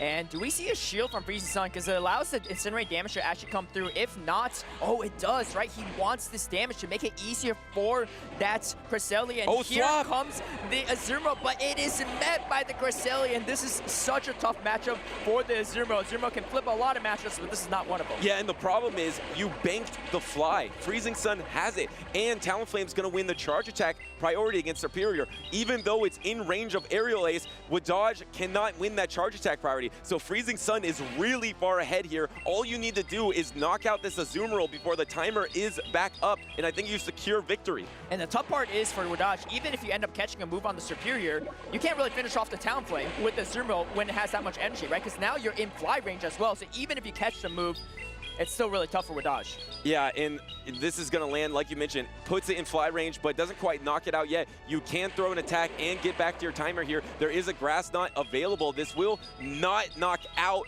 the Cresselia here. Do you try to make some cheeky swap, but you're in range of fly nonetheless. Wadaj is in a really tough position here as he's going to take the resisted Grass Knot. Yeah, I mean, here it is a great catch from Wadaj, but the problem is Talonflame is going to win charge attack priority against both the Superior and the Azumarill. And the Azumarill just has way too little health. I don't even know if it takes out the Cresselia. It does get to this final Ice Beam, but just not enough. And Wadaj recognized it too. He knows he had to leave with a move to have any small chance, but I mean, that chance is pretty much none if the Talonflame just gets the move off. And suddenly, one of the best trainers on the planet is one game away from elimination here in Toronto. Down 0-1 against Freezing Sun, not giving any respect to the Talonflame, which we saw Freezing Sun use really well in his previous matchups. ABA weak to it with the Diggersby and the Superior. That's right, and here's the Freezing Sun team. It is running that Future Sight Grass Knot combination. You have way more play into Clodsire, but if you run into Galarian Moltres or Mandibuzz, you're in deep trouble, right? Because you're completely walled off by those two particular Pokemon. I think it's an interesting meta read, though, because there's not a lot of Mandibuzz and Galarian Moltres, at least so far we've seen on the tournament broadcast, but maybe even in tournament as well. I got a fun trivia question for you, Two Butters. All right. In the 2025 season of the Championship Series, there's only been one person that's won an entire tournament with Cresselia on their team. Who is that? Oh, in the 2025 yeah, so this current season. Okay. I'm going to guess Kazim. Did he have one? That was my guess. What's the answer? Well, if he did, I'm wrong. Yeah. There might be two people, but it's actually Wadaj. Oh, it's Wadaj. Yeah, he ran it in Baltimore. Yeah, because I knew it was very early on that Cresselia was relevant. Yes. So I guess the first European champion, Kazim, we'll fact check that. I think he probably wasn't running it, and I think you are correct. Wadaj. I know Wadaj definitely did, but I guess there might be two. Yeah. Yeah. The first person to win it, I guess. The first and maybe the only. Well, now suddenly he's down 0-1 versus that same Cresselia that brought him victory. Now it just brought him defeat here in Toronto. He definitely doesn't want to be eliminated. He's a trainer with a lot of pride, wants to make it to day number 2. Even though he has qualified for the World Championships, he's a trainer that hasn't competed as much in a while. So I think he wants to get these reps in, maybe even try to compete for a travel award in North America. So this is actually a crucial series for him, even though it might not feel like it. And of course, Freezing Sun, a trainer who's been on the edge of top 8s over and over again, has an opportunity to take down one of the best trainers out there in Wadaj, and we're locked in to game number 2. We got the Diggersby versus the Wigglytuff, a double normal lead. And this is a pretty good spot for Wadaj to be in because he really wants to avoid this Wigglytuff with that Malamar in the back. So a great team read from Wadaj. And we saw it here earlier too, right? Diggersby's not terrible into Wigglytuff. It actually was, I think, Freezing Sun versus Lawson Cody earlier. So, you know, same player on the left-hand side running that Wigglytuff. I think this time around choosing not to throw the energy and just comes in with a Feraligatr. Do you go for the bait here is the question. He does go for the bait. Does Wadaj call it? Is the bigger question. He's thinking about it. He does. What a huge call from Wadaj. Wow, Wadaj with his tournament on the line lets through a not very effective attack where an Ice Beam would have knocked out and he would have lost this tournament. Now suddenly he has the opportunity to knock out with his Frenzy Plant, but Freezing Sun does put up a Protect Shield. And this is where Feraligatr is pretty disgusting because now you can just go straight Hydro Cannon and you're forcing Wadaj to spend a shield here. But the thing is, Freezing Sun really doesn't want this Clodsire on the Diggersby. So I'm trying to figure out what is he trying to fight for here, right? Because Switch Advantage is not necessarily even that important for him because he kind of already had the matchup he wanted with Wigglytuff on the Diggersby and voiding that matchup into Crosshair, but Crosshair actually coming in instead, trying to farm up energy, and now comes the Diggersby, and he counter swaps with the Wigglytuff, but the Scorching Sands reach there first. Great pivot from Wadaj once he knows what all 3 Pokemon are for Freezing Sun. Once again, no respect for the Talonflame as Wigglytuff throws up a Protect Shield here. ABA weak to the Talonflame once again. Actually a crucial debuff for Wadaj on that Scorching Sand. Now the attack from Wigglytuff is 1 stage lower here. The Icy Wind is super effective, but not nearly enough to knock out this Diggersby, and the Diggersby can comfortably get to a Scorching Sand that will secure the knockout in the Freezing Sun. Yeah, I mean, this Diggersby is debuffed as well, but I think the Scorching Sand is going to be enough to KO. Not quite, but it's actually even worse because now he got an extra quick attack worth of energy without taking any damage, and this is just such a tough position for Freezing Sun to be in. He has to throw the double resisted Sludge Bomb, but at this point too, you still have the Malamar in the back, and Wadaj feeling pretty comfortable about his matchup. Yeah, you have Protect Shield advantage and a full health Malamar here. You had to use all that energy from Freezing Sun on that attack to knock out the Diggersby here. So Wadaj should be able to clean this up, no problem, going for the Sludge Bomb bait, but it doesn't matter because an Earthquake isn't going to one-hit knock out a Malamar anyway. Yeah, that's right. So Wadaj definitely going to clean up this game number 2. I mean, speaking of being weak to Talonflame, ABA weak to it, he was kind of triple weak to it again because Malamar's not really a Talonflame counter either. It has win conditions for it, right? But it's not something that actually beats it straight up like, you know, Azumarill, right? Like, you don't really want to take Incinerate plus Brave Bird energy on that either. But yeah, Wadaj really not respecting the Talonflame despite how strong it looks in his team. I'm actually surprised Freezing Sun didn't bring it back again because honestly, even your worst matchup with Azumarill, you have plenty to play into. Yeah, does he bring that into this crucial game number 3? Wadaj is a trainer that doesn't leave himself vulnerable like that often. He usually runs a lot of more flexible picks and puts the pressure on their opponent with his flex pick, like a Shadow Dragonite that he's had in the past, or any Pokemon that he feels like is very strong and neutral in the meta. I don't often see him running these crazier lines of ABA weak to superior, and in this matchup, he ran it twice in a row. Game number 2, it worked out because there was no Talonflame on the team from Freezing Sun. I don't think he's going to triple down in game number 3 because I feel like Freezing Sun's definitely going to bring the Talonflame game number 3. Yeah, definitely. I think so. I mean, and what a great call from Wadaj as well, too, right? Tournament life on the line and a potential Ice Beam to put you in such a tough position, but just calls it. I mean, at that point, too, I mean, you still get the move off for sure, right? You can hang on after Ice Beam, but Freezing Sun shields, and it's a tough position. And here we go, game number 3. It's going to be exactly where Freezing Sun wants us to be. It's going to be the Wigglytuff into the Malamar, and now comes in the Talonflame. Now this is interesting because it took him a little bit to swap here, and so this matchup's actually not that clean anymore for Freezing Sun. Tension here in Toronto with Dodge with a devastating lead of Malamar into Wigglytuff. Oh, but now get the debuff. He had a huge energy advantage plus the Scorching Sand debuff in the Talonflame. If he flips this matchup, he might be able to flip his fate here in this game. Does he get 2 for 2? No. And now a fly is going to be coming through. Does Wadaj try to call it?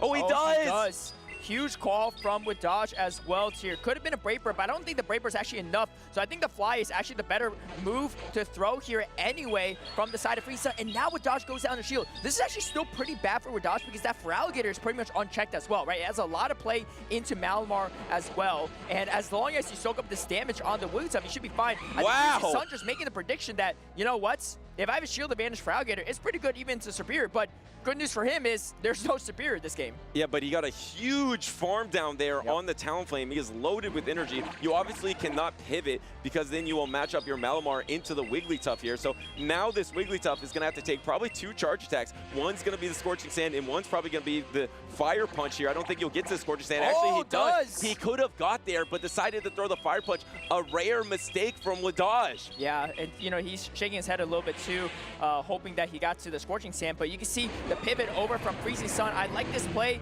I mean, he has a shield advantage, Shadow Feraligatr. This is really tough for Wadash to overcome. Let's see if he can do it. I mean, the Wigglytuff doesn't have a lot of health, though. Yeah, but the thing is, it was a little slow from Wadaj there because he registered gosh, the look at that bubble. damage, yeah. And so there was multiple Shadow Claws that went through. I don't even think you get the double superpower he here. You doesn't. have to get to double superpower, and it looks like he won't get it because that Shadow Claw will register on this charge attack and knock out the Malamar here. And now suddenly, Freezing Sun has a lot of opportunity with this loaded for Alligator, but it's going to have to get through an entire Azumarill. I mean, honestly, if I was in this situation, I'd rather be the Feraligatr than Azumarill, because Feraligatr with this much energy is so hard to deal with. You can't bubble down. You still have to throw even 2 Ice Beams to take out this Feraligatr. And I think Wadash recognizing as well, too. One of the most talented trainers has to recognize his win cons and lose cons in this situation. And unfortunately, it looks like it might be a lose the con. swap! Wait, But okay. wait, there was a Going for the Swift. catch. There was a Swift available. Yeah. Do you ever Protect Shield here to get this charm through? No Protect Shield. Wait, does the does Ice he Beam knock survive? out? And does he hang on? No, wait, actually, suddenly, Wadaj is not out of it yet. But the problem is, if you take double Hydra Cannon, that it plus the Shadow Claw, that is pretty much going to knock out Wadaj. Is realizing this right now, it's going to be tough for Wadaj to ever bubble down. I think Freezing Sun is going to take this. Yeah, Freezing Sun, 1 Hydra Cannon away. He gets to it. Great timing on top of that. And he is going to find himself in that top 16 here in Toronto. Well done to Freezing Sun, a trainer that has been so close to getting a top 8 performance, is now 1 step closer by taking out one of the best trainers in North America, the first regional champion of this season, defeating Wadaj 2-1.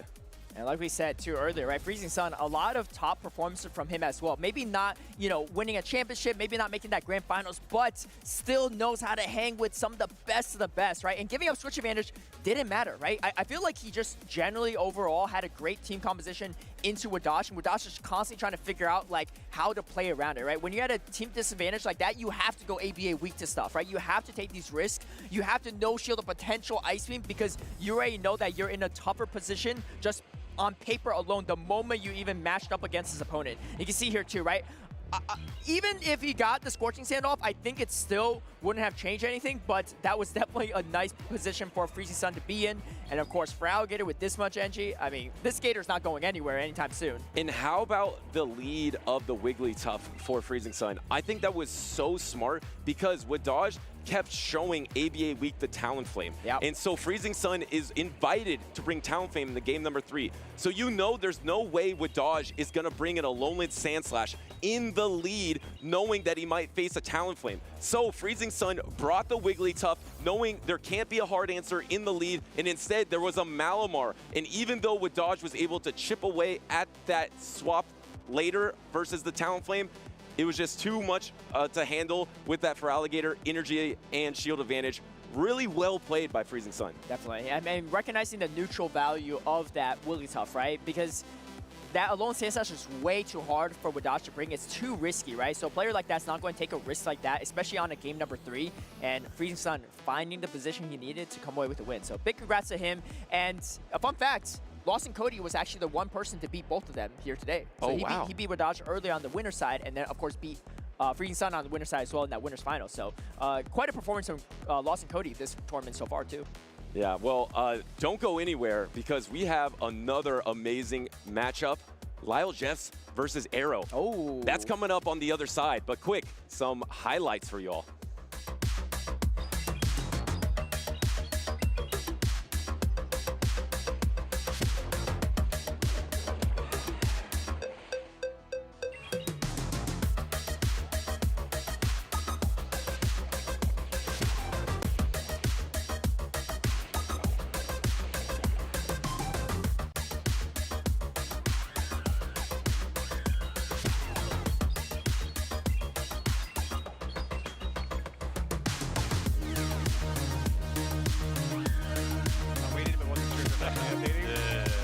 Like two whole turns? I don't know if I waited 2. I definitely waited 1, I think. Yeah.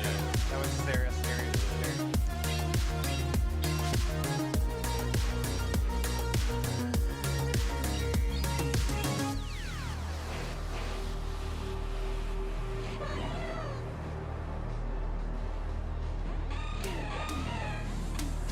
Let's go.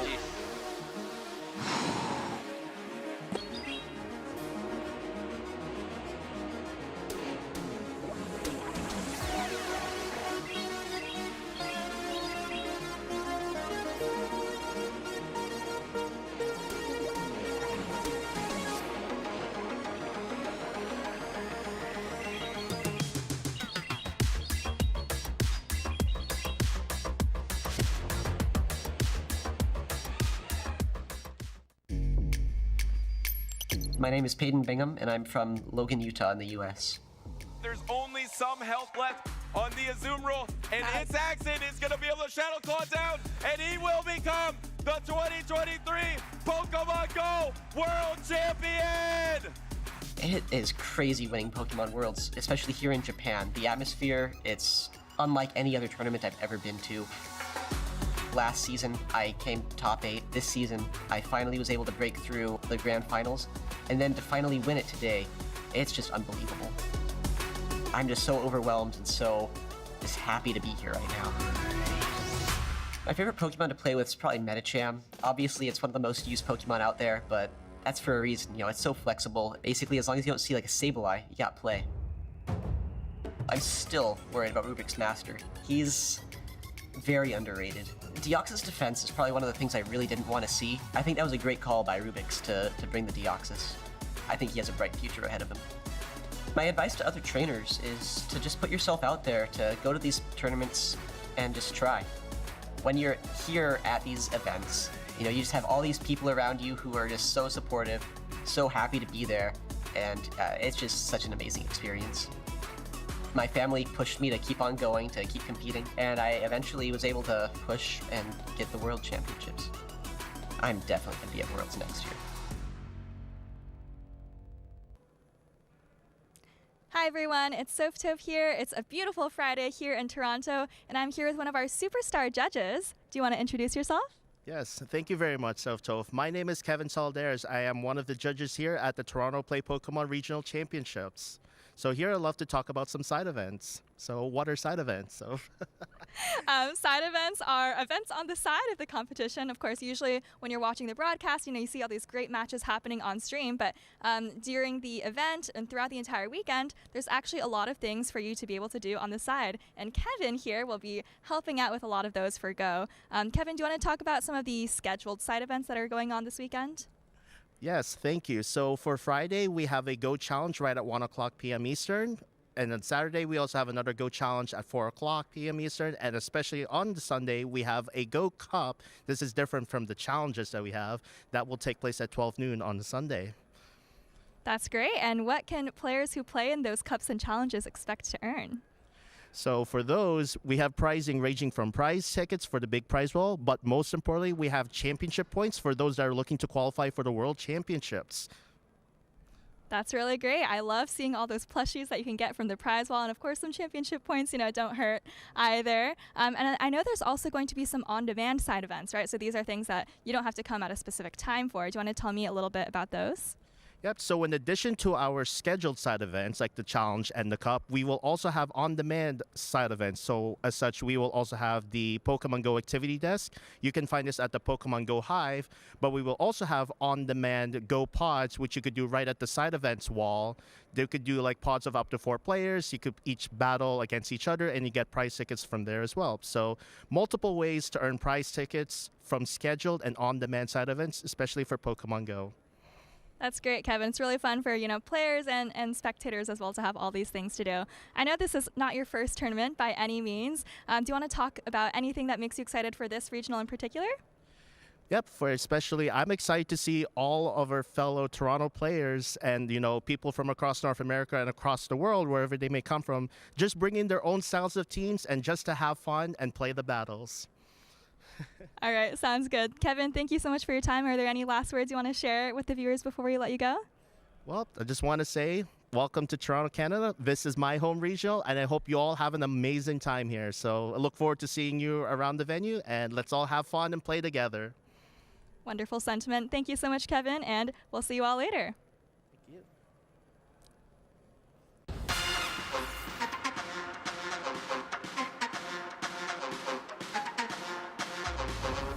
I would say a great trainer is someone who's like willing to work with other people and willing to like let other people help them be better, and also just someone who's nice to everyone, because I think it's really hard to be good at Pokemon if you're not willing to talk to other people and help them out. I would say being able to be humble in your defeats. You can't win them all, and how you handle your interactions with your opponent even during the match and after are very, very important. I think what makes a great trainer is someone who's passionate about it and motivated enough to learn you gotta enjoy learning move sets, learning matchups, learning move counts and whatnot. And then the more you play and the more you do, the better you'll be. I think a good trainer is someone who is kind and open-minded and willing to share their experience with newer trainers so that the game can be more inclusive for others. I think what makes a great trainer is a combination of a lot of different qualities. I think it's about being honest with yourself when you maybe make mistakes, right?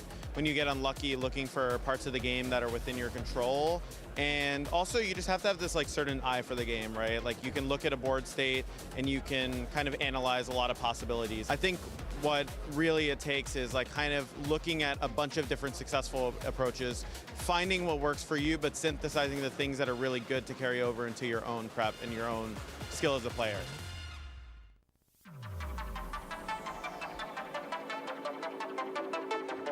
Welcome back to Toronto, Canada. There you can see the CN Tower, one of the 7 wonders of the world. And we've seen some wonderful battles here so far in day 1. We are still wrapping up our first day of coverage here, though, in the Play Pokemon Championship Series. What a season 2025 has been, and what a tournament Toronto has been. Some of the biggest names, not only from North America, but from all regions, are participating in this tournament. The likes from Europe of Inadequance, Colin, Tomahawk, all punching their way into day 2. But Soph, we still have more battles ahead of us for those final few trainers trying to eat their way into Championship Sunday. That's right. Championship Sunday is going to have the top 16. That's going to be 2 people from each of the 8 groups we had on day number 1. And like you said, just a couple of spots left in day 2. I think we've pretty much almost gone through all of winner's side, but not quite. And then there's still quite a few losers matches as well. I'm looking forward to our next matchup here. We have not seen him on stream today, but we've seen him on stream plenty of times. That's Mr. Lyle Jeffs, our Louisville 2025 regional champion, our 3-time winner now. I think he's won across 3 different seasons potentially as well. No, 2 in last season, 1 this season. He's had a lot of success here, but he wants to build on that success as he continues working his way towards Worlds. That said, he's going to be facing off versus actually the grand finalist that he faced off in Louisville, which is Arrow, who's still on his journey for his first regional title. Exactly. You talk about that Louisville Grand Final. So this is actually a rematch from a regional just a couple of months ago. Like you said, Arrow in 2nd place. I think Arrow actually had reset the Grand Finals bracket, but then, fell to Lyle in that reset. So this is going to be a really interesting match. I'm sure they've played outside of Louisville as well in many tournaments, both in the Play Pokemon Championship Series scene as well as in other grassroots formats. Well, Arrow was a bit of a pioneer when it came to that Shadow Typhlosion, opting to run it in tournaments, including Louisville, seemingly ahead of the curve here before we saw PvP David actually win with it in Stuttgart. Now that said, Lyle, on the other hand, had a very different team the last time that we saw him play. Did have lots of play with his Shadow Drapion, but no Shadow Kanto Marowak this time. I think it's been replaced by this Diggersby, and he's going to be also playing the Shadow Jumpluff and Corsola. Keep in mind, though, that Guzzlord is on the side of Arrow. Could be a great answer to not only that Drapion, but the Corsola as well. All right, well, we'll see what these trainers have chosen to bring. Looks like Lyle's going to be leading the Azumarill, and Arrow is going to be leading that Jumpluff. Yeah, dangerous matchup here for the Azumarill as long as shields are up here. While you do want to land those double super effective Ice Beams, you're going to be getting outpaced by the Jumpluff, able to reach this Energy Ball. Now that said, I think that we're going to see a no shield from Lyle Jeffs, knowing that he can easily tank 1. I think he can actually tank 2 of these Energy Balls, Soph. Oh my goodness, and actually gets the defense fall. So that means that the Energy Ball, actually, I think the second Energy Ball is now going to knock out the Azumarill on Arrow side. But, something that's interesting if we peek at the backlines, I was about to say, I think whoever swaps first in this game is going to be just a little bit ahead. Arrow is going to be firing off just this Aerial Ace right here, which Drapion can take no problem. But if you look at Arrow's backline, both the Shadow Feraligatr and Shadow Typhlosion are very weak and very threatened by even just 1 charge attack from Drapion. I like this play from Arrow, though. It doesn't make a lot of sense to bring in that Shadow Feraligatr energy when you're down energy. Also, that Drapion resists the Shadow Claws. So you get a little bit of chip damage and put now this Drapion in a much more manageable farm down range for these hard-hitting Incinerate fast attacks. All right, well, I think Arrow is probably going to be going for the full farm down. I think if he shields here, then Lyle is not going to be able to get to the 3rd Aqua Tail in this matchup. Looks like just 1 more Incinerate is going to be enough to take it out. So now if you're Arrow, you have a lot of energy on a very hard-hitting Pokemon, but you are down 2 shields. Yeah, just like you said, all this energy, even 1 Thunder Punch doesn't knock out for Lyle. If Lyle thinks that his Azumarill isn't going to have play in the back, that he can just let this go and probably survive versus a couple of additional of these Incinerates. But no, Arrow opting to throw all 80 of his energy right away, both Thunder Punches. This is now going to leave Lyle with the decision. Do I shield if this is Azumarill? Yes, indeed. This is going to be 1 shield remaining for Lyle, a full HP Diggersby as well. And you know what? Diggersby doesn't have the best matchup into Feraligatr, but it can hang on versus 1 Hydro Cannon, and these quick attacks do add up relatively quick. They do. I think it's going to be interesting because I think Feraligatr can hang on against 1 Scorching Sands as well, but you have to remember that Lyle does have the shield advantage though. So you have to imagine that Diggersby might be able to come out of this matchup with still some health, maybe even a little bit of energy if you can get a quick attack down here after the Scorching Sands. Additionally, we have to keep in mind that that Jump Bluff is still on the field as well, and it is not in a range where it's just going to get a quick attack down. So here comes the next Hydro Cannon. You got to shield this one now as Lyle Jeffs. Probably going to be over farming as much as possible, but keep an eye on the switch clocks as well. They are coming up relatively soon. I think that Lyle is going to try to go for the farm down, but I don't think he's going to be able to. It's going to be very close. No, you can see a little bit of a shake of the head here. Arrow is able to reach that final Hydro Cannon and knock out Lyle Jeffs Diggersby. Yeah, hanging on with just a hair of health there. Lyle still got this very low health Azumarill in the back, but forced to throw energy into the Typhlosion. I think the Typhlosion might have reached a Thunder Punch, and unfortunately, I don't think you have enough health left to deal with both the Jump Bluff and the Feraligatr, so this is looking very, very good for Arrow. I don't know if you're going to be able to Fairy Wind down as this Jump Bluff, but you simply need to reach 1 Aerial Ace. That's exactly what Arrow does. You can see him nodding, feeling good in this loser semis game number 1. Keep in mind, this is not our grand finals. No set of 5 games. This is a best of 3. Lyle now needs to win 2 consecutive games in order to make day 2. Meanwhile, Arrow's just 1 game away. All right, well, we've seen these two have some pretty streaky runs against each other before, as we saw in those Louisville Grand Finals. I want to say Arrow swept or maybe went 3-1 against Lyle, and then Lyle immediately came back with either, I think, also a sweep or a 3-1. So I think both trainers are no stranger to adversity, making comebacks in situations like this, and certainly 2 of the most experienced trainers on the Championship Series circuit. Yeah, absolutely. Both of these trainers have lots of success to their name, and you know, we heard SS Thorn earlier in his interview saying, you know, the trainer that he looks up to is Lyle, and Lyle's not even just in the conversation of best Canadian trainer, but best North American trainer. He's absolutely in that conversation as well. He's had so much success across multiple seasons. He's qualified for Worlds multiple seasons. I think that really the only thing he still needs to his name probably is you know, success at that world stage here. So, you know, I expect him to have some, you know, something that he's cooking up here for a comeback versus Arrow in game 2. I liked how he played with the Drapion, kind of aggressively switching it in out of the lead. If you look at Arrow's team,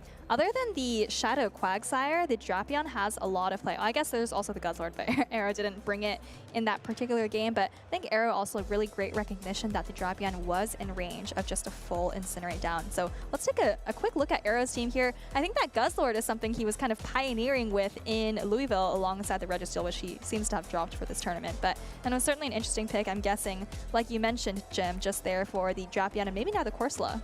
Yeah, all right. Well, let's see if Guzzlord makes an appearance in game number 2. Here we go. This is winner go home for Lyle. Arrow just 1 game away. We're going to be having a battle of the water-type Pokemon here. Azumarill from Lyle into the Shadow Quagsire on the side of Arrow.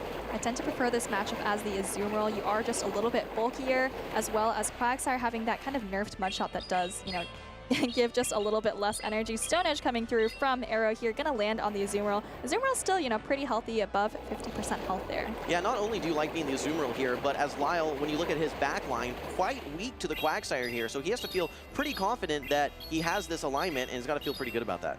All right, does go kind of for an Ice Beam bait here, maybe thinking that 1 player off wouldn't be enough, or maybe just assuming that Arrow would shield, but Arrow doesn't put it up. Actually gonna throw off the second Ice Beam before Arrow is able to throw Stone Edge. So at this point, you know, maybe Lyle is feeling pretty happy with the work his Azumarill has put in.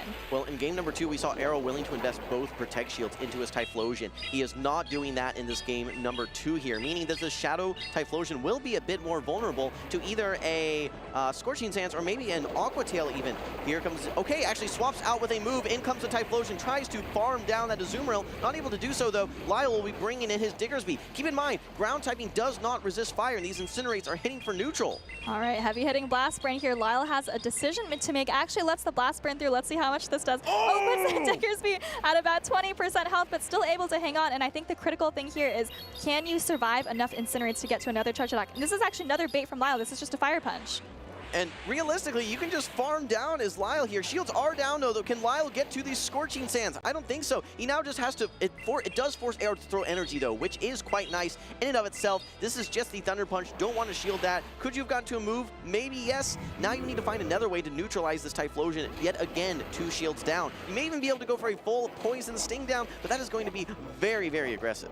All right, well, you are taking a lot of Incinerate damage, and it looks like Lyle is actually going to commit to that full farm down. He hasn't seen the jump left in the back, so he's probably just hoping against hope that it's not Guzzlord in the back. Oh, and actually quick swap from Arrow here into the Quagsire, trying to pressure the final shield from Lyle. Okay, and I think Arrow is 3 away from his next Aqua Tail. I think he's on the 4 cycle right now for the Aqua Tail. Okay, but no, Lyle does not want to mess around whatsoever. Not going to go for the full farm down. Instead, just goes for the Aqua Tail here.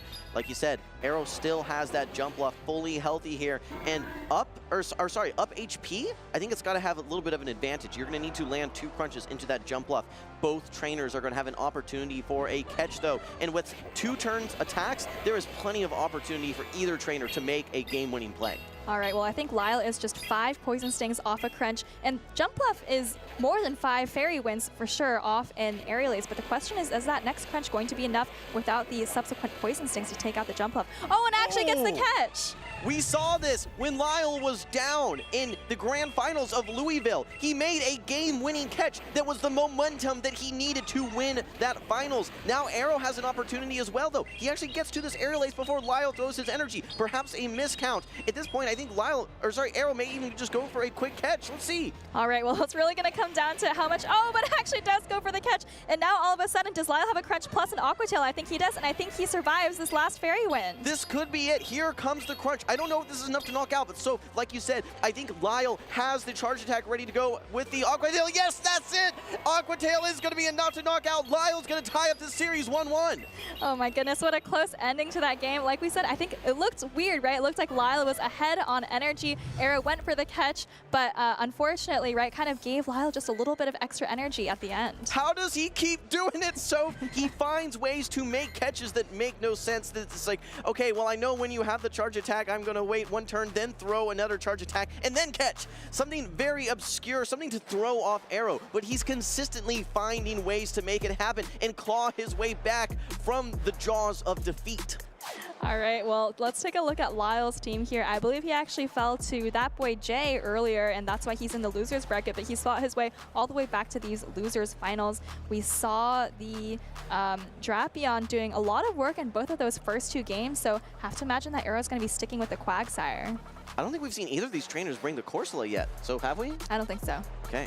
Well, these trainers are not messing around. They're locking in, and it looks like we are going to be seeing the Corsola, but for Lyle, what's it lined up versus Arrow? It's going to be the Guzzlord! Oh my goodness, what a call by Arrow. Maybe expecting the Drapion, but Lyle with a quick swap into Diggersby. And actually, not a great answer for Arrow's side. Look at this. You're letting the Diggersby build up so much energy.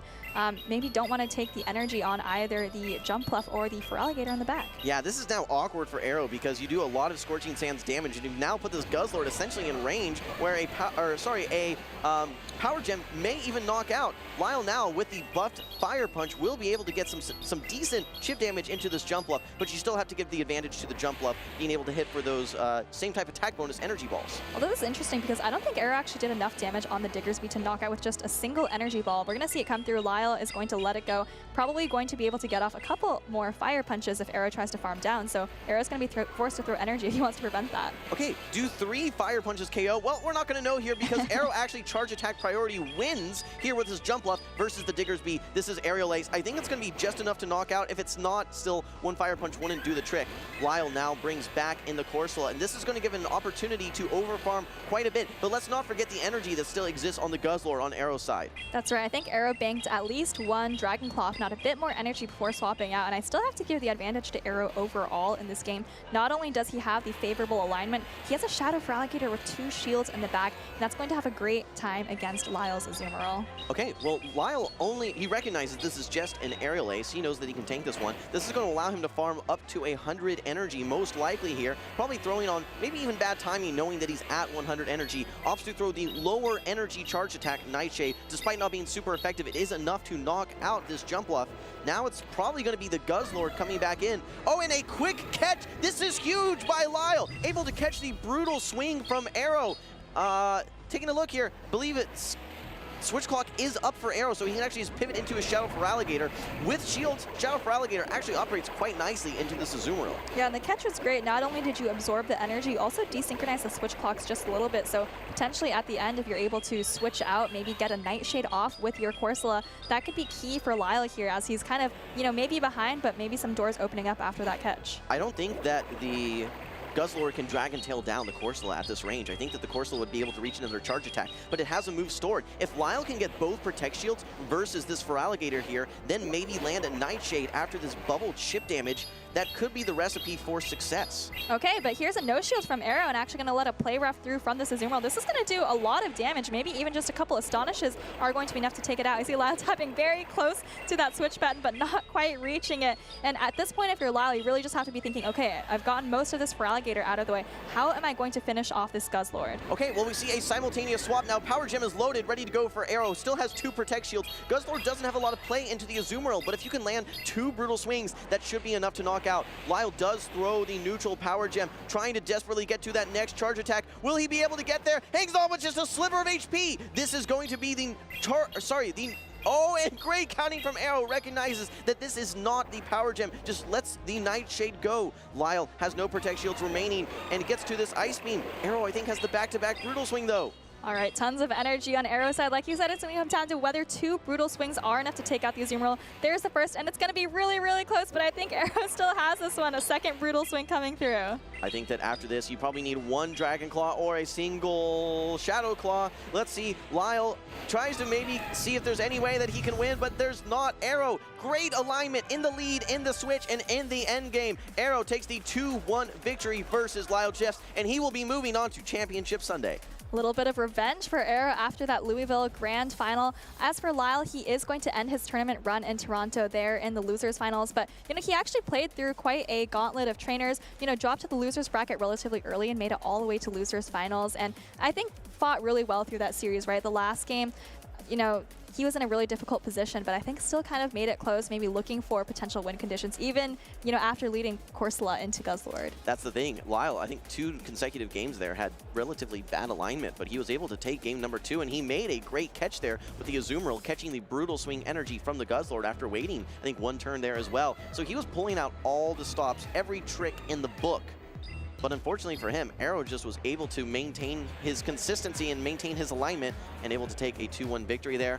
Looking back at these matchups here, so if we saw again this Corsola able to reach this Nightshade, but Aero recognizes that, okay, regardless, this Azumarill has a charge attack ready to go, can't use that Protect Shield. Very nice recognition by Aero. That's a great point. I think in these end game situations, you know, there's a lot to keep track of. So sometimes, even if you have lost count there, I think no shielding there is still like maybe the correct play if you know for sure that the Azumarill has a charge attack. Yeah, Azumarill I think had 5 bubbles. You know that a super effective Ice Beam is going to do more than any sort of Power Gem potential, right? So that was definitely the right play, regardless of whether it was the Power Gem or the Nightshade. But maybe Aero just knew that it was a Nightshade and that he could just let it go. Yeah, there was also a moment on earlier in that game, which I don't know if we quite pointed out, but I think Aero actually got the defense ball from the energy ball on Jump Pluff on Lyle's Diggersby, and I think actually Lyle might have been able to hang on with the from the Aerial Ace after that if he didn't get the defense ball. That's only 10% chance, by the way, so a little bit unlucky for Lyle there. Very unlucky, I'd say. 90% unlucky if we're really going to try and put a number on it there.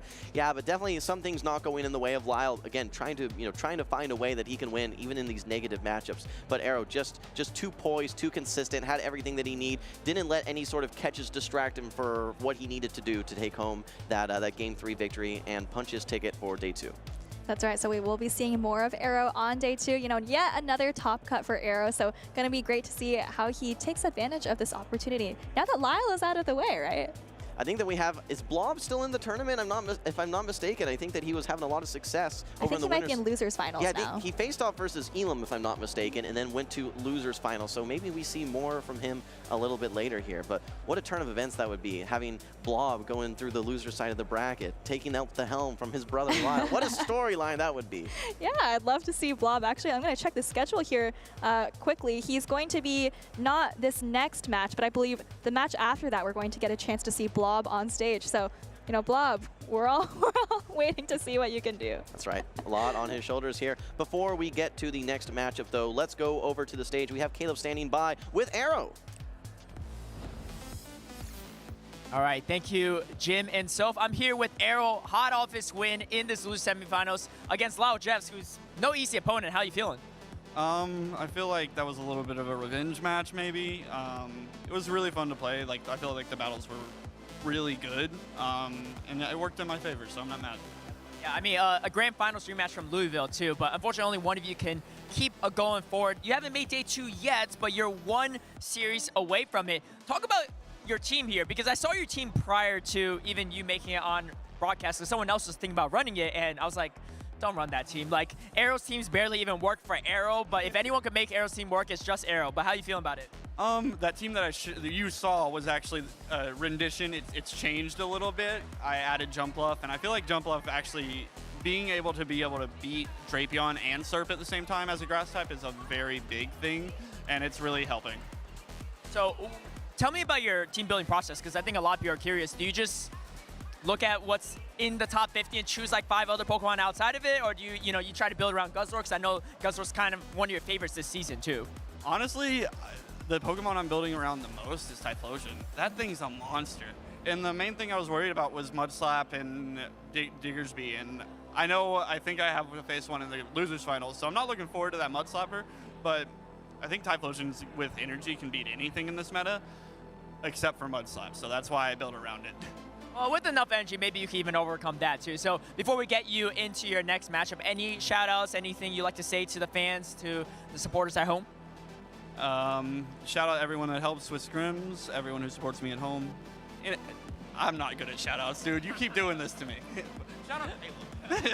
I'll take it. Well, anyway, best of luck to you, Arrow, on your next upcoming match. 1 away from day number 2, but either way, a fantastic performance, and I'm happy that you got your redemption against Lyle Jeffs, and hopefully we see some more incredible action from you. But back to Soph and Jim for more battles.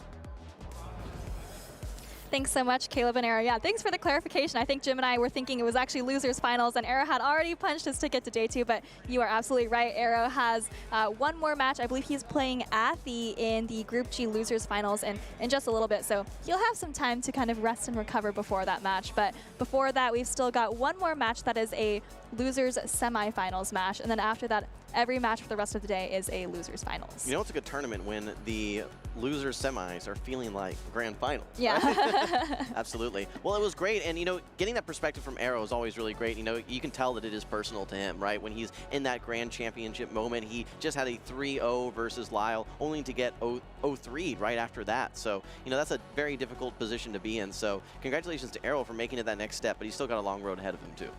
Exactly. I know Arrow has been, I believe, a grand finalist 3 times in his career.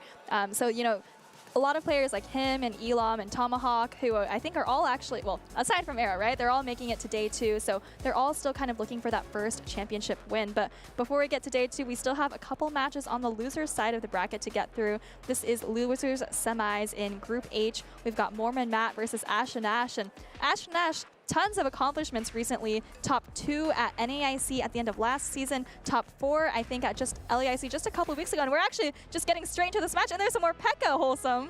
More Pekka, really? I can't believe it. We've been waiting all stream, it feels like all season, to see this Pokemon in action here. Probably the most unique Pokemon in the meta right now due to its unique form change mid-battle. We're going to be seeing Mormon Matt immediately firing off this Aura Wheel, which will raise the attack of the Morpeko, but will also change its form as well, so that it is now in hangry mode and will be now pacing to these probably another Aura Wheel here and probably 3 more fast attacks. All right, well, just an aerial is coming through, and actually a huge call by Mormon Matt to let that go. Morpeko, not the bulkiest Pokemon around, so being able to take any charge attack is quite a feat. Here comes a Psychic Fangs. You are buffed up. This is a Shadow Jump Bluff, so I have to think it's going to take out the Shadow Jump Bluff. And now Ash and Ash, I mean, you definitely just have to bring in the Diggersby here. Yeah, absolutely. We see a quick swap out. This is going to now be the Feraligatr.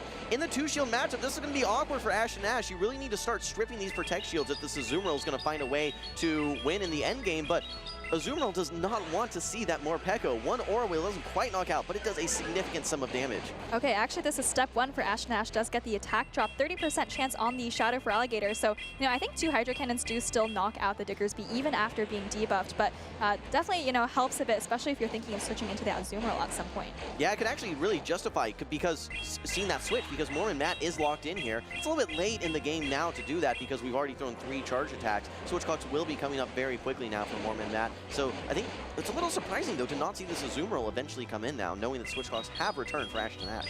That's right. Well, maybe Ash and Ash is enjoying the fact that these Shadow Claws are double resisted on the Diggersby, so really only have to worry about those super effective Hydro Cannons coming through. And actually, here comes the swap. It does catch the Hydro Cannon from Feraligatr onto the Azumarill, and that's actually going to be really nice to absorb all the energy here instead of being super effective on Diggersby. And it's debuffed Hydro Cannon as well, but this will bring Morpeko back to the field. Will you be able to bubble down? I think I actually absorbed that bubble originally that was destined for the Feraligatr, but okay, this is a huge bait call. Will we see the shield? Yes, Ash and Ash uses it on the Psychic Fangs. Is the next charge attack loaded and ready to go? Let's find out here. Okay, no, it's just another Psychic Fangs. I don't dislike that for Ash and Ash because I think that the worst case scenario you can have is eating one of those Aura Wheels. I think it's game over at that point, but Mormon Matt knows that he can now lock in a double debuff into this Azumarill. That's right, but you do come in with a jump off. Actually, this jump off doesn't have Energy Ball, so you have to wonder if the double debuff is going to put it into Aerial Ace range. We'll have to find out, but for now, an Ice Beam is going to be coming through onto this Shadow Jump Off. Double super effective and no shields up. Okay, Switch Clock is up though. Oh, and throws the Aerial Ace. Like you said, so double debuff. Normally this would not be enough to knock out. Will the Azumarill with 2 defense drops be able to hang on with a sliver of HP? A quick swap, Fire Punch is loaded and ready to go. Switch Clock is up for Mormon Matt, but no, Ash and Ash is able to get to this Fire Punch before Mormon Matt is able to swap out or reach a charge attack. And how much energy is left on this Shadow for Alligator? Ash and Ash still has a tiny bit of energy on this Diggersby. Actually pretty close to a Fire Punch. Just gonna go for it. I don't know if this is gonna be enough. I think it does just about 20% damage and this Feraligatr is still in the yellow. Okay, but Ash and Ash has an Ice Beam loaded on the Azumarill, if I'm not mistaken. Mormon Matt may need to double up or just hope that he can Shadow Claw down. I want to say that this Azumarill has an Ice Beam loaded. It's certainly within Ice Beam range. Does Ash and Ash have the charge attack? Yes, he does. Ice Beam comes through, and game number 1 will go to Ash and Ash. Wow, great recognition of the win condition there. Doesn't need to commit to the Scorching Sands if you have that Ice Beam in your back pocket like that. Great win from Ash and Ash. I honestly thought he was a little bit behind in the early game after basically the Morpeko kind of just completely took out the jump off, but really nice comeback from Ash and Ash there. Yeah, absolutely. I really like the way that he was able to crack shields in that mid-game using his Diggersby to then set up his Azumarill to finish off that Morpeko with bubbles and then get some hard-hitting charge attacks into the remaining lineup there for Mormon Matt. Now, so for those at home that have not seen Morpeko, give us a little bit of an overview for the Pokemon itself and where it fits in the meta. All right, Morpeko is a really interesting Pokemon. So as you might have seen in that matchup, it actually changes form every time it throws a charge attack. So that means if you throw either Psychic Fangs or an Aura Wheel and you're in full belly mode, that's the yellow version with the electric Aura Wheel, then you go into Hangry mode, which is when you're, you know, kind of blackish and you have the dark type Aura Wheel. So actually at the end of the Morpeko versus Azumarill matchup, Mormon Matt wouldn't have even had an opportunity to throw an electric Aura Wheel after the Psychic Fangs. All right, well, we're moving into game number 2. Great timing, by the way. So we see the Shadow Drapion into the Azumarill. Backlines here, we have Shadow Jump Up on both sides, but what may be key is where this Diggersby gets aligned. All right, well, we're going to have to see where the Diggersby gets aligned because I think with that, you know, Fire Punch buff, it doesn't do too terribly against the jump off, but honestly it's pretty uncomfortable against the Feraligatr as well. Kind of just going to depend on energy and shields at that point, but we're still in this Drapion versus Azumarill lead. Like we've said before, it's kind of just dependent on whether you can land those crunch debuffs, and it looks like Mormon Matt misses another one. Yeah, Mormon Matt should be able to throw in good timing. This crunch without that debuff is not going to be able to knock out. You really rely on those debuff or the poison stings after a debuff to start adding up really, really quick. And Ash and Ash, I don't know if he's going to be able to farm down, has to now throw this Ice Beam. Out of energy, certainly could set up a pretty significant farm down for this Shadow for Alligator if Mormon Matt opts to bring it in. Exactly, and I think Ash and Ash is anticipating that you already see the jump left being tapped there. I think you are just one turn behind Ashton Ash though, but the good news is you can throw the Aerial Ace first to get rid of that desynced fast attack. Yeah, great call out. You have a one-turn switch, but you're able to essentially remove any sort of impact that would have by throwing your charge attack before Mormon Matt's Feraligatr. All right, we saw earlier in a Shady Equations battle an unshielded Ice Beam. Will we see it this time? No, Ash does not want to find out. We see the Ice Beam get shielded, and Ash now has another Aerial Ace ready to go. This would be threatening to knock out the Feraligatr. And doesn't even want to take a Hydro Cannon, so throwing pretty early here. And Mormon Matt doesn't really want to preserve this Feraligatr. Actually going to put it all on his own jump up. He is up a shield here. Okay, the big difference though is, keep in mind, there is no Energy Ball on the side of Mormon Matt's Shadow Jump Left here, so it's not going to be able to hit for super effective into Diggersby. That's right, and I don't think Mormon Matt has actually seen the Diggersby, so doesn't know that these Aerial Aces might even be very heavy hitting. But actually, here comes the Azumarill coming back in. Mormon Matt farming up a ton of energy, and has a lot of energy. So I think Ash knows that doesn't need to shield this Azumarill, and Mormon Matt's actually not hitting any bubbles.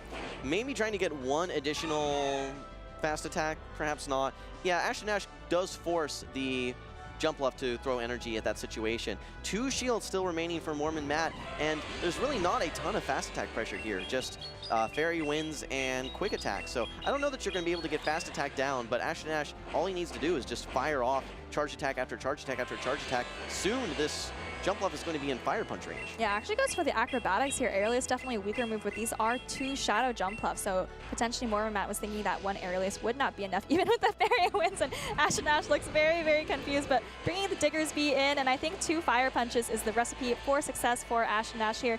Diggersby can definitely hang on through a charged attack and still has a shield to spare. You know what? We can't hear these trainers here, but I think Ash is saying, wait, you don't have Energy Ball? Are you serious? You don't have, I thought he had Energy Ball. He's looking at the judge. He didn't have Energy Ball? What are you talking about? I really hope we get to hear that audio in the highlights, Jim. Yeah, me too. Here comes the Aerial Ace, a shield from Ash. That's the final Protect shield in this matchup. One final charge attack will come through, but Mormon Matt will win charge attack priority here. No Energy Ball. Energy Ball wouldn't even knock out at this range. Ash has the buffed Fire Punch ready to go. Pretty cool animation, by the way, on that Community Day move, Acrobatics. It's a great call out. I love seeing that, but unfortunately that's going to be the last acrobatics of the tournament for Mormon Matt's Jump Left, and Ash is going to move on to the losers finals of Group H after taking down Mormon Matt in a 2-0 victory. Not day 2 yet, so we're not going to make that mistake again here. But yeah, Ash now will be facing off in the next round. I want to see in his losers finals. That's going to be a very, very exciting matchup, whether it's Arrow or someone else. You just know that we have a lot of very talented trainers, even on the loser side of this bracket, that are this close to making day 2. That's right. I think looking ahead just a little bit, this is a couple matches away, but I think Ash is going to be facing off against a Shady Equation, who I think is the one who actually knocked Ash down to the losers bracket in the first place. So that'll be a fun little rematch for them from a couple of hours ago, but we still have a ways to go. There's a couple more losers finals to get through before that. It's really great that within one group, in some cases you can, face the same trainer 2 times. And it does give you that luxury where, okay, I lost you the first time, but I've been thinking about that loss the entire tournament and what I would have done differently. Then you get that second opportunity, makes for a great story. That's absolutely right. We see that happen so often, actually. A lot of trainers, leave these tournaments having lost twice to the same person, even just on day 1. So, sometimes, though, of course, we do see, like you said, the adjustment being made by the person who lost. Yeah, absolutely. And just like you said, it's got to feel terrible when the person that defeats you, it's 2 times, right? Hey, I only lost to one person, but I lost to them twice, and I didn't make day 2 because of this one person. Yeah, well, I think we actually didn't have a lot of time to, gas up those trainers before the match. They kind of just got right into it. But, Ash is a super decorated trainer. He's been having a couple of amazing tournaments this calendar year, right at NAIC, LAIC, performing really, really well on these big stages. So not incredibly surprised to see another stellar performance here. Yeah, absolutely.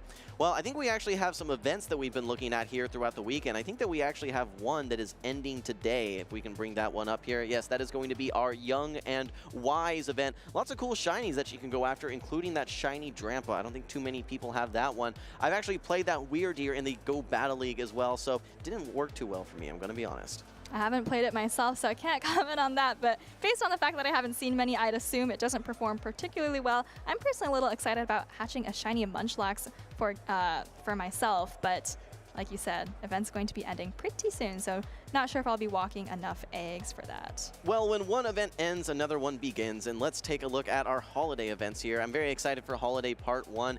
If you're a fan of little mouse Pokemon, we've got the Dedenne there in a new outfit that has a new shiny form, and then also shiny Sandygast, a very interesting Pokemon that we've seen its evolution featured in cups like Halloween Cup, for instance, that certainly has some interesting play, but also the return of several of those holiday-themed Pokemon like Stantler, like Glaceon. I know there's a lot of costume that many of you shiny hunters are looking for. Make sure that you guys are getting into those raids. I love all of those costumes, especially that Dedenne, but I have to say that the Sandygast is actually a Pokemon. I think when it first was released, people thought Palossand might be a force to be reckoned with on the Play Pokemon Championship Series scene, but you know, a little bit slow to its charge attacks, even though it has great coverage, that Ghost and Ground typing. So yeah, maybe one of those Pokemon that's kind of just one attack away from being relevant. Absolutely. You know, funny story, I was actually doing some trades trying to get some XL candy for certain Pokemon, and I was training with Hal Stark of all people, and he was trying to get XL candies for Palossand in Ultra League, if you can believe that, Soph. All right, well, you heard it here first. You know, make sure you get those XL candy for Sandygast for Ultra League in the Go Battle League. And who knows, maybe it'll be relevant in the Open Great League one day as well. But looks like we're actually almost ready to get into, I believe it's going to kick off a series of losers finals. So these are actually matches where winning means you go to day 2. We've got Blob NA on the left. We've mentioned him a few times already. We've actually seen him play on stream at least 2 times, facing off against Kira Button. I believe both of these trainers might have lost to Elam in Group F. All right, well, we actually here at Kira Button goes by Marcus, a content creator that you may see on Twitch from time to time. Has a lot of familiarity actually collaborating with folks like Lyle, but actually is now going to be facing off versus Lyle's brother here, Blob NA. So many connections here within our social network of Pokemon Go. So I'm very curious to see what team Marcus is going to be bringing here. He's running some very interesting Pokemon. The one that stands out to me the most is Dartrix here, the middle stage evolution. We've seen some other Pokemon with very similar typing like Tropius, like Jumpluff, but this is going to be the grass flying type middle evolution Dartrix. Oh my goodness, I had to look at our notes to see what attacks Dartrix even learns. It looks like this Dartrix will be rocking Leafage, Energy Ball, and Brave Bird. I believe Leafage is a... Oh my goodness, I don't want to get this wrong. I want to say it's a 2-turn. It's 2 turns. Okay. I can tell you all about Dartrix, go ahead, go ahead. Dartrix has regularly been featured on my own stream from time to time. Jay the Underdog, known very well for running this one as well. Special shout out to him. But it is a very fun Pokemon to run because Leafage actually adds up relatively fast. It's not just like a Fairy Wind like a Jumpluff would have. It does some serious damage. And if you're able to get to a Brave Bird, it does so much damage, even just neutral situations. It does, the one disadvantage that it has, in addition to the typing being very vulnerable to ice, it doesn't pace to moves very quickly. But Seed Bomb did get a little bit of a buff recently, so it can unleash some devastating damage, even as a middle stage evolution Pokemon. All right, well, I think this Dartrix is actually running Energy Ball and Brave Bird, and if what you said about Leafage generating energy slowly is true, then I think it's actually going to be like 8 seconds to get to either the Energy Ball or Brave Bird. But we'll have to save that discussion for another time. It's another Morpeko on the stage here. We're getting back-to-back Morpeko battles here, Soph, and I couldn't be more excited. All right, Marcus going to be building up to that first Aura Wheel, but not before Blob is able to throw the neutral Aqua Tail here. This is going to do some nice chip damage, but it does not knock out. However, I think if Blob really wants, he can 2-shield through this matchup and simply just farm down. All right, well, like you said, these Poison Stings are adding up very quickly after the Aqua Tail, and Blob does put up the first Protect Shield. That's a nice call because this was that harder hitting Aura Wheel, but now we're going to wait for this Morpeko to become hangry, I think, and Blob is throwing at just the perfect time just before Kira Button gets to the Dark type Aura Wheel. Okay, in comes the Aqua Tail. The Protect Shield does get used by Kira Button. And I think we're already at that Aura Wheel. Yes, indeed. Waits 1 turn. Very nice. This is resisted damage, but it's 1 stage attack boosted into a Shadow Drapion. I don't know if it's going to be able to hang on, Soph, and Blob does not want to find out. He uses the second Protect Shield. Just like we said earlier on, wants to go for that 2-shield farm down at this stage. All right, well, I think if you're Blob, you just farm all the way down here, but now this is kind of tricky. We've seen this before, right? A Azumarill up a shield against Jumpluff and something else, and I think Kira, if if the cards are played correctly here, might have a chance to win this with the Azumarill up a shield. Gonna bring in the Annihilate first, though. All right, well, Crunch certainly does a good chunk of damage. It is going to hit for neutral due to the Ghost fighting typing of this Annihilate here. This brings it just below half HP, and as Blob, you're actually able to get to this next Crunch as well before Kira Button is able to get to the close combat or just farm down. I think that Kira probably knows that this is just an Aqua Tail, does not need to shield this, and may even be able to farm down. All right, oh my goodness, it's actually very close, but comes out with an entire close combat. Maybe, okay, looks like, oh, actually just goes into the Azumarill, maybe doesn't want to risk throwing the wrong attack into something, but now, like we were saying earlier, Kira has the Azumarill against the Jump Bluff. It's up a shield, remember, you can take an Energy Ball, and then 2 Ice Beams are going to be the key to taking out this Jump Bluff. We're seeing so much Jump Bluff and so much more Peko in these recent battles here, but this Jump Bluff has Energy Ball, and it looks like 2 may actually be able to knock out. A nice catch here. This is going to be only single super effective damage on the Diggersby. I think that Blob wants to save that Jump Bluff for a little bit later, maybe be able to just no problem tank a single Rage Fist versus that Annihilate later on. All right, well, Ice Beam would have been the move that Kira wanted to throw into the Diggersby anyways, but you have to remember that Annihilate still has a full close combat of energy lurking in the back. Scorching Sands coming through here, and actually, Kira does put up the last Protect Shield, so I think what you want to do here, oh, it actually gets the attack drop too. Now I don't know how you take this. Oh no, but switches on the fast attack. Yeah, that is a feels bad moment. A very tough moment there. You end up transferring that fast attack damage from Blob's Diggersby onto your Annihilate. If it was in range that one double resisted quick attack was enough to knock out, and that close combat energy goes completely nowhere. Unfortunately for him, does feint the Annihilate. Now, as Blob, I think you're in the driver's seat here. You simply just need to fast attack it down. This is Azumarill. I don't even think that 1 Ice Beam would be enough to knock out here. No, it will not. And Blob should be taking game number 1 versus Kira Button. All right, well, that was quite an interesting game. I think it was kind of close. I was thinking that the Azumarill could put in a lot of work as Kira, but maybe not quite enough. Like you said, Jump Bluff able to hang on through 1 Ice Beam anyway. So, you know, especially with that lost close combat, I think if you're the Azumarill there, you probably need to throw like 1 bubble and switch in order to take the quick attack onto the Azumarill instead of the Annihilate. Yeah, absolutely. Well, Morpeko is certainly an interesting pick that we're seeing. We've seen it being brought not only by Mormon Matt here, but by Marcus as well. And I would not be shocked to see it again. I think that it has decent play into a lot of these Pokemon, considering that there are Azumarill and Dugong on Blob's side of the field. And as long as you don't get it lined up versus Annihilate, it can typically hit something for at least neutral in almost every situation. Dartrix the Owl is the Pokemon that I want to see coming from Marcus, though. You know, I was kind of I was looking at it before this game started, and I was like, you know, it actually looks decent into things that are not Jump Bluff and Drapion, but Blob brought both of those things, maybe kind of fearing the Dartrix, maybe doesn't know those matchups particularly well, and just kind of hoping to scare off the Dartrix before anything bad happens. Maybe. This is definitely one of the spicier teams that I've seen so far in this tournament, which is a lot of fun to see here. These trainers are still locking in here. There's just a lot of, a lot of different options for both of these trainers here. I think it's a little bit more limited on the side of Kira Button, just because you have some Pokemon that do have very one-sided matchups. Pokemon like that Dartrix, for instance, that if you get it lined up versus a Dugong or even a Jump Bluff, it's going to be really, really tough for you, just because of the pacing for that Jump Bluff. And due to the fact that Fairy Winds are hitting neutral, meanwhile you are doing double resisted leafages and just getting significantly outpaced. Yeah, as much as I want to see the Dartrix, I do not know, or I really don't think this is actually the right matchup for it. But you know what, Wholesome, we've been proven wrong before. Maybe Marcus will decide to bring the Dartrix. I actually am curious about the B barrel. Obviously you need to watch out for the Annihilate, but you have pretty okay play into Azumarill, Dugong, Drapion, and Diggersby. You do have to watch out for the Jump Bluff and the Annihilate, but I think B barrel could have a lot of play here. We saw it doing quite well earlier in the day as well. Made day 2 with Inadequance. All right, well, let's move, speaking of day 2, let's move into game number 2. This is going to be Blob versus Kira Button. Again, it is the Shadow Drapion into the Azumarill. So how many times have we seen this matchup today? At least 5, maybe 10. I haven't been counting, but not just today, but I feel like the entire season has been kind of the Drapion Azumarill show, not just against each other, but often they're paired on the same team, as we actually see on both of these trainers' teams of 3 right now. Okay, well, only fast attack damage that we've seen so far. Will we see a defense drop? Not this this time. And actually a beautiful catch here. Throws the play rough here on the side of Marcus into Blob's own Azumarill. Nice catch. Okay, but this gives Marcus an opportunity to come in with a Morpeko and start just ramping up energy. I expect to see a lot of energy being farmed here. Oh, actually, no, just goes straight for the Aura Wheel. This would definitely be enough to take out the Azumarill, so maybe Kira Button, also known as Marcus, just wanted to pressure the shield first. I think Marcus just wants to get this off immediately to start boosting those Thunder Shocks, so you get it in range now maybe where you can just overfarm a significant amount and then knock out with these Psychic Fangs to return you back to that full belly form. All right, that's a great call out. Well, here comes an Ice Beam from Azumarill as Morpeko. You pretty much need to shield any charge attack from any Pokemon unless it's like a, resisted Aerial Ace from Jumpluff, let's say.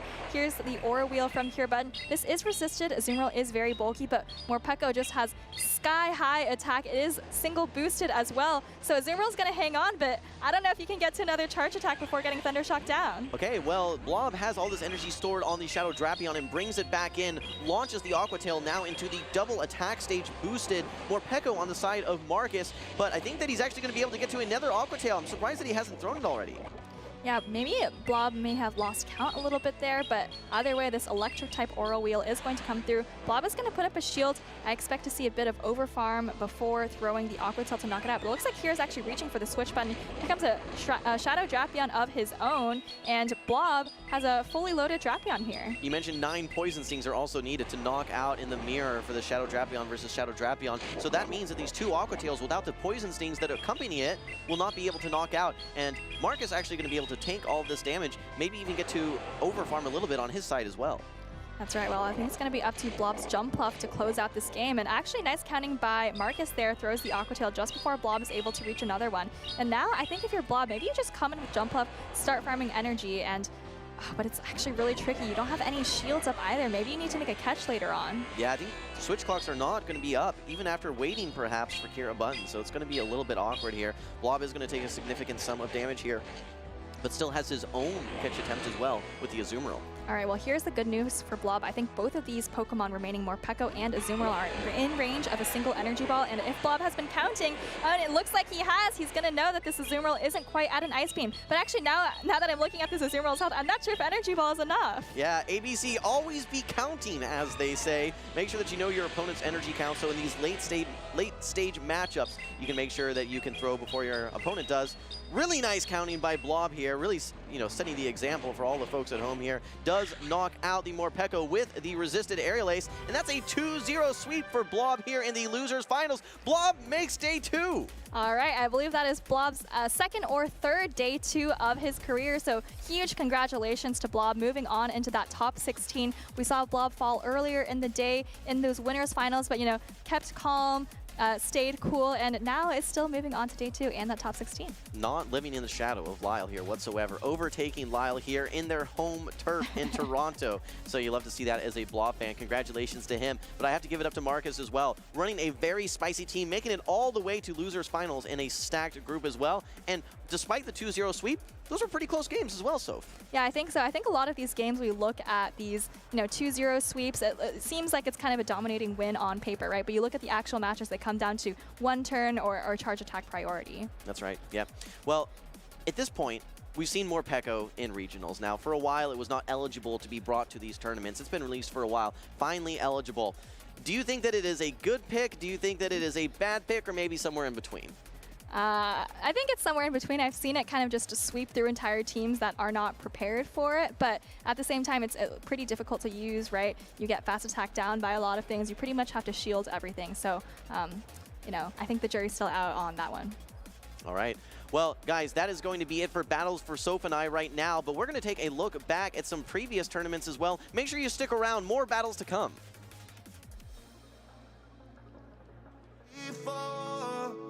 You showed the way, you opened up the door. Now we stand among legends and shout your names. Your light will never fade away. Shout out to all the ones who came before. You showed the way, you opened up the door. Now we stand among legends and shout your names. The world will never be the same. Started at the bottom and you worked your way. You showed me we're awesome, and you won the day, striving for the top spot.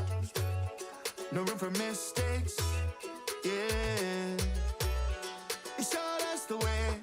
You showed us how to train up, how to pass the test, how to make your mark, be the very best. And when the lights are up and the pressure's on, how to push and push, you're the only one. Making friends all along the way, memories always here to stay. And that's why we say, shout out to all the ones who came before. You showed the way, you opened up the door. Now we stand among legends and shout your names. The world will never be the same. Now we have our champions. They've joined the best. To every single trainer, we give our respect. We all have a story. We passed the test. Yeah. We become legends. We learned how to train up, how to break the mold, how to build our team, how to win the gold. And when the lights are up and the pressure's on, how to push and push, you're the only one. Finally showed the world today, legends are always here to stay. That's why we say, shout out to all the ones who came before. You showed the way, you opened up the door. Now we stand among legends and shout your names. Your light will never fade away. Shout out to all the ones who came before. You showed the way, you opened up the door. Now we stand among legends and shout your names. The world will never be the same. Never be the same. So here's to you, here's to you. Oh, the ones who came before, and all I know. So here's to you, here's to you, the ones who came before.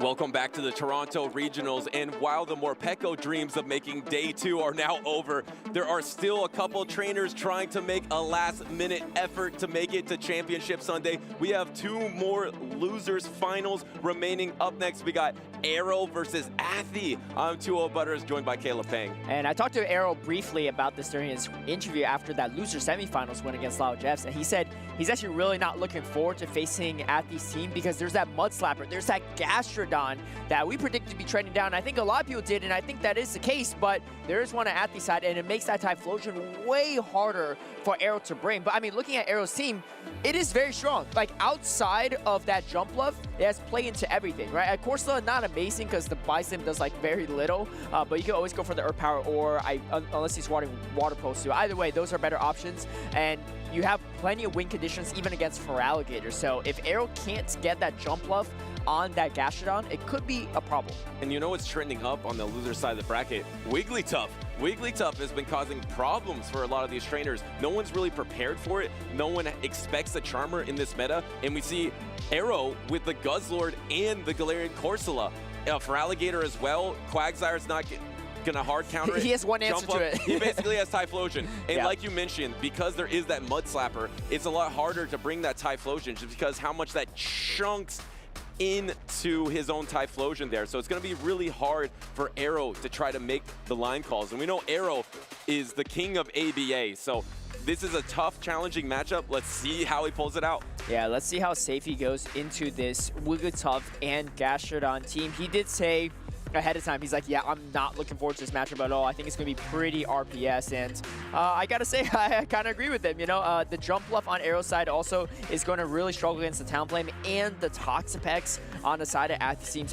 I mean, Arrow's running a very unique team, but Athy, in my opinion, is also running a very unique team in this current meta, right? You have that classic Toxapex Diggersby core, but a lot of people actually aren't even running that in this tournament, right? They're running a lot of Clodsire Diggersby, but Toxapex is going to be the poison of choice on the side of Athlete's team. Meanwhile, Arrow running a wild team per usual, but for me, like, this is just a standard Arrow team at this point too, saying that he was trying to really leverage that Shadow type Flosion, and let's see if he brings it into this team on the side of Athlete or not, because it is not going to be easy to bring. Yeah, we saw the success of Shadow Typhlosion with PvP David in Europe. I mean, it's just so strong. It's even technically stronger right now because of the Thunder Punch buff, but it's going to be tough to bring into this team, especially because Toxapex is looking pretty strong into Arrow's squad here, especially if you're so scared of the Wigglytuff, and we are locked in to game number 1. There is that Toxapex, and it's matched up into the Jumpluff. This is a negative matchup for Jumpluff, so instantly swapping out into the Shadow Quagsire. And you said it best, Butters. He's running ABA weak to Toxapex, but he has to swap out right away. Maybe going to try to farm some extra energy on the Annihilate later with the Jumpluff to have a bigger advantage, or maybe even strip a shield away from the Annihilate. But the problem with the Annihilate is you have coverage into pretty much everything, right? So even if you come away with this, even if it's spend a shield, you come out boosted and you're going to do a lot of damage. But this is exactly what Arrow wants. He knows he can't commit shields here because he needs to set up that Typhlosion and that Jumpluff for success. And now the Protect Shield from the Annihilate here. You are down a Protect Shield, but you get that counter down. Now what do you do to soak this energy? You come in with the Jumpluff. There is no Ice Punch. There is Close Combat and Rage Fist, so easily letting this Rage Fist go. But if you do get to a Close Combat, even while resisted, that's going to do a lot of damage. It's really going to be Typhlosion versus the world here for Arrow, but is it going to be enough versus the bulk of Toxapex? And you can see Athlete reaching for the Close Combat and gets to it as well. Close Combat going to do a huge amount of damage. Double boosted Annihilate. Will this even knock out? I don't think so. No, not quite, but still puts it very, very low. And here, Arrows, you can see him hard pivoting over to the Typhlosion. Good call by Athlete not to swap in Wigglytuff, because sometimes you're like, especially in Go Battle League, right? You swap, I swap, and sometimes you swap yourself into a bad situation. But in this situation, Arrow is ABA weak to that Toxapex, and recognizing that Typhlosion is his best chance to win this, landing that super effective Thunder Punch. But he's going to take a lot of damage in response. Poison Jab, Brian is going to really add up. And now does he try to swap on a Thunder Punch? Maybe there's going to be a 1 Incinerate and throw in the Thunder Punch. Do you try to swap into the Wigglytuff? Does Athlete go for the swap here? No, actually going to go for the Brine. You have another opportunity. Okay. If Arrow's going to continue to try to go for proper timing with the Incinerate, you still have a chance to maybe catch the Thunder Punch on the Wigglytuff. Here comes the Incinerate. Do you go for the swap here? No, actually throws the Thunder Punch, but it's going to land into the Toxapex. This is not going to be enough damage. You are not at the double yet. Do you have your timer? Can you swap? Yes, you could maybe combo move. Yeah, and I think Athlete is actually pretty confident. There it is! Here comes the combo play but the counter swap! Wait, that's crazy. Wow! Athlete predicting Arrow's prediction and catches the energy ball. Can Arrow get to another energy ball? It doesn't matter. It's not enough. There's no debuff. He's going to get the charm down. Energy ball is going to connect on the Wigglytuff, but it's not enough. And the thing is, the Typhlosion is really low. If you could incinerate this down, that's a different story. But I don't think that's possible here. Let's see if Arrow can do it. And no, the charm is going to come through. And yeah, he knows. What a call! It's a tough match, tough match. What a call by Athlete. Arrow was trying to bank a charge attack, bank a blast burn to throw into the Wigglytuff, and then swap out combo move, throw the energy ball into the Toxapex to secure the knockout. Athlete knew that was happening, instantly swapped into his Wigglytuff, was able to soak that damage and take game number 1. That is high level play from Athlete there. And this team for Arrow is definitely hard for him to deal with, which is why I can see why he went with that ABA strategy. And I feel like, you know, people make jokes about it a lot, but a lot of you have really taken up Arrow's strategy of running ABA weak to stuff because it can just really surprise your opponents. Or if you get that shield advantage, you can make matchups close, right? And Arrow made that matchup super close, just unfortunately not close enough for him to come back with this. And here we see that Simul swap from both players. Really great anticipation from Athlete as well to avoid getting hit by that energy ball. Because if he gets hit by the energy ball, he gets taken out. And then, you know, he could just, Arrow could just throw the Thunder Punch and take it out, right? Arrow had to go for a farm down because he knew the Toxic was still in the back. Can't throw the energy there. What a counter swap by Athlete. Maybe Arrow had the opportunity to, after the Thunder Punch, just swap and combo play before Athlete could react, but he wanted to try to bank up that Blast Burn. But I think you would be able to hold on to the charm damage and get to that Blast Burn in the in-game. So that might have been a possibility there, but it would have been really close because Shadow Typhlosion is not going to be able to take that many charms at that health, especially while resisted. Yeah, and let's not forget, too, Arrow didn't even know what was in the back at that point, right? He didn't even see the Wigglytuff until after he anticipated that combo play. He'll probably make a prediction that it's probably not Gastrodon, right? But the thing is, he doesn't fully know what it was, so he needs to save that blast worth of energy because, you know, he knew that just one Thunder Punch isn't really enough to take out anything on the side of Athy's team. And we know Arrow is a trainer that doubles down with his strategies. He is in an 0-1 hole with his tournament dreams on the line, but he is no stranger to these moments. He is no stranger to having these wild teams that sometimes run into core breakers. He has been able to succeed in these situations. Can he do it one more time in reverse sweep his way in the day number 2? This is not what he wants to see here. It's the Galarian Corsola versus the Wigglytuff in the lead. Safe swap into the Shadow Quagsire, met by the Annihilate once again. And this is the tough part for Arrow, right? Unlike last game, energy on this Annihilate is going to go a lot further if he comes back into it with the Corsa, because you're taking boosted, super effective Rage Fist instead of just neutral Rage Fist like the Jump Up did. So I wouldn't actually even be surprised if Arrow even comes in with the Jump Up to try to soak up some energy, but like the tough part is the Corsa has not a lot of play into the Wigglytuff, so you kind of have to use it somehow. Caleb, there's double normal on Athy's team. That's he true. Has That Corsola has nowhere to go. And Diggersby. There is absolutely nowhere for this Corsola to go in the back line. It is a useless Pokemon. If he calls that out, he actually does bring it in. So at least now he has a small chance with his own Jump Bluff with a shield advantage here, because this Corsola is pretty much useless the rest of this battle. Yeah, and Athy is going to get that super effective boosted Rage Fist. You can see Arrow trying to swap over as soon as possible. And I like this way from Athy, right? He comes in with the Wigglytuff still. Arrow going to do some chip damage. There's no way Athy shields and spends his final shield here. But it's actually not bad for Athy. He gets a little bit energy lead so that he can start debuffing this Jump Bluff. And you got to save the shield for the Jump Bluff at this point too. He is going to show it. Again, ABA weak to it. But the ABA strategies is also very uncomfortable for Athy because now he knows his third Pokemon is usually not as useful in these situations. That's exactly going to be the case here. It looks like there's going to be a no-shield. Does this knock out? No, the Wigglytuff does hang on here, and you can get to an Icy Wind, absorbing those Fairy Winds. And the trouble for Arrow here is now he's going to be debuffed, and he can't really swap out to clear that debuff, because if he swaps out to clear that debuff, that gives a ramp way for this Diggersby to get energy. So now it's going to be a one shield versus one shield. Diggersby in the Jump Bluff. Jump Bluff is a little bit over 60% health, but is one stage debuffed.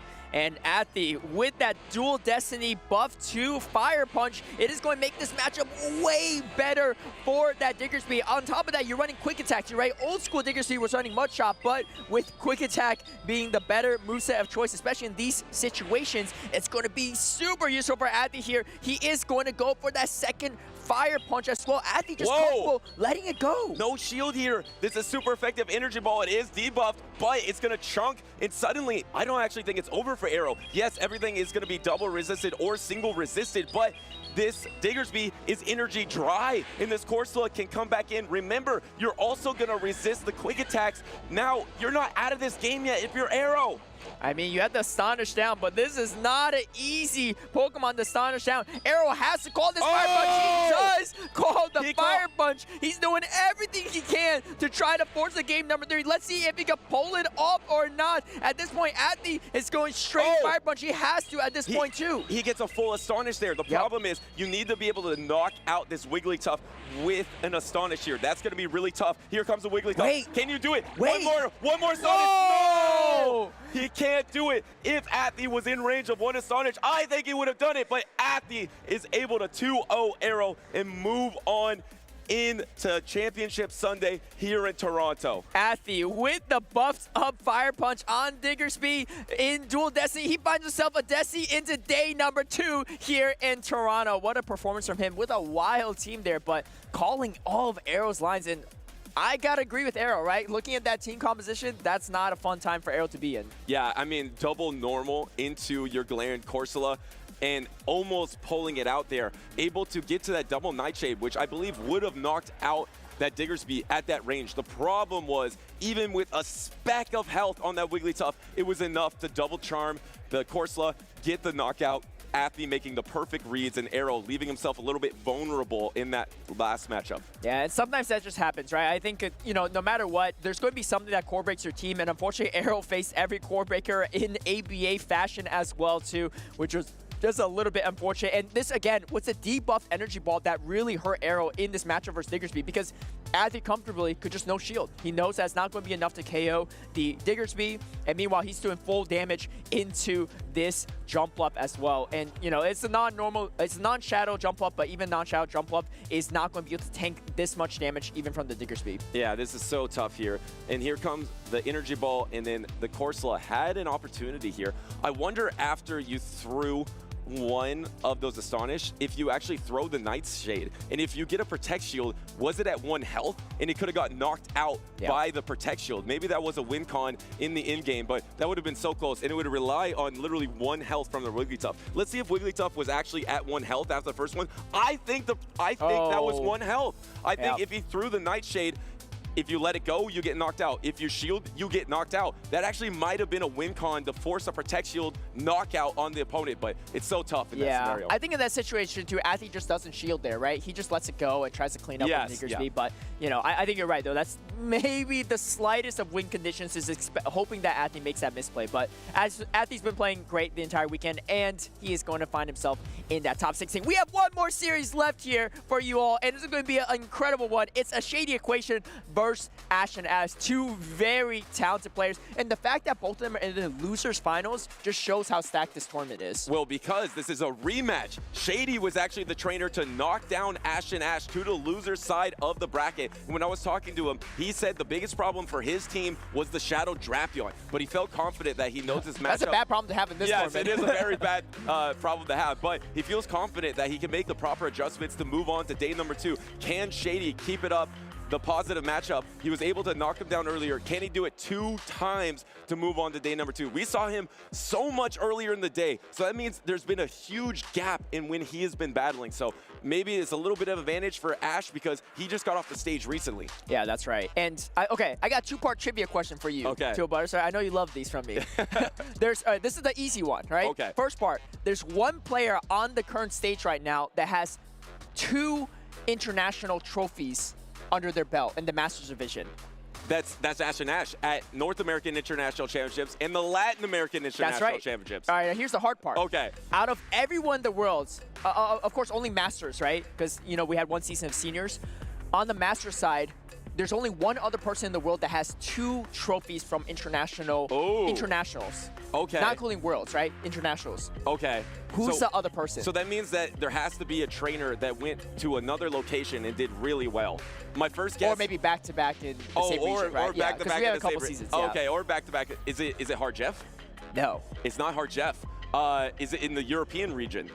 No. This feels like the yes or no Pokemon game. Yeah. It must be in the North American region then. No. Oh, is it oh wait, no, there hasn't been 2. There hasn't been 2 OCICs. But they could have traveled, but no, it's not that. Well, who is it then? Well, you were closer in first guess. It's actually LNDS Steinar. Steinar, yeah. Yes, because of his NAIC. Yes, and LAIC okay, that makes sense. Yeah. But very coveted players we have on stage. We got a Shady Equation versus Ash and Ash. To round things out, it's going to be a Zoom Roll into Shadow Jump-Love, a matchup that's kind of uncomfortable for both Pokemon. Yeah, and Ash and Ash said that Shadow Drapion was giving him a lot of problems in that first matchup. You don't really respect it with that back line of the Galarian Corsola. If those 2 Pokemon match up in the back, it's going to be really tough, but at least you probably will win this lead matchup. You are able to take 1 Ice Beam, but actually throws up a Protect Shield, because if you throw a Protect Shield, your jump off is just so healthy here. Yeah, I mean, and if you look at the rest of the Pokemon on Shady Equation side, that Ice Beam would do more damage than anything else that he could be throwing. Obviously, Ash and Ash doesn't know that it could be a lone Sand Slash or Feraligatr with Ice Beam, but for this purpose, Ash and Ash is making a great call here. Throws the Energy Ball, recognizing that this jump up is pretty valuable. And let's see if he double Protect Shields. He does double Protect Shield it. I love this choice because you keep your jump up so healthy in this situation. And now the swap in the Shadow Drapion, this ensures that you will avoid the Corsola matchup. You can throw a little bit of chip damage and maybe even charge up a little bit of energy and then soak all this energy into your Zoom Roll. And that means your jump up and Corsola will come out really healthy in the end. And I love this play from Ash and Ash Ash, because now you put it even in bubble territory, right? Forget about Ice Beam. Even enough bubbles will start adding up, especially if a Shady Equation doesn't get this crunch debuff on this first crunch. That'll be a huge factor in this matchup, and he does get the debuff right away. That is a tough break here, because if you decide to protect shield your Shadow Drapion, it's going to be really hard to finish off that Pokemon for Ash and Ash here. And now throwing the crunch, it is debuffed. It's still going to be not very effective, so not nearly enough to knock out the Azumarill. The Azumarill is at an Ice Beam or a Play Rough, deciding to go for the Ice Beam because the Shadow Drapion is just so low, and a Shady Equation just lets it go. Maybe going to try to go for a Vine Whip down, but might have to take a parting Ice Beam. Yeah, I think so too, but that's going to be a good spot for Ash and Ash because he has that superior, and he knows that he's ABA weak to it, so he needs as many advantages as he can get. I wouldn't be surprised. Oh, he doesn't shield. I was going to say he's might going to even shield this, but this Galarian Corsola is going to be so hard to take out. I mean, it's so bulky. And you see Ash and Ash recognizing that, okay, I've seen all three Pokemon at this point. I know my win conditions. Just swaps in the jump bluff comfortably, confidently as well, knowing that this Galarian Corsola can be the key to victory. Also on top of that, if he didn't swap in any sooner, he just doesn't get to this move. And you can see, oh, wait! The patience there. I was saying that was weird. Wow. And neither of them threw their moves, and Ash only had like no shields, and it's right? a full undercharge here on the Azumarill. But the thing is, the Azumarill is not going to be able to do enough bubble damage. Now you're at the next Aerial Ace. You bank up a bunch of energy here. Do you throw before the Ice Beam? So you get all of the energy that you just used on that undercharge. I really do like that swap, though. You have the back-to-back Aerial Aces, but Superior does win charge attack priority. So actually, he doesn't even go for it. Throw it. Interesting. Yeah, so interesting. I mean, Shady Equation recognizes that, hey, you know what? I might need energy on this for what's in the back line, right? Expecting maybe potentially a Diggersby, right? Obviously, it's a Lone Sand Slash is over, but he doesn't want to go too far at this point in time, too. So he's going to throw the Aerial Ace, but there's no it's not going to work because there's a Galarian Corsola at full health. Yeah, if you're going to throw it there, you might as well throw it on charge attack priority. And now the Corsola is just going to come in. It's going to soak this, no problem. We saw Corsola take double Frenzy Plant earlier, and it looks like Ash and Ash is going to get a little bit of revenge here, take a 1-0 series lead against Shady Equation. And that was such a tough situation because I feel like as soon as you threw that Aerial Ace into the jump up, you're in a negative position. Because if you swap to the Azumarill, now your Ice Beam just does too much damage. It wasn't worth to throw that Aerial Ace, or you need to throw your second Aerial Ace, but then both of the traders didn't throw their charge attack, so that was kind of a crazy interaction. It was, because like Superior will win charge attack priority 100 times out of 100 times in that situation, no matter how the trainers trained up those Pokemon. But the thing is, Ash and Ash, also really incredible, is that he didn't throw the move even though he loses charge attack priority. Like the Superior was already at the Aerial Ace, which was just nuts to me.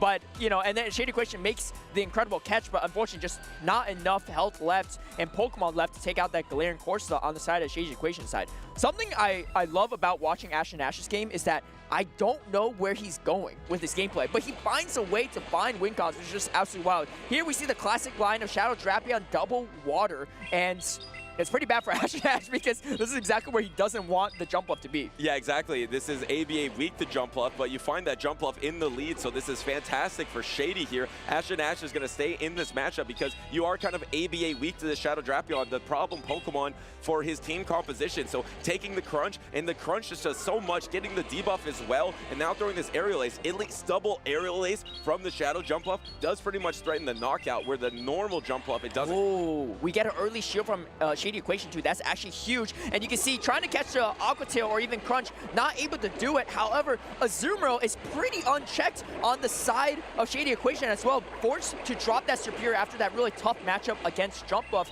last game.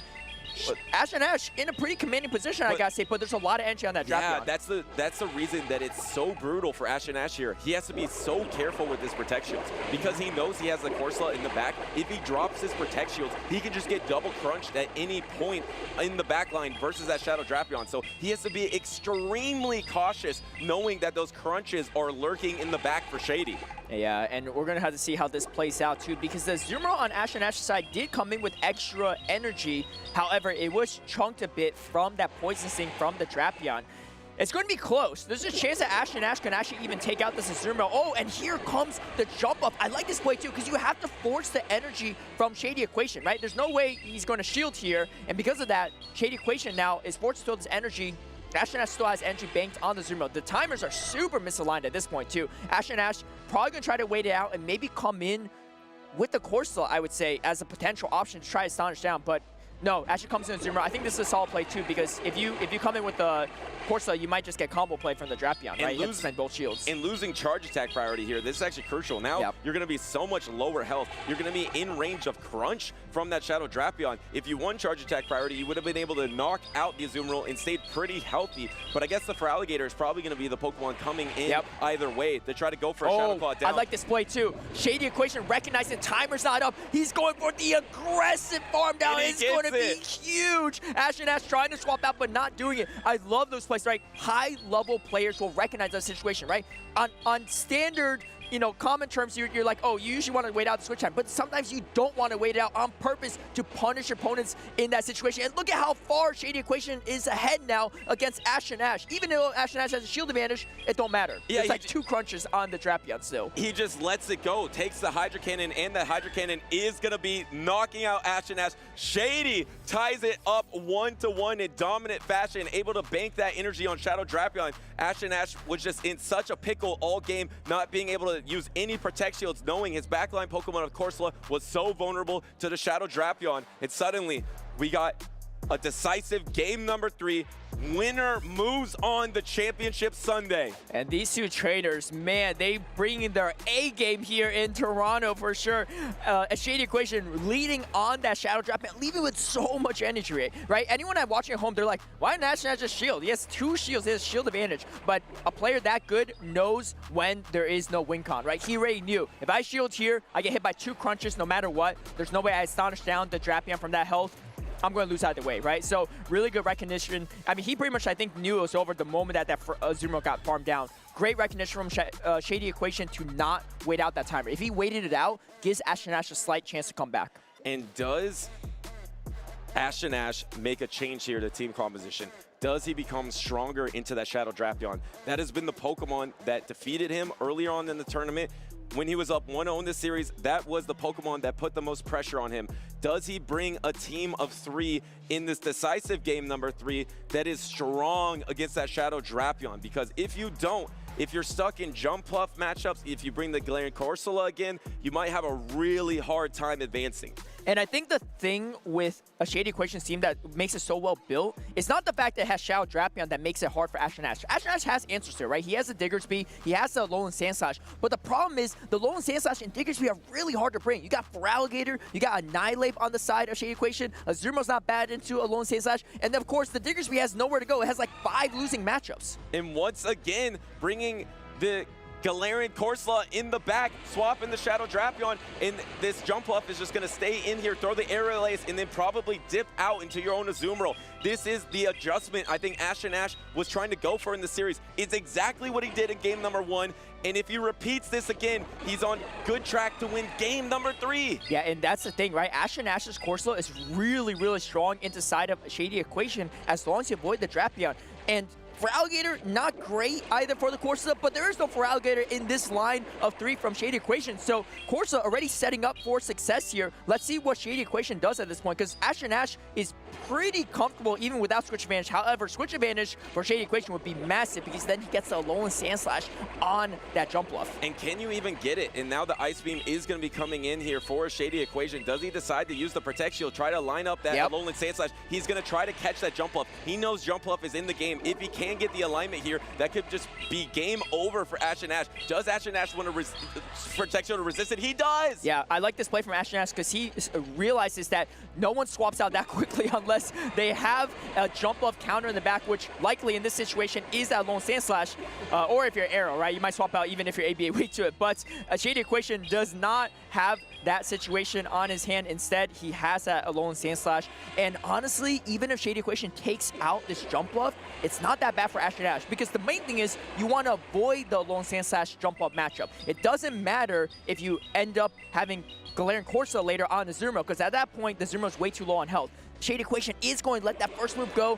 Ash and Ash going to get to the second energy ball right on charge attack priority. Really great play from Ash and Ash. Now, Shady Equation putting everything on the backs of this Alolan Sandslash. Can he pull it off? But can he even get through the Corsola here? And here comes the Jump Bluff. He is Switch Lock, so he can't swap out of this matchup yet. But if you get to throw a departing energy ball, that is quite strong here. That is going to be not very effective, but at least it's going to do a chunk, so maybe you can even astonish down on your Galarian Corsola. Corsola. Remember, there is some health on the Azumarill as well, but there is some health on Shadow Drapion. Even at low health, you can get to a charge attack versus this Corsola, so be mindful of that. Definitely. This is not over yet for sure. Shady Equation still has a shield on top of all that too. Let's see how he plays it out. He is going for the Ice Punch instead. You can see Ash a little stressed here too, right? We're trying to figure out, does he have enough in the tank here? The Galarian Corsola is very bulky, but it's not bulky enough to withstand all the spam attacks from this Alolan Sandslash. And pretty much it's in range of Drill Run here, but you have to still knock out the Azumarill with resisted damage. Here comes the attack. No, not quite yet. Make sure to maximize all of your energy here so you can maybe throw a charge attack into the Azumarill as well. This is going to be an epic endgame as you get the knockout into the Corsola. How can you knock out the Azumarill as well? Here comes the Azumarill, one bubble away. He's at the Ice Beam, and oh, swap goes for the catch. Patience. Ash and Ash, oh, Wait. doesn't get to it. Wait a second. This is a resisted Aqua Tail. It's not very effective. Can the Azumarill hang on? Yes! Oh, no, it doesn't! Wait, no. But now suddenly the jump off comes in. It's going to be a race. Ice Punch is there. One away! Wow. And he gets to it. And Shady Equation pulls off the end game there against Ash and Ash and finds himself in day number 2 here in Toronto. Once again, Ash and Ash was not able to overcome the Shadow Drapion. Was inches away with the bubble down, but Shady was able to hold on, get to the Aqua Tail, secure the resisted knockout, and move on day number 2. Wow, what an epic endgame there. Yeah, what an epic endgame indeed. I think Ash and Ash might have got a little bit lost in the sauce a little bit in the end there too, because I think even if the Drapion didn't, even if he caught the Ice Beam, it's fine. Because the Alolan Sandslash still has to commit energy, right, at that point. I think maybe he's thinking, okay, well, he's not at the move. If I could bubble down, then I guarantee myself the win. But if he just throws a move, the Alolan Sandslash can't Powder Snow down, right? Yeah. And he's threatened to be bubble down at that point. Maybe he could put it in Fairy Wind range after that, because the jump up just never gets to the move in time anyway. But, I mean, that's a tough spot to be in, right? If you're Ash and Ash or any player at that point, end of a really long day. This is the last match on day number 1, and he's been fighting through that loser's bracket. But what an incredible performance from Ash and Ash to make it even this far. And again, one of the most decorated players, especially on the international level, right? One of the top 2. Yeah, one of the most exciting trainers in Championship Series. Unfortunately, was not good enough today to take out Shady. Shady was able to single-handedly eliminate him today, but Ash and Ash made it so close. Game number 1, he was able to handle that Shadow Drapion. Game number 2, I thought he handled it quite well.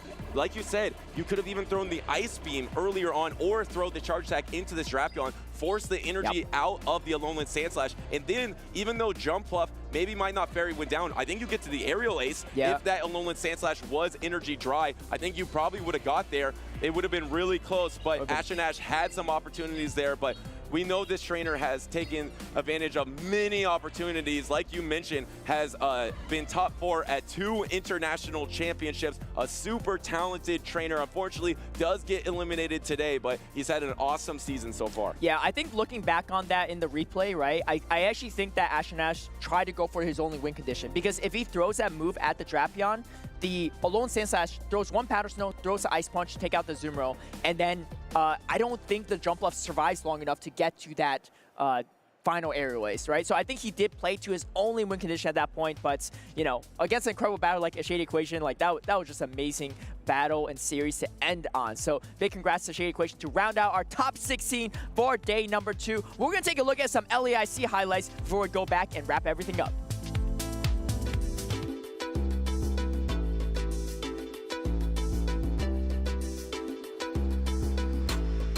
So I think what makes the difference between a great trainer and other trainers is consistency and persistence. I think the amount of time you put into the game makes a lot of difference.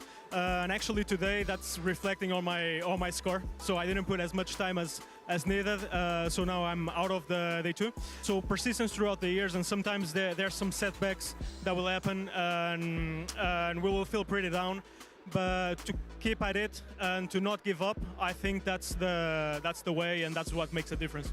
I would say that making a great Pokemon trainer would be someone who practice with friends, help build and everything. Just practice, practice, practice. I think the good Pokemon trainer is someone who really knows their Pokemon, really gets around with them. He's also in VGC.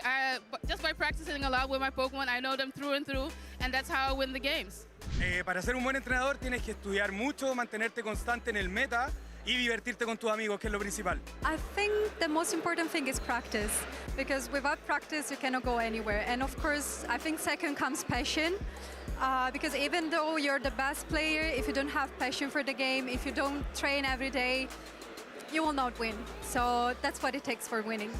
Yo pienso que para ser un buen entrenador, la habilidad de adaptarse a cualquier situación es muy importante. Para ser un buen entrenador Pokémon, considero que es importante la resiliencia y ser constante.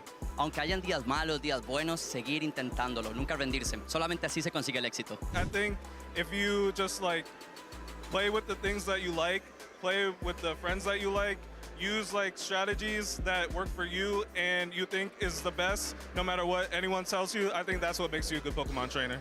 Para ser bom treinador, precisa treinar seu Pokémon e pegar muitos Pokémons muito raros, até os míticos, e cuidar do seu Pokémon muito bem.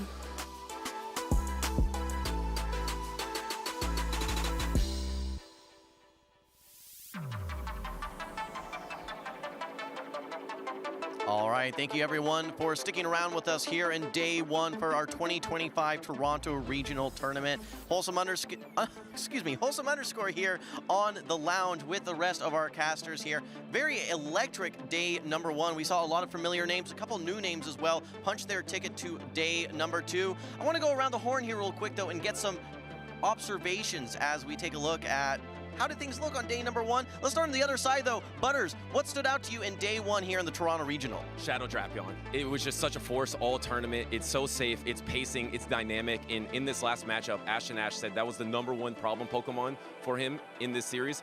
And 2 times, he was not able to overcome that. And as such a talented trainer, to not be able to overcome a Pokemon like that when you know it's coming, that's how you know a Pokemon is really strong in the meta. All right, Soph, any observations from you? Yeah, I think Pokemon-wise, I'm going to say Diggersby was kind of the standout for me. Like you said, it was already good before, and then with that Fire Punch buff, I feel like a lot of trainers started using it. It had a lot of great counterplay against Pokemon, even like Mandibuzz, that usually wall it. So I think Diggersby for me is going to be the standout pick. All right, well, Caleb, Butters and Soph taking all the good Pokemon. Any other ones that you thought stood out? You know, the good part is there's plenty of good Pokemon as well. I didn't really see this coming myself, but I think Talonflame actually looked like a standout fire type as well. Just really great typing, has great coverage even to a lot of his counters. You just don't really want to eat any of that flying damage. So, and I know a lot of our European correspondents are in Top Cut with that Talonflame, so very excited to see what they do with it tomorrow. Yeah, absolutely. Well, it was interesting to see the Pokemon that didn't do so hot as well. Shadow Kanto, Marowak, Ariados. We saw a little bit of representation, but a lot of drop-offs there for sure. All right, well, what did do well? Yeah, we got the winner's side of the bracket. Let's take a look here, guys. Soph, walk us through our winner's side. Yeah, we got a Deepcon versus Sceptile Ice there. And Valor Ash, I think you mentioned it, Caleb, his second time ever, or maybe his third time on that winner's side of the bracket. Often he's coming on that loser side. Huge advantage to come on that winner's side of the bracket. That's right. I think it might be his first time, but we'll have to double check with that. We got Coin 6, or Colin 6, as most people know him as, and Dr. Rosebeef, who probably one of the most underrated players here in this winter side. And of course, Tomahawk UK versus Elam. We got 2 of our very frequent European players in Colin 6 and Tomahawk there, but also a lot of other familiar names too. Well, make sure you guys tune in tomorrow morning, though, because we will be kicking off at 9:45 a.m. local time. That's Eastern U.S. time for those folks over on the Pacific side. Better wake up early. It's going to be 6:45 a.m. for you, but lots of good battles to come. Make sure that you guys tune in tomorrow. All right, well, that said, we do still have a lot of regionals on the schedule. In fact, we actually wrapped up a couple last weekend as well. We had our Bogota as well as our Perth regionals. It was great to see that. So take us through the remainder of the schedule, though. Yeah, plenty of great battles today, but still plenty of great battles coming for the rest of the season. We've got San Antonio as the last regional tournament before EUIC, and then we've got actually 4 more regionals in North America before New Orleans, which is going to wrap up the North American circuit, as that is the North American International Championships in June. Thank you, Soph. And you know, we're doing something a little special here on this weekend's broadcast. For those of you that tuned into San Antonio last year, I know Soph and I were there. I think Butters was there as well. Yeah. We had our cookie decorating contest. We've all been spending time today and also probably a little bit tomorrow where we are decorating cookies, Pokemon themed, of course. You guys will actually be able to vote tomorrow for who you think has the best cookie. So make sure that you guys not only watch the tournament, but participate in the cookie voting contest as well. I got robbed last year, so I'm looking forward to redemption on Championship Sunday. Yeah, I have a sense that you might be robbed again this year, but we'll see.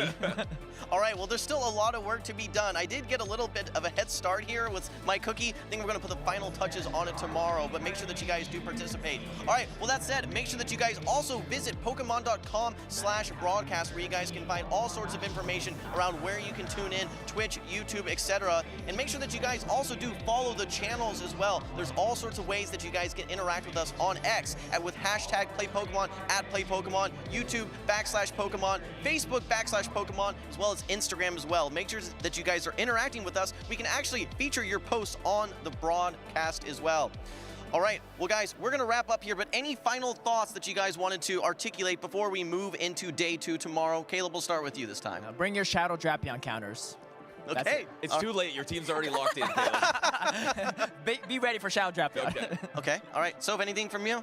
Nothing in particular. I'm just really excited to see how these battles pan out. I know we had a lot of really top trainers with Dodge, Lyle, Ash and Ash, a lot of big names that are actually no longer in the tournament. So really exciting to see if someone new is able to take the crown tomorrow. That's right. We even have some hometown heroes that could have the opportunity to win as well. But that said, guys, we will find out tomorrow. Make sure that you guys tune in bright and early. That's all for now, though. We will see you on the next one.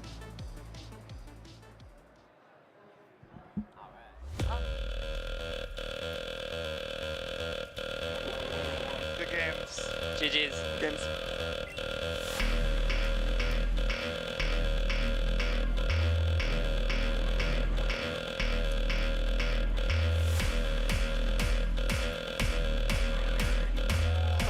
Oh, that was so close.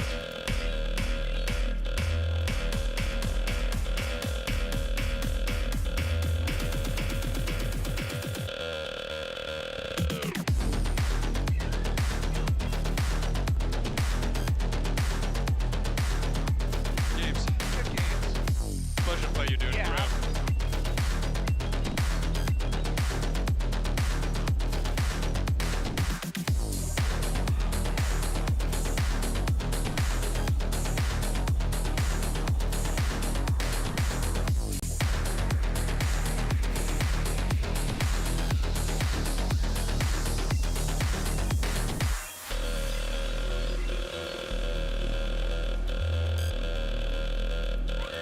That was Sarah, scary. GG.